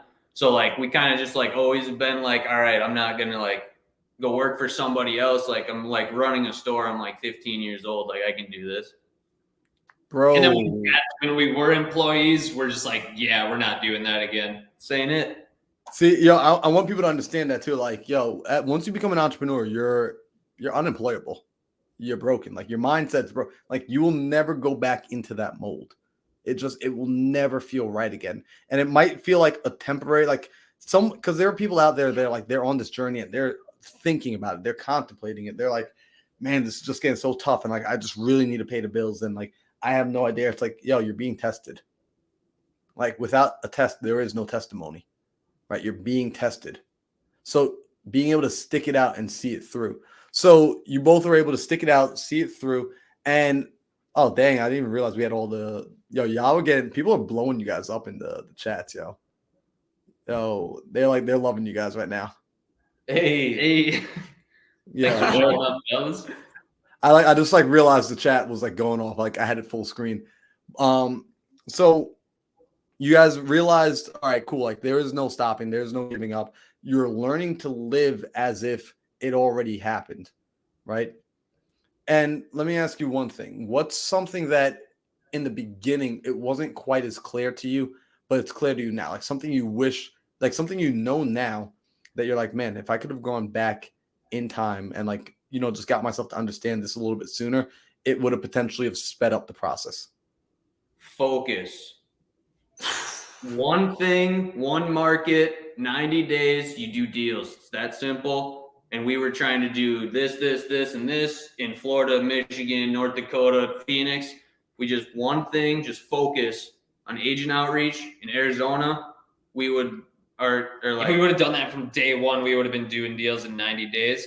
But we were just jumping around everywhere, and we didn't do deals until we were just consistent at one thing. Yo, the focus. How old are you guys? Explain the age too, because I'm 21. Bro, they're like no one your age is like saying like talking about focus. Well, let me not say no one, but like hell, people like any age, people just aren't talking about focus. And like if they talk about it, they're not actually doing it. Right? Like earlier today, I was explaining that my business started to get real heavy on the traction when I focused. When I said like, yo, this is the zip codes we're staying in. This is where we're buying. This is what we're looking for. We went from like no properties to like we're at now at like 20. We're at like 21 doors, and like we contracted 5 more properties last week. Yeah. Actually, well, it was 4 last week and then 1 this morning. These are all houses you guys own? Yeah, these are all properties we own. Yes, dude, let's go. But it came with the focus. It legit, the focus was the key. That was the missing ingredient. Like, and it's cool. You guys are getting it before. Like, I even got it. You're getting it before a lot of people got it. Like, there are people watching this right now, and they're like, dang, these dudes realize the power of focus. There's a law of concentration, right? When you concentrate your efforts, you concentrate your energy, and focusing is also learning how to say no to other opportunities. Because I'm imagining opportunities come to you, but they exist outside of your realm of what you decided to focus on that you have to also just be able to say no to, right? Yeah. Like, that's powerful. So let me ask you, how can people get connected to you two? My Instagram is just Brandon Trana. Shoot me a DM. Let's connect. Yeah. Yep. Mine's Dylan_Trana. Same thing. Appreciate you having us on. Yeah, this is a fun time, dude. Let me know when the next one is. Yo, I appreciate you both coming on. What I want to do too, if you guys are game for it, let me get both of you guys on the podcast as well. Like, I'll yes, I'm so down for that. Yeah. Yo, let's do it. So I'll end up texting you guys a little while later. I'll like shoot you over a link and we'll like get something on the calendar. Cool. Sounds good. Hell yeah. Thank you for having us, my brother. Yo, appreciate both of you. You guys crush it today. And if you guys ever need anything, it is yours without hesitation. Appreciate you, bro. Thank you, bro. Lady Al. My brother. Yo, if you guys are not plugged in with the Trana brothers, you are missing out. Those are like two of my favorite freaking guys. They are absolutely insane. Rashida is trying to come on. Oh, let me get Rashida on here. All right, so let me get Rashida on this live. Guys, I'm going to make a phone call real quick. All right, if you're enjoying this, so if you're getting value from this, do me a favor, go ahead and smash that like button. All right, share this out with 5 people while I give Rashida a call. Let me get Rashida on the line. Rashida. All right, if you say her name 3 times fast, she shows up. Yeah, if I could get her, y'all are in for a treat. Because Rashida brings some energy. Oops, I'm FaceTiming her on accident. Oh, I hung up on her on accident. All right, so let me see if I get Rashida on the line. But yo, what's up, Rashida? Mr. Johnson, I was trying to book and I can't. Yo, what time were you trying to book for? You already know you get VIP access. I'm gonna be in the car like 3:30, 3:45. 3:30. All right, so that's in what, like 45 minutes? Yeah. Yo, come through. I just shot you the link. It's on StreamYard. Come through, and when you're ready, if we got someone on there, we need to boot them off. As long as it's not Tanisha, because we're still live, so people are hearing your voice right now. But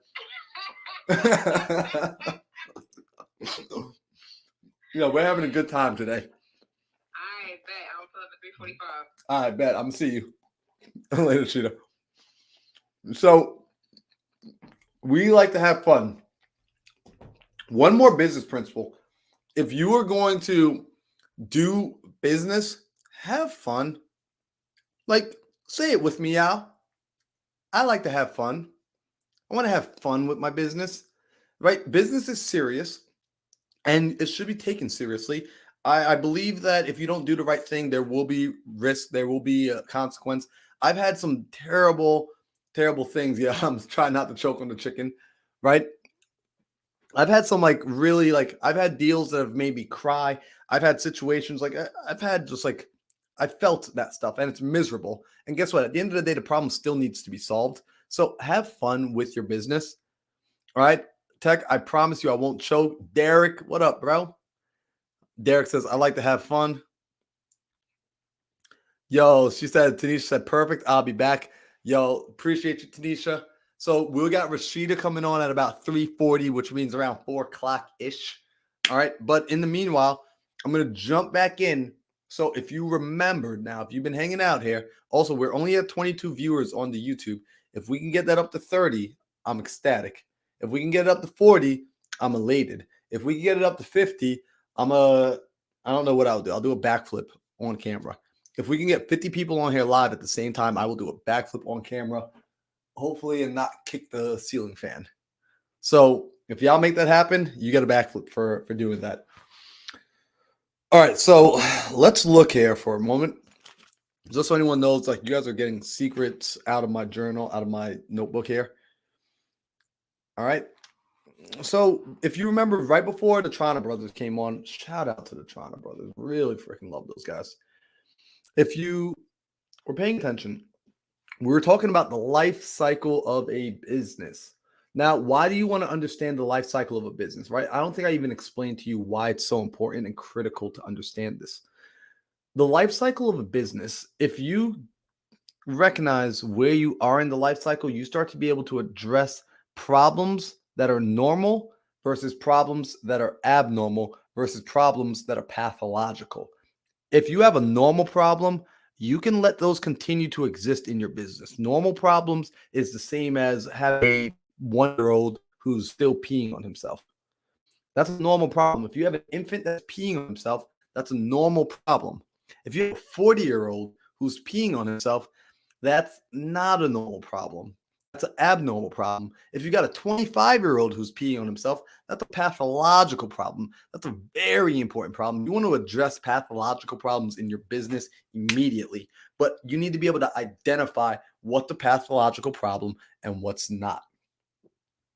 So if you've got people and your management team is making a lot of mistakes, but you're in the teenage phase of your business, that's a normal problem. But if you're in the prime and your management team is making mistakes, that is an abnormal problem. At prime, your team needs to be on fire. Yo, Derek says everywhere, driving to Cali, listening to Marlon. Derek, I appreciate you, bro. I can't wait to hang out with you again when you're back in town. Tanisha says she's making a post. That means we might be doing a backflip because Tanisha she has pull. People, when Tanisha shows up somewhere, people show up. So again, if we get to 50, if we get 50 people on the live at the same time, I'm telling you guys, like, I will do a backflip for you, and hopefully I won't hurt myself. That's my promise. So recognizing that the problems are either normal, abnormal, or pathological, we recognize, all right, cool. I've made it from birth to infancy to toddler, teenage to young adult to prime. In my prime as a business, this is the zone of maximization. This is where your business is running on systems like the Trana brothers. If you were listening to the Trana brothers, you would see that they went from infancy, that was that race to survival, to now they're at that place of management by crisis. They've created a bit of systems, and now ultimately they've got a lot of fires to put out, but they're prioritizing. They're learning to prioritize, and they're moving into their teenage year of being able to say no to bad decisions. Once they do that and they get that dialed in and the system's running in place and they've got management teams, they're in their prime. Now, a business can stay in its prime for a very long time. The difference between a human and a business is businesses can live for decades. Bethpage FCU, that's what my bank. So businesses can live for decades. Some of the oldest businesses around are, centuries of years old, hundreds, 200s. There are 300-year-old businesses out there.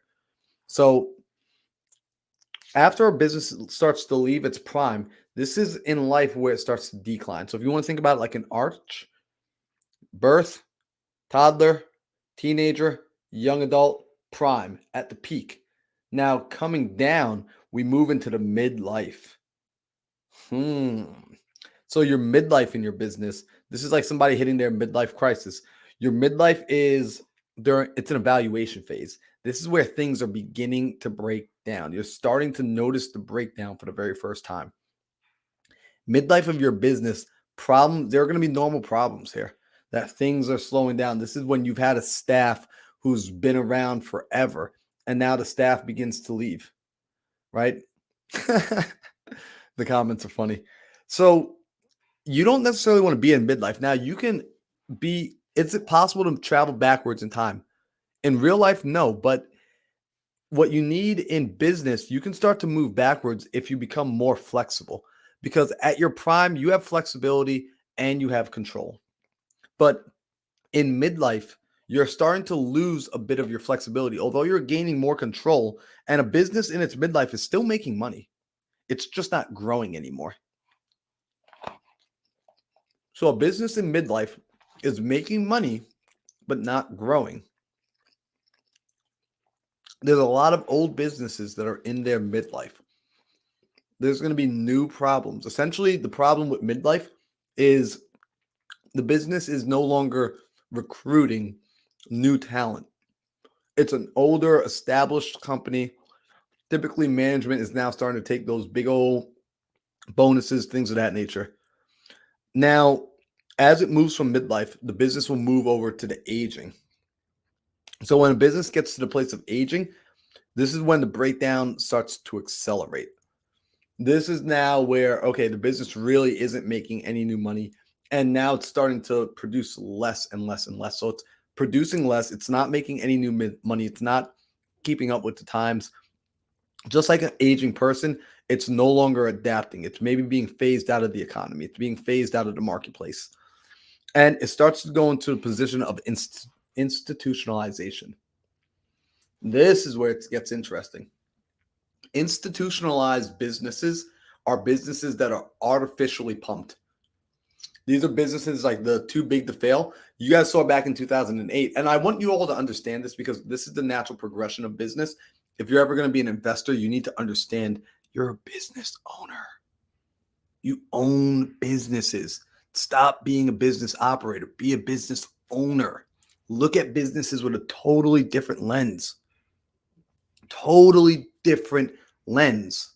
So when business is being institutionalized, it's being pumped artificially by taxpayer dollars. It's being pumped up by the government. It's not actually producing any new income, but money is being pushed into it, just like, life support on a human. So once a business gets to that institutionalization place, it's hard for it to really survive. Can it go back to its prime? Yeah, but it just takes so much damn work that most businesses end in death. These are the cycles of a business. Why does any of this matter? You want to look at your business and ask yourself, where am I in the cycle? You want to look at your industry and ask, where is my industry? You want to look at yourself as an owner, as an operator, and ask, where are you in this cycle? Ooh, I think Facebook finally said the live is over. Facebook ended the live at 8 hours. Check that out. All right. So you want to look at your business and ask these questions. Guys, that's so cool. This is my first time ever maxing out a Facebook Live. Put some fire in the chat for that. So if this is the case of wanting to recognize where we are in the business and in the industry and in the cycle,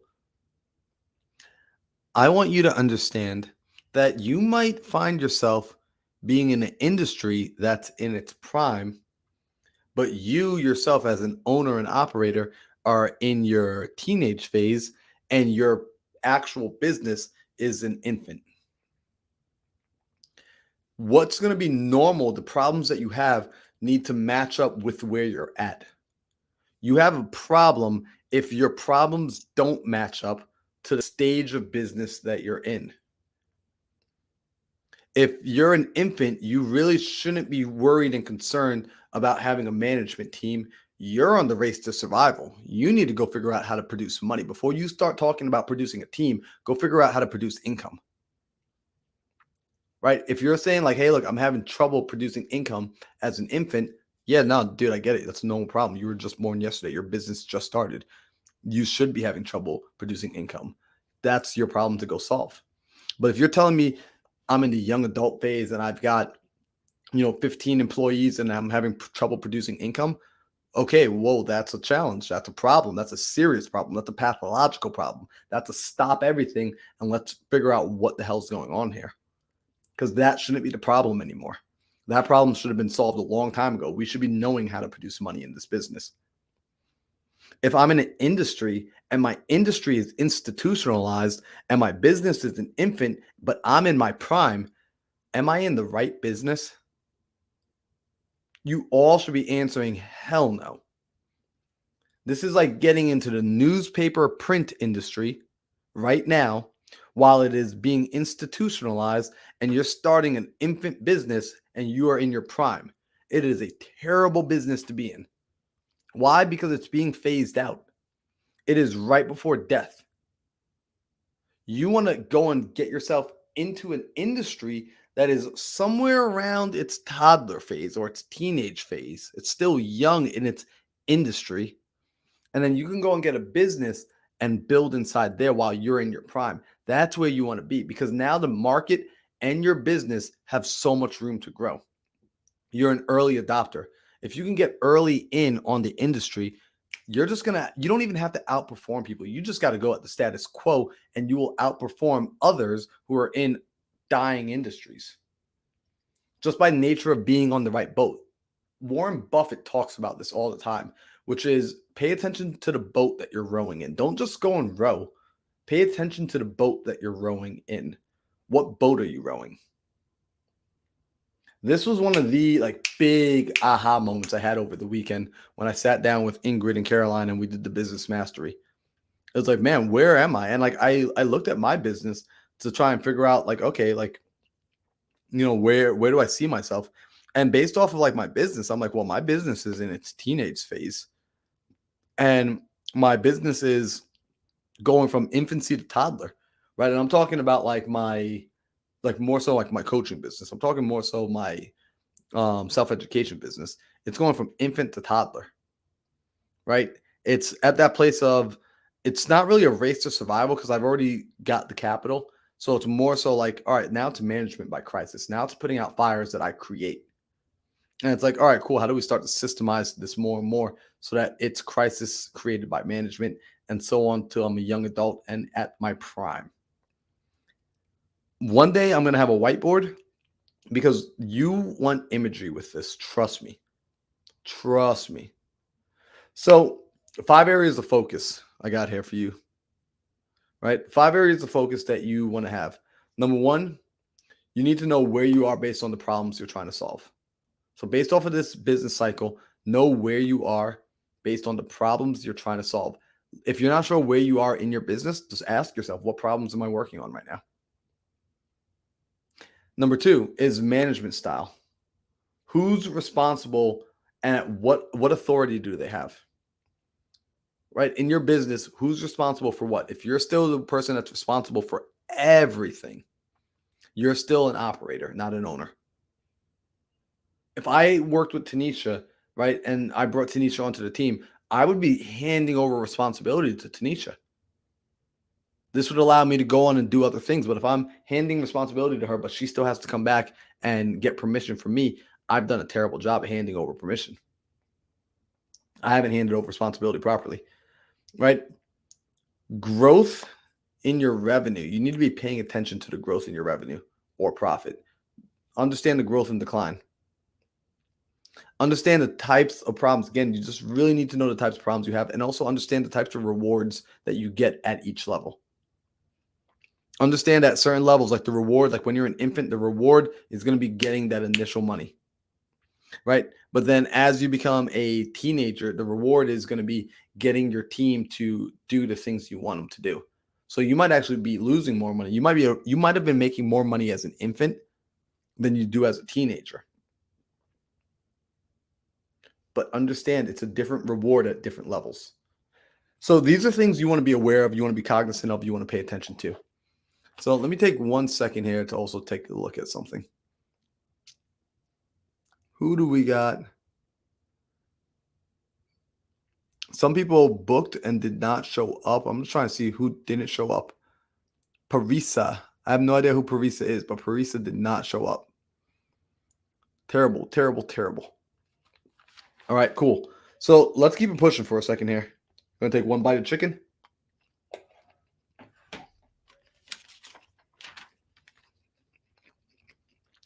Okay.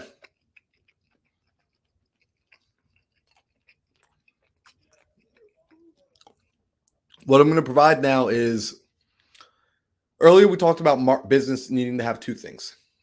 Business needs to have innovation and business needs to have marketing. This is how we start to think like an owner. Now, if I'm still thinking like an operator, I don't really concern myself with innovation and I don't really concern myself with marketing because at the end of the day, I'm just going to go run out and figure out how to make business happen. I'm going to put it all on my back once more and I'm going to save the day. Stop thinking like that.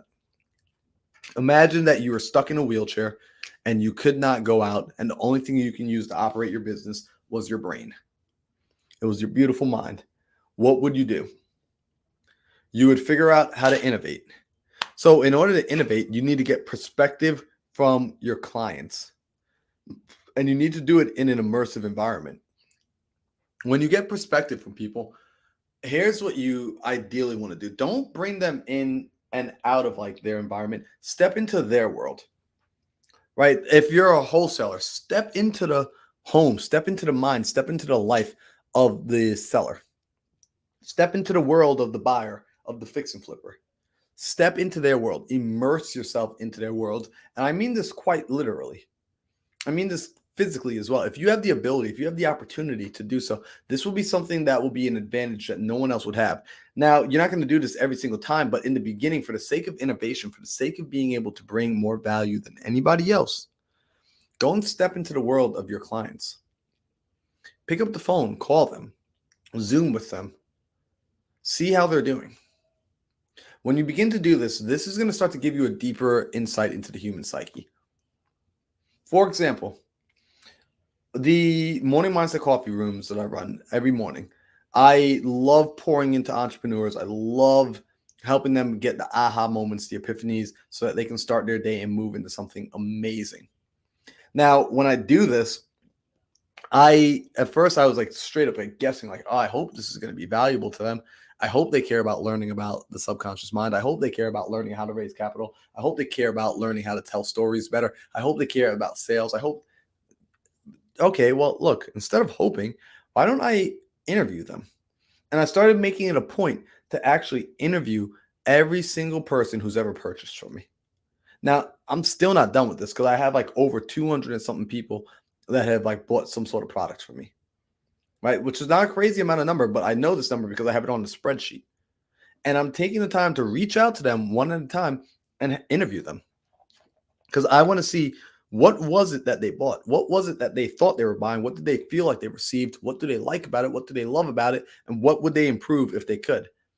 On a scale of 1 to 10, if they gave me a 9, what do I need to do to make that 9 a 10? These are the things that I want to do. So strategically place innovation into your business. Strategically set up a time to go and visit your phone and visit your customers and visit your clients. Sometimes the greatest breakthroughs are not intuitive.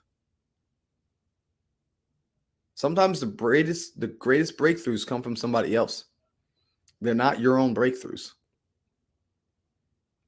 Go and do that. Also, here's something I want to remind people to do. I want to give you permission to do this. Get a new passion. Right? Like I know Tanisha loves going to Disney.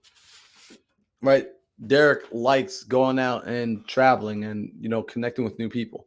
Get new passions. This is going to help your innovation. This is going to help you think up new ideas. If you keep going around and around and around in the same area, the same circles, doing the same things you've been doing, you're going to keep getting the same results you've been having. Try new things. Try and do a 12-hour live. I know, don't try and do a 12-hour live. These are long. Also, forgive me. I need to eat. But I want you all to think about doing this. I want you all to think about finding a new passion and having that be a part of your system for innovation. It could be as simple as going for bike rides again. It could be as simple as getting a new pair of rollerblades.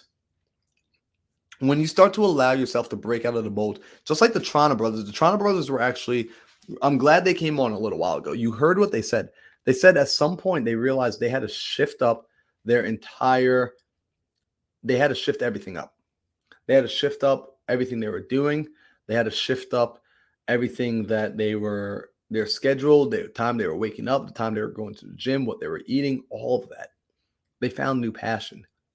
They found new inspiration. This allowed for new innovation in their business. Now they're doing so much more. Their productivity has more than tripled.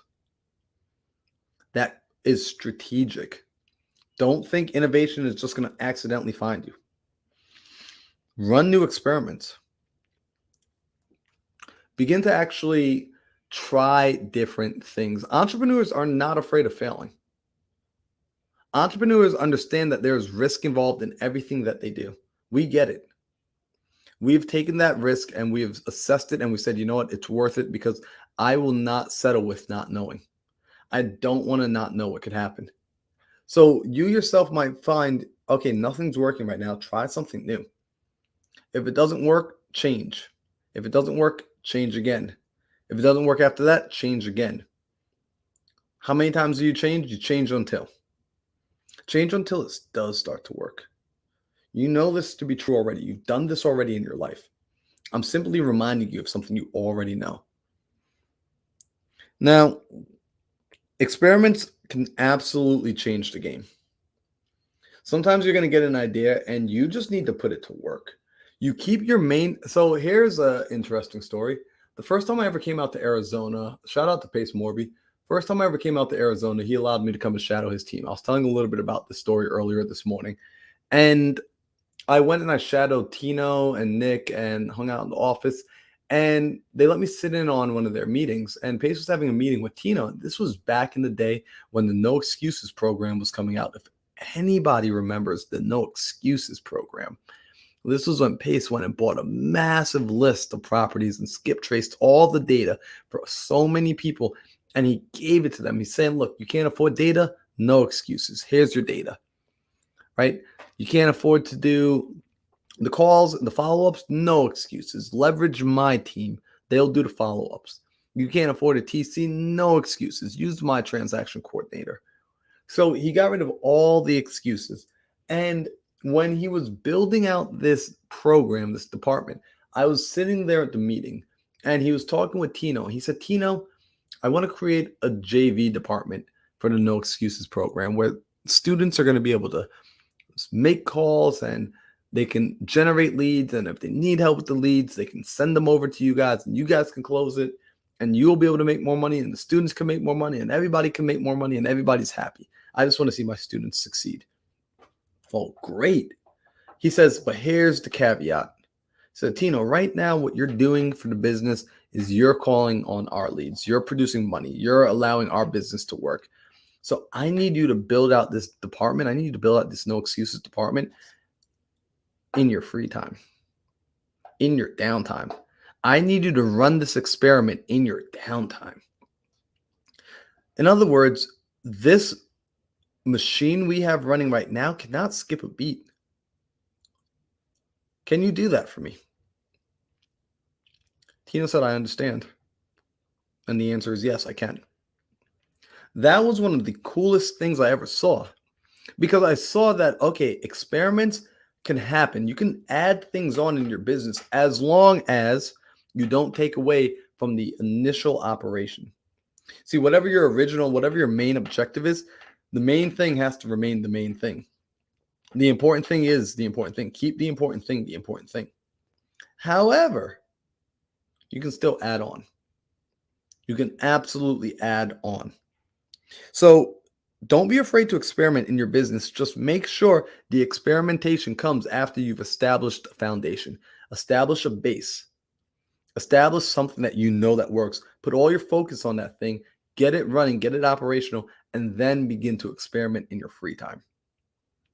Or create a market if you're in that stage where you can do so. Put together a department for that. So what you need to do is think about what questions do you need to be asking? Right? In order to innovate, what sort of questions do you need to be asking? Typically, these questions start with the how, the who, the what, and the why. Start your questions with these, right? Like, how can we be doing more for the customer? Who do I need to connect to that can show me how to take this business to another level? Why is it so important that the customer understand the vision? What do we need to do on our side to get this started right away? We have to start asking different questions. Put yourself in different rooms, put yourself in different environments. Then you also need to ask, what can we do to get new perspectives? Where can we go to get new perspectives? If I keep going to the same places, I'm going to keep getting the same ideas, right? Are there new meetups? Are there meetups that are outside of my industry? I recommend going to meetups outside of your industry. If you're a real estate investor, go to some meetups that are non-real estate meetups.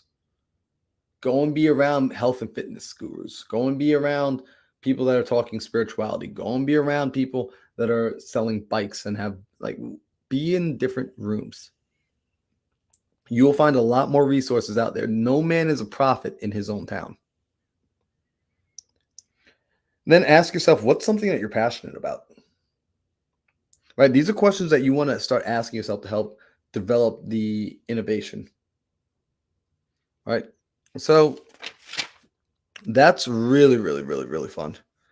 So let's talk about something that ultimately holds up a lot of entrepreneurs. All right, let's look at the 5 things that get in the way for all entrepreneurs. And I would write these down if I were you, because they tend to affect everybody at some point. So the 5 things that really prevent most entrepreneurs from moving forward. Number one is fear.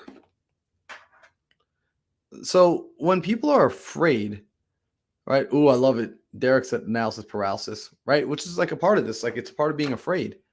It's a part of, look, I'm afraid of failure. I'm afraid of success. What if it doesn't work? What if I lose money? What if people look at me like I'm stupid? What if my family finds out that I'm doing this? So many what ifs, what ifs, what ifs.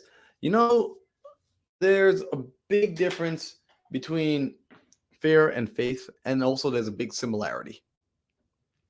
Both of them are totally made up.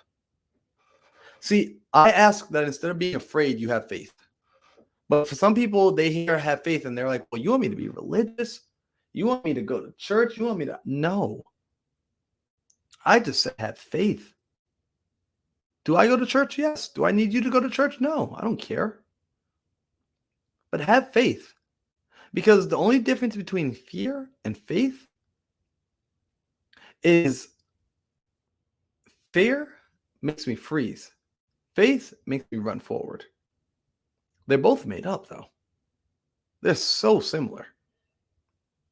So we want to get that out of the way. We want to be aware that it's going to come up, because these are the things that get in the way of us going out and us innovating and us creating that business and us running that business and us building that team. Eric says fear of the unknown. Like, what's going to happen? I don't know. Like, I don't know. Nobody does. Nobody has a crystal ball. But the best way to figure out what's going to happen is to make it happen. Like, I can tell you what's going to happen in the next couple of years. I'm going to reach multimillionaire status, right? Probably in the next 3 years. I would have done a 7-figure month net within the next 3 years. I would have affected the lives of thousands of people through my morning mindset coffee, through my content, through my education. Right? How do I know all this? How do I know? Do I have a crystal ball in the closet over there? No. I got the crystal ball inside here. See, I'm going to create my future. I'm not waiting for my future to just happen. A lot of you are just waiting for the future to just happen. I'm actively creating it. The same way you're actively creating it if you're afraid. You're bringing forward that thing that you're scared of. So let go of it. Number 2, the second reason that people don't get ahead, like what gets in the way, is complexity. It has to be simple. Make it simple. Make your innovation simple. Make your processes simple. Make your business simple. Stop making it complex. Complexity is the death of all good execution. Complexity is the death of good execution. If you're able to keep things simple, you'll end up doing so much more. In fact, in our business, and I'll share a little behind the scenes. In our, I love that. I'm going to answer that question in a second, Derek. In our morning mindset coffee business, I run that with Maurice, and we even recently brought on another partner, Sal, because we're going to be scaling it some. And in that business, whenever we have our weekly level 10 meetings, we are constantly saying complexity is the death of execution. When something becomes too complex, we shut down. It becomes too heavy. It's like, oh, this is so much. Think about, why haven't you started the business? Because you're thinking about all the million steps. Or what if I said step 1 is, yeah, just go to this website and click this button. That's all you need to do today. That's it. That's it. Cool. And then tomorrow when you show up, hey, now do this. That's it. That's it. Cool. But if on day 1 I say, well, you got to do this, you got to make the LLC, you got to get the operating agreement, you need to get marketing, you need to go hire a CR, someone to build out your CRM, you need VAs, it's too complex. You stop. It's too complex. Complexity is the death of execution. Keep it simple. When I decided I was going to go and do this 12-hour live, it was simple. What are you going to do? 12-hour live on what? Entrepreneurial mindset. How are you going to do it? I'm going to use StreamYard. All of these are simple processes. I didn't overcomplicate anything. right? I just need to go get the experience because now there's things I'm learning. I'm like, okay, this is how I'm going to do it better next time, right? Next time I might change the start time next time. So understand that. Now, Derek said something really interesting. He said, what is your process for deciding who you work with? Trust stops me from doing some deals. That is such a good one, Derek, right? Because this happens pretty often, right? People reach out and, hey, let's squad up, let's work together, let's do deals, let's everything under the sun. And they want to get into partnerships. I believe personally in picking my partners based off of core values, picking the people I choose to work with based off of core values, and then also competency. So not only do you need to have the same core values as me, but because it's business, I have to discipline myself to say also, do they have the competency to get the deal done? Is this the right person? I don't want to pick one without the other. I wouldn't want someone with all core values and no competency, and I wouldn't want someone with all competency, but we don't see eye to eye on some important issues.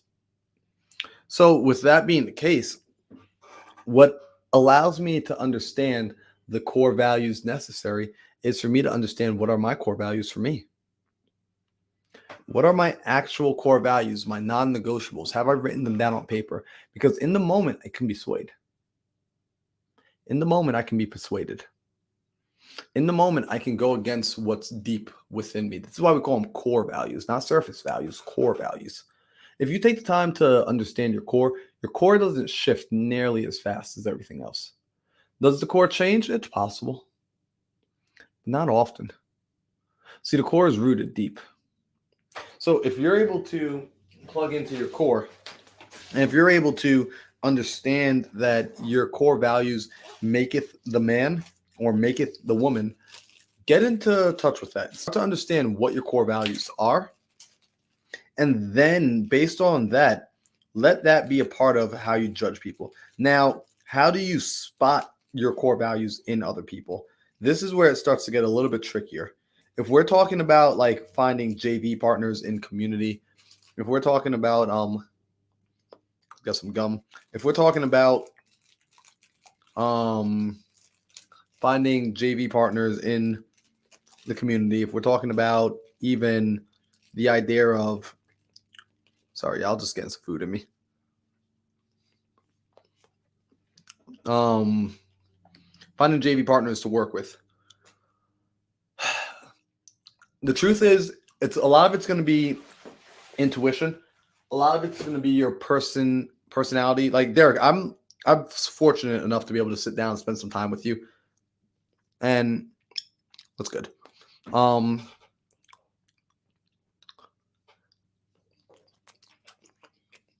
Sorry guys, I have been running since 6 a.m. So I gotta like incrementally get food in my system. So I've been really fortunate, Derek, where I get to spend time with you. And when I spend time with you, you have the ability to read people, which is super nice. You have the ability to sit down and connect. And whether you notice it or not, you pick up on vibration. You pick up on the feelings of being connected to another person. Now, all of us humans have this ability. This is what makes us great lie detectors. We can detect when someone is, full of it. We can detect when something's off. Now, something being off doesn't mean a person's a bad person. It just means that this person might not be in alignment with my core values. They might not be fully alignment. They might be 70% of the way there, 60% of the way there, 50% of the way there, whichever percent. Again, it doesn't make them a bad person. It just means they're out of alignment with you. I like to exercise. If I ever got into a relationship with a partner who didn't like taking care of herself, then I would have a challenge. We'd be out of alignment. Does it make her a bad person? No. But it means when I would try to do something, it's not going to really go the way I want it to go. If we want to go hike together, it's not going to really work out the way optimally that I want it to work out. But the people who resonate with me, then it's going to work out better and better and better. There have been certain people that I've been fortunate enough to do deals with that I'm like, wow, me and this person really vibrate on a higher level. So it's going to be having that feeling. It's going to be getting on the phone with them, spending enough time having conversation with them, hearing the tonality A lot is communicated through the voice. Life force is communicated through the voice. This is stuff that we don't really teach in business school because it's hard to put in words. But life is communicated in everything. It's in the body. It's in the biochemistry. It's in the way they shake a hand. It's in the way they make eye contact. Read that stuff. Don't discount it and don't discredit it. You've always had an idea that it's real, that it's true, that the information you pick up just off of your gut means something. It does. It means a whole hell of a lot. A good buddy of mine, Zach Keebs. Shout out Zach Keebs. If you're in Arizona and you're not doing deals with Zach, I don't know what's wrong with you. All right, go do some flips with Zach. Zach runs and operates his entire business off of his ability to go and connect with humans, to go and be belly to belly, face to face, eye to eyes, nose to nose. He goes and he connects with them. He forms genuine relationships. He feels the energy, and when he's around, you feel him. You feel his presence. This is how he creates his partnerships. This is how he creates deals. This is how he's amassed his wealth. Now, it took time, 20 years plus, but he's doing well for himself. That is Zach Ventures. Derek, if you haven't met him yet, or if you've had the opportunity and maybe he's been on your radar, make time to go connect with him. He is one of the most salt of the earth kind of guys. He was actually a part of the people that, like, when I was thinking about moving out to Arizona, the ability to spend time with him is what was a driving factor for me as well. In fact, I'm going to message him and see if he wants to hang out this weekend. So thank you for making me bring him up and think about him. Amazing, amazing fella.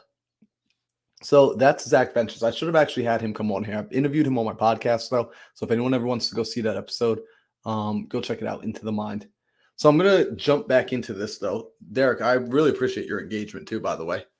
He is 100. So another reason that a lot of people fail in business, and maybe you know this, and maybe it's not even fail in business, but this is like one of the biggest obstacles ever, which is the starting point. See, people are screwing up the starting point. When you're about to do something new, you can't mess this part up. It's so critical that you don't mess this up. I was wondering how you've been driving and texting. I was like, maybe he's in the passenger seat. So yeah, bro, please don't like worry about like responding because you're driving. I just appreciate that you're hanging out here. So everybody, check this out. By the way, if any of you are getting any value, and you're not driving, please be sure to like, comment, subscribe, and share. Right, I'm going for a full 12 hours. We are at 8 hours and 30 minutes. Facebook already timed us out at 8 hours, and Instagram timed us out at like 5 hours. So YouTube is the strongest of the bunch. We're at 18 people viewing right now. I said if I can get to 50 people viewing all together at once, I will do a backflip on the channel live in real time, probably in this room. Yeah, I think I can make it happen in this room. So that'll be cool. Let's get back to it. The third thing that people forget to do and that people mess up on doing is the starting point. And this is what holds them back. Now, when I say starting point, I want you all to understand and think about this. When you're getting ready to start something new, the first question anyone typically asks is, how do I do it? I want to be a real estate agent. How do I do it? I want to be a real estate investor. How do I do it? I want to be a skydiver. How do I do it? I want to be an astronaut. How do I do it? They start with how. Don't start with how. I know it sounds so crazy, but do not start with how. You need to start with the what, and you need to start with the why. What do you want and why do you want it? Don't start with your how. You're going to be visiting the what and the why way more often in your life. The how is going to form itself most times. If you figure out what you want and why you want, then you're going to go on to the third question, which is still not how. It's going to be who. Figure out what you want. I want to be an astronaut. I want to be a billionaire so freaking bad. Figure out why you want it, to buy all the things I never had. I love that song. Figure out what you want, why you want it, and then how. Who. Who has what you want? Right? Like when I was thinking about coming out here to Arizona, I knew that like, okay, I want to be successful. Can I be honest with everyone? Can I level with everyone for a minute? Keeping it real. My whole life, I grew up and I used to say as like a young kid, I want to be a millionaire. Right? If I had $1 million, what would I do? Like in my mind, $1 million was this like unimaginable amount of money. With $1 million, I would build my dream house. I would have a motorcycle. I would go squirrel shoot jumping. Like I would jump out of the airplane with like one of those wingsuits, and I would have a snowboard strapped to my feet, and like I would ride the sky. I would do whatever I wanted. I would travel when I wanted to. I would have a boat. I would race like a race boat in the ocean. I would go and see these crazy places. I would ride a camel, all of this stuff. So I knew what I wanted. And why did I want it? I was curious. I'm just curious. I just want to know what it feels like. I want to be able to experience this stuff, right? I only get one life as far as I know. I only get to experience life as Marlon once. So I just want to see what's on the other side of these mountains. I really just wanted to know. So my why is so clear. My what and why are so clear. What I was missing, because I tried jumping right over to the how, and I couldn't figure it out. Like, how do I become a millionaire? How do I earn this money? And I'm Googling. Like, it took me years. Like, I wasn't a child anymore. I was like a teenager. I'm Googling how to become rich, how to earn money. And I'm getting different answers, but ultimately I'm realizing I got to go become an entrepreneur. Okay. Like I did that once. I did that with candy and I did it with lemonade, and I could do it again. But I also want to be more than just an entrepreneur. I want to be someone that changes lives. I want to be somebody like Tony Robbins, the big guy, the guy I looked up to, right? Eric Thomas, Les Brown, Jim Rohn. And I'm starting to realize, oh, these are who's. I'm starting to find the who's in my life. I'm starting to find the who's in existence that I can emulate. This is powerful. When you start to find your who's, you start to move past the barrier. Because the who's will introduce you to the how. The who's will lead you down the right road of taking the proper action, which will help you form your own house. Because remember, at one point, no one had done it. So where did the how come from if nobody had done it? They had their what and their why first. That's why we start with what and why first. Because you might realize what you want and why you want it. There is no who. You might be a pioneer. You're a special type of entrepreneur. You're a special breed. Some of you, I'm speaking directly to you. Others, you still don't get it, and it's okay. That might not be your character. You might be different. But some of you are pioneers. Some of you are young pioneers, but you know it. Some of you are old pioneers, and you know it. You are the who. So knowing your what and knowing your why is going to help you establish the how. So start there. So let's keep it going. So we know that being afraid holds people back. We know that complexity holds people back. When things are too complex, they don't get done. Complexity is the death of all execution. We know starting with how instead of starting with what, why, and who, terrible. Energy. Okay, so something that holds people back is their energy. See, they get themselves into a low energy state. You want to get yourself into a high state. This is why I'm standing, right? Notice I'm not sitting here with you guys. I'm standing. Why? Because I understand energy, right? I understand that I've been going since 4 a.m. this morning, but my body produces energy for me to work with. I need energy. You need energy. We all need energy to get it done. If we don't have the energy because we're not taking care of our physical body, we're not eating the proper foods, we're not drinking the water, we're not getting the sleep, we will not be able to produce. We won't be able to get to that place of executing on that higher level. You have to. Caroline's funny as hell. She said, life will never be the same. Life is changing. So you have to have energy. You've got to produce energy and let your voice speak the energy. Let your body hold that energy. Embody the energy. Guys, I'm going live for 12 hours. Do you think I'd be able to do this if I didn't have energy? Yes or yes? No, I wouldn't be able to do it. Right? I have to have energy. So is it important for me to have energy? Yes. It's important for you to see what are you doing to create the energy in your life. Are you standing up or are you sitting in a chair all day? Are you going for walks? Are you exercising regularly? Are you overweight? I will call it what it is. Are you overweight?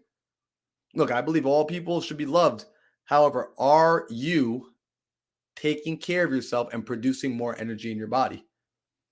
Yo, I love it. Caroline says she's here to see me bring the energy. Shout out to Caroline, by the way. If you do not know Caroline, if you're not plugged in with Caroline, you are missing out on one of the most amazing human beings on planet freaking Earth. Got to spend the whole weekend with her last week, and we get to see each other again on Thursday for a meetup out here in Arizona. So you want to produce energy in your body. You want to produce energy in your life, and this is going to help you when it comes to the executing. These are a part of the things that get in the way. If you don't have the energy, it's going to get in the way of you actually being able to execute.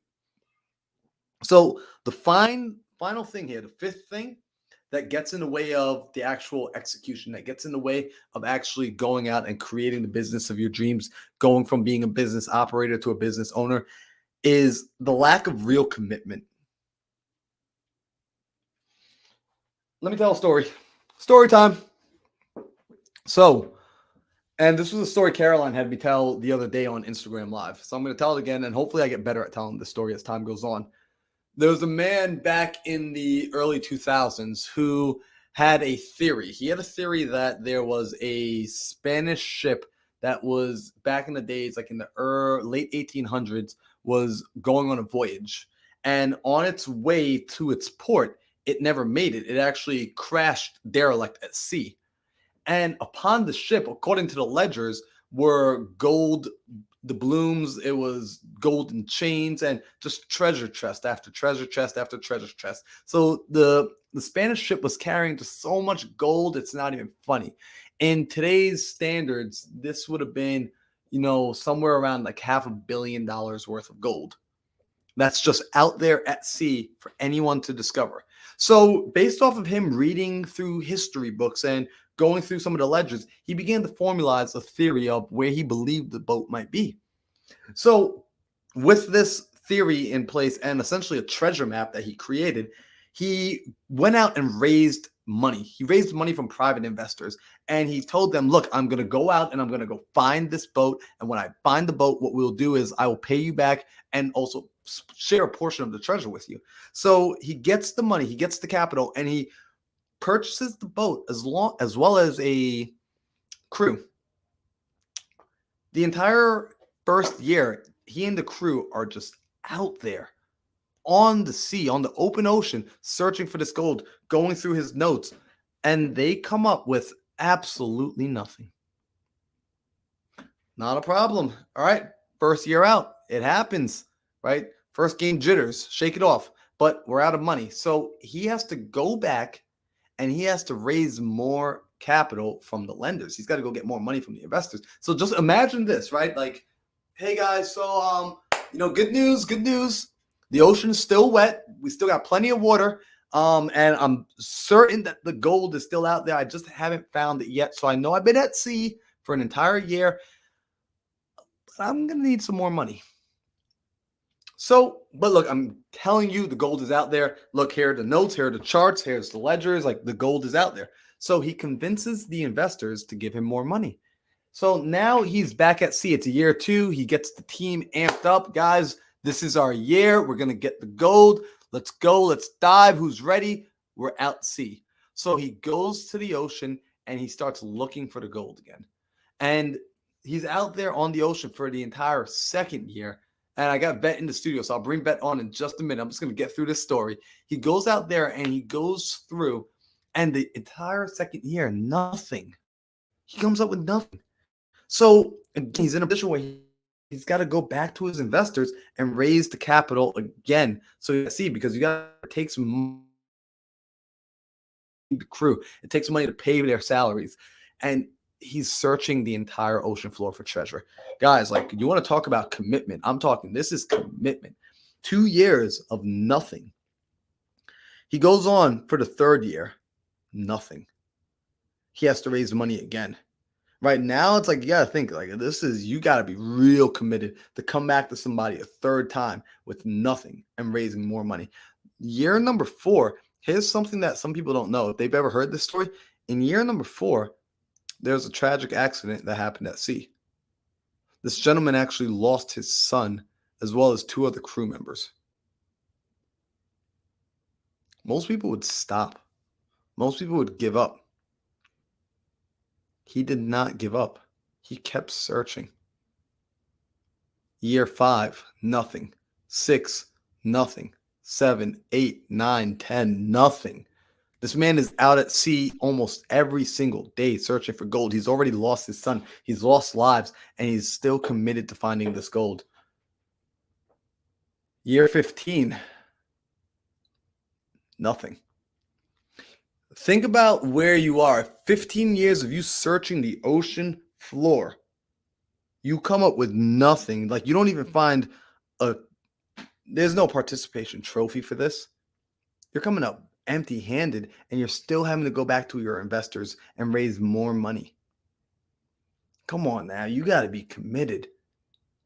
Year 16. He finds it. He finds the ship. He finds the ship that no one believed was out there. See, he was committed. When he found that ship, he brought up more than $500 million in gold. Because he was committed.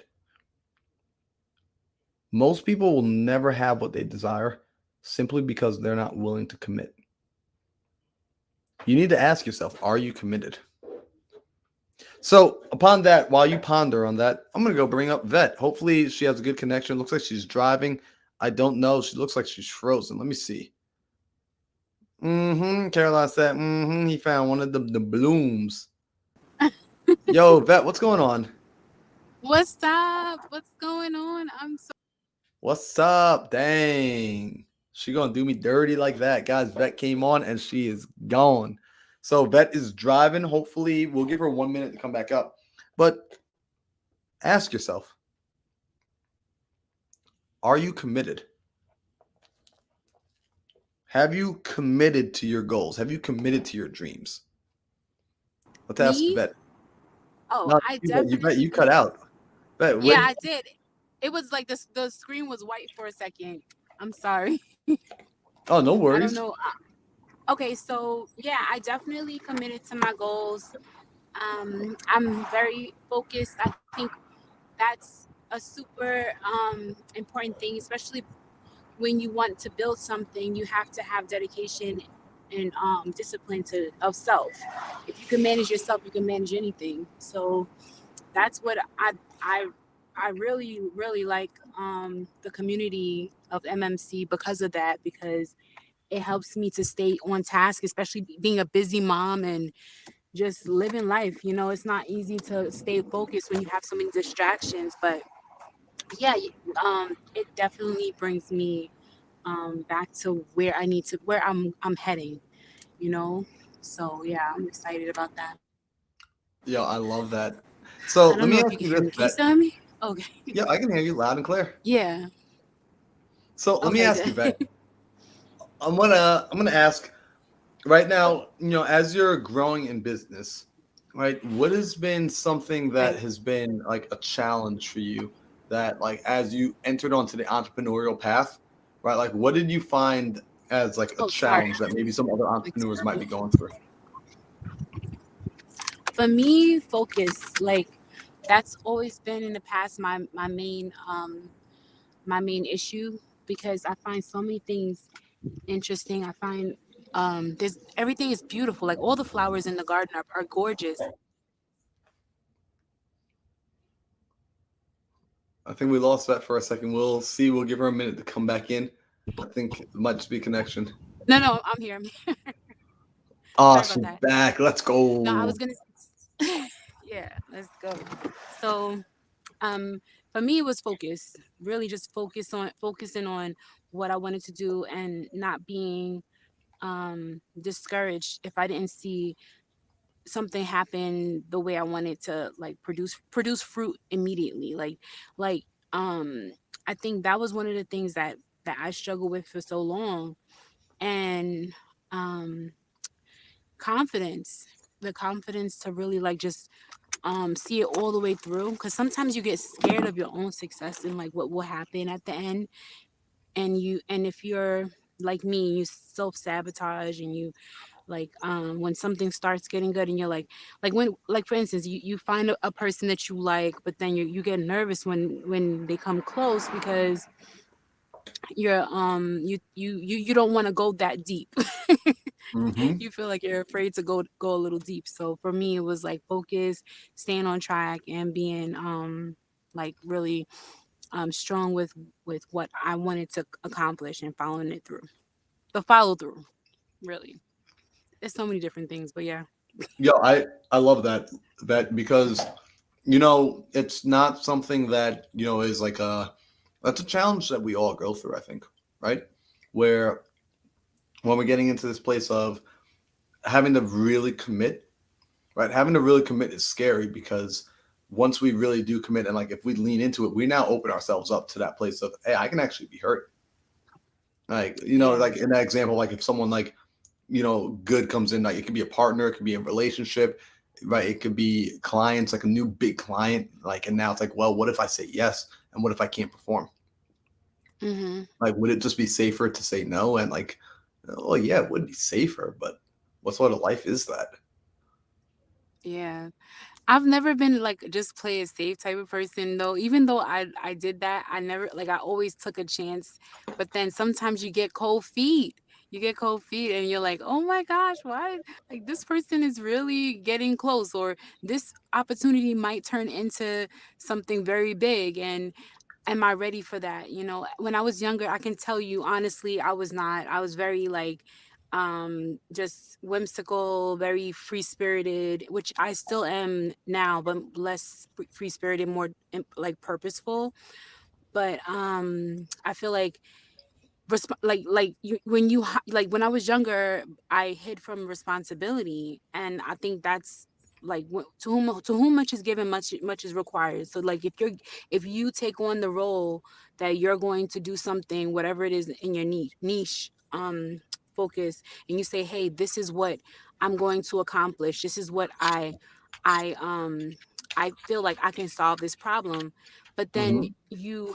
you have to take on all those responsibilities. It's a whole checklist that you have to go down, and you have to do that consistently every single day. So for me, it was more so like commitment. And so it was like, oh no, I don't know if I want to commit to that, so I would get cold feet. But I think that looking at it where you're like, you're just dating, you're dating at first, because you're still trying to find what you really are good at and what's really going to hit. Because even though you might think something is great, later on the market might say, no, we don't really want that, or it doesn't work out the way you think it would have worked out. So really, um learning to not be so emotional about whatever it is that I decide to do, that's really what helped me. It's like, okay, well, one of the things that I heard recently, um and I think it was from TD Jakes. He was talking about being fruitful and multiplying. And every single person on this earth, we're all fruitful. We could all become so fruitful and productive. We don't just have one seed. We don't just let off one seed. You have multiple seeds, and your job is to just plant as many as you can. It's like a game in a sense. You're planting as many seeds as possible, and then you have to water them and nurture them, and build that seed up. And if you have so many different ideas and visions like me, like if you're really creative and you want to solve so many problems, what I would say is to really take time to write down, does it serve me? Is it going to serve my purpose? Is it going to serve who I really am? Like if it's serving who you are and what your main goals are, and what your lifestyle is, then yes, go with that. If it does not serve that purpose, then don't do it. There's so many other options that you can take. Um so for me, morning mindset helps me stay on track, because everybody's an accountability partner. All you guys are my friends. But I know there's another scripture that talks about friendship, and friends are sometimes stronger than family in a way, because a friend will stick to you and help you out no matter what. Like if they're really your friend and they they will have your back and say, hey, you're going the wrong way, this is the way you should go, this is what you should do, this is what I would do, this is what I have done. So in MMC, that's what everybody does, and it really encourages it and inspires me to stay focused. And also I'm hoping one day I can give back the same way that it's been given to me, and yeah, it's a great opportunity. If you're not a part of it, you should definitely join. It's just really good all around. Yo, Vet, I absolutely love that. Like seriously. And what's really cool is, you recognize you learned your character, right? You learned like, okay, look, I'm really, really talented. Oh shoot, I see Sheeta inside here too. I'm gonna throw her up. I see you've learned your character. She was like, oh, shit, I was texting, right? But you've learned that essentially with what you do is so you learned with what you do is like you are a visionary. Like you create a lot of vision. You're able to come up with ideas very quickly, very easily. So even there, we learn to leverage, right? Where it's like I don't need to be everything. Like if I'm a visionary, if I'm the artist, cool. I'm gonna paint. I'm gonna be the artist, but then I'm gonna go and find someone that's gonna go and implement. Someone who can't create ideas as freely as I can, and I'm gonna go connect with them because they can build. So I'll tell them, like I flip houses. But have I ever picked up a hammer and put in a nail? No. But I tell Let me the tell you, you contractor what so to do. funny. Marlon, you are hitting the nail on the head. Let me tell you what happened. So my step fell apart because it was old, right? So and initially I went and reached out to somebody to help me to build it, and my daughter was like, "Oh, can a female? Can't you call a female builder?" Because I was tired of all the male people that I had come and try to fix stuff and they messed it up. So I was like, "Oh no offense to men. I'm not trying to downplay men, but." What happened was it was a constant thing, and I'm like, why is this happening? So then my daughter says, what, can't you find a female to fix it? I was like, you know what, you're right, I can find a female. So then instead of me asking the female that I found to fix my step, I went and I was like, I'll just save some money. And then I started doing all the mortar and all the cement and everything, and literally it got messed up. It was the worst. It did not work out. So now she called me today. She's like, okay, so are you ready now? And I'm like, okay. But my point of doing that was to say, like, okay, if somebody's gonna mess up my stuff, I'm not gonna pay somebody else to mess up my stuff. I might as well mess it up myself and learn from it and then move on. You know what I mean? At least I have that knowledge of application. So that was another thing too. I learned, like, just apply yourself and just try it, throw it out there, and then see what happens. But Yo, yeah, you're gonna fail. Sometimes you're gonna fail. yo, I absolutely love that. Well, yo, Vet, I appreciate you for coming on here. We got Thank you Joseph for Frankel having that just me. popped in, but thank you so much for making the time for being here today, and thank you You're for sharing welcome. where you've been at with your journey. Yeah, thank you so much for having me. Bye, guys. Have a All good, right, blessed day. later, Vet. All right, we got Joseph Frangles to the stream, and Joseph, we got a guest appearance with Rashida. You haven't met her yet, but the two of y'all need to be connected. What up? Yo, what up, y'all? What's up, guys? So check this out. These are for everyone that doesn't know, these are like two of my favorite people. Like Joseph Frangles out of Tucson, Arizona, and we got Rashida out of Jersey. Now you're not in Jersey. No, you are. No, you're in New York. Brooklyn right now, out of Brooklyn. She out of Brooklyn. Yo, both of these people got energy like no other. Joseph runs Legacy Makers. Rashida teaches everything about credit hacking and how to travel for free. And these are people that I plug into that help me get my mind right. Right. So both of y'all, it's so interesting. Joseph, you had this time blocked, and then Rashida came on earlier, but then like she couldn't make it earlier. So I was like, oh, cool, let's pull you back on. So we're gonna be doing like an interesting like double team here. Yeah, I'm game for whatever. Freaking love it. Let's go.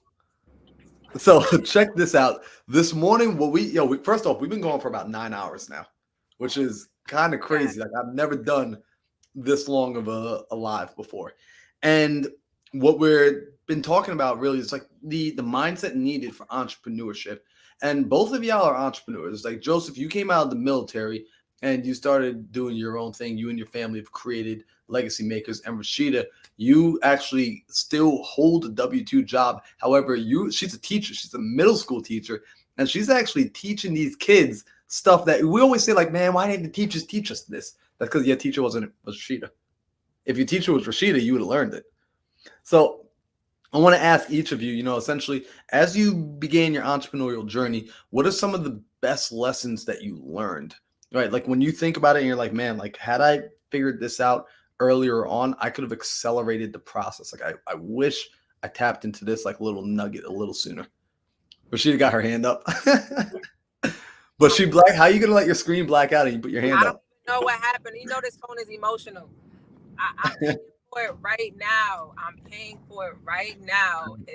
I should have, when I started my business, I should have hired a VA that day. So I want to say thank you, Marlon, because the VA you sent is great. We started today. I should have did that from day one because I could have saved myself so much time from tedious tasks.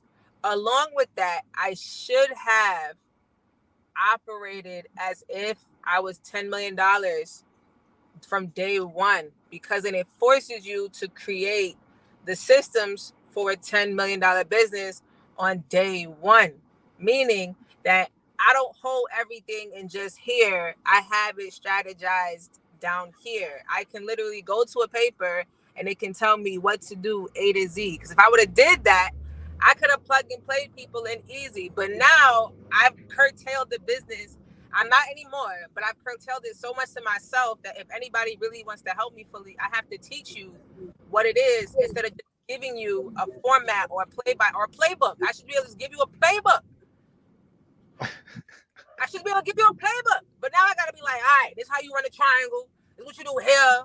You know how to set a pick? Oh my God, I teach you how to set a pick. Like I gotta do all of that. When if I had the playbook, I could just been like, here. Yo, Joseph, you're about to see why like I love Rashida so much. Like her energy is crazy funny, but like she's on point. Like that makes a lot of sense, right? We oftentimes like we go for the low-hanging fruit. We start addressing the problem that's directly in front of us. And look, I spent the whole weekend in Business Mastery with Tony Robbins, who runs over 100 businesses, a net worth of over his businesses do over $7 billion of revenue annually. Over $7 billion annually.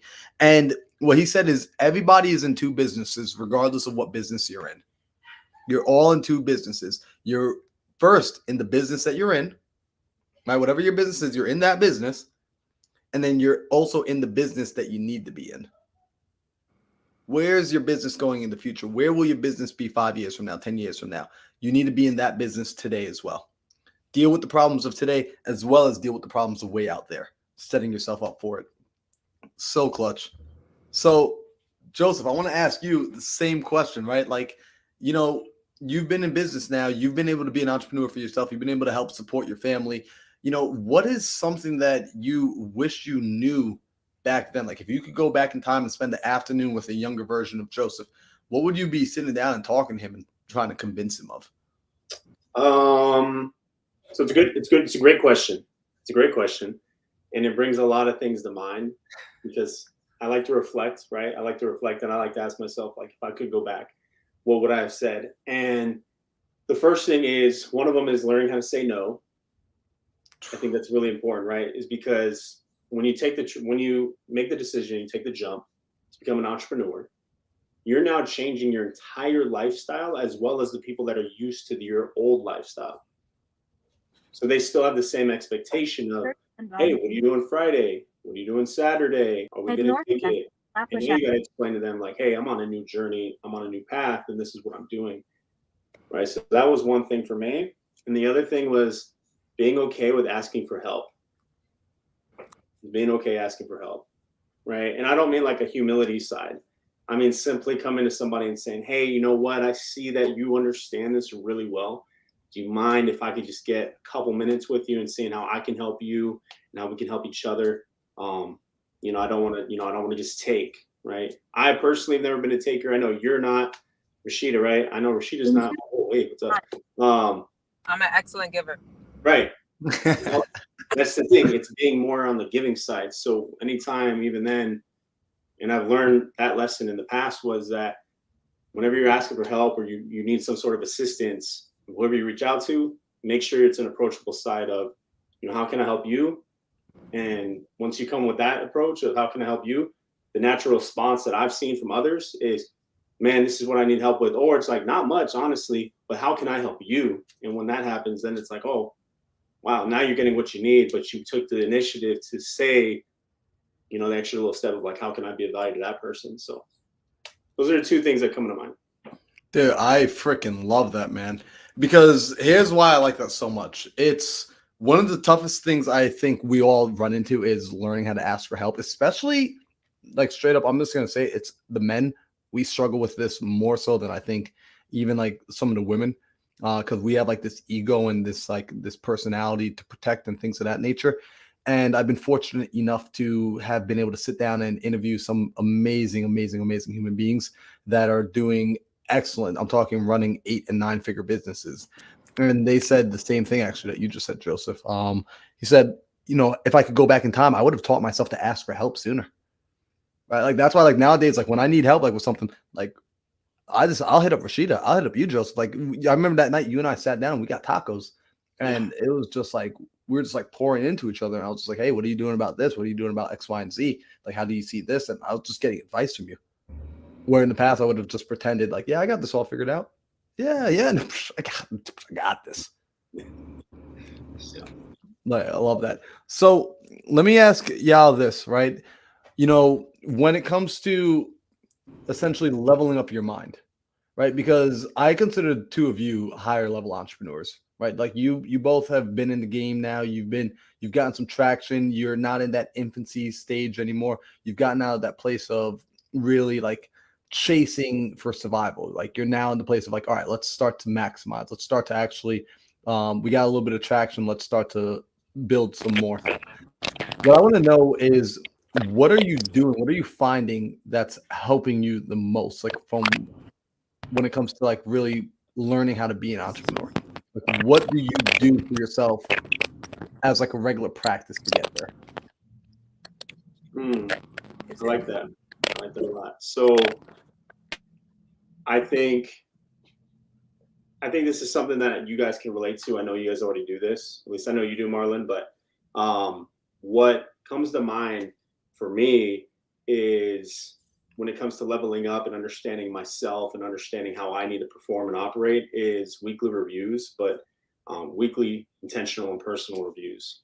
And by that, I mean with myself, right? We get so caught up in overviewing the business and overviewing revenue and overviewing teams and structure and making sure things are flowing. And that's important. And that is a part of your weekly review. It should be, right? You should look at what's going on in your business and understand what's happening. What I've learned is that I got to take care of me, because when I take care of me, then I operate at the highest level to take care of those around me, right? I'm no good to anybody. And I use the military reference a lot because that's a question that comes up more often than not. And I use the military as an example, is that if I get shot in the leg, I'm down, right? I'm down. I can still do a little bit, but I'm down, right? I can't walk, I can't run. So I'm now affecting the output and the outcome of the mission. Whereas on the other side, when it comes to business, if I'm not in the best state of mind, if I'm not flowing in the right state of energy, and I'm not putting out what I should be and operating at the level that I know I can't be, that's only impeding my growth and my success as well as the people around me. Because this isn't a game about just what can I do for myself. It's a game of what can I do for others? And through that, my success and my goals are going to be accomplished. So those weekly reviews with yourself and making sure that you're in point, you're aligned, and everything that you're doing is something that you want to be doing. Not something that someone else is forcing you to do, or something that is going against your values and your desires and what you want to do for yourself. You gotta make sure it aligns with you. And I'm not talking about, people are going to be like, oh, I don't want to see anybody in the comments being like, oh, well, Joseph said that I don't like cold calling and that doesn't align with me, or I don't like doing this because that doesn't align with me. So I'm talking about. Talking about these massive things that can really alter your life and the decision in a route that you don't want to go. That's what I'm talking about. I'm not talking about doing the tasks you need to do, right? The minuscule things. So that's what I got for you. Bro, that's big though. Like being able to check in with yourself. It's true. And like I don't know how many times people need to hear it, but like we say that that analogy of like put on your mask before you secure someone else's. It's critical. because entrepreneurs can't afford to burn out. I'm just gonna say it, right? Like we got like this pride of like, yo, I hustled, I grinded, I'm dead. Like that's not cool. Oh, we just lost Rashida, but that's not cool. It's not cool to hustle and grind and get burnt out because really there are people that are depending on you. Right. Like Daryl and I spoke about this earlier, that when he realized having that additional pressure, at first it was just him on him. And then he realized, all right, well, if I don't work, I don't eat. So then he figured out how to work to eat. He figured out how to produce to eat. Then he came to the realization of, oh my gosh, like if I don't work, my team doesn't eat. Different sort of pressure, but brings you to a different sort of level. Now, Joseph, I saw something earlier today, I think it was, with you made a post that you and Crystal actually had the car trouble. Yo, break that down for a second. So, story time. Yesterday, Crystal and I, our normal routine, get to school, go to the gym right after. We go to the gym, car's fine. Get out of the gym, great workout, endorphins high, feeling good. Go to start the car, nothing, dead. And I'm like, the heck? But it wasn't like a normal dead. It was like, something's not right here. Turn it off, dead. Try to jump it, dead, same thing, right? Call AAA up. AAA's like, hey, we'll be there in 2 hours. We're like, oh my God, dude. Here we go, right? Imagine this. I'm sitting in the gym parking lot, sweaty, stinky. It's Arizona. It's already hot as hell. It's like 10 a.m. Me and my wife are just sitting in the car and we're like, oh, yeah, like, yo, what are we going to do? She's working on her stuff with her clients. I'm working on the phone. And I'm like, yeah, this is great, right? This is what we wanted. We wanted to be able to work from our phones. But yeah, I'm like, dude, this was not like, there's a lot happening today, yo. Like, this is not what we wanted. And in the moment, we're like, man, Crystal's like, do you want to just go like walk and like go get a snack or a coffee? I'm like, why don't we go to that cafe right by the gym? You can literally see it from the gym parking lot, right? It's called Frida Cafe. We always want to go. And so what did we do? We got out of the car, we went to Frida Cafe, and we sat down and we had breakfast together. And in the moment, a lot of emotions, right? There's frustration. Why is this happening? I got too much to do. The go of entrepreneurship, right? The constant need of your attention to tasks and people and things. And so we sat and we go, what's the lesson here? We asked each other, what's the lesson here? And so we look at each other and I go, you know, for me, what I think it is, I think it's we need to spend more time together and be present. We need to be more present in the moment with each other. We need to be more present and take into the fact that, hey, this is an opportunity for us to be with each other. And I know this happened to you, Marlon, back in the day with the Beamer.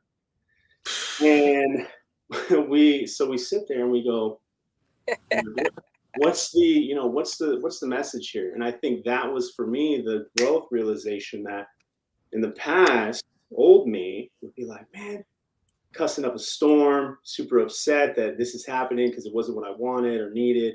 And I think it's exactly what we needed. And I think that's what the universe does, right? It gives you what you needed when you least expect it. That's this moment to just sit there and be with each other, right? And understand that life moves fast and it's too quick. And so we enjoyed a nice breakfast. Go figures, AAA shows up like right when we start eating. But we ran with it, right? so nonetheless, it was that perspective shift, right, on that outcome of what happened. So yeah, and right there, that's the way entrepreneurs think, right? Like we learn how to we call it like transmuting, right? You transmute those situations because you have that belief, right? And I think you'd both agree, right, Joseph, Rashida, that life doesn't happen to you, it happens for you. Yeah.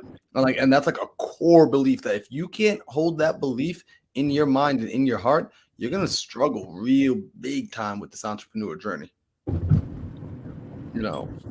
So Sheeta, I want to bring it back over to you for a second, right? And you said that something you wish you did earlier was really start thinking like your business is already a multi-million, billion-dollar business from Jump Street, right? Now, you've also, I've seen in the last few months, have grown your following on social media from, I think maybe you had like 4,000 followers or something on Instagram when I first met you. Look, see, you froze because you lied. You froze because you lied. 6,000? All right. So you had So you had 6,000. I just broke 5K, by the way. You know, no big deal. No big deal. Oh, But so you had 6K followers, and now, correct me if I'm wrong, I thought it was like around 20,000, but someone told me today it was like 40,000. I'm at 32 or 33. Dang, so we in the middle. So you got up to 32,000, and it did not happen on accident. You started doing something very strategic, and more so than strategic, you started doing something very consistent. Right about last, what was it, November, I think, or maybe even a little earlier. October 30th. October 30th. What decision did you make on October 30th, and how long have you been doing it? All right, so this is why it's very important to have a good campfire. It's very, very important. That campfire is the truth.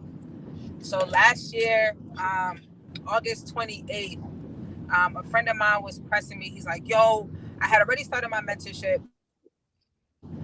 Small in the beginning. We big now, but it was small in the beginning. And we essentially, he was like, you should create an ebook. Like, you got to do an ebook. So he's pressing me to make this ebook. And as he's pressing me to make the ebook, he sends me these YouTube videos, right? He sent me these YouTube videos of different interviews, like where people come on, they kind of like, sometimes we don't even realize, like in the interviews, a piece of the source is there. Like a piece of their source is there. You just got to listen to it. So he sent me like 2 or 3 interviews, and I noticed something that was common among the 2 things they said. They said they showed up very present on social media. So because they said they showed up very present on social media, one of them said, you know what, I went live every day until I made $500,000 in ebook sales. So I'm like, and then the next one, he did $500,000 in ebook sales off of going live every day. And then, I mean, he had a big following at the time too. So, yo, Siri is loud. Like, I don't know how many times I gotta mute her. She is persistent. Be as persistent as Siri. Jeez, like, so I don't. I muted her. Like, she is not quitting. So he sent me that one, right? And the one entrepreneur said that. Then the next entrepreneur gave a blueprint for like how you could sell your ebook that is approachable to people, right? So I'm like, okay, I'm gonna put that together. Like, that was 2 different interviews. I watched it at like 10 o'clock. That night, I went and ordered my stand. This stand that y'all see. Hold on. I don't know if you can flip the screen. I don't want to mess with it too much, but it's this stand right here. I ordered my stand with a car because I said, all right, I'm in the car like 2.5 hours a day driving back and forth to work.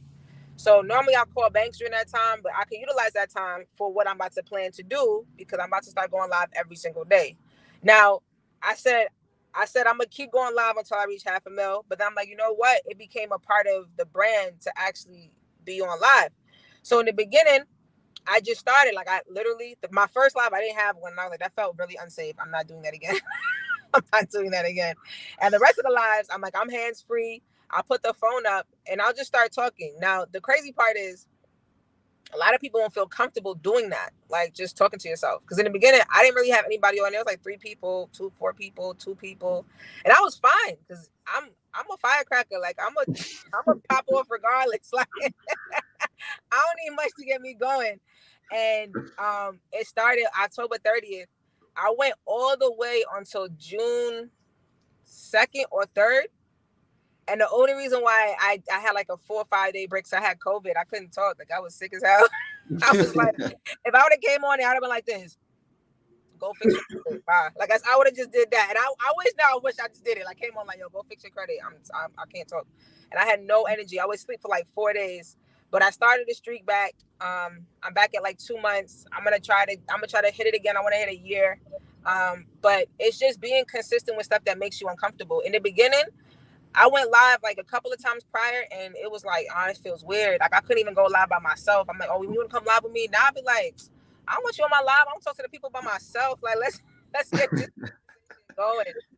So it just started getting persistent. Like, I just started being consistent with something, and it I guess for everybody, it built up a trust factor, but it just like, it kind of, I want to say, evolved into something that I couldn't even predict that was going to happen, but I just knew I couldn't stop. Like, I just couldn't stop because people would hit me in the DMs like, yo, I ran that play you said, or yo, the information you gave really helped, or yo, I know what that meant. And then I really started helping people, and then they actually started to find me, and then they joined the mentorship, and I really started to help them. And I'm like, yeah, I can't stop. Like, I can't stop if I wanted to. Like, and if I stop, I'm gonna tell you, when I was sick, I had after the second day, I had like 10 DMs like, yo, you good?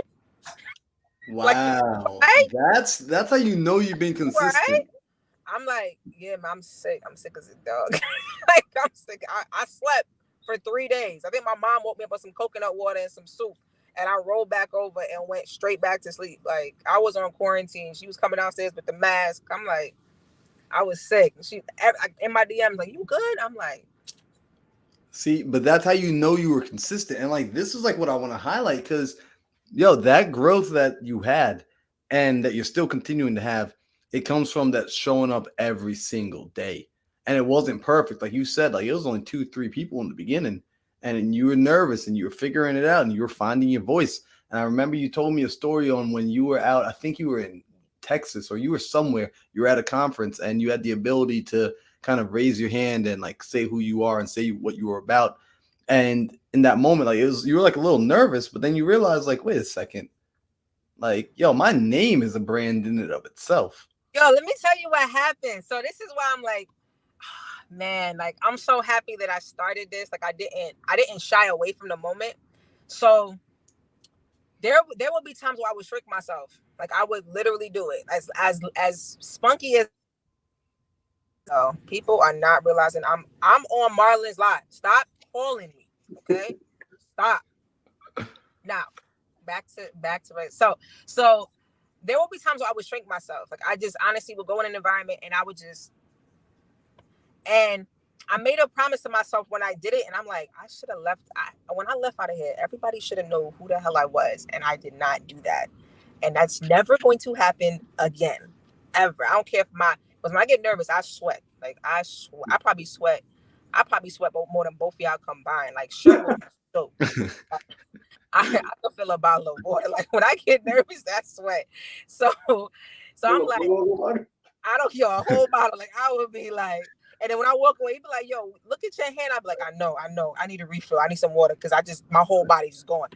So I'm like, I don't care how nervous I am, I'm gonna do it. So the next event I went to, yo, I stayed in that line until they called me, and I was like, and I went up there and I said what I had to say, and I made sure I said, yo, my name is Rashida, also known as Sheeta 3 on IG, and I teach people how to travel for free, and I made sure I did it. Now, how uncomfortable it made me feel at the time, because I felt weird. I ain't gonna lie, I felt weird doing it on a mic in front of everybody. It was like 300 people in that room.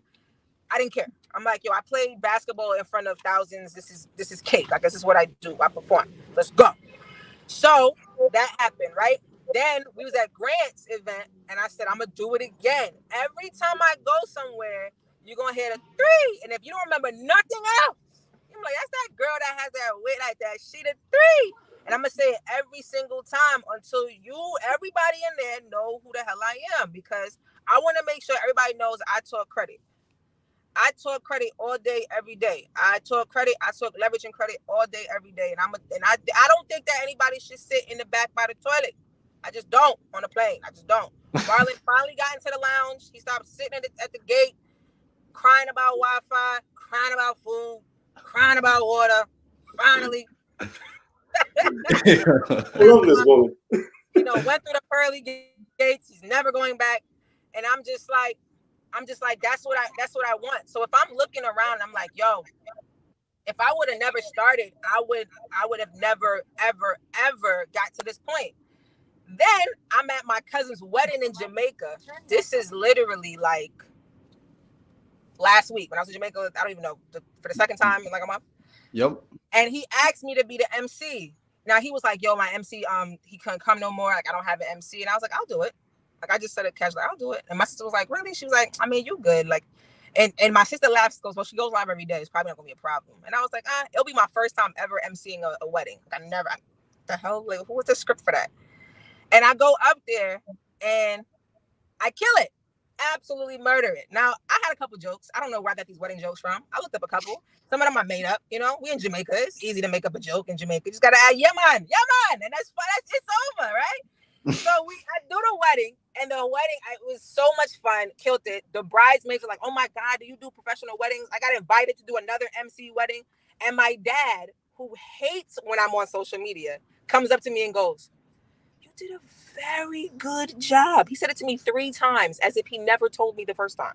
And my dad is not a man to give out a whole bunch of compliments. I'm gonna tell you, he's not. So when he gives it, you better take it and run. You did a very good job. He told my mother. My mom had to call me like, "Rashida, you did really good," because your father told me 3 times that you did a very good job. And I'm like, yo, that's crazy. That's definitely. And they're like, "Do you do this?" I'm like, "Nah, I go live every day and I credit every day." So talking to y'all is the same thing as talking to y'all. It's the same conversation. See, yo, and that right there, yo, but like that right there, yo, that's a part of it, and that's why I wanted to ask you because, yo, people see what someone does and they just assume like, yo, Rashida, it's natural talent.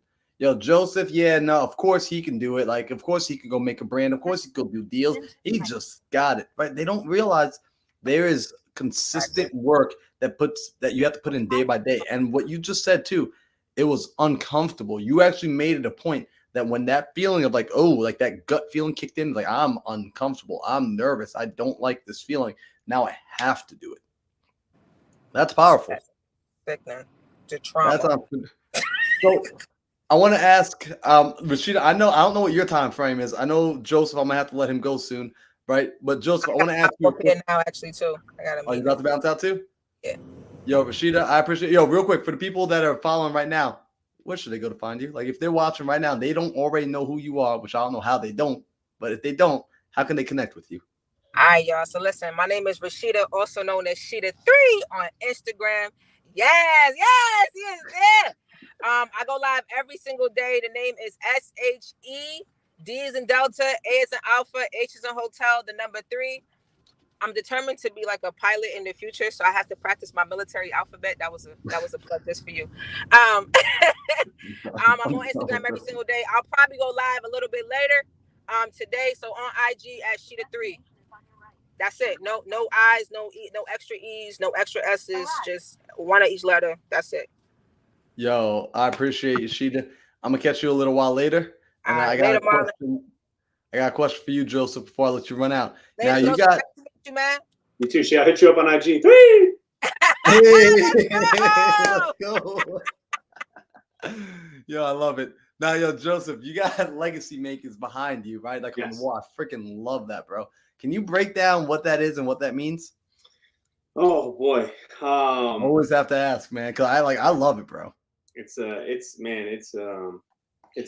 I love the brand. It just every time I think of that question, it's like I put in a VHS, but on fast, and I just watch everything from the beginning.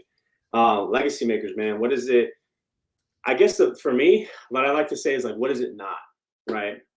And I think that's the power in a legacy and legacy makers, because, and you've heard me say this, is with a legacy, everybody has one. Everybody has a legacy, whether it's good or bad. And there's the legacy they've been given and the legacy that they're going to leave. So they get 2 times of a legacy in their life. The thing about that, though, is that legacy that they're given, they have a decision to make, right? Given it was good or bad, maybe it was great, but it's up to you to make it bigger and better. You got to make a decision, right? Somebody at some point, legacy impacted yours. When you were given, God gave you life into this earth, Marlon, and he was like, here you go. There was a set of rules and standards and things that your family did years and years and years, generation after generation, right? And you had this decision to make on whether you're going to change it and change the trajectory of your family, whether it's financially or morally or ethically, whatever it might be. So you had a decision to make. The brand in itself really stands on that premises. It's helping teach people what is the legacy that you want to create now, right? Because my legacy started before I was born. It was established and written in stone long before I was given life. And it took me a whole 26 years to realize that I want to make my own legacy, and I want to create what I want my family to be known for, right? I want my daughter, who's now 6, I want her to be my legacy and her understand the principles and the morals and the ethics, those values, right? The things that she's going to operate by as she grows up and in business. And I love teaching other people that because it's important. And the other thing about it, man, is that you can impact anybody's legacy at any given moment on any given day. The conversations you and I have had have impacted my legacy. And then, okay, check this out. Not only have you and I had conversations that impacted me in that moment, they impact me moving forward. And then they trickle down to my daughter. And now you've impacted the next generation of my family. Bro, I freaking love that because that's something I think about all the time when it's like when like we're talking, like it's like, you know, I get deep like with this, and I know you do too. It's like you're not just having a conversation to me, you're talking to my kids. Mm-hmm. You're talking to my grandkids. You're talking to my great grandkids because you understand that the stuff that you're putting into me, I will be putting into them one day. Right. And we treat every person that we interact with, that we have the fortune of connecting with that same thought process. Like, bro, like that's what like I love so much like about like what you do and like how thoughtful you are with legacy makers, how thoughtful you are with the people that come into your community, with the people that come into your mentorship, the people that get to learn from you. It's amazing. Dude, for people that want to like connect and they want to know more, like how can they plug in with you, bro? You guys can find me on Instagram, super easy. It's my name, literally, Joseph Frangos. Should not be able to mess that up. That's the easiest way to find me. Facebook or Instagram, either way. You can send me a DM. I promise you I will reply. It's not going to be my VA. It's not going to be someone else. You're actually going to get me. But yeah, Marlon, bro, this is absolutely amazing. I love you. I appreciate what you're doing. This is a massive opportunity. And this is something that's going to be there for legacies, generations moving forward on YouTube. So what you're doing here, man, it's not impacting the moment, it's impacting the future too, bro. So, bro, I appreciate that big time. And before you bounce out, I think this man wants to say what up to you. We got Maurice in the house. Yeah. My guy. What's up, homie? How you been, man? I'm good, bro. Hey. I'm about to jet out of here, grab my backpack, and go hop on a flight. Hey, I want to be trying to be like you guys, man. You're my idol when I grow up. Like I look up to you, especially when I get that stash popping. That's all it is. Shoo. Bro, you have one, dog. Yo, Joseph, I appreciate you, bro. I'm looking forward to kicking it with you again, man. Next time you're in Phoenix, let me know, and I'll definitely let you know next time I come down to Tucson. Love it. Appreciate you, boys. See you soon. Later, brother. What up, Maurice? Yeah. Good, yo, how you feeling? My man's got the black lion. What's happening, dog? Man. Chilling, man. Chilling. Out here in Philly getting some work done. I was about to ask, are you in the Philly house, bro? It looked like the Philly house right now. Yeah, so I'm over here covered in dirt. I was like, damn, let me just try to look presentable. So I just had a hat. Like, all right, I look better now. Yo, let's go, bro. So, dude, we've been going. It's 9.5 hours in right now. Like that we've been going, which is wild. Bro, I'm surprised I'm still standing right now. Like, man, so I'm surprised you're not jumping around, bro. I mean, I was at one point. I was like, yo, doing everything to keep the energy going back in. I had the Toronto brothers. They came through. They like spiked some energy back in me. It's crazy. Like, even like doing this is showing me just how powerful it is when you connect with the right people. And speaking of connecting, we low-key, I feel like we gotta tell people like how like we met. Because like we met a couple years ago. We met back in October of 2019 inside of a freaking a Marriott hotel, I think it was, in Manhattan, learning about real estate. Right. That was when Pip came to town. Yeah. And what was crazy was like I noticed you like in that room, like you were one of the people that just like stood out to me immediately. And I remembered thinking, I was like, that guy looks cool, but I don't think that guy likes me. No lies. So that day is like, all right. My wife was sitting there hitting me because Pip was like, yo, we're going to make an email list to send everybody emails. Like, yo, I don't like that. Like, if everybody just paid all this money to actually join into this mentorship, into this program, I want to know who y'all are too, but we about to dip. So look, can we start a community? Like, can we start a little Facebook group or a text message group? It was like, nah, we can't really give that out.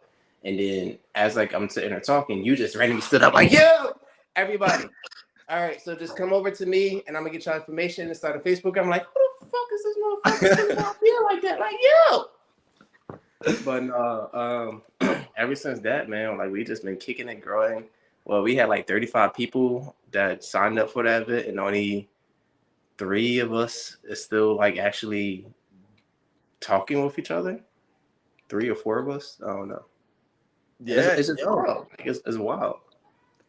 it's crazy, yo, because like it shows like how like it's even like in small groups, people separate themselves like the 90% and like the 10%, the 95% and the 5%ers. And yo, what's even crazier, we were looking to get people's information to gather people together even back then. And now we started a community. Like for people that don't know, Maurice is the other person. He's the reason Morning Mindset Community started. Morning Mindset Coffee started. If it weren't for him, like I would not have done it. I didn't get it started until Maurice. Like Maurice is the reason it was able to get started. He was the one that built out the back end. He's the one that was like, yo, let's make it happen. Let's actually do it. Like for me, it was just an idea until you actually helped build it out. So it's like everyone that like comes into the community, they're just like they sometimes get used to just seeing me. And I'm just like, yo, y'all don't even know. Without Maurice, this would not exist. Yeah, man. I'm just that lone wolf that like be in the background, and when shit got to get done, I make it get done. If it's good or bad, it's gonna get done. But I learned as I go, it's like, just take action and get things at least working. Once it worked, then we can make it better. Yep. So let's talk about that, right? Because we've been diving into, again, like all things mindset, all things like entrepreneurial mindset going on this journey. And like, bro, like you and I have like seen some stuff. We've been through some stuff, especially from when we started. Like we've grown immensely. And some things are great and some things absolutely sucked garbage. Like as you've been on this journey, what's been one of the things that you've realized you had to develop, mentally in order to really stick with it in this journey? Resilience, persistence, and self-motivation. Like honestly, just all of that, because it's like, and this whole entrepreneurship journey, you're going to go through. Can I curse on here? Like, is your Bro, what of course. cursing? I already know with you, man. I can't ban you from cursing, bro. Like you're going to go through shit in entrepreneurship. Like I don't care who you are, how much experience you got. If your father is Bill Gates, you're still going to go through shit. Like you can have the most amount of money. You start one project and something's going to happen in that project that's not going to go your way. It's going to hit you. Like it's going to make you grow though. Like without pressure, there is no diamonds. If your goal is to become a diamond, you got to go through the pressure. Like you have to be able to build your skin, like become thick. And don't look at it as like, why is this always happening to me? It's like, no, things is happening to you for a reason. Like if you're actually looking to grow to the point that you're trying to get to,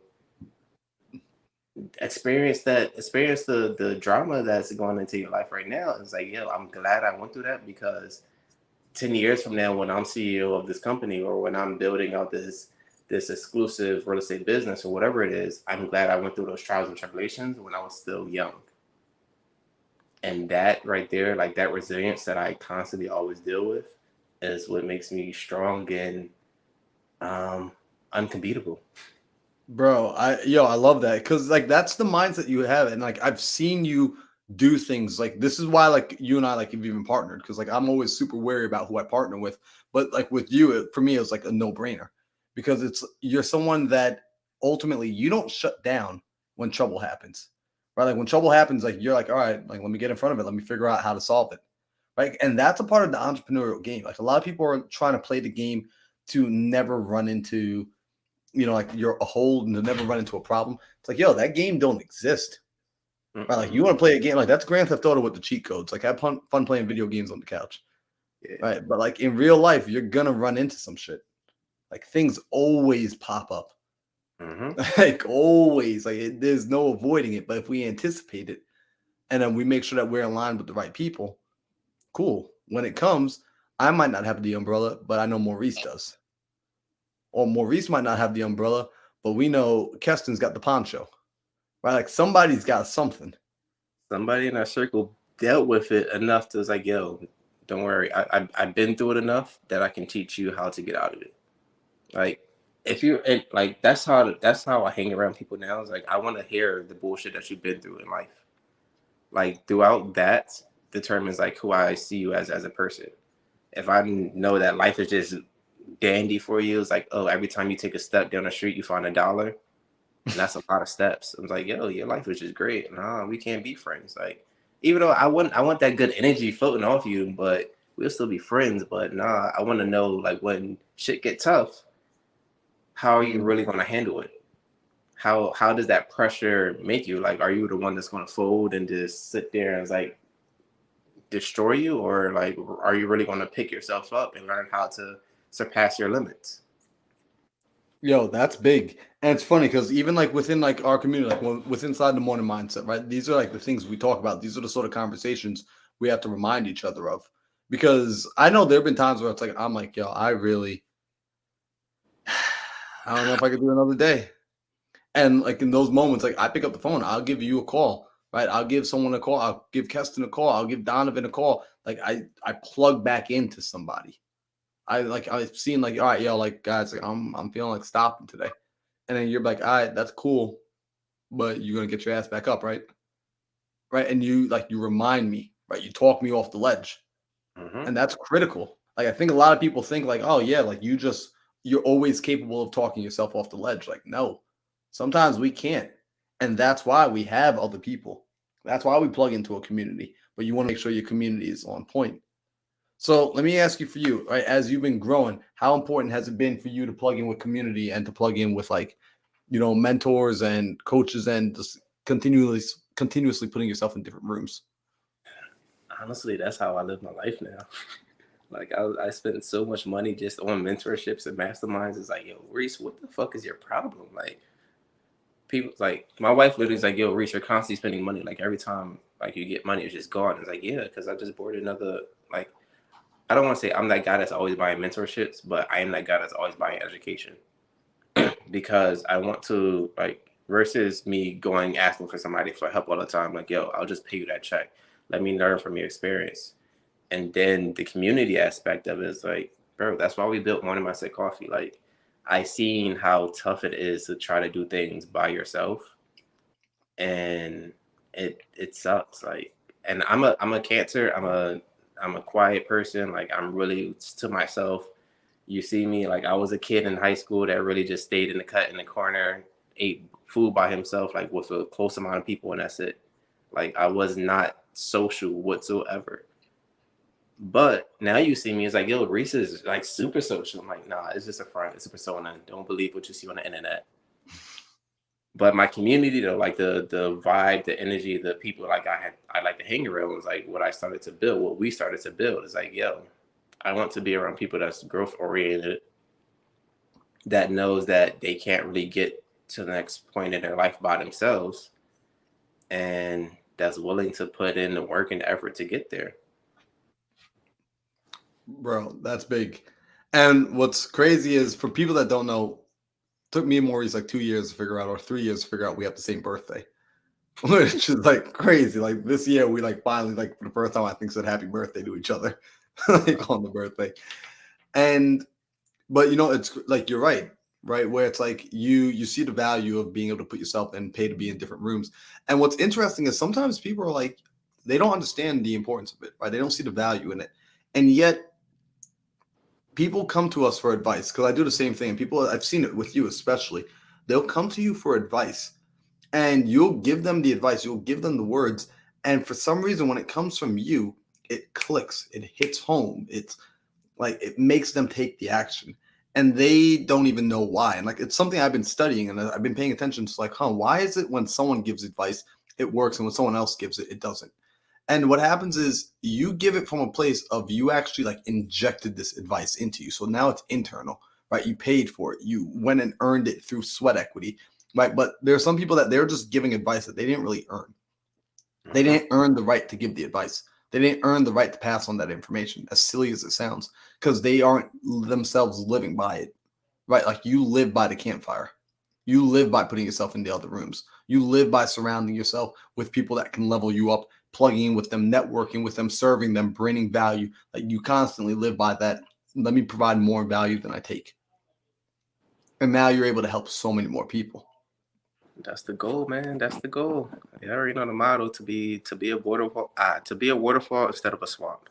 Like once I heard that analogy, it's kind of just been embedded into my head. It's like, Reese, what do you want to be pictured as? Do you want to be known as like, yo, that guy is just a swamp. He's an ogre. Like when you picture a swamp, what picture comes to your head? Algae, dirt, mosquitoes, dragonflies, nastiness. Like is a body of water just dead. It's stagnant. It's going to stay exactly where it's at until it evaporates and come right back to the same spot and start all over again to do the exact same thing, which is to be dead water. But you look at a waterfall, waterfalls are like luxury. They're gorgeous. Like people pay to go see waterfalls.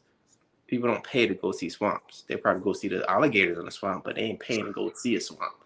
But you're paying money to go see a nice waterfall. Like waterfalls bring energy, they bring life. They supply the world with more and more abundance. And that's what it is, like that information. So if you look at the water as like information, all the information you get, you pass it on to others. Anything that you retain for yourself is like, okay, I got this amount of information, I'm gonna give this on to others. That's where the instance of being a go-giver comes in versus, oh, let me get this and harbor it for myself. It's like, cool, I see you, Swampy. I'm gonna make sure once I get my airboat, I'm gonna just glide right over you. That's it. So for everybody, be a swamp. I'm sorry, don't be a swamp. Be a waterfall. Make sure that you're sharing information that you're doing, because the point of life is just to help each other out. Like I don't care what nobody say. We all are hungry and eager for our own. Like people are self-driven for their own pleasures, to get rid of their own pain. But the more that you help somebody else out, the more that you're going to be happy with your life. Like if you had all the money in the world and nothing to do with it, I'm pretty sure you will feel more happy about figuring out a way to make somebody else's life better versus you just sitting there making more money. Like that goes for anybody. If you're that person that just wants to sit there and make more money and just sit in the bank, bro, all you're doing is just being a swamp. Like you're literally just a cockroach in the street that just happened to have gold chains around. Like, nah, what fun is that? Bro, that's fire. Yo, on the real, because I know a lot of people need to hear that, right? Because, especially like you can relate to this. We come from neighborhoods and communities where it's not necessarily promoted to be a go-giver, right? Where giving is seen as a sign of weakness, right? And, or at least the result that it creates is one of like, it's not reciprocated, right? So when people are in those sort of communities, or that sort of environment, what would you suggest to them? Like if they're in a place where they're like, yo, Maurice, like you don't get it, the people I'm around, like I try and be like this and it doesn't work, like it doesn't produce. Like what would you suggest to them? Your environment will change you before you change it. So change your environment, man. Like that's so I've been in Jersey for the last I've been in Jersey for the last 10 years. I'm from Philly. Philly, I seen like how once I graduated high school, I went to college, came back home to Philly, and I just seen like I was still doing the exact same things I was doing in high school. Like I was just partying, talking to girls, get money, go party some more. I'm like, yo, I gotta change this. Like I fuck with my friends and all, but I gotta change this, because if I'm seeing that y'all doing the same shit after 4 years, like it's not fun. So let me go change my environment. I changed my environment, and that's kind of like what got me. It took a very long time though, but like once I changed my environment, I started to hang around different people. And then I quit my job and I started to hang around even more different people. Whereas like more different, that's a word, whatever, I make it up. More different people. Where it's like now I'm hanging around people that's thinking on a trajectory that I never could think of before. Like shit that's just unfathomable to me. It's like, yo, yeah. I'm hanging around people that's talking about, yo, how we gonna make $1 million this month? Like the people that I used to hang around was like, yo, I'm struggling to make $100 to pay my bills this week. Which I get, but it's like you start really changing your environment. Hang around people that are growth oriented. Like even if you're stuck, all right. So if you're stuck in a city that's real ratchet, real ghetto, shootouts all the time, like yo, just go to work, go home, when you come home, hop on more mindset calls. We hop into different mentorships, hop into different communities that's online. That way you can converse with them to start changing your internal environment at least. And then once you get that capital, go move somewhere else where you can now just experience a whole different lifestyle. That is big. What you just said right there, because bro, like I'm still over here like getting goosebumps over the fact that you just said your environment will change you before you change it. So change your environment. Because and like what you just said, like where you get it, like you're practical. Like, look, someone might not be like, yo, Maurice, I got kids. Right? You don't get it. I can't pick up my mom is sick. I'm here watching her. Right. But you just said the key thing, right? No, I get you. But then change your internal world first. Right? Change the conversations, change the information that you're allowing to come in, right? Go to work. All right. If you got to be at work, go to work, right? But then immediately after work, don't go to the bar. Don't go to the mall. Don't go to the park where people are just playing like, craps behind the wall. Like, come home. Get into the morning mindset calls. Get into a good book. Get into a new community, right? When you're on the phone, who are you talking to? Are you talking to your knucklehead friends that you grew up with? Right? There used to be 7 of y'all, but somebody got shot last week, so now there's 6. Huh? Right? Or are you getting on the phone with Maurice and you're talking, yo, Maurice, bro, I've been seeing what you're doing with Turo. That's looking cool. Are you getting on the phone with Sanjana? Yo, Sanjana, you're in California and you're doing deals and you're getting into real estate. That's really cool. And you ran a health facility, right? You're getting on the phone with different people. You're plugging in and leveling up. The conversations will change. When those conversations change in your internal work, and we're in a very fortunate position. We get to see it happen in real time every day inside the community. Facts. Like, it's crazy when people are like, yo, I thought I was the only one that thought like this. Because I know I used to think like that. I used to think I was the only person. So I used to just stay quiet because I was just like, yo, I'm weird. Like, there's something. I used to think there was something wrong with me. I was convinced, bro. I was like, yo, there's God. I'm like, because what everyone else is doing don't make no sense to me. It does not make sense. So I was like, let me just stay quiet so like they don't realize I'm a weirdo here. And the day it's better to be a weirdo than be normal, just like everybody else, because the weirdos is what make the road interesting, to be extraordinary. If you normal like everybody else, you're just gonna be stuck in that rat race, just like everybody else doing the exact same thing, running that maze, looking for your little piece of cheese, while we're the one just like, I wonder if I can hop out this box. Yeah, that's a fact. So look, so one thing though, with that part, this is something that one of my mentors recently told me. Is like, yo, start going through your phone and look at everything as a bank for the most part. So a bank, you can either do a deposit or withdrawal. That's it. Every person that you see in your call log, in your text messages, in your DMs, is that person withdrawing information into your life or depositing information into your life? If majority is your phone, if withdrawals, people just taking and taking and taking and taking and taking, how much longer until your bank account is empty? Like, if all you're getting is withdrawals where people just taking from you, how long until your bank account is empty?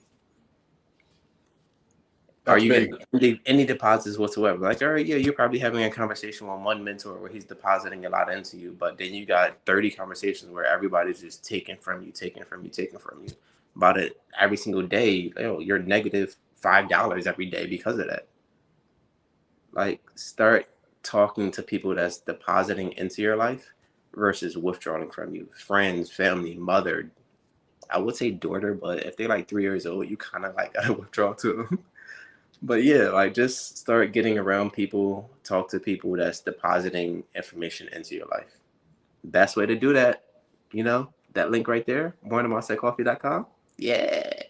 That Facebook community is about to be lit.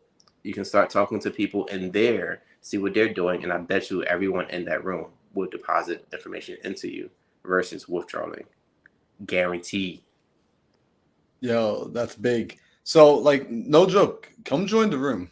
Like, you want to be in an environment where people are plugging into you. And I mean that wholeheartedly. If you are on the edge, if you're thinking, like, I don't have an environment of people that plug into me, I'm looking for a place. Like, I'm the person that's always pouring into others. I get it. You don't want to be in that place all the time. At some point, you need to fill yourself back up. Come join the room. Come join the conversation. Yo, Maurice, I appreciate you for making some time being on here today, bro. Of course, my guy. There's a big mission you got going here. 12 hours? She 12 hours, man. We got 2 more hours to go. A little over 2 more hours. And then we got Chris. Chris just popped into the studio. So we're about to bring him up on stage. You got any final words for the people, Maurice? I'm gonna just hit y'all with my saying. My favorite saying is living to outdo what's already been done. So I hope y'all can follow behind me and continue to outdo me. Because if not, hey, I'm headed to the top of the rail, baby. And I see y'all from the top. So but Maurice, I appreciate you, bro. Yo, for people that want to plug in with you and they don't know where to go, like how do they find you? Like where's the best place for them to go to connect with you? IG probably. IG at reesebob.com. My name's right there. Reese Be Your Own Boss. Or tap into Morning Mindset Coffee. You'll see me every single morning, Monday to Friday, 7 a.m. And during the after hours, you can, yo, Reese, I want to connect with you. I need to pick your brain or something. I may just give you 15 minutes.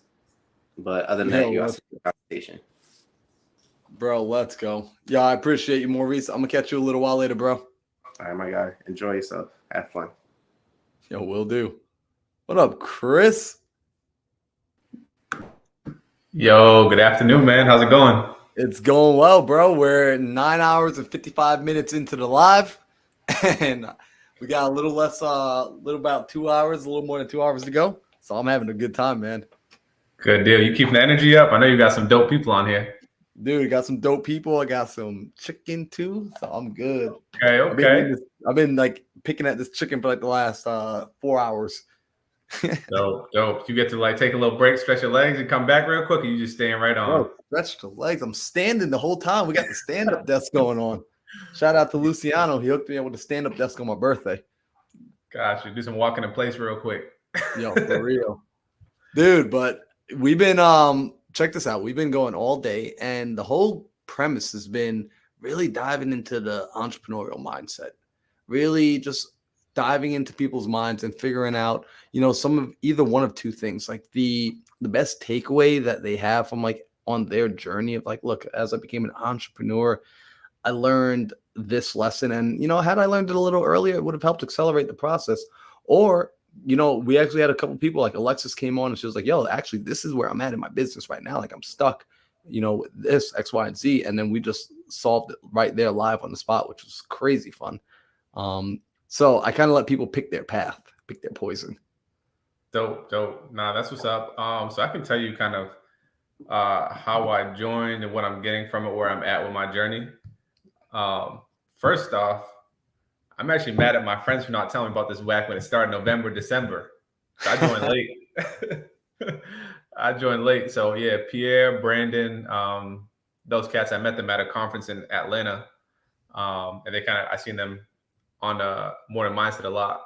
So that's what kind of got me into it. But I kind of wish I started a little earlier. So if there's anybody who's like wondering if they should, it's not if they should, but when they should. And when they should is probably yesterday or the day before. They should have already been doing it. Bro, I appreciate that. Yeah, like we honestly, we do our best. Like that's the Morning Mindset Coffee. Like we really do our best to over deliver and create a room that ultimately that room was exactly what I wanted and like needed when I was getting started. Like it's what I still need along the way, but it's like it was missing. It was just straight up like it was missing. Most definitely. Yeah, like so for me, like I quit my job in engineering back in February. And that's right around the time where I joined. And I was like, wow, this is definitely a blessing. I think the biggest thing for me is really just being around a group of like-minded folks who are really just trying to do their own thing in life and carve out their own path. It's all about the mindset, consistency, getting through the no's and all the issues. But the real cool part is just like, being in a room with people who are having the same issues with you or have already been through the same issues. So you can kind of just piggyback off them and just learn from their wisdom and experiences. That's what's been helping me most as I start off my journey of entrepreneurship back in February. Yeah. Well, let me ask you this, right? Because, Chris, you're in an interesting position where, like, in February, you left a good job and you started doing your own thing. You were already doing, like, a little bit of your own entrepreneurial pursuit on the side, but, like, you decided to go full time. What was that transition like? Because there are people that are always on the fence about making that transition, and it's kind of like having a kid. They're always asking, like, when will the time be right? So it's like, for you in your life, what made it the right time? Yeah, great question, man. So the biggest thing was it was more of a pull. Like my external entrepreneurship was pulling me and my job was pushing me at the same time, right? So I got into a position in the engineering firm where I wasn't really feeling it. They weren't utilizing me. My boss was really a really incompetent guy, just to be straight up. But yeah, so basically it was kind of a push. And I was like, I put it off probably 4 times. I'm telling all my boys, like, yo, I'm going to quit. I'm going to go slap this resignation, slap my boss the resignation letter and all that. And I was like, nah, let me wait. So I'd be like, all right, let me stack up a little bit more. Let me sell another crib or acquire a house. I did that about 4 times, man. And the last time came up, I was like, yo, so I'm a real estate investor. I had about 3 properties that were getting ready to be listed. I was like, hey, this is a perfect time for me to just separate myself and jump off.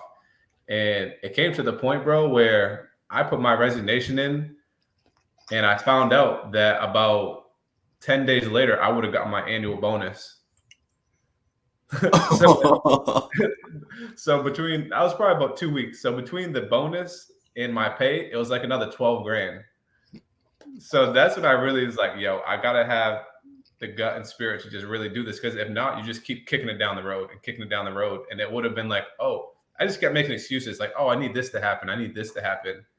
But, like one thing we learned is, it's just move in the right direction. Just keep pushing and it's not going to be perfect, right? You're going to bump your head. You're going to have opposition. You're going to struggle, but just keep with it. So I was like, man, if I don't quit now, I'm never going to do it.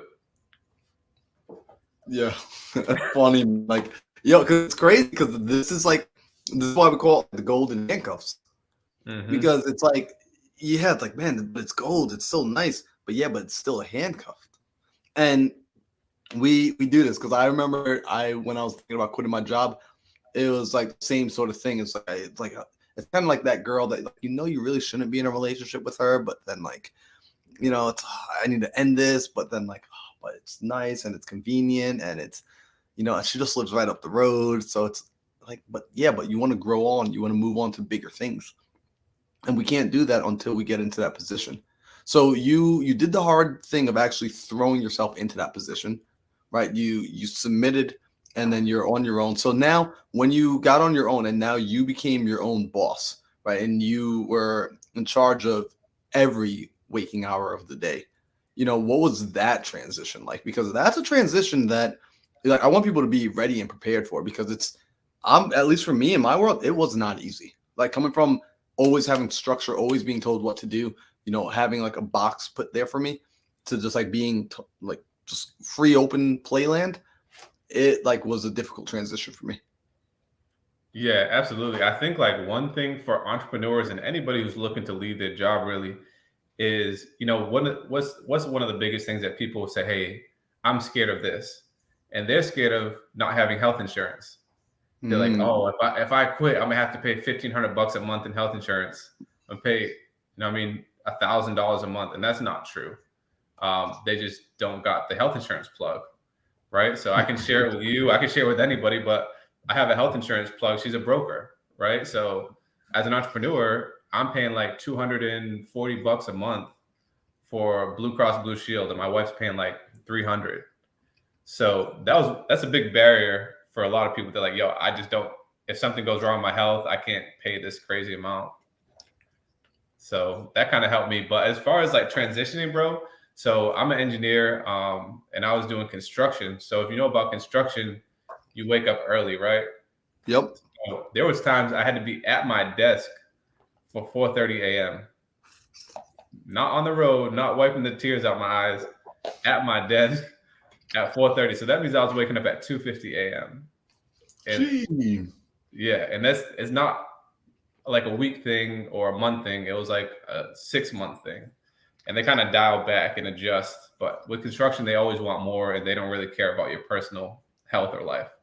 So, so with that dude, I was really traumatized. I was like, yo, this is not normal waking hours for people. You know, I was working 10, 12-hour days, man, high stress. But I guess, transitioning, I just had to take like a 2-month break of waking up at whatever time I had, whatever time I get up, and do my thing and just bust my butt as much as I can.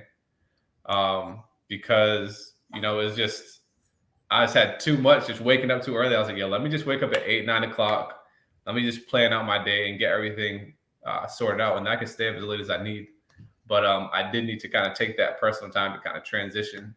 But, through that transition, I'm lucky I found the group, because really it just shows us how to stick with it, and just how people are going through the same thing and how to get through some of these oppositions. Just like when we go to conferences, it's like, really, it's not about who's on the stage. Like, that's cool, but it's really about who's sitting next to you. Right. Like that. Like, I wish I could get more people to understand that. Because like I see a lot of people go to these events, and you can tell who's new and who's like a little bit more experienced, right? But first of all, before I go into that, I do agree with you. Like having to wake up at like 2:50 in the morning, right, and be expected to be at work, and like that's crazy. That's tough, and that will put you in a position where you're going to be like, all right, do I really want to do this? Like I'm being told. Like I'm not waking up because I want to wake up. I'm waking up because I'm being told I got to be here at this time. Like that's tough. That's hard work. So you recognize, okay, you know what? If I'm going to be doing things like this, it needs to be on my terms, right? Absolutely. And, as far as what you said, right, like putting yourself in those different rooms and recognizing when you go to these different events, right, Chris, and you see these guys on stage, and everyone's so infatuated with these people on stage, and they think that's where the value is. They're like, man, like, look at Max Maxwell speak right now. Look at Ryan Pineda speak right now. It's like, yeah, you know where else they gave that speech? On YouTube. You go look it up right now. You get it on demand. You can get it from your bed. Right? But what you can't get from your bed is the connection of all those other souls in that room. All these other people who are also, you know what? I want to make a difference. I want to make a change. And even better than inside those rooms, inside the hallway. While the speaker is speaking, inside the hallway, those are where the veterans are. Those are where the people, like, that's where the money is made. I always say to people, I'm like, yo, the money is made in the hallways at these events. That's why I go to them. And I'll spend most of my time just connecting and networking with the people who understand, like, they came here for the other people. They came here for the connections. They came here to, like, plug in. Yeah, absolutely. Because, like, these conferences and stuff are great, but, I think probably since COVID and a little bit before, there's been a lot of self-education, right? That's come out of it. So a lot of it, bro, like you said, you can just YouTube it. Like all these guys on stage, they're only up there for an hour and some change. They're not going to tell you everything, right? Everything that they tell you is high level. So you can kind of dig a little deeper and get to know them, and then ultimately be part of their tribe and subscribe to their community. So like you said, when I'm going to a conference, it's like trying to bag girls. I just want to bag my friends and my business partners and the next millionaire sitting next to me. So at the end of the day, I'm like, all right, boom, shoot, I got 15 numbers. Remember you used to go to the club? Yeah, I got 3 numbers. Yo, it was good. Come on, man. People don't realize that though, because like they're forgetting that. They're getting away from like the people that understand it at a higher level. Like, and I want everyone listening right now to know this is like a high level tip. Like no one ever really talks about this, but like the pros know this. Next event you go to, watch, just like look around the room and see who's like when the speaker sits down and starts talking, see who gets up and goes out into the hallway. Just go pop your head in the hallway and go hang out there for a couple of minutes. Like this is where deals are made. This is where the real relationships are made. Yeah, and I think some people they're not as strategic as they should be when they come to conferences, right? Because like you don't have to sit in on everything, right? Especially when you go to stuff like RPX or even InvestFest. It's like there's some stuff you just don't. It's not your lane, right? So you need to be strategic and really follow up. So it's cool to kind of be having the high energy while you're there, but it's really about the follow up. So like, what do you do with that? Is there anything coming from this conversation? Kind of like Reese said, it's like, what are we here? Are we shooting the breeze or are we getting to it? So what's interesting is, I don't know if you do this, when I go to conferences, I'll actually take the time to write down on a piece of paper, what do I want to get out of this? Who do I want to meet? What do I need to walk away with in order to say this was a success? Do you do the same thing? Like when you go to the conferences, do you like actually, because I pull out a physical paper. Oh Like, yeah, do you no, do it? I do it because it's like, yeah, we're spending a couple grand. It's like, all right, so what is my mission, right? Because we could do the same thing on the couch. So it's like, all right, what am I here for? Who am I trying to connect with? And if it is, say, like a high level guy, who am I going to speak to, and what am I going to say to him? Don't just come up and say, "Can I take a picture?" Like it's not doing anything. It's just you're just taking up space, right? So, but yeah, no, you got to be intentional. Yo, you have to be. And like again, these are things I want to highlight because look, when we're getting started, we don't know this. Right? Like when I'm brand new in the entrepreneurial game, I'm thinking, yeah, I'm supposed to go and sit down and I'm supposed to listen to Max Maxwell's story the whole time. Right? The only thing it's gonna do is inspire me. Well, guess what? I'm in the room. I'm already inspired. Like I showed up. I'm already inspired. But like, let me recreate his steps. See, when he showed up in the room, he did one of two things. He either sat in that chair and he envisioned himself. He put himself in the room so he can envision himself being on the stage where he's at right now. So if you're doing that, great. Or he said, look, I came here because I got a problem to solve. So who out here do I need to talk to? Who do I need to befriend? Who do I need to do a favor so that I can solve my problem? That's big. Absolutely.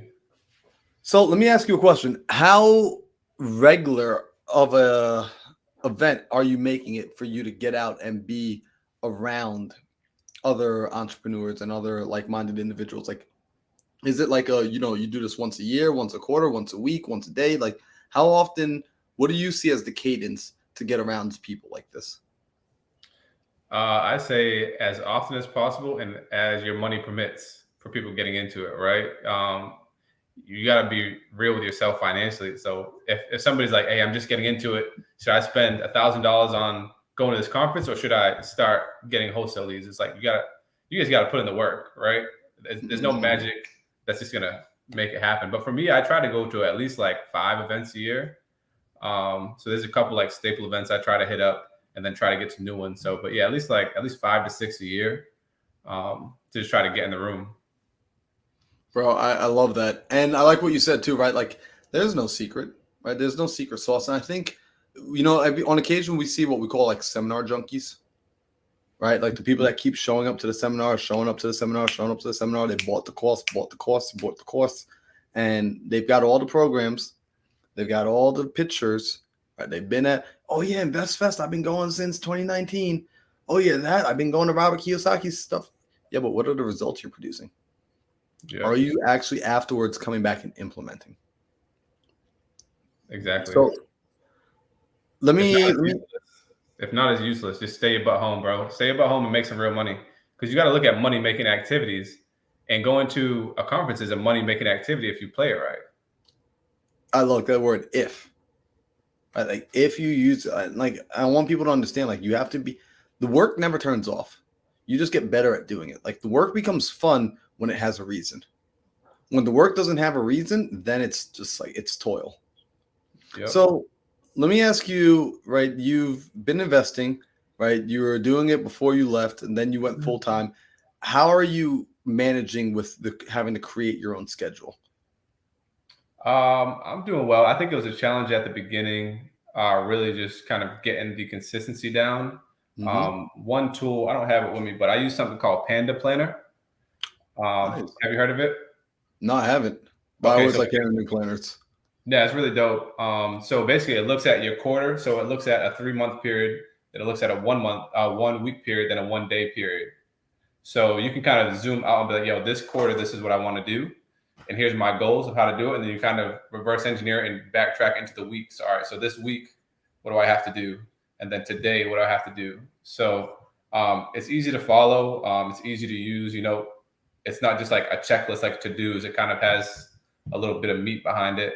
So I've been using that. I've been using Google Calendar really to, set reminders and Calendar.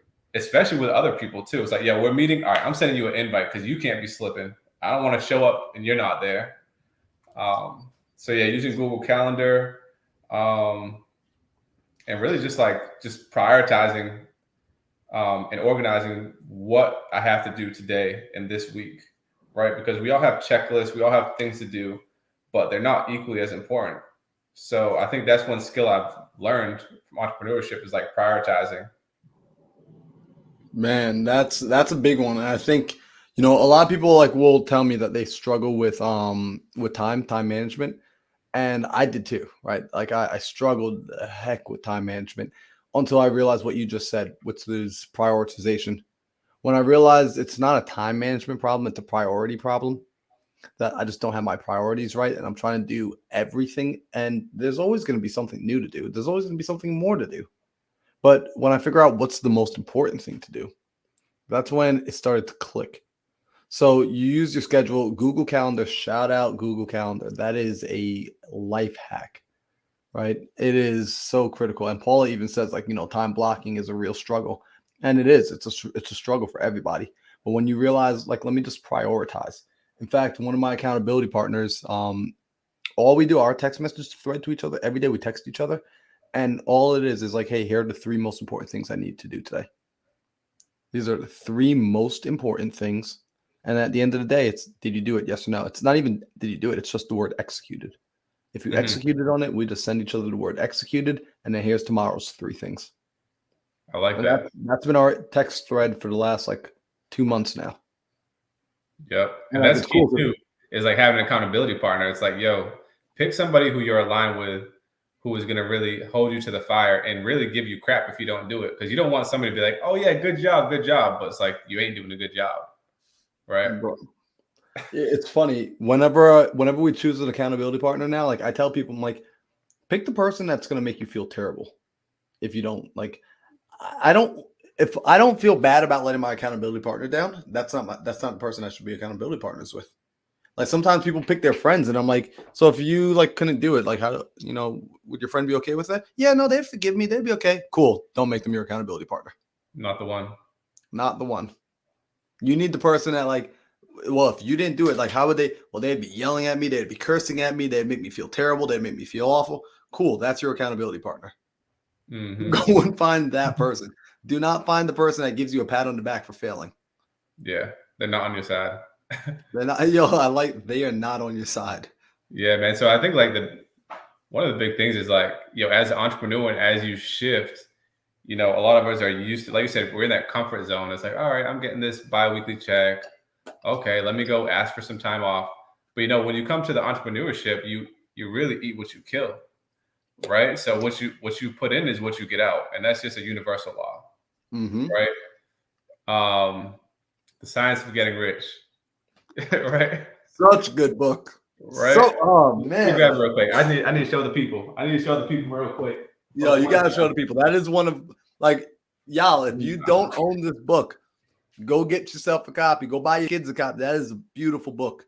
Yeah, or just listen to it on YouTube if you need to. But like, we see that there's blockheads in our neighborhood getting rich, and there's smart people getting rich.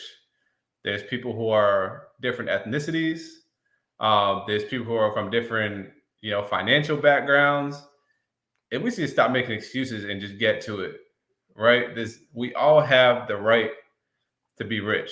And we're fools if we don't think so, So I think like one of the big things about MMC that I really value is when we dive into some of the books, right? Because there's nothing like learning from a Les Brown or a Tony Robinson or like, it's just, we dive into it's all about perspective, right? So we interpret information differently. So that's really one of the dope things I like as part of the group is when we listen to an excerpt or we go through a book and we're like, yo, what do you think of that? And I'm like, oh shoot, I didn't even look at it like that. But yeah, that's a dope perspective. Yo, it's that power. It's the power of masterminding every single day. Like if anyone's read Napoleon Hill's Think and Grow Rich, like Napoleon Hill actually spoke about this concept of the mastermind of many minds coming together in a frequency of like in a harmony, like coming together in resonance. And when they come together, that the combination of the minds isn't just an equation of, 1 + 1 equaling 2. It's a combination of, 1 + 1 equaling 33. There's like this exponential effect that occurs. So when we read books together, when we go over videos together, when we review and we brainstorm together, this is how we effectively amplify our own brain power, how we effectively amplify our own mental powers. In fact, Silicon Valley, where they do a lot of coding and things of that nature, they have their programmers and their coders actually all come together. I didn't know this actually. A buddy of mine like broke this down to me. He's like a scientist, and he broke this down to me. He said, "Yo, we actually have people come together, and we put one guy on the computer, so he's the one actually coding, right? But then the rest of us, we're all standing around him, and we're all just like brainstorming out loud in real time. And he's the one doing the coding, but he's using all of our brain. And he's like, we call this hive time. So it's like hive, like a beehive. It's hive time." And I was like, "Yo, that is freaking smart." I was like, "Yo, that's a mastermind." In fact, I was like, "Why do you guys do that?" He's like, "Because we start coming up with ideas that normally none of us could come up with on our own. Even the smartest guy in the room doesn't figure out the stuff that a few guys think of when they're together." And I was like, "Bro, that's a mastermind. What you're experiencing is when all your minds come together in harmony, you guys all get access to intelligence that's greater than you each individually." And he was like, "Oh." I was like, "Yeah, do that. Like, do that more often." So it's like when we read these books together, right? This is like the power of like having book clubs, the power of accountability calls, the power of meetups. We get the opportunity to plug back into the hive. Yeah, And that's like, critical.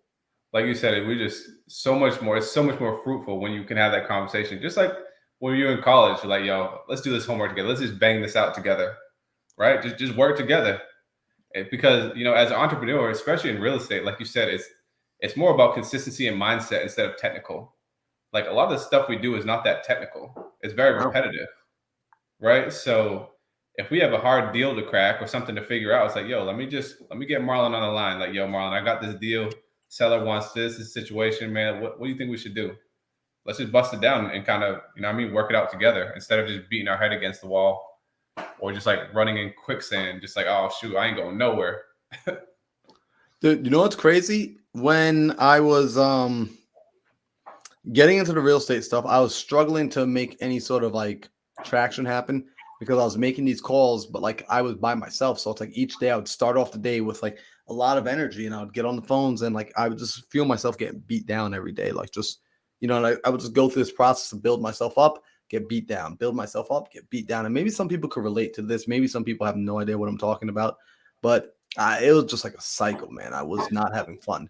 And it didn't start to change until even from working from home, I started plugging into like we call it the virtual office. And we created like a virtual Skype room that we would all go into at the same time and would make calls. And now I was just like hanging out with my friends, just like you said with college, like going and doing your homework together. We were working together. And although we were each working on our own projects, right? Like I didn't mind getting beat down anymore. It wasn't fun because like my friends were like providing the shield for me. They're providing this protective energy for me. And this is like, I want people to understand this is something that shouldn't be seen as weakness because we think we have it in our mind. Well, I should be able to do this on my own. I shouldn't need to plug in with anybody. Okay. But you're a social creature. What's wrong with plugging into people, especially if those people want to plug in with you, especially if you are creating a boundary and you're creating a systematic approach to this and you're being intentional about why the purpose of you coming together. What's wrong with that? I don't get it. Yep. Yeah. I actually just started that with my friend, because we've been working late nights. So, you start running out of juice after 9 o'clock. I'm like, "Yo, bro, I'm just going to set a standing Zoom call for us at 10 o'clock. Let's just go in there and get busy, bro. We ain't really got to talk. Just do your thing. I'm going to do my thing, and we'll kind of shoot the, between. But besides that, let's just get busy and just have somebody there. Be like, all right, we in this together, bro." Bro, I love that because that's honestly like, I want people to know that it's okay to think like that. In fact, the best entrepreneurs, that's how they think. Now, are there a rare breed of people that like just a straight up in a league of their own and in a lane of their own? Yes, 1000%. There are some cats that just like they move so fast that nothing and no one can keep up with them. And even those people still find the need to come back and plug in. And then everybody else, like, I'm just letting you know, like the other 99.9% of the population, plugging in, find the right people to plug in with. Get connected to the right community. Don't do this game of entrepreneurship by yourself. Yeah, it's a team sport, bro. So oh, you can go.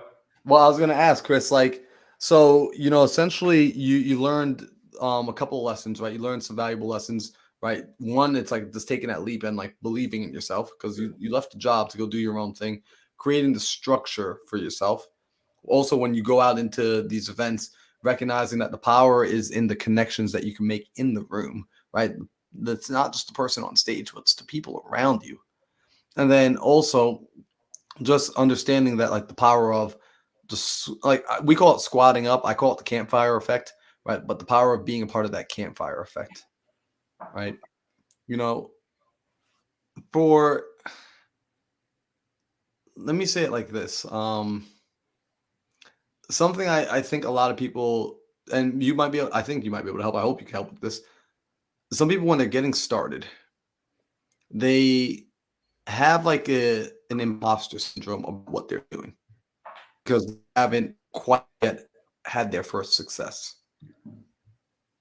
I don't know if you ever encountered imposter syndrome where like you were getting started, maybe like at the beginning before you bought your first property and you're saying like, hey, I'm a real estate investor. But if you did, what did you do to overcome the imposter syndrome? Yeah, no, that's a good question. I think we do struggle with that at the beginning because you're like, you have that mental battle with yourself, like, yo, I'm the best, I can do this. And you're like, the devil on your shoulders, like, nah, chill, like, you ain't ready.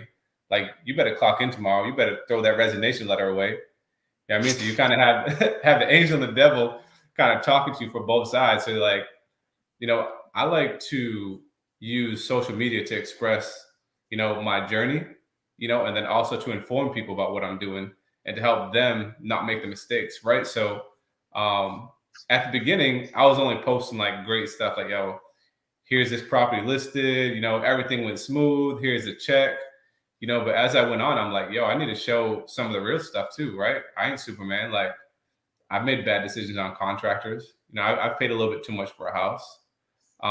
So, you know, I think social media has kind of helped me with some of that as far as, you know, not giving a damn about who sees through my lens, right? My lens is my lens. Like, what I do on a day-to-day is what I'm really going through.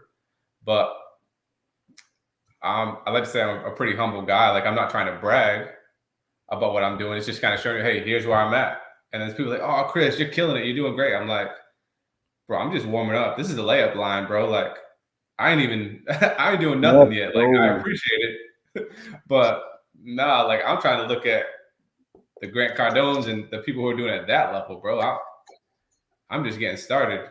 But you know, as far as overcoming imposter syndrome is really just, I think, being true to yourself and being like, yo, this is really who I am. Like, God made me like this to be great. He didn't want me to be average. He didn't want me to be fair. Like, it's who I am, right? So we all have good days. We all have bad days. But really, I think just being real with myself and just turn off my filter. Like, you know, I was at this conference too, and Eric E.T., he's like, yo, I had the opportunity to go in a room with billionaires. And he's like, yo, I was wondering what I should wear. He's like, yo, should I get up in my suit?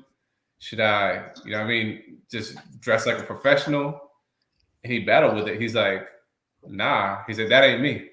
He said, I'm gonna go over there with my ET shirt, with my fresh cap on, and some jeans, some Levi's, and show them who I am, right? And that's when he had to make his decision to be an imposter or kind of be true to himself. And everybody showed him mad love because he was being real, right? So I think we need to be like, who am I when the camera's not looking, right? Or am I just trying to flash for no reason? Or, you know, like we say sometimes, like, yo, if there's a camera crew following me around all day, what would you see? Would you see me be like, oh, yo, come look at this, come check this out? And then I'm just like scrolling on Facebook. It's like, oh yeah, I'm not really doing work. Like, nah, bro. Like, so I think part of it is really just being true to yourself and knowing your value.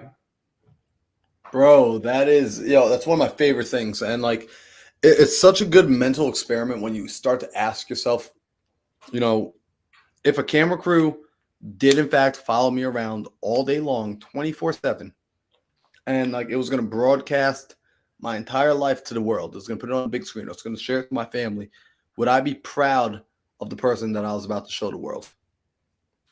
Would I be proud to let that person be seen? Mm-hmm. So, Chris, I appreciate you so much for making time to be on here today. I appreciate you for coming in, dropping the gems, sharing the jewels. And, even you got the link, you got the plug for entrepreneurs that need to be worrying about healthcare. How can they get connected with you? Like, how should people go and plug in with you, Chris? Absolutely. I say first thing that you should do is join MMC. You can catch me every morning with the crew, right? So we in there. But yeah, IG, Chris Oyenuga, the closer. You see it on the screen.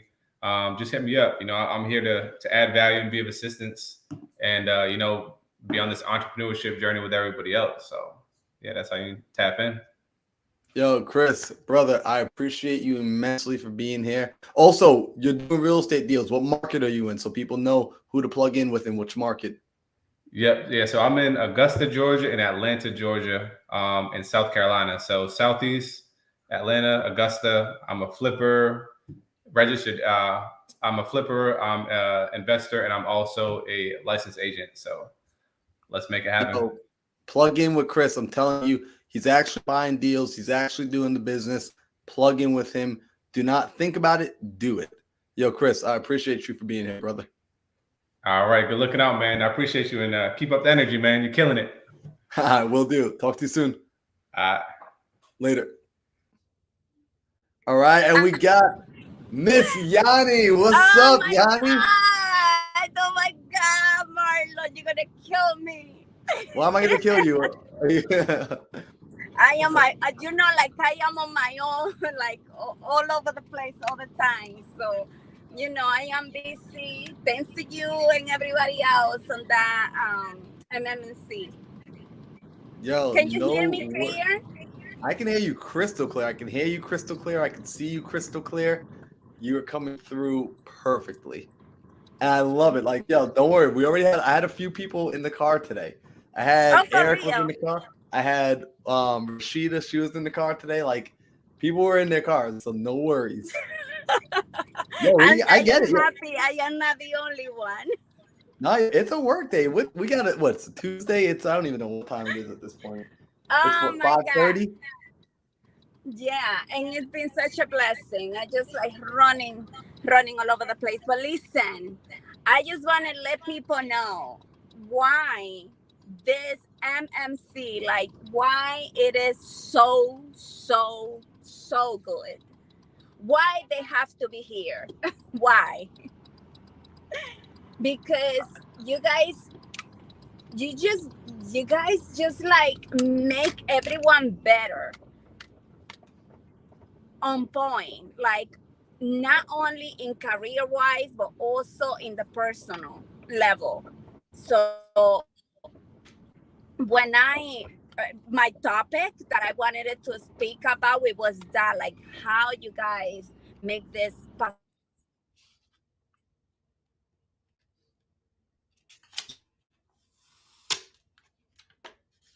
Oh, I think we might have lost her.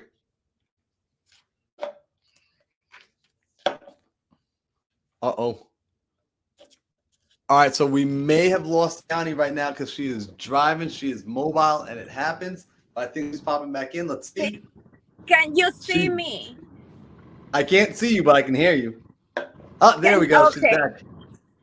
Great. I'm so sorry. Just like I'm driving and I'm about to take the house. Okay. So yeah, I just like want to make sure like everybody knows who you guys are and like all the things that MMC helped me to be in the level where I am right now and how you guys did it. And actually how I found you, how I found the group. And everything is about connection. Like you don't know who you know until you just like start talking and start asking questions.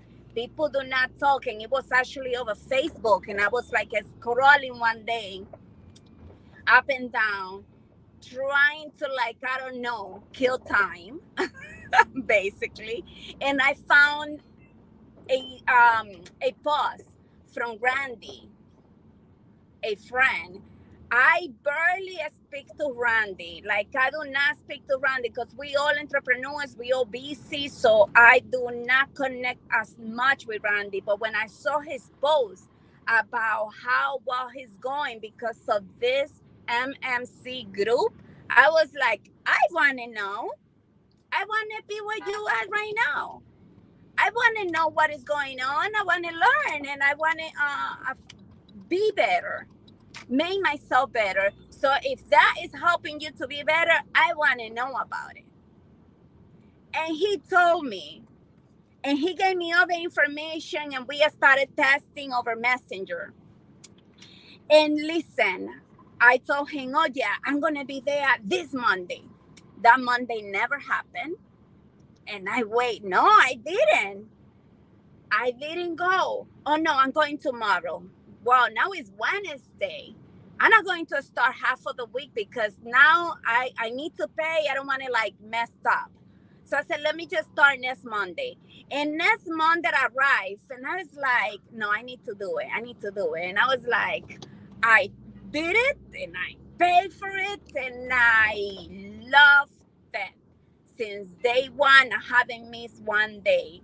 And let me tell you, I am not the kind of person that talk. I mean, I am very friendly. I be able to speak to anybody, but like in social media or in Zoom or with people that I have no idea who they are, it's not as easy for me to talk. I am very shy when that comes. Like my marketing is garbage because I don't know. So you, Maurice, Maxine, Eric, Randy, like Kylie, Nick, like some, like I can like mention and just like everyone have give a little bit, like putting a seed every morning in there for me to be better. Everyone. So it's not like only Marlon is talking here. It's not only Maurice, but it's what you guys have put together that made MMC what it is today, and why I am learning so much.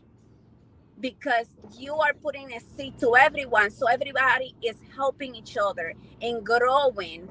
And not since then, it's been like what, 3 months, 4 months that I'm being in the group. I think it's been And my even longer, company Yanni. have escalated to like, oh my God, my company have escalated with myself on it as a person, like as a person, and also as my company is like tremendously. Like right now, I am looking to hire people. Look, I have people here working with me because my company is escalating. It's like how I'm gonna pick up so many jobs if I do not have the hands. And the only way it was possible because I had a different mentality a couple of months ago of the one that I have today. Couple of months ago, my mentality was completely different career-wise. So I thank you guys like so much because it just like I have grown personally and I have grown like my career have grown with it. And that not all groups are possible to do something like this because I'm being in many different groups and it hasn't happened. It hasn't happened. So it's just like the support system that you have there. I feel like MMC is not only just one person. Of course, you like make it happen because without you, it wouldn't be. I think everybody would be absent if you were not. If you and Maurice wouldn't be here, so like everybody would be absent. But however, since you have put all this energy together and you have like kind of give all that energy to everybody, when you guys are absent, we have it. We have it. It just happened.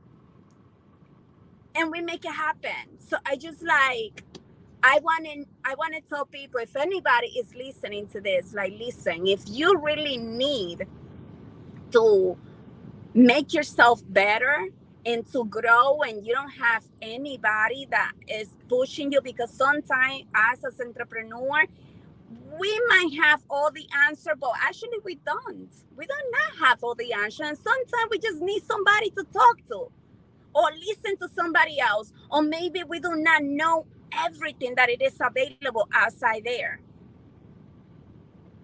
And MMC has every single different connection. We are not just real estate agents. We are not just actors. We're not designers. We are not realtors. We are a community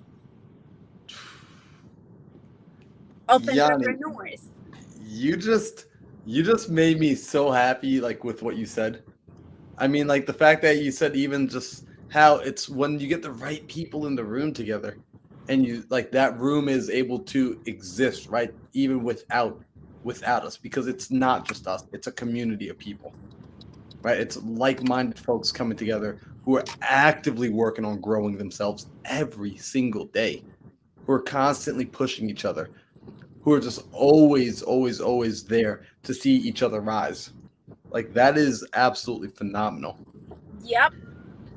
So I am so happy that I was able to find you guys. That like, like when Randy started posting that I found you guys, I was like, no, I'm gonna hold this group like it is my life. And then I'm being like talking to everybody, but not everybody have the same mentality, like they have to feel it. And it's okay. You could have your time. Take your time. Maybe you're not ready, but you're gonna be ready one day. Think about it. let me ask you this question, Yanni. I'm curious, right? Like, in the beginning, when you said, like, you saw Randy, you saw his post on Facebook, you got connected, you got a little bit more information, and I genuinely want to know, like, you were hesitant to join, right? You're like, like, hey, let me hold off for a minute, let me, wait before I jump at this campfire. What kept you on the fence for so long, and then what eventually made you get off the fence and get in? When, like, exactly that mentality, I'm being in many different groups. And this one, actually, the MMC, Randy told me, oh, you have to pay for it, but it is $1, but then after 1 week you have to pay, and da-da-da. And I was like, okay, that I could tell you hold me off, but I was like, $1 is nothing. Like, I don't mind. And then still, I didn't join. I was still skeptical.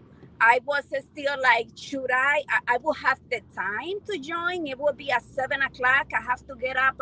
I get up early anyway. However, at 7:00, I am dressing Dajani, making breakfast in the morning, getting myself ready to start working, getting her to school. Like, it's so many things happening at 7:00, and I said, I don't know how I'm gonna do it, because it's at 7:00 and I'm doing a lot of things.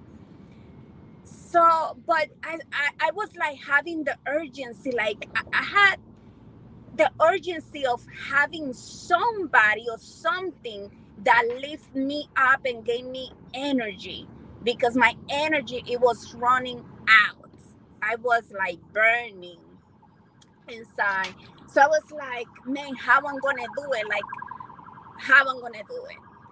So one day I just wake up, and I woke up without energy, like drained out, 100% drained out. I couldn't sleep. I said, wow, it's only $1. I am super sleepy. I am super tired. I still have to continue. I don't know how I'm gonna do it. I think I spoke to Randy couple of days before I joined, and I told him, listen, I'm so sorry. I know that you told me, and I told you, and I promised you that I was going to join, but I haven't. You know, I get Diane ready at that time. I don't know if I'm going to be able to do it. And he said, listen, I do the same thing. I have to get my daughter ready to go to school, you know, and I do it, and I just like put it in the background, and I just listen to it. You don't have to be present. You can just like listen in the background. I said, okay. Then I took, you know, his information, because if he do it, why I cannot do it? Like, what make him better than me? Excuse me. Shit. Sorry. So it's like, no, it's not happening. So, you know, I like challenges. It's like, no, you're not gonna do it, and I am not gonna do it. So that gave me like the push. I do it, and I get my daughter ready to do it in the morning, and I do not need to turn on the camera if you don't want to hear it in the background. That gave me the push. And I say, I'm gonna do it. And I did it. And then I didn't turn on my camera for the first 15 minutes. But then the conversation started kicking in.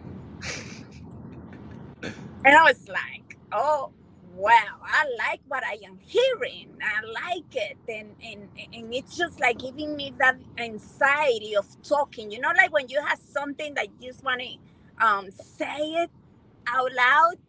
That's what I was feeling. And I think I spoke the first day.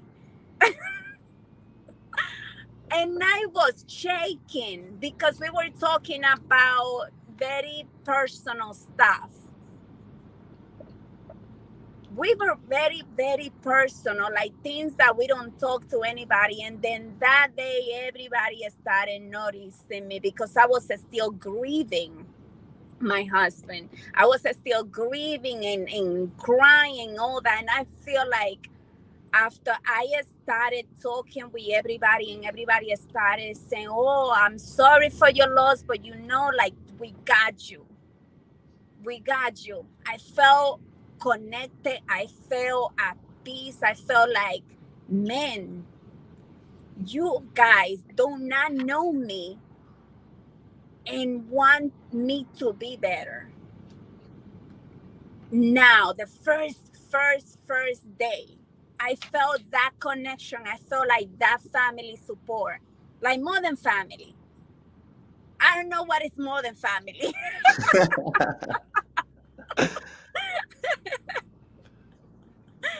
And then since then, I haven't been grieving as much because I've been so focusing on growing myself that I do not have time for grieving. I just like being graceful.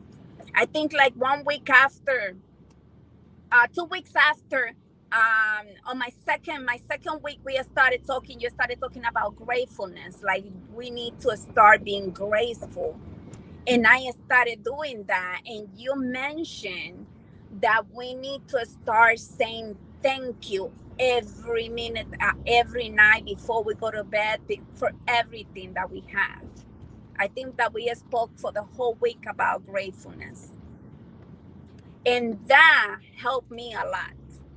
Because I am grateful, but sometimes we just don't pay attention. We just say things like we put words in our mouth just to put words in our mouth. But sometimes we just don't feel it. We're just saying things like everybody. I do not believe anybody that sometimes that said things just to say it. There's a lot of people that they just saying things just to say it. They feel it, but they're not in the present moment all the time. It's not that the people are not graceful. It's just that sometimes you are not in the present moment. You know what I mean? Yep. So, Yanni, it's funny too. Like, first off, thank you so much for sharing. Like, I mean, you just like brought that day back to me because I remember exactly. I remember the first day you showed up. I remembered you opening up and sharing where you were. I just remembered you being so open for allowing the community to pour into you, which I absolutely love because no one can help someone that doesn't want to accept it. And then I remember that week when we spoke about gratitude, and you're right, like it was like the focus, and we just kept focusing on gratitude. And we spoke about how even like Einstein would say thank you thousands of times before he would even make it to the bathroom in the morning, like because he just understood that the power of gratitude, that when you live in gratitude, you can't live in despair at the same time. You can't be afraid when you're grateful. You can't be hurting when you're grateful. And it doesn't mean that bad things don't happen. It's just our perception starts to change. We want to change It's the world. We change our perception. 100%. It's the perception. I was like, I had so many fears. I was like, why I am like, I was scared of everything. Why? And when I started being graceful, all things started being like calming down. Like now I just like feel joy. It's like, really? It feels good. This feels good. So definitely. It's powerful. So I absolutely love that. Right. I love that you've seen the change in yourself. I like that, essentially I like that you're honest, right? Like I appreciate that, right? Because how many times do we do that when we're looking at something? I am notorious for this, like growing up, where like if I saw a price tag associated to anything, immediately my mind is like, these people are trying to scam me. These people, they just want my money. I know what's going on here. Haha, you're not getting me today. And I would go back home, like, and I would feel proud. I would go back home like, haha, they won nothing to me today. And I'm never gonna forget when one of my very first mentors, he coached with Robert Kiyosaki, the author of Rich Dad Poor Dad. He was actually coached from Robert back in the day over 20 years ago. And he said something to me that was just like, it hit me so deep in the like chest. I was like, oh man, you got me. He says, listen, Robert, is it safe to say that Robert and myself know more than what you know? And I was like, that's a pretty accurate assessment. And he's like, is it safe to say that we've maybe lived a little bit longer, had some more experiences, and maybe figured out some of the things that you want to know? I was like, again, that's a safe assessment. And he says, and if you choose not to, buy anything from us, do you really think that, Robert or myself are going to go hungry tonight? And I was just like, got me there. So do you really think you need your house? Damn it. And like, but it's funny because that happens. Oftentimes we won't move forward. And I used to, it was something that Maurice and I talked about because we knew that like having a price tag associated to the group would prevent people from coming in. But we did that on purpose. We left that barrier there on purpose because we wanted people to make a real decision. We wanted them to actually choose to enter the room. So although it's not a big barrier, it's still a barrier nonetheless. And the people that turn away at the door aren't ready yet. But they come in when they are ready. And when they do choose to come in, it's different. Yeah. But it makes all the difference that you have a price tag attached to it. You need to, like, I think that you mentioned it before, unless people feel like they paying for something, they're going to like pay attention to it. Mm-hmm. They're going to feel, yes, I have to do it. And I really do not mind paying for it because I see the growth that is happening with me and with my company. So I think it's cheap. Trust me, it is. We've had this conversation before, and we've like thought, we're like, are we gonna raise the price? And we're like, no, we're not gonna raise the price, at least not yet, anyhow. But we're like, we're gonna keep it there because we want to also make sure that we over deliver, always over deliver. Yes. And we're so aware of that. And it's like, again, like I recognize like this is like an entry level for people because it's the thing that I wanted, and it's also the thing I needed. Right? It's what I wanted in the sense of like it's extremely affordable, and like that's just where my mind was at back then. But it's also the thing I needed, which is it's still asking me to make a decision. It's still asking me to put the value out there. Because there are rooms that I've gone into and I've paid, $40,000 to be in a room for 2 days. Right? That's $20,000 days. Right? Yeah. And the value received in those rooms, the value received in those times was immense. And why was that? Because in my mind, I'm like, yeah, I just paid $20,000 to be here. Like every word you say is about to be written down. Like, oh, you sneezed at 1 hour, 27 minutes. I'm writing that down. I'm capturing everything. I'm not missing a thing. But now it matters. It's important. There are stakes on the line. So I'm going to make sure it works. So I absolutely love that, Yanni. And I appreciate you for just being open and honest and, authentic about that. Definitely. I want people to know that. Like, I haven't been able to, like, I have people there that I have brought in. I am not using I'm not getting money out of it, but I don't care. I just like, Wait, why are you not getting money out of that? You know we have the affiliate. People. No, because I always forget how to do this thing. I always forget. Yanni, I'm gonna It's okay because I tell the people I don't mind. I really do not mind. I just like want people to get the value from it, and if they need it, they could use it. Like I just don't need to have it just for me. Like I see the value that is bringing me. I want the same thing for somebody else and for everybody else. I appreciate that. I'm also gonna make it a habit for you to like leave the link in your bio with your affiliate. Because I want you to get an affiliate from it. Right? Like this is like the cool thing, because this is like when we grow this community, like one of my favorite, I'll share this, right? My favorite people that come into the community, that come into the group, like we just had Chris on before, and Chris came in from Brandon and Pierre. Like you came in from Randy came in from Maurice. Like my favorite people is straight up affiliates. Like Maxine came in from Rashida, right? It's the affiliates. Why? Because people that are of a higher let me not say higher caliber, that's going to come off wrong, but people that are intentional humans who are building their life consciously, they tend to have a higher standard for the people that they spend time with. They want to go and connect with the right people. So birds of a feather flock together. Yeah. Right? So they end up bringing in people that add to the community. So we're very selective about curating towards the community. Right. And we've been very, very fortunate where the people that have come in, they have naturally been the right people, just based off of the energy we put out and the message we put out. And like anyone notices, like we don't go ham like that. You can't find any Facebook ads, right? You don't find any Instagram ads. Like they're not paid for like paid sponsorships or any of that stuff, because we understand at this stage, we want to make sure the room is built strong first. So every person that comes in is somebody that is of that go-giver ethos. And somebody that genuinely wants to build, which is powerful. Yeah, definitely. And I love to share everything. And one day I think it's coming soon that I am going to be talking on my own podcast with you.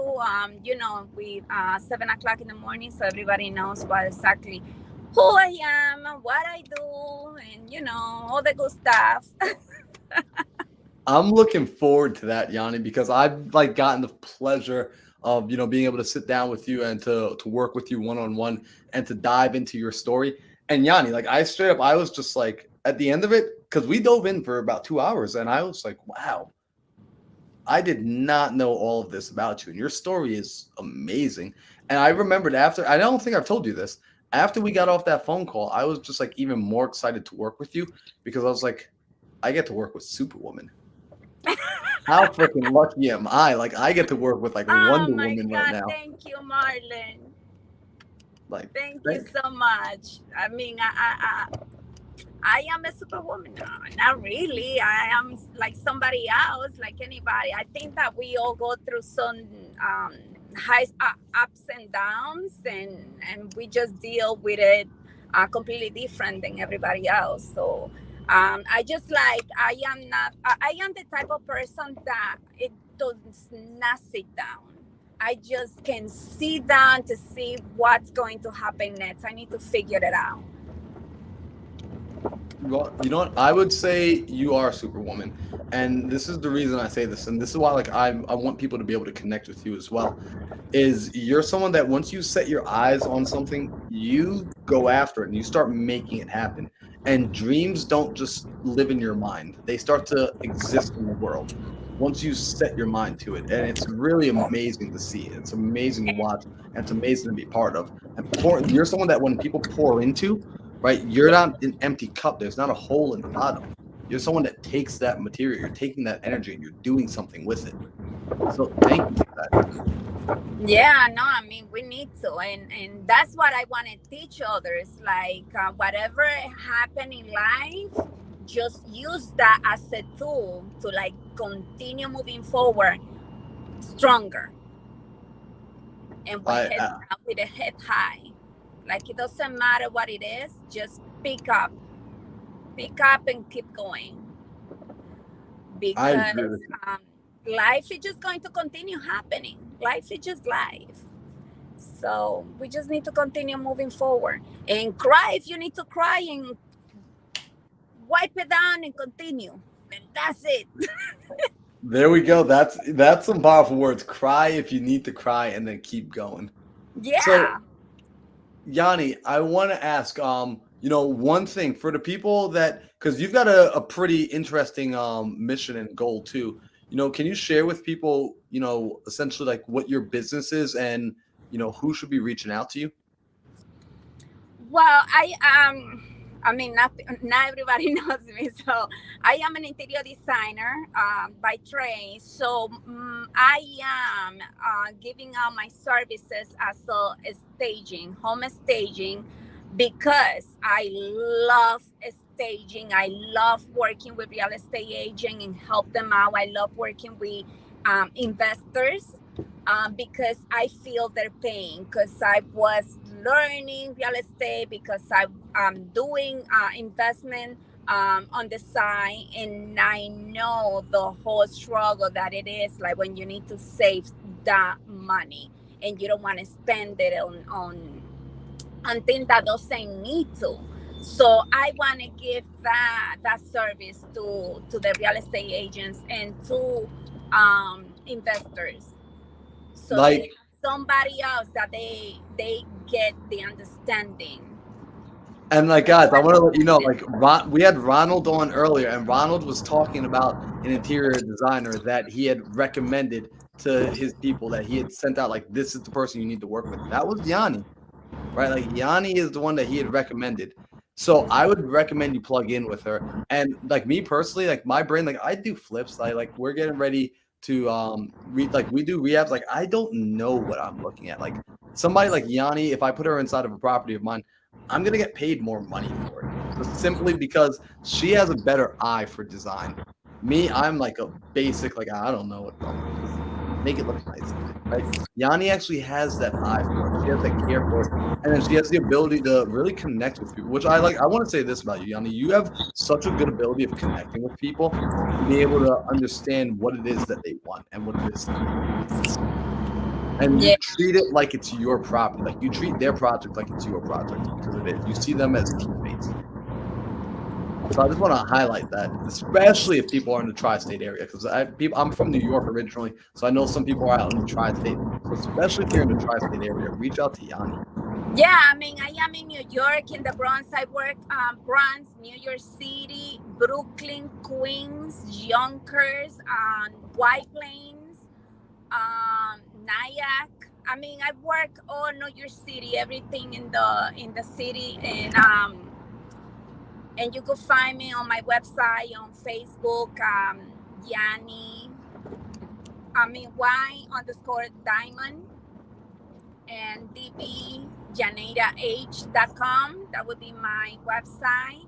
And I do home staging, occupy vacant, and I do also Airbnb short-term rental design. So, and I do interior design, like that's my basic. So I have the eye for all three of them, and I have the ability to help you clear your mind and help you see that vision on the design, exactly what is it that you like and what you want to see in your space. So yeah, you can give me a call anytime. So Yanni, how what's the best way for them to get a hold of you? Like, how should someone reach out if someone's watching this and listening and they want to connect? What's the best way for They them to can reach out? text me. They can text me on my phone 347-749-3965. They can text me. They can call me, email me at hello@dbjaneirah.com. So you will be able to find me anywhere in Facebook, Y_Diamond or Johnny Ilario on Facebook. Yo, I love it. So, and everyone, like, if you need to connect with Yanni and you can't get a hold of her for some reason, reach out to me. I will love to connect with you and plug you in. So, Yanni, let me ask you one final thing, right? For anybody that's on their entrepreneurial journey right now and they maybe have been doing this journey by themselves and they felt like disconnected, what would you say to them? Right? Like, what would you say to somebody who is just like, like they're feeling burnt out for the last time and they're about to stop? Oh no, they cannot stop. Listen, people, you are 100% allowed to feel drained out. You are 100% allowed to feel like, man, this is hard.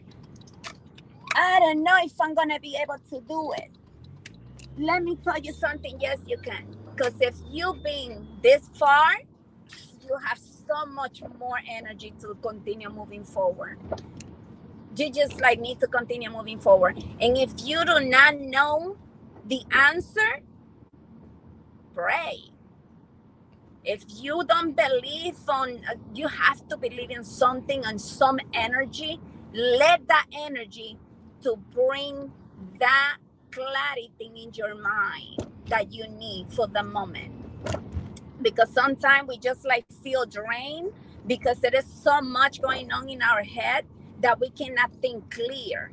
So sometimes we need that space, that time where you need to stay still.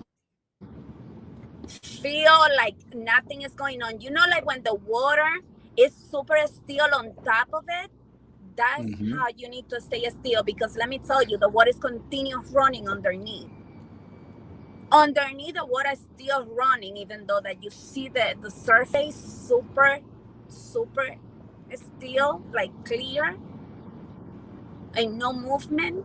It is still running and fast underneath. So sometimes you just need to wait and the doors are going to open. Do not stop. Continue moving forward, because if you stop, maybe that's not what it was like for you. Maybe it's something completely different. So, but unless you continue, you will going to find out. If you stop, it is nothing you can do about it. It's like when you're cooking. You're cooking because you're hungry. And you're going to stop, you're going to fry an egg, or you're going to boil the egg, or you're going to cook a meal. If you leave it cook halfway done, you're going to get sick, or you're not going to eat it. And what's going to happen if you don't eat it? You're going to stay hungry. Or you're going to wait until somebody else cook it for you for real? No, for real. If you're still waiting for somebody else cooking for you, it's like when I told you, stay still because the water's still running underneath. Let that person come and clear your mind and give you that food. But continue moving forward. I love that. And then you're driving right now, but like Elena just put in the comments, she said, like what you said, she said, be like a duck, chill on the top, swimming hard underneath. Exactly. Just like that. That is so good. Yanni, you are amazing. Thank you so much for making the time to be here. Thank you so much for I love that you don't even mind you're driving. I appreciate you so much. You poured so much on the people. So I'm gonna drop your Instagram in the chat so that people can get connected to you. And I want them to plug in. Like I want them to plug in and get connected. Yeah, yes. Please. I love to hear from people. I love to connect. I love making connection. I love to making new friends. I love to learn from you and everyone in there. Because every day we learn something from somebody, something new that I didn't know. So I love to. And I love to show you anything that you need, just call me and I am here. I love it. I love it so much. Well, I will see you tomorrow in the morning. Yes. Right. And we have another section. Oh yeah, we do. That's gonna be so much fun. I love our Wednesdays. Yes. Wait, Yanni, remind me one more time. I'm trying to pull up your Instagram and it's not popping up here. My Instagram, it is Y_diamond. That's my personal Instagram, and I have. Oh, there we go. There we go. Now it popped up. All right, here we go. I want to make sure because Agnes was like, "Who is that?" And Agnes says, "Yanni, do you speak Spanish?" Oh yes, yo hablo español. Yo, you and Agnes are gonna get along. You and Agnes are gonna get connected. Agnes, I can't believe you don't know Yanni yet. You're gonna love Agnes. Agnes is a wife, a ball of life. Oh my God! I just arrived to my destination. Awesome. Well, Yanni, thank you so much. I will see you bright and early tomorrow. We got 2 sessions, so I'm gonna be excited for that. Awesome. Me too. Thank you so much. And thank you, everybody. Thank you, Marlon, so much. I am so grateful for you. So grateful. Like, you don't know. God bless you. Oh, thank you so much. That means the world to me.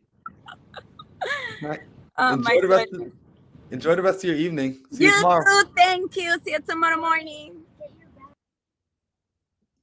So, guys, that is Yanni. I absolutely love her. She's amazing. She's phenomenal. And check it out. Yo, Chris, you are still in the studio, bro. Like, what's going on? You want to come back up on stage? Or are you like in the middle of doing some stuff? I can't hear you, so I'm going to bring you up on stage. I got the thumbs up. My guy. Going on in 12 hours. Going on 12 hours. Yo, it's crazy to me. I'm just like, yo, this is nuts. Like, I wondered how like Pace and Daryl and them did it, and now I'm like, all right, I think I could push for a 24-hour. Like, I just need some more preparation. But a 24, I see how they do 24 hours now. Absolutely. Yeah, man. Hey, I wanted to touch back up on, how dope it is being in the group and then meeting people in real life, how that energy is. Right? Bro. It's crazy because it's like I met people at Recession Proof in Vegas from MMC, and I'm like we're friends, like hugging people, dapping them up, and it's like, all right, you are who you are, you're a real person. All right, now let's really get to it, man. This is so dope, kind of transferring from just meeting daily on just virtually to meet them in person was that's one of the dope parts I really like about the group. Dude, it's nuts. Yo, you want to hear something crazy?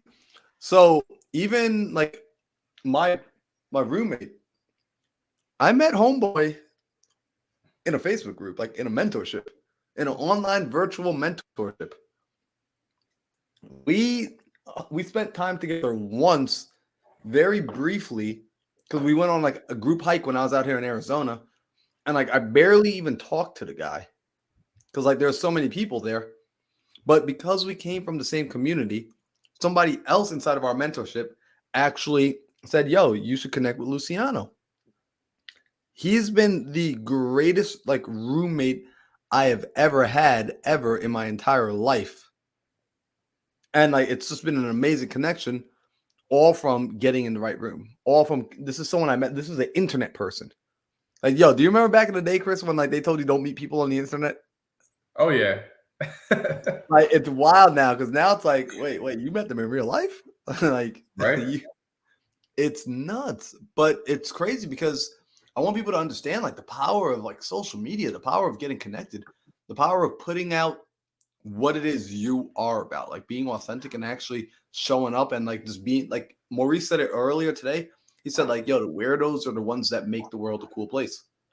Right? Like sharing your things that you normally feel like make you different. Like then you start connecting with the people you actually want to connect to.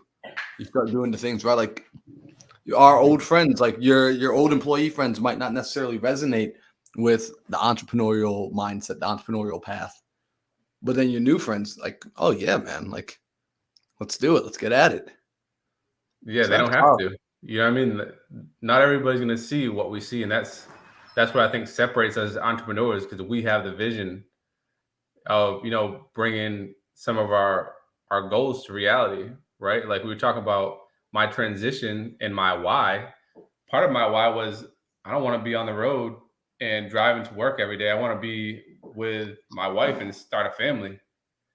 You know what I mean? I don't want to be busting my butt all day, waking up at 4 or 5 a.m. Like, okay, the thing that's crazy too, like when you start looking at how much you make, we really undervalue what we think is good money, right? So it's like, yo, we're in college. I'm like, yo, I'm gonna be a civil engineer. I'm gonna make $60,000 a year. I'm rich, set for life. And then we get the first check, and it's like $1,200 a week. I'm like, yo, I can make this at Pizza Hut, right? and then you go on, and you're like, okay, I'm gonna make six figures. 6 figures is coming into the next minimum wage, essentially, right? Facts. Yo, it's wild, right? Because like it's so interesting whenever I do go home and I spend a little time. And by the way, before I get off on a tangent, Agnes, yes, he did say he's in recession proof. His name is Chris Oriega. Oh wait, no, Orinega. How do I say your last name? Oyenuga. It's Nigerian. Oyenuga. So Chris Oyenuga. He is in recession proof. She says her and her husband are too. So Agnes, you guys should link up. Recession proof is a dope community. I rocks with it. But bro, it's funny. I will go home and on occasion, there's still some friends that like I kept the relationship with. Like I'll still go see when I'm back in town, and they'll tell me like, "Oh my gosh, Jim's making so much money now." Oh yeah, cool. Like what? He has such a good job. He makes $80,000. I'm like a month? like they're like, no, like a year. I'm like, is he poor? No, like no, like I won't say that, but like it's like you really do start to realize like 80,000 isn't a lot. Oh yeah, right. And yeah.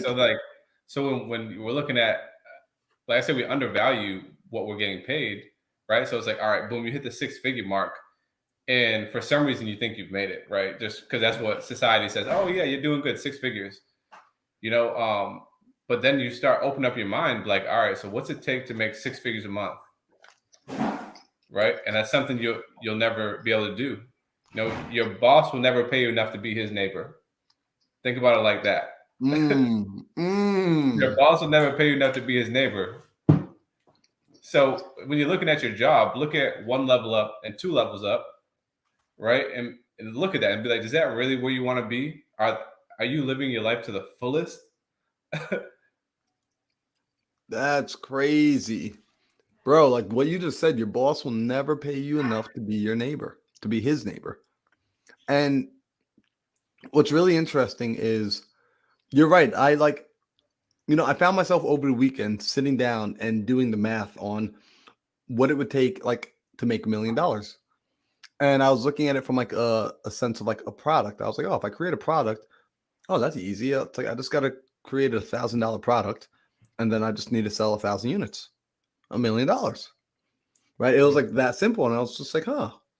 Well, how difficult is it to sell 1,000 things? I'm like, well, there's 7.8 billion people on planet Earth. I could find 1,000 people who would be interested in something, and Absolutely. but like my mind didn't used to think this. Like it didn't used to do. Like I did not do this math in the past. Right? Like as we start to spend time with different people, you start to realize like here's something a lot of people never think about, right? Like, everyone always thinks about I want to be a millionaire. Cool.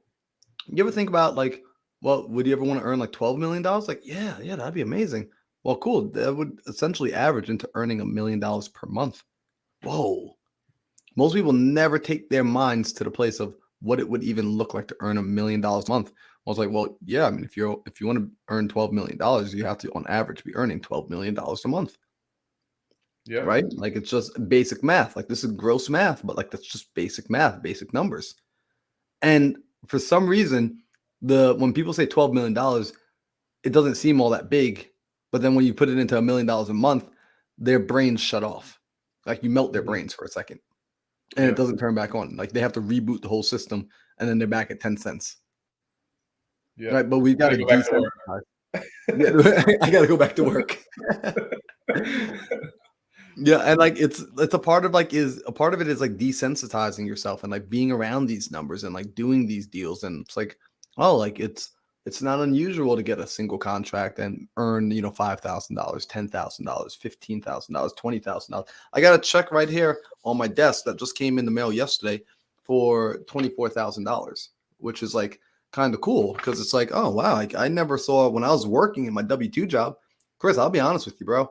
I never saw a check from my W-2 for more than $1,000. I never saw a 4-figure check from work ever.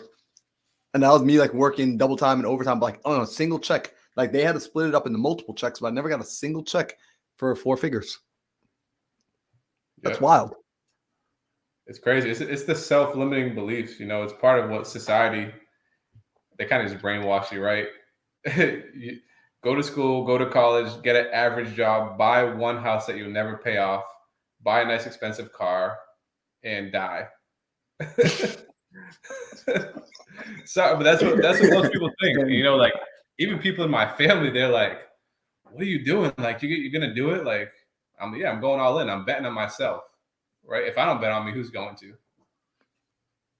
Bro, that's one of the biggest things right there, right? Like if I don't bet on me first, who's going to bet on me after, right? I don't have the right to ask anyone else to believe in me if I won't believe in myself.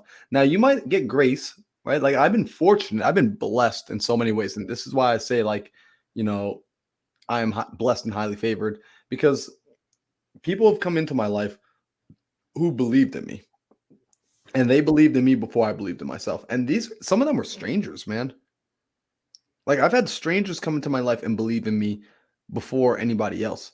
And I borrowed their faith. Right? Like a lot of people don't know you can borrow faith. Like you can lease out faith. Borrow faith that someone else has in you being able to achieve. Right? Like Chris, like I'm grateful, like inside the morning group, right? When we all come together, like in the morning mindset, right? So many of the people inside that group have faith in me. Right? So many of them have faith in you. Like when you start listing out like ways to help people and you start sharing, they start to see like, wow, they see the leader in Chris. And like, I don't know about you, but like for me, that it gives me something. It gives me so much gas in like a positive way. It gives me like this energy that I couldn't recreate on my own. Like it's a different sort of fuel source. And I appreciate it so much. It's amazing. Absolutely. We just feed off each other, man. We feed off each other. And like you said, it's just like, just hook it back up to the charger every morning. And that's really what we need to do. We need to hook back up because, our life, we operate in energy cycles, right? So, some people, they wake up at 6 o'clock, their energy comes up, then they, their peak performance maybe at 8 o'clock, then they dip back down. Then at 12 o'clock, it kind of goes up and down. But, with this group, it's an everyday thing. It's just like going to the gym, right? We don't stop going. We don't stop, pushing and learning and helping each other, right? So that's a really dope part of it. I love it. No, you're absolutely right. And it's funny, right? Bo just like put inside the comments, he said, I can't think that big. I got to start smaller and work my way up to dream that big. Like running. I can't run a marathon. I can't even run a mile, but I can run half a mile and build from there. And that's the best freaking thing about like when you plug in with the right people. And I think I said this earlier, and I don't know if it was to you, Chris, or if it was, I forget who I said it. I've been on here for 11 and a half hours, right? But at some point today, I said, it's cool that when you get around the right people, what we realize is no one is looking necessarily at like, where are you? Like where you're at. Like, yeah, like it's cool. Like, all right, I'm going to look and be like, oh man, Chris is ahead of me. Like You know, he's got some years on me. He's built up a little bit of portfolio before me. He's got experience. He knows how to flip, right? But Chris isn't looking at me like, man, look at this kid who isn't anywhere yet. He looks at me as like, yo, look at this guy who's pointed himself in the right direction and started taking steps forward. Getting after it. I can respect that. And then we have this camaraderie. And then you start realizing, wow, that guy who's, you know, decades ahead of me in business and has more experience than me is like, he's my equal. Like he wants to see me win, and we're cut from the same cloth. We're on different sections of the table, but we're cut from the same cloth. We're of the same make. That's powerful. Oh yeah, absolutely. And it's just like, even the short period I've been in there, you know, about 5 months, I've just seen so much growth, right? Not only myself, but even like Yanni said, it's like every day, in every way, we're getting better and better, right? It's real talk. We're getting better and better. Whether it's 1%, you know, you said you can't run a mile, that's fine. Walk around the block, you know? The first person to break the mile, was it 4-minute mile, right? Yep. He just envisioned it. And he's like, yo, let me just keep at it. Nobody in the world has done this, right? But, you know, we kind of have like cheerleaders, right? We have cheerleaders. Everybody's on our side helping us out. And it's not like you said, there's no competition. There's 0% of me wants you to lose, right? Yep. 100% of me wants you to be great. And that's why, you know, in the group, we have the Facebook chat, we have the spreadsheet. We can all reach out to each other, be like, yo, I really need some help with Turo. Let me hit up Maurice. I mean, let me hit up Randy and see what's up.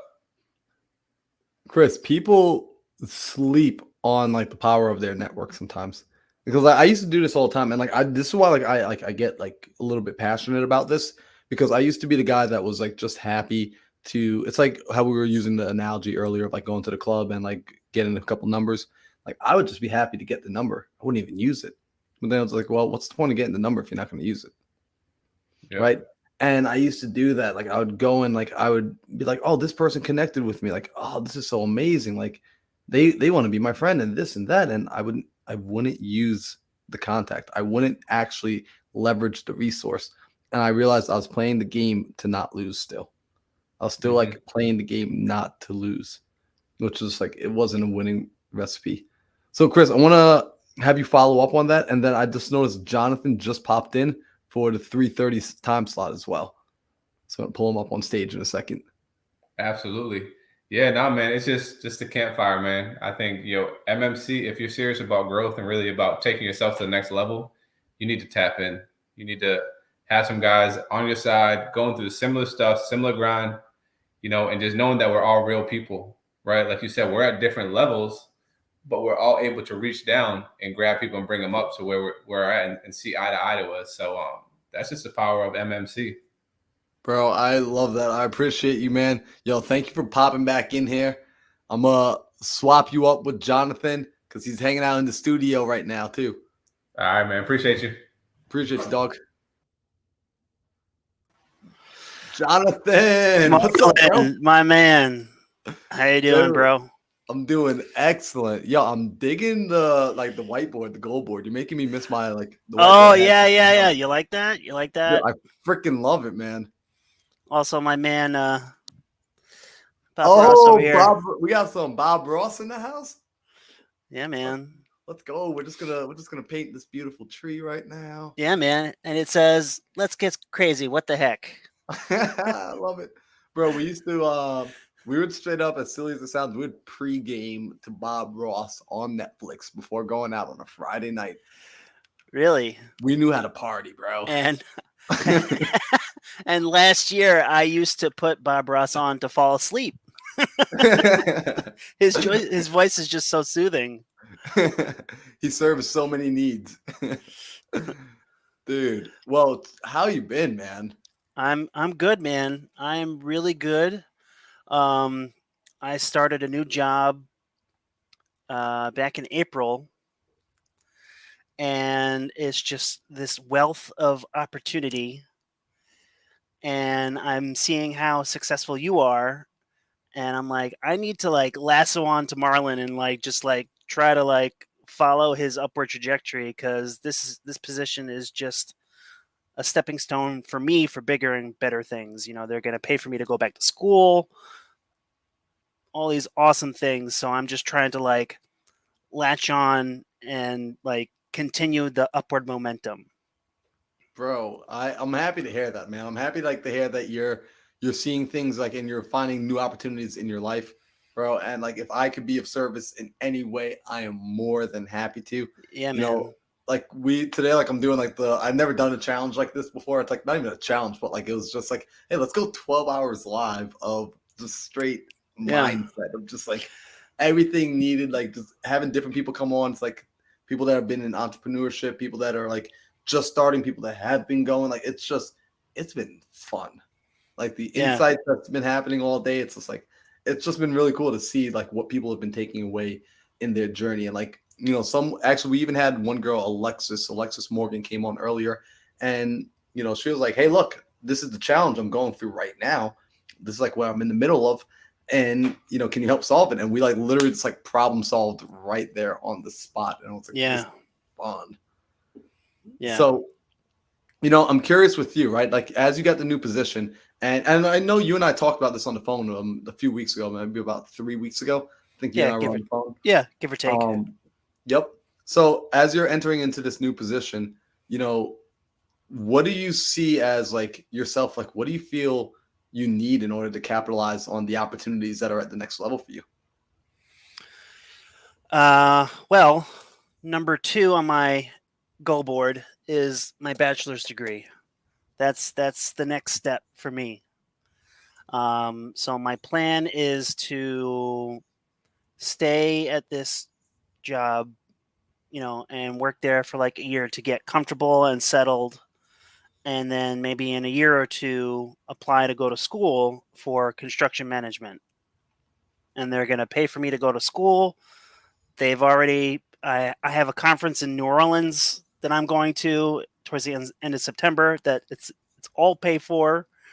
Any kind of additional learning that I want to do, they'll pay for, which is awesome. My last job, which was a similar industry in construction, any kind of learning that I wanted to do, I had to pay out of my own pocket. So it's nice having an employer willing to support me in my growth. Dude, I like that. So, it's interesting. Earlier, I forget if it was this morning or earlier today at some point, or it might have even been no, it was earlier today.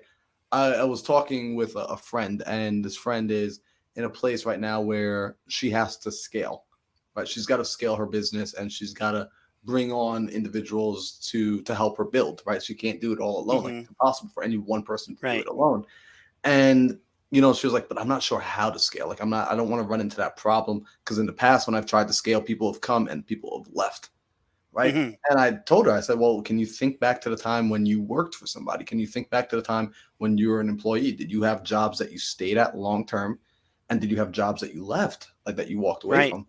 And what was it that kept them around? Right. Yeah. Like, Yeah. And you start to realize it's culture and it's pouring into your people. Yeah. Well, I can directly answer that question, at least in relation to me. So my previous job, I was there. I gave my resignation letter like 2 days before my 5-year anniversary. Wow. And, when I first started there, it was a small, like, startup company, not a lot of employees. Maybe 2.5 years in, I was the 5th employee when I started. 2.5 years later, we doubled. I got a raise. Everyone got a raise. It was great. And then COVID happened. And things started to, make a little bit of a decline. And I was becoming unhappy. And my boss at the time was not an easy person to work with, to put it gently. So I started searching around, talking to like job recruiters, going on interviews, whole 9 yards. and I saw a LinkedIn post for the current position that I'm in now. Sent my resume in, and the owner of the company immediately messaged me, "Wow, your resume is really impressive. Here's an offer letter, like right away." And more than I was making at my previous job, additional benefits, paying for school, the whole 9 yards. So it was a no-brainer for me, and I'm so glad that I did that, because I was miserable at my last job, and now like this is a much bigger company, and like we pursue bigger jobs, which is great. So I'm just trying to keep that upward momentum going. Dude. That's all. So I like it, right? I like what I like here is, essentially you were in a position where you weren't happy and you actually made a change. Right? Like I had to, for my own sanity. Like, yeah, I lost my facial hair because I was so stressed from not making enough money, and it's weird to say it, but my beard is like my identity. I don't know. It sounds, I don't know. It's no, it hard makes, yeah. dude, no, it makes so perfect like, sense. So it's growing back slowly. But yeah, I needed to make a change, like you said. Well, Jonathan, what happens too, and this happens like to all of us, right? Like we get into situations where we hit that fork in the road, right? Where it's like I can go right or I can go left. Yep. Or most people actually do when they hit that fork in the road is they come to an indecision. They freeze. Yep. They don't even want to make a choice, so they stand still. Yep. And look, I've done it. I think every person at some point in their life has done it. However, it's continuing to do it. It's once you become aware that you're doing it and choosing. I was at that standstill point 2 years prior to me resigning. And I stuck with it, saying, it's COVID, we're going to bounce back. Try to give my employer the benefit of the doubt, be patient, trust the process, but like I was struggling financially. I couldn't, pay my bills. I was living paycheck to paycheck and, getting overdraft, because my bills were, so I was literally pulling my beard out and pulling my hair out, because I was like, I need to. And then eventually I was like, screw this. I need to leave. So yeah, I left. What's really interesting? And Chris, I got you in the waiting room still. And Chris, can I bring you up on stage for a second? All right, so check it out, Jonathan. I got Chris. He was hanging out in the waiting room. He was just on right before you. And what I think is really interesting is, right, guys, like everyone that knows me knows, like I've held a corporate job for maybe all of like 3 months. I worked like with kids coaching parkour and stuff like that. But like I never had to really like enter like that career, right? Yeah. Like I just like kind of flung myself into like entrepreneurship, right? But Chris here actually held a career, and he just recently, right before you came on, I don't know if you caught what he said. He had actually it was February, had left his career. He actually and he had a pretty like good, strong career, and it was like interesting. Like just, I kind of like want to have him like share his perspective with you. As well. Sure, like please. Yeah, absolutely. Yeah, absolutely. So I'm actually a civil engineer too. So, I'm in the construction field. I've been doing construction for about 15 years. But what I started to see is that my passion, similar to yours, kind of shifted a little bit. It's like, I'm not happy to wake up to do this anymore. Mm-hmm. Right. And then you're looking at how much money you're making. You're like, all right, this don't line up with my goals and where I see myself. Right. I'm 33, like, where do I want to be at 35? Where do I want to be at 40? Mm-hmm. So I think it's just more of a natural draw where you're like, all right, like your new job, you feel accepted, they're helping pay for your education. They're pouring into you, right? Like similar to Google, like why do people like to work at Google and Facebook? They're dope places to work, right? But at the end of the day, it's, every year is a chapter of our life, right? How are we going to spend these chapters, right? I'm looking up at the shot clock. I'm at halftime, right? I'm 30. I'm making to what, 60, 70? Right? So like Bro, you live longer than that. You were third. You're like a third in. Right? I'm being conservative. But yeah, it's really just like saying, hey, are they pouring into me as much as I am to them? Right. And I felt like at my previous job, I was pouring so much into it and there's just wasn't enough return. I know it's kind of foolish to expect that kind of return, but It's something's got to give at some point. And I agree with Chris. Like it's not foolish to expect that sort of return. What's kind of crazy is when we convince ourselves it's foolish to expect that it's foolish, right? Like the fact that we will be feeling some type of way and we will have to it's crazy that we have to talk ourselves out of what we're naturally feeling, like what our instincts are telling us. That is a skill that I am slowly learning. Because we've done this. It's like, and people, we do this, like we do it in relationships, right? Like we'll be in a relationship with someone. It could be a friendship. It could be an intimate relationship. And it's toxic to us. But we keep we brainwash ourselves to say it's normal because everyone else around us is telling us it's normal. I am a huge culprit of that. I overanalyze and overthink things. So we have to learn how to trust our gut. Like at the end of the day, it's our gut, our intuition is surprisingly intelligent. Oh yeah. Like it's like I always ask people, I'm like, hey, has your gut ever led you wrong? To this day, no one's been able to tell me like, no, you know, that one time I got that strong gut feeling and I followed it, like it was absolutely wrong. It's never been wrong.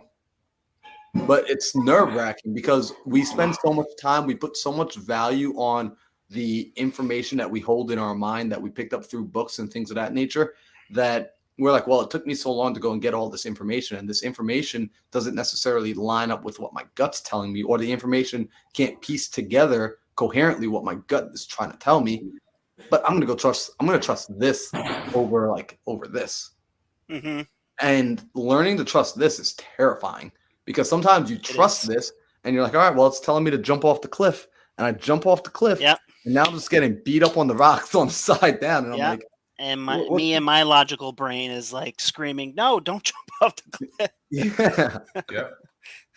You know, so it happens. You know, it happens. But the fact that you're already you're on that pursuit and you're constantly leveling up, you know, I commend you for that, especially with recognizing you know, these people, they're not allowing me to take care of myself. They're not allowing me to take care of my bills, my lifestyle. And ultimately recognizing this is something like we always say, you know, we always say there is no hero coming to save us, right? Like nobody's ever going to come and save us. So no matter what, exactly. Yep. So even when we look at what we do, we always make sure that on the side, we're building something for ourselves. Mm-hmm. Right? Like we have ownership of something on the side that, you know, you're going to work until you don't want to work. And the day you decide you don't want to work, did you do any work in creating something that works for you? I know I said the word work 12 times, but it's like the goal is can I create a perpetual motion machine for myself during that time, that while I was working, just like a car, right? I figured out it's no longer a Flintstone car where my feet are going and I'm moving, but once I stop, right, you're on cruise control. Exactly. Can I create this sort of cruise control, this sort of autopilot that drives for me, and I can take my hands off and now potentially get into another vehicle as well. You know, so we always plant that seed of, you know, you got to see it. You got to get it now while you're young, which is amazing. Mm-hmm. Yeah, for sure. Chris and I, we reach out. A part of our line of work includes reaching out directly to homeowners who are in distress situations and things of that nature. And we genuinely care about people. So we end up talking with them. And what you start to hear these stories, right? You know, I'm 65 years old.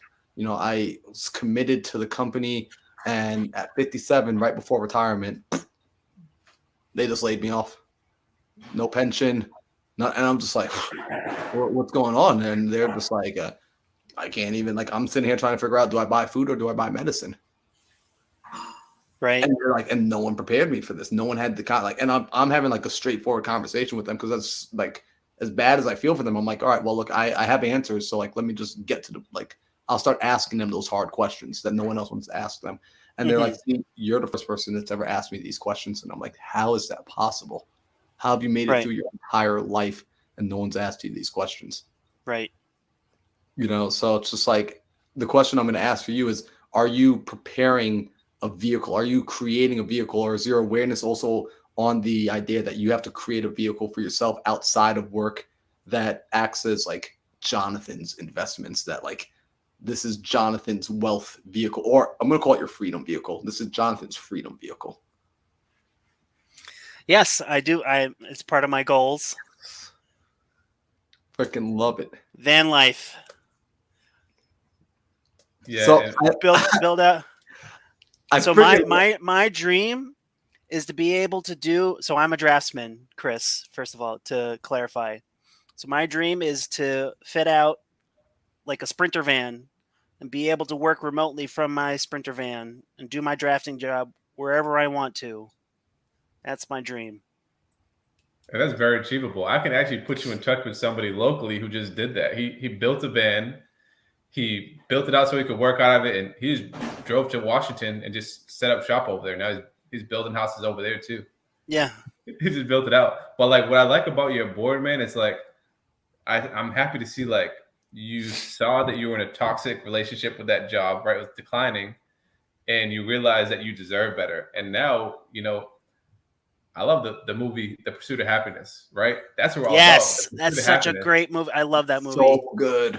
Yeah, it's like, what are we here for? Like, because you know, people get rich and they're Mhm. miserable, and you know, they have no friends, right? But like, looks like you're on the pursuit of happiness, and now stars are aligning in your job.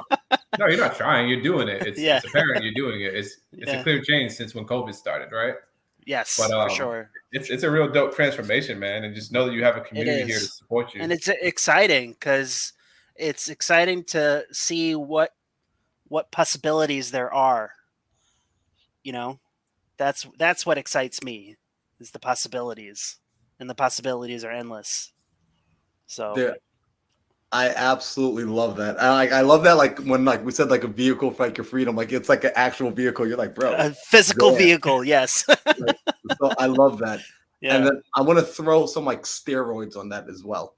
Yes. Which is going to be include with it also. I want you to think of like a metaphorical vehicle now as well.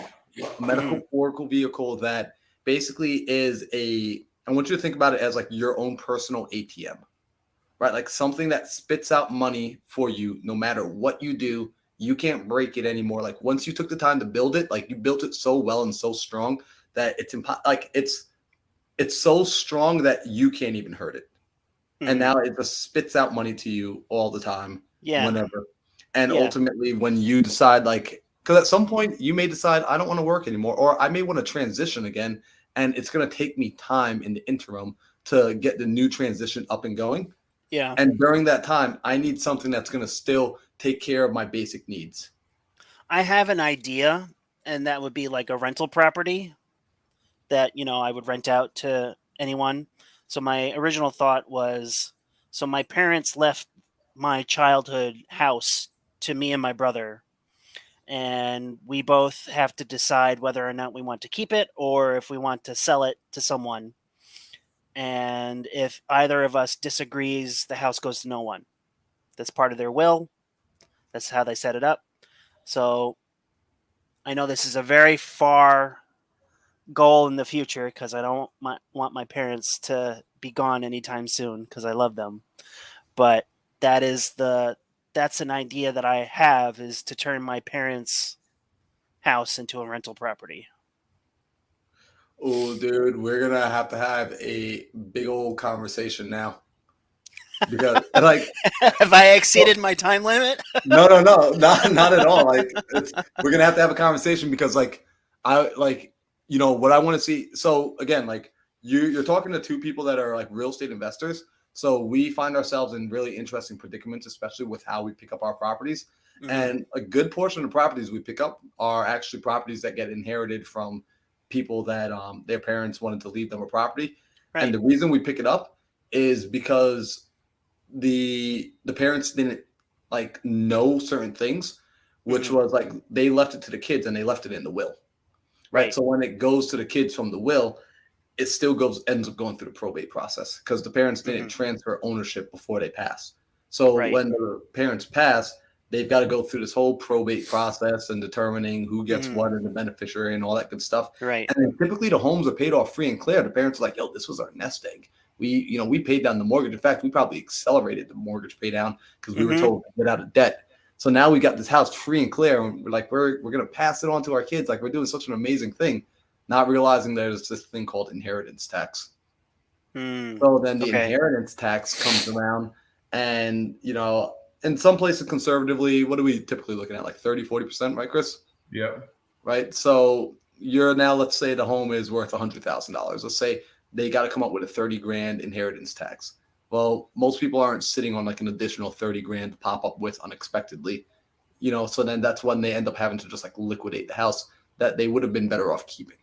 Right. And this is me saying, like, for the most part, like, I don't even know the house. I'm assuming it's in good condition, but I'm all about like, you should keep that house. Like you and your brother need to figure out a way to keep that house.